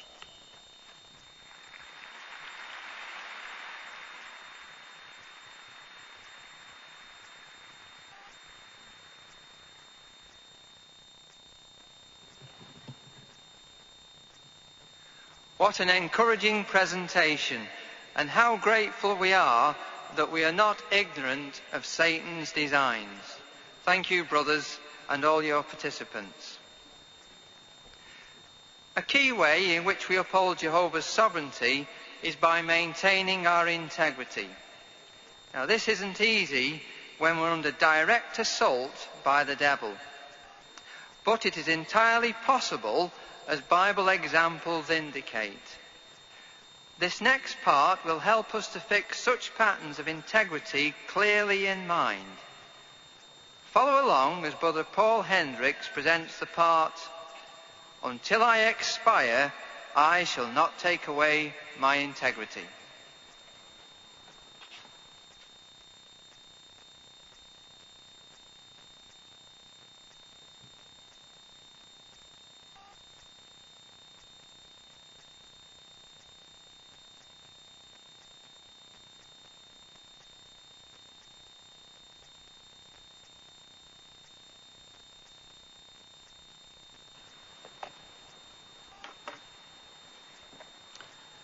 Imagine for a moment Satan the devil speaking these words to Jehovah. Let's read them together at Job chapter 2, verses 4 and 5. That's Job 2, verses 4 and 5. And there it reads, "But Satan answered Jehovah and said, Skin in behalf of skin, and everything that a man has, he will give in behalf of his soul. For a change, thrust out your hand, please, and touch as far as his bone and his flesh, and see whether he will not curse you to your very face." Did you notice there in verse 4? It said everything that a man has, he will give to save his life. And in verse 5, touch his bone and his flesh, and he will curse you. In other words, Satan was saying that people who serve Jehovah do so out of selfishness. Put them under trial, and they will curse you, or they will break their integrity. Now, since the start of the last days in 1914, Satan has increased his attacks on God's people. Revelation 12 and verse 10 clearly tells us that Satan accuses our brothers day and night. Now, Satan, being the first integrity breaker, wants us to join him. It may have been that before attempting to get other spirit creatures to join him in his rebellion, he made humans his first target. The earliest evidence that we have of other spirit sons of God siding with Satan was just prior to the flood in Noah's day. So all of us today are involved in a vital challenge, and it's this: will we keep our integrity under trial? So when we do experience trials and problems, let's all of us remember this. By keeping our integrity when personal difficulties arise, we prove Satan wrong in saying that we only serve God out of selfishness. Now, how did Adam and Eve respond when their integrity was tested? They chose the side of the devil. So all of us today want to answer these two questions. Will I maintain my integrity to God despite persecution or personal hardship? And am I determined to keep on the watch? But is it possible for imperfect humans to maintain unbreakable integrity? Well, first of all, what does the word integrity mean? One definition is a completeness of heart to Jehovah. In the Bible, the word integrity is most often used to describe unswerving devotion to righteousness. Now, can you remember a few weeks ago in our Watchtower study, we read the experience of a sister Valentina, who served a total of 21 years in prison in Russia. She said all of her possessions were kept in a single suitcase. Why was she willing to sacrifice 21 years of freedom? She had only heard the word of God explained to her 3 times, and yet she went to prison. She had, without a doubt, unswerving devotion to righteousness. Her heart was complete to Jehovah. How do you think Jehovah viewed her integrity? Let's consider for a moment an outstanding biblical example of a man who kept his integrity. His name was Job. Everything that could have gone wrong in Job's life did go wrong, as we shall soon see. And yet, after all what happened to him, how did he respond to his personal hardship? Well, let's read his own words. Turn to Job 27 and verse 5.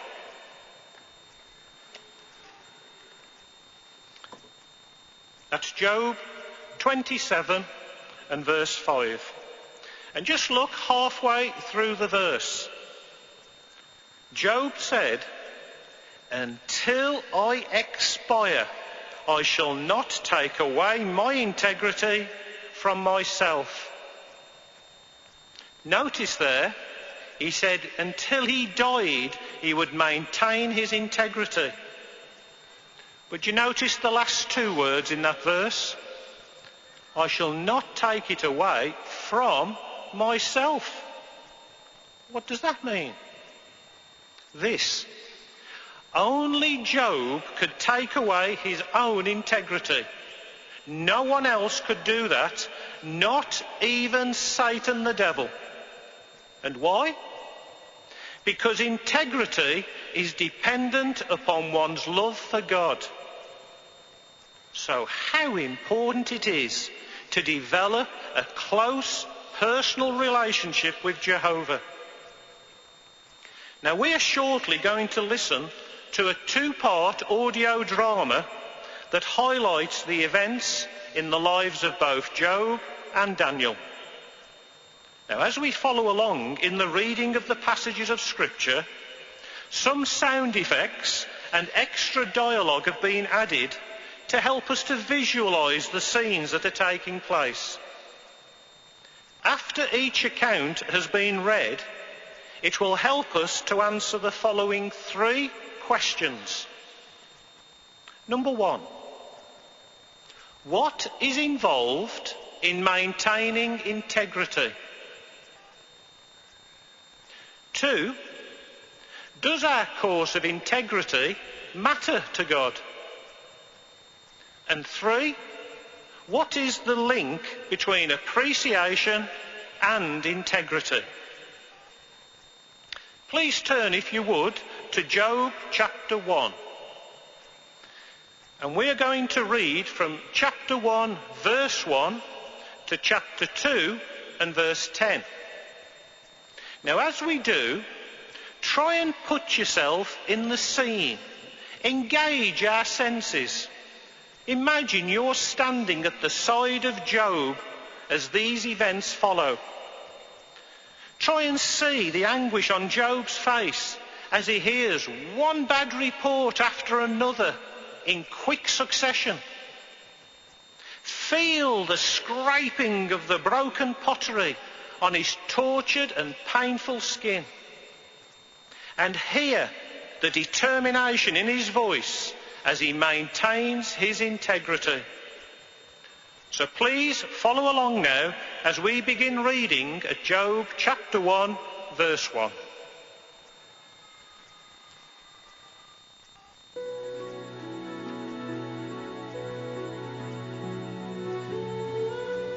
There happened to be a man in the land of Uz, whose name was Job.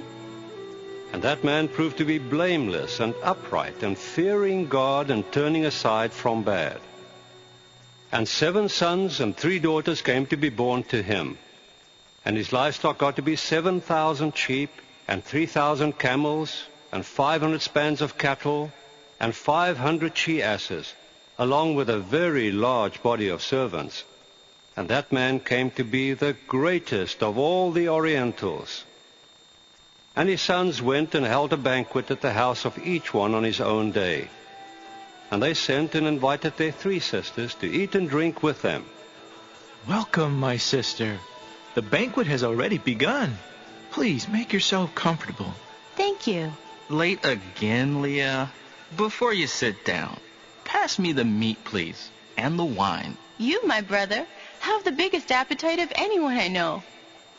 And it would occur that when the banquet days had gone round the circuit, Job would send and sanctify them. And he got up early in the morning and offered up burnt sacrifices according to the number of all of them. For, said Job, maybe my sons have sinned and have cursed God in their heart. That is the way Job would do always.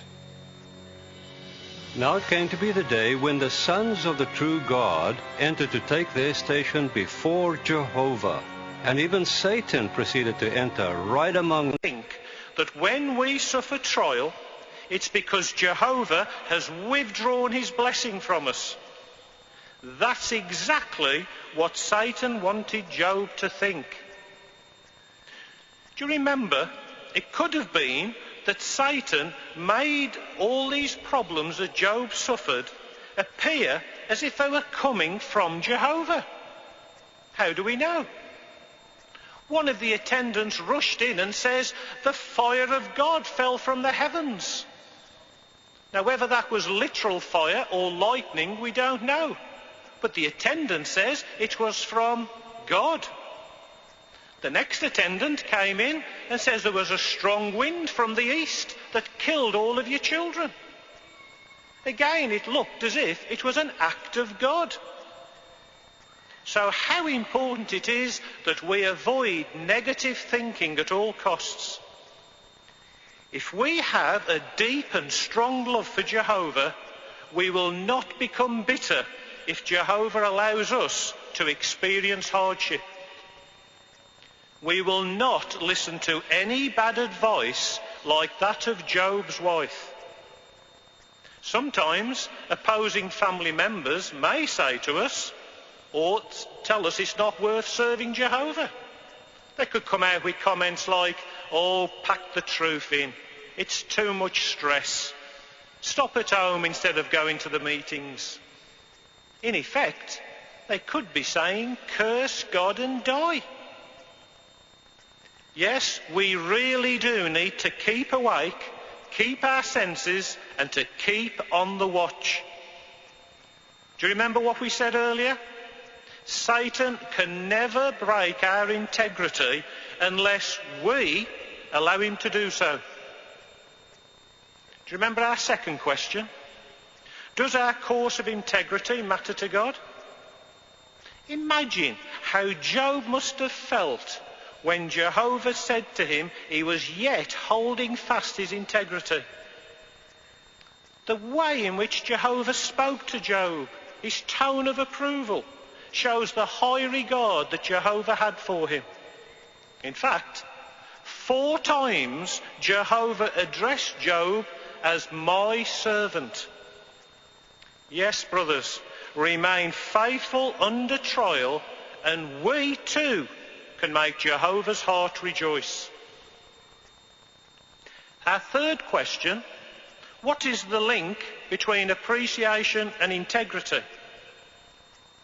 Job had a deep appreciation for all that Jehovah gave him. He said, Jehovah has given. Job was determined to keep his integrity. You could hear it in his voice. An appreciation for Jehovah builds a love for him. That's why Job could keep his integrity. Now, it's the same with us today. There is a strong link between having an appreciative heart and keeping integrity. Appreciation and love for Jehovah will help us to resist immorality and other temptations as they come. And finally, if we can build up over a period of time our integrity now, we will be better equipped to keep it when we're tried or tested in the future. Now, these same 3 lessons are borne out by another good example in the Bible, and that's Daniel. Please open your Bibles to Daniel chapter 6 and verse 1, and we're going to read the whole of the chapter through to verse 28. Now again, try and picture yourself there standing at the side of Daniel. Try and see in your mind's eye these conniving high officials as they're plotting to destroy Daniel. Feel the lions brushing past Daniel in this dark, damp pit. And then hear the confidence in Daniel's voice after he has been delivered from the mouth of the lions. So please follow along now as we begin reading from Daniel chapter 6.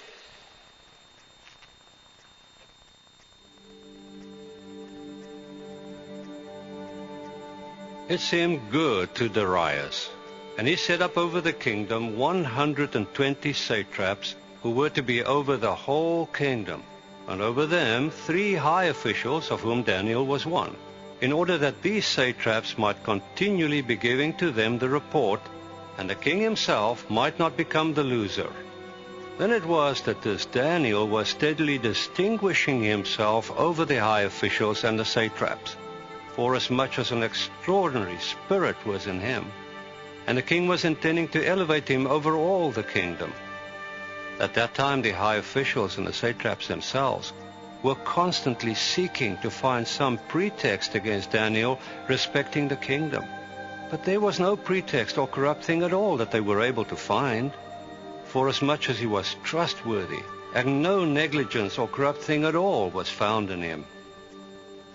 Consequently, these able-bodied men were saying, We shall find in this Daniel no pretext at all. Except we have to find it against him in the law of his God. Accordingly, these high officials and satraps themselves entered as a throng to the king, and this is what they were saying to him.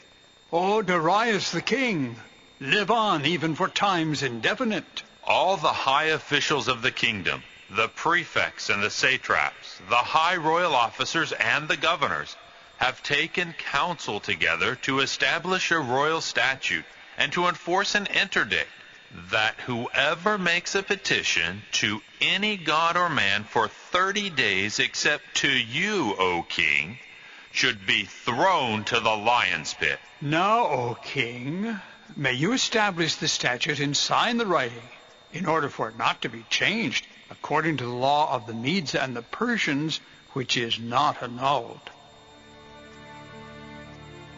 In accord with this, King Darius himself signed the writing and the interdict. But Daniel, as soon as he knew that the writing had been signed, entered into his house, and the windows in his roof chamber being opened for him toward Jerusalem, Even 3 times in a day he was kneeling on his knees and praying and offering praise before his God, as he had been regularly doing prior to this. At that time, these able-bodied men themselves crowded in and found Daniel petitioning and imploring favor before his God. Look, there he is, over by the window. Now you have all seen that he is praying to his God, defying the great king's orders.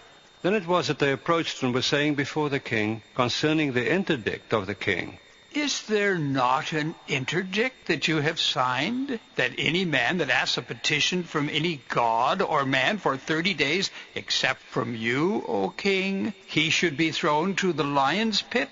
The king was answering and saying, The matter is well established, according to the law of the Medes and the Persians, which is not annulled. Immediately they answered, and they were saying before the king, Daniel, who is of the exiles of Judah, has paid no regard to you, O king, nor to the interdict that you signed. But 3 times in a day he is making his petition. Consequently the king, as soon as he heard the word, it was very displeasing to him.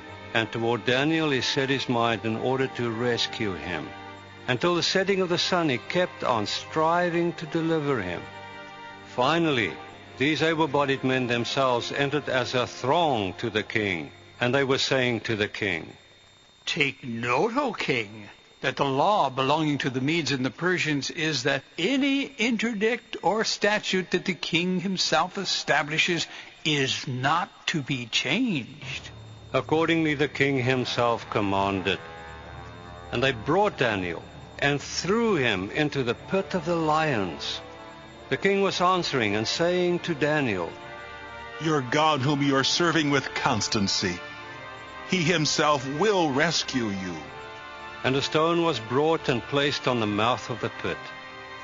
And the king sealed it with his signet ring and with the signet ring of his grandees, in order that nothing should be changed in the case of Daniel. At that time the king went to his palace and spent the night fasting. And no musical instruments were brought in before him, and his very sleep fled from him. Finally the king himself, at dawn, proceeded to get up in the daylight, and in a hurry he went right to the lion's pit. And as he got near to the pit, he cried out with a sad voice even to Daniel. The king was speaking up and saying to Daniel, O Daniel, servant of the living God, has your God whom you are serving with constancy been able to rescue you from the lions? Immediately Daniel himself spoke even with the king. O king, live on even to times indefinite. My own God sent his angel and shut the mouth of the lions, and they have not brought me to ruin. For as much as before him innocence itself was found in me, and also before you, O king, no hurtful act have I done. Then it was that the king himself became very glad, and Daniel himself he commanded to be lifted up out of the pit. And Daniel was lifted up out of the pit, and there was no hurt at all found on him, because he had trusted in his God. And the king commanded, and they brought these able-bodied men who had accused Daniel, and into the lion's pit they threw them, their sons and their wives. And they had not reached the bottom of the pit before the lions had got the mastery over them, and all their bones they crushed.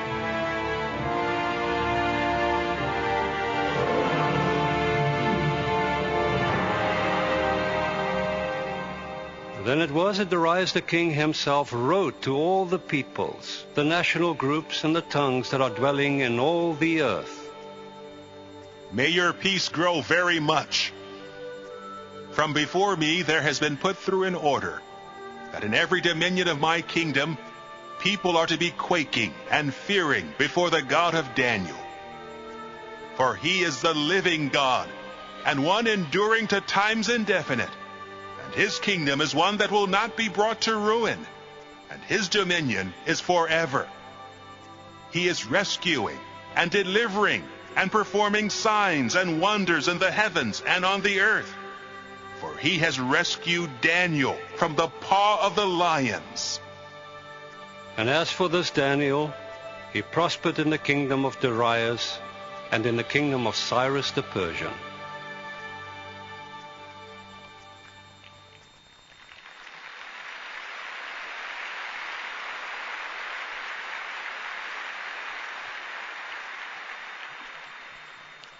What did Daniel do that could have cost him his life?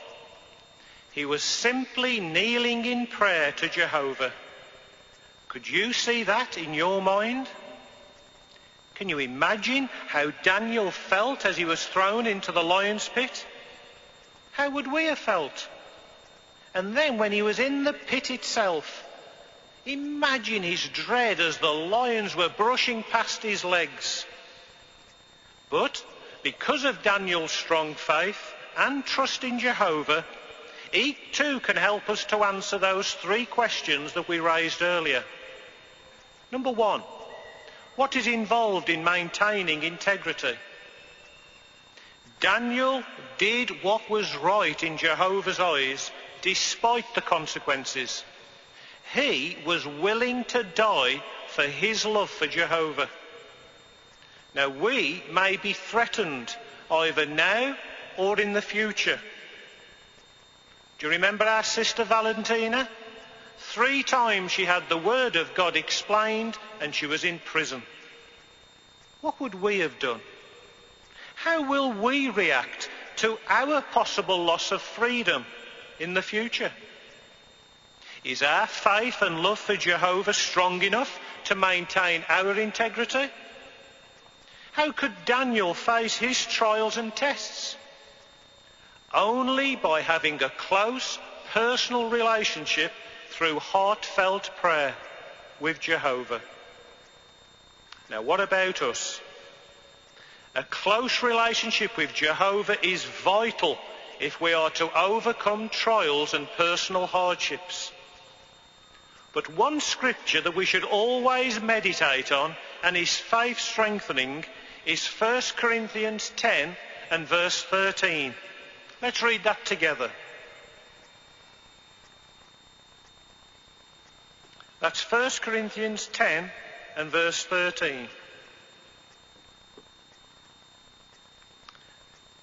And there it reads, "No temptation has taken you except what is common to men, but God is faithful, and he will not let you be tempted beyond what you can bear. But along with the temptation, he will also make the way out in order for you to be able to endure it." Did you notice that lovely quality of Jehovah? God is faithful. He will not let you and I go beyond what we can bear. He will never allow us to go past our breaking point.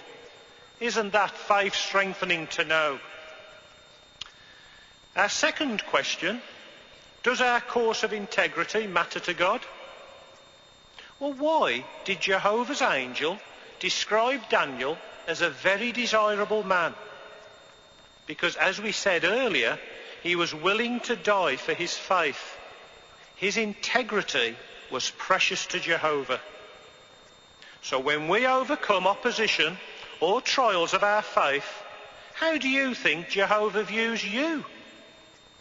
The same as Daniel, as a very desirable man, woman, or even child. What a wonderful thought. And our third question, what is the link between appreciation and integrity? Well, do you remember Daniel's heartfelt expression and his warmth of voice when he referred to Jehovah as my own God? Why could he speak in such a heartfelt manner? Because he had a deep appreciation for the privilege of being a servant of Jehovah.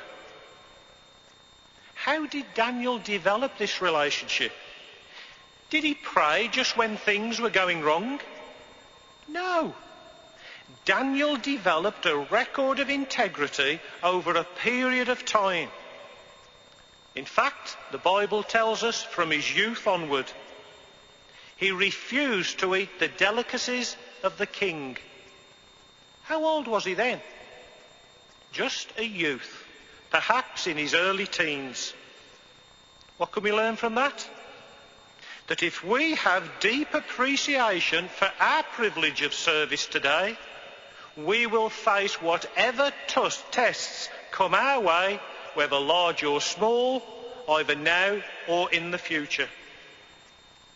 But there is one thing that all of us can learn from the examples of both Job and Daniel, and it's this: faith in the resurrection is vital to keeping our integrity.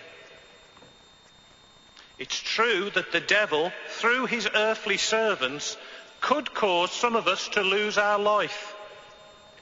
But the devil has absolutely no power to stop Jehovah from restoring to life his faithful, integrity-keeping servants. You notice how strong our hope is at Hebrews chapter 6.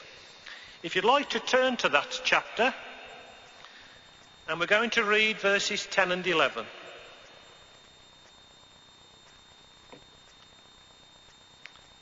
That's Hebrews 6, verses 10 and 11. And it reads, "For God is not unrighteous so as to forget your work and the love you showed for his name, in that you have ministered to the holy ones and continue ministering. But we desire each one of you to show the same industriousness so as to have the full assurance of the hope down to the end." Again, notice another lovely quality of Jehovah. It says, God is not unrighteous. In what sense? He will not forget what we have done for him in the past. If old age, ill health, or other circumstances have restricted us, Jehovah never forgets what you have done for him when you were able. What a wonderful God. It says at the end of verse 11, we need to have the full assurance of the hope. What is that hope? For the majority of us, it's living forever in a paradise earth. If we lose our life, we have a strong and full assurance of coming back in the resurrection back to life. How strong is that hope? Well, look at verse 19 of chapter 6.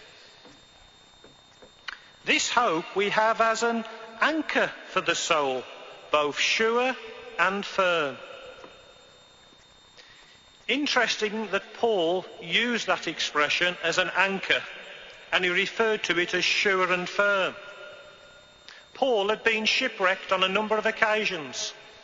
He knew how important an anchor was.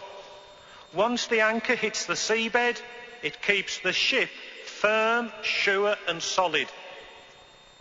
So when our faith and integrity is under attack by a storm of opposition, it's our anchor, our hope in the resurrection that can keep us sure and firm and solid.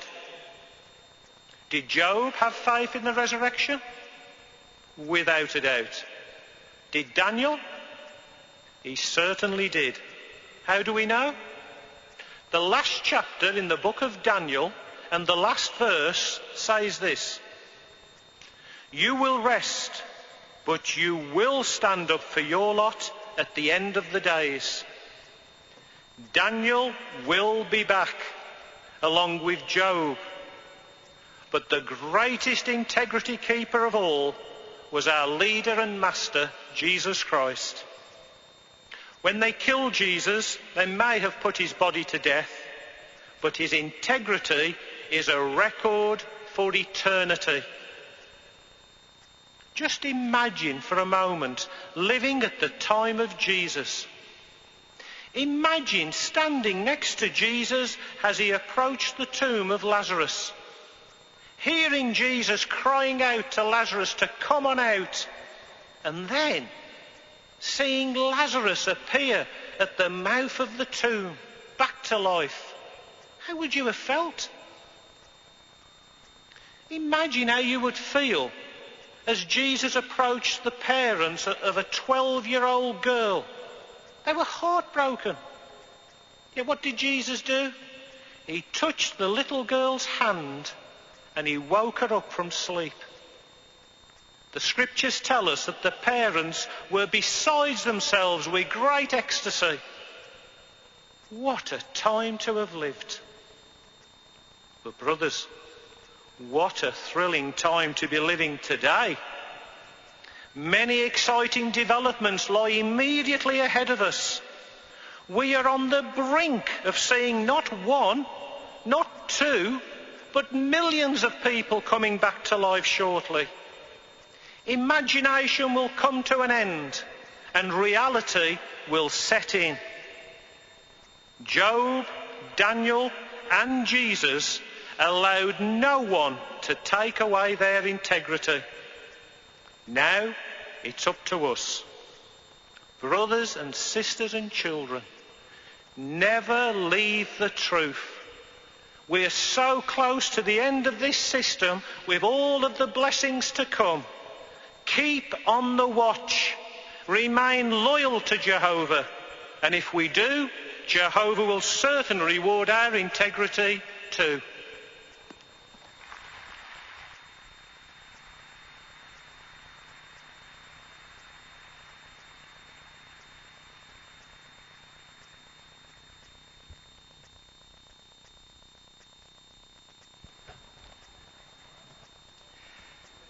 How refreshing. We are very grateful to Jehovah and his organisation for helping us visualise those scriptural accounts. After that fine consideration of integrity, it's fitting that we now stand, if possible, and sing together song number 160, entitled Walking in Integrity. After the song, you may remain standing for some announcement. Let's sing with determination, song 160.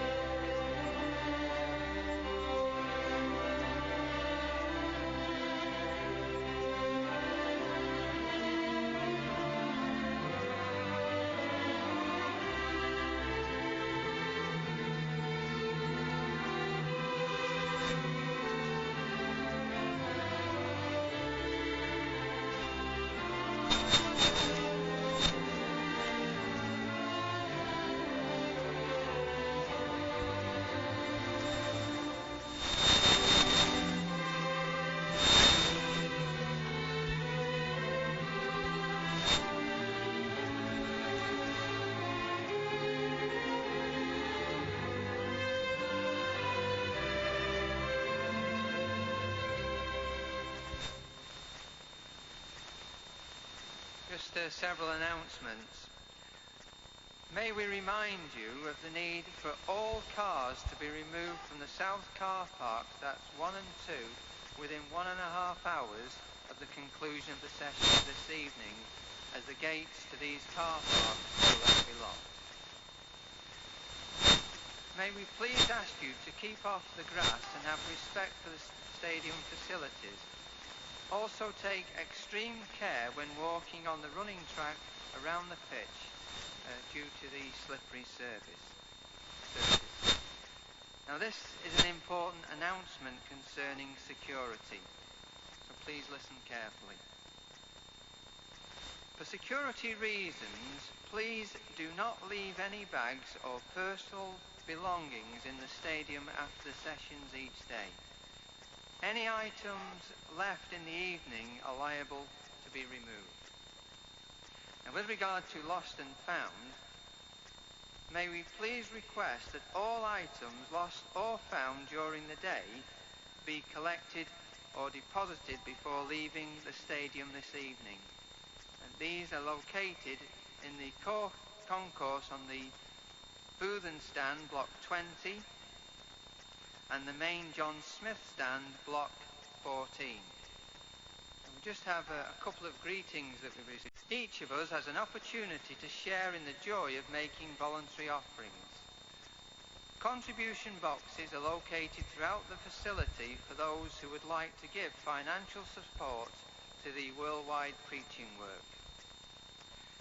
Anyone who pays income tax may wish to increase the value of their kind donation by placing cash or a cheque payable to IBSA Convention in an envelope along with the completed gift aid form, both of which are available at the contribution boxes. The form needs to show just the amount enclosed along with your name and address, all of which will be treated confidentially. In addition to donations, can be made by credit or debit card, whether tax effective or not. The facilities for this are located in the following areas. There are 3 in the main stand, concourse blocks 7 and 18, and in the main reception. 2 are located in the north stand, concourse kiosk and supporters club entrance.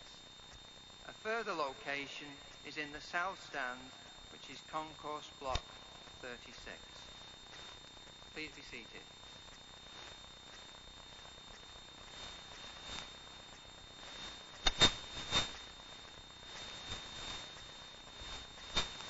As recorded at Luke chapter 9, verse 62, Jesus made a forthright declaration about where we ought not to focus as we strive to keep on the watch. What does his admonition mean to you? Well, please give your attention to Brother Jeff Woodfield, presently serving Kent number 1 circuit, as he addresses on the subject, do not look at the things behind.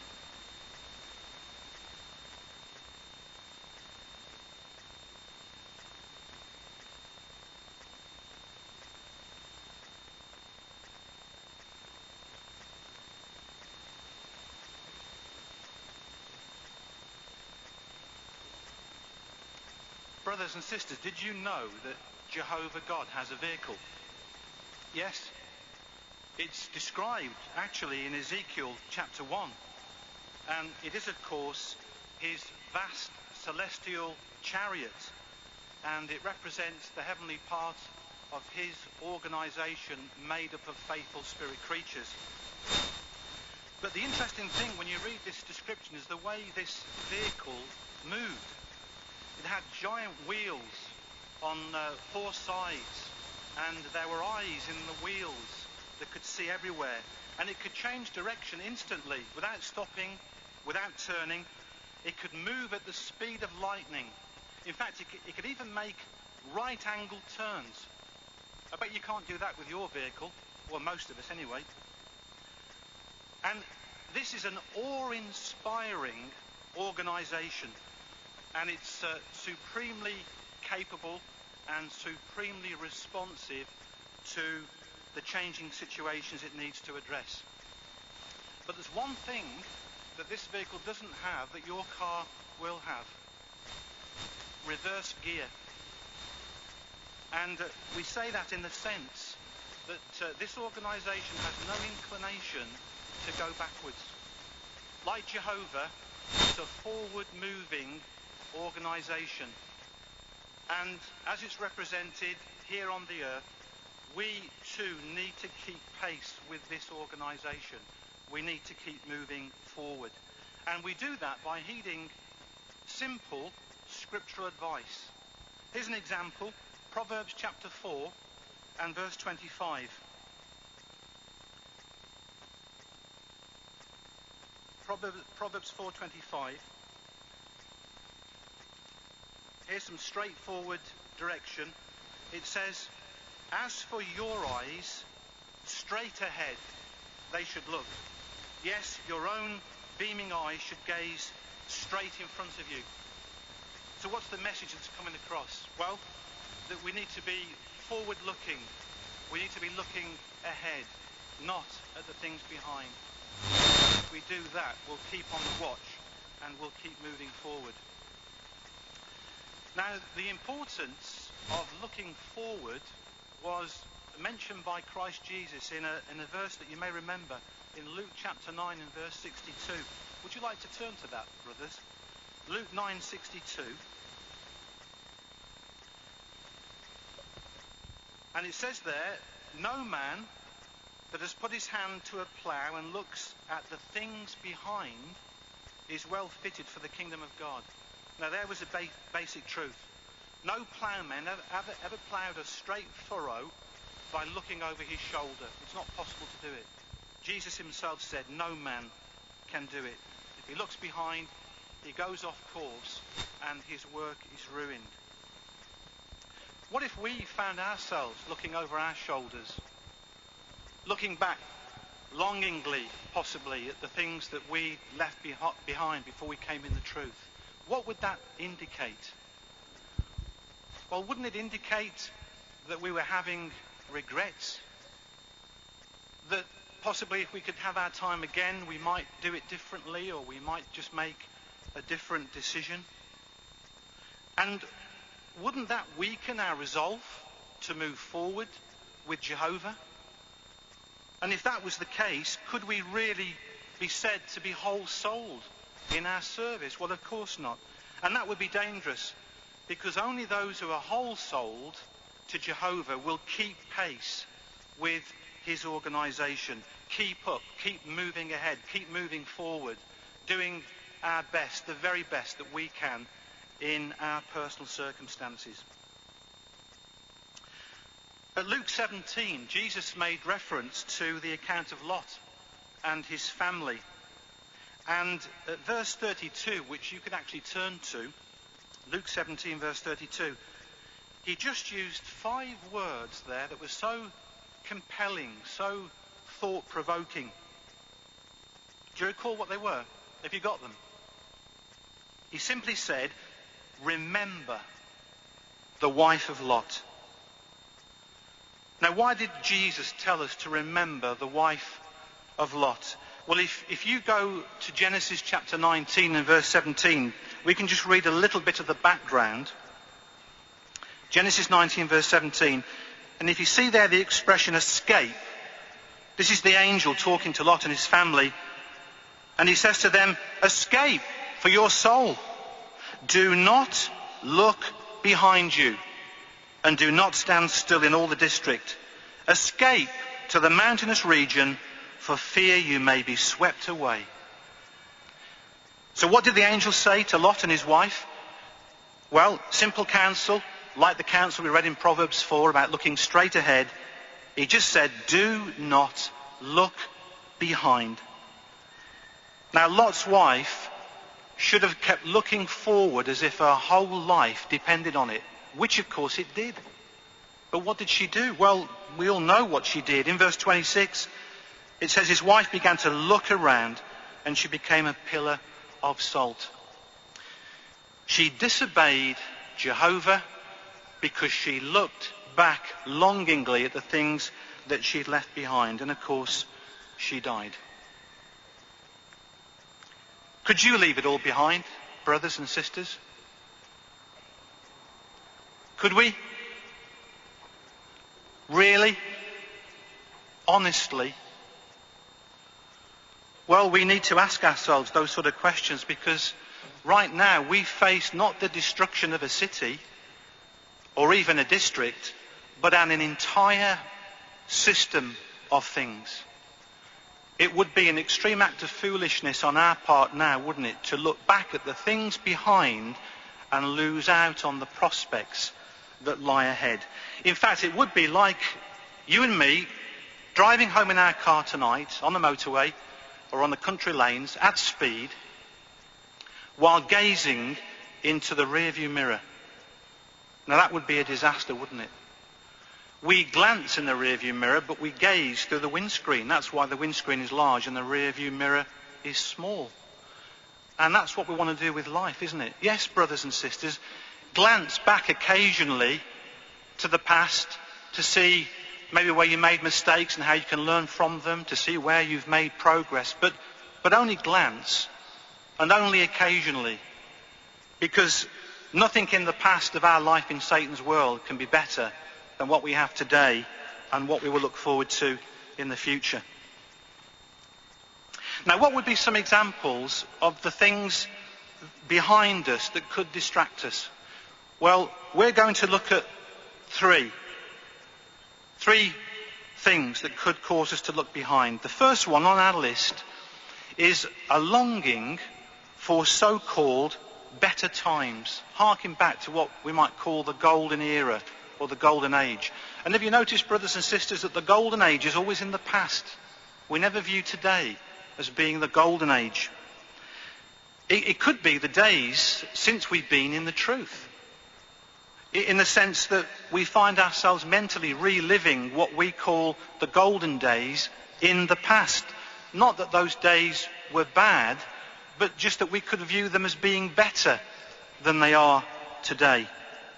In fact, one brother said to me recently, you know, it's not the same in the truth now as it used to be. Well, is he right? Well, only in the sense that the truth is better now and will continue to get better for the next 1,000 years or so. The advice in Ecclesiastes chapter 7 and verse 10 is appropriate, if you'd like to turn to that. Ecclesiastes chapter 7 and verse 10. Do not say, why has it happened that the former days proved to be better than these? For it is not due to wisdom that you have asked about this. In other words, it's a foolish question. And when you think about Israel in Moses' day, you know, they actually began to look upon the terrible times they experienced in Egypt as the good old days. In Numbers chapter 11 and verse 5, we can read some expressions of the Israelites. They said, how we remember the fish that we used to eat in Egypt for nothing. The cucumbers and the watermelons and the leeks and the onions and the garlic. Is your mouth watering? They lost sight of the current blessings. And we need to make sure that we appreciate current blessings and that we don't take them for granted. A second aspect that might distract us is looking back at situations we may have enjoyed before we came in the truth. Maybe we gave up a prestigious career or material prosperity. Maybe we were successful in business or education. Maybe we were good in the entertainment world. Maybe we could have been successful in the sports world. And we could easily look back and regret so-called missed opportunities. You know, if only I'd kept going, I could have been successful in business. I could have had the hit record. I could have been the Wimbledon champion. Do we find ourselves trying to convince the brothers of what we might have been if we hadn't come in the truth? and we talk about all the big sacrifices we made to come in the truth. Well, if we do that, we're heading in a place where we don't want to be. You know where that is? It's in the past, and it could slow us down or stop us serving Jehovah. Do you remember Jesus' answer to the rich young ruler's question, what do I need to do to get everlasting life? Do you remember what Jesus' response was? He said, go and sell all your belongings and follow me. What a wonderful invitation. But the rich young ruler was grieved. In the account it says he was grieved because he had many possessions. He was very rich. What he had, his life situation, was more valuable to him than the invitation to follow Jesus. The irony is that what he had was actually valueless. It was what he was being offered that had the value. And we can certainly apply that to us, because when we accepted Jehovah's offer to worship him, did we really give anything of value up? Did we sacrifice anything of value? Really? Well, the answer has to be no. In fact, in that sense, it was Jehovah and Christ that made the sacrifice. We are the beneficiaries of that, aren't we? So the next time we find ourselves talking about all the big sacrifices we made to come in the truth, all the things we gave up to come in the truth, we need to just stop. And we need to put it into perspective. The third area is connected with being consumed over sins that we may have committed in the past, being consumed with guilt over these things. And of course that could include serious sins. We do have to recognise that if we've repented and if we've sought Jehovah's forgiveness, we do need to leave it behind us. Because if we don't, we could become, again, like Israel. Did you know, brothers, that the Israelites instituted 4 annual fasts to commemorate the calamities that befell them as a result of the destruction of Jerusalem in 607 BCE? They were fasting over the calamities that resulted from the judgment that came from Jehovah rather than the wrongdoing that led to it. So they had completely the wrong idea. They constantly were reliving the calamity. Well, that brought Jehovah's disapproval, and it didn't do them any good either. Well, today Satan wants you and me to become overwhelmed with feelings of terrible guilt because it makes us sad. It takes away our power. It makes us vulnerable. It's unproductive. It's negative. In fact, we could come to feel like David, who in Psalms 31 said, because of my error, my power has stumbled, and my very bones have become weak. So the conscience, if it's overly punitive, can actually cause feelings in us that no longer serve a useful purpose. In fact, they are counterproductive, and they make us feel unworthy. And if we're not careful, we end up sinking into this quagmire of despair. And that's exactly what Satan wants. So, brothers, remember, our faith in the ransom provision means not only asking Jehovah for forgiveness, but accepting his forgiveness too. So what will help us to look, or rather what will help us not to look at the things behind? Well, there are many things, but one good thing that we could do is to look at good examples. For instance, Abraham and Sarah. What wonderful examples they were. In Hebrews 11 and verse 13, they're mentioned. Have you got that, brothers? Hebrews 11 verse 13. Part of verse 13 says, they did not get the fulfillment of the promises, but they saw them afar off. So they were forward looking. It also says in verse 15 that if they had indeed kept remembering that place from which they'd gone forth, they would have had opportunity to return. So it's almost as if they decided not to think about or discuss their former life back in Ur. Otherwise it may have given them an opportunity, a reason to go back. What a wonderful example they set. We've already mentioned Moses in the programme, how he looked intently to the reward. In Hebrews 12 verse 2 we have the example of Christ Jesus, the greater Moses, and it says in verse 2 that he endured a torture stake because of the joy that was set before him. He kept the results of his faithfulness in front of his eyes. And so we need to look intently at his example and follow it.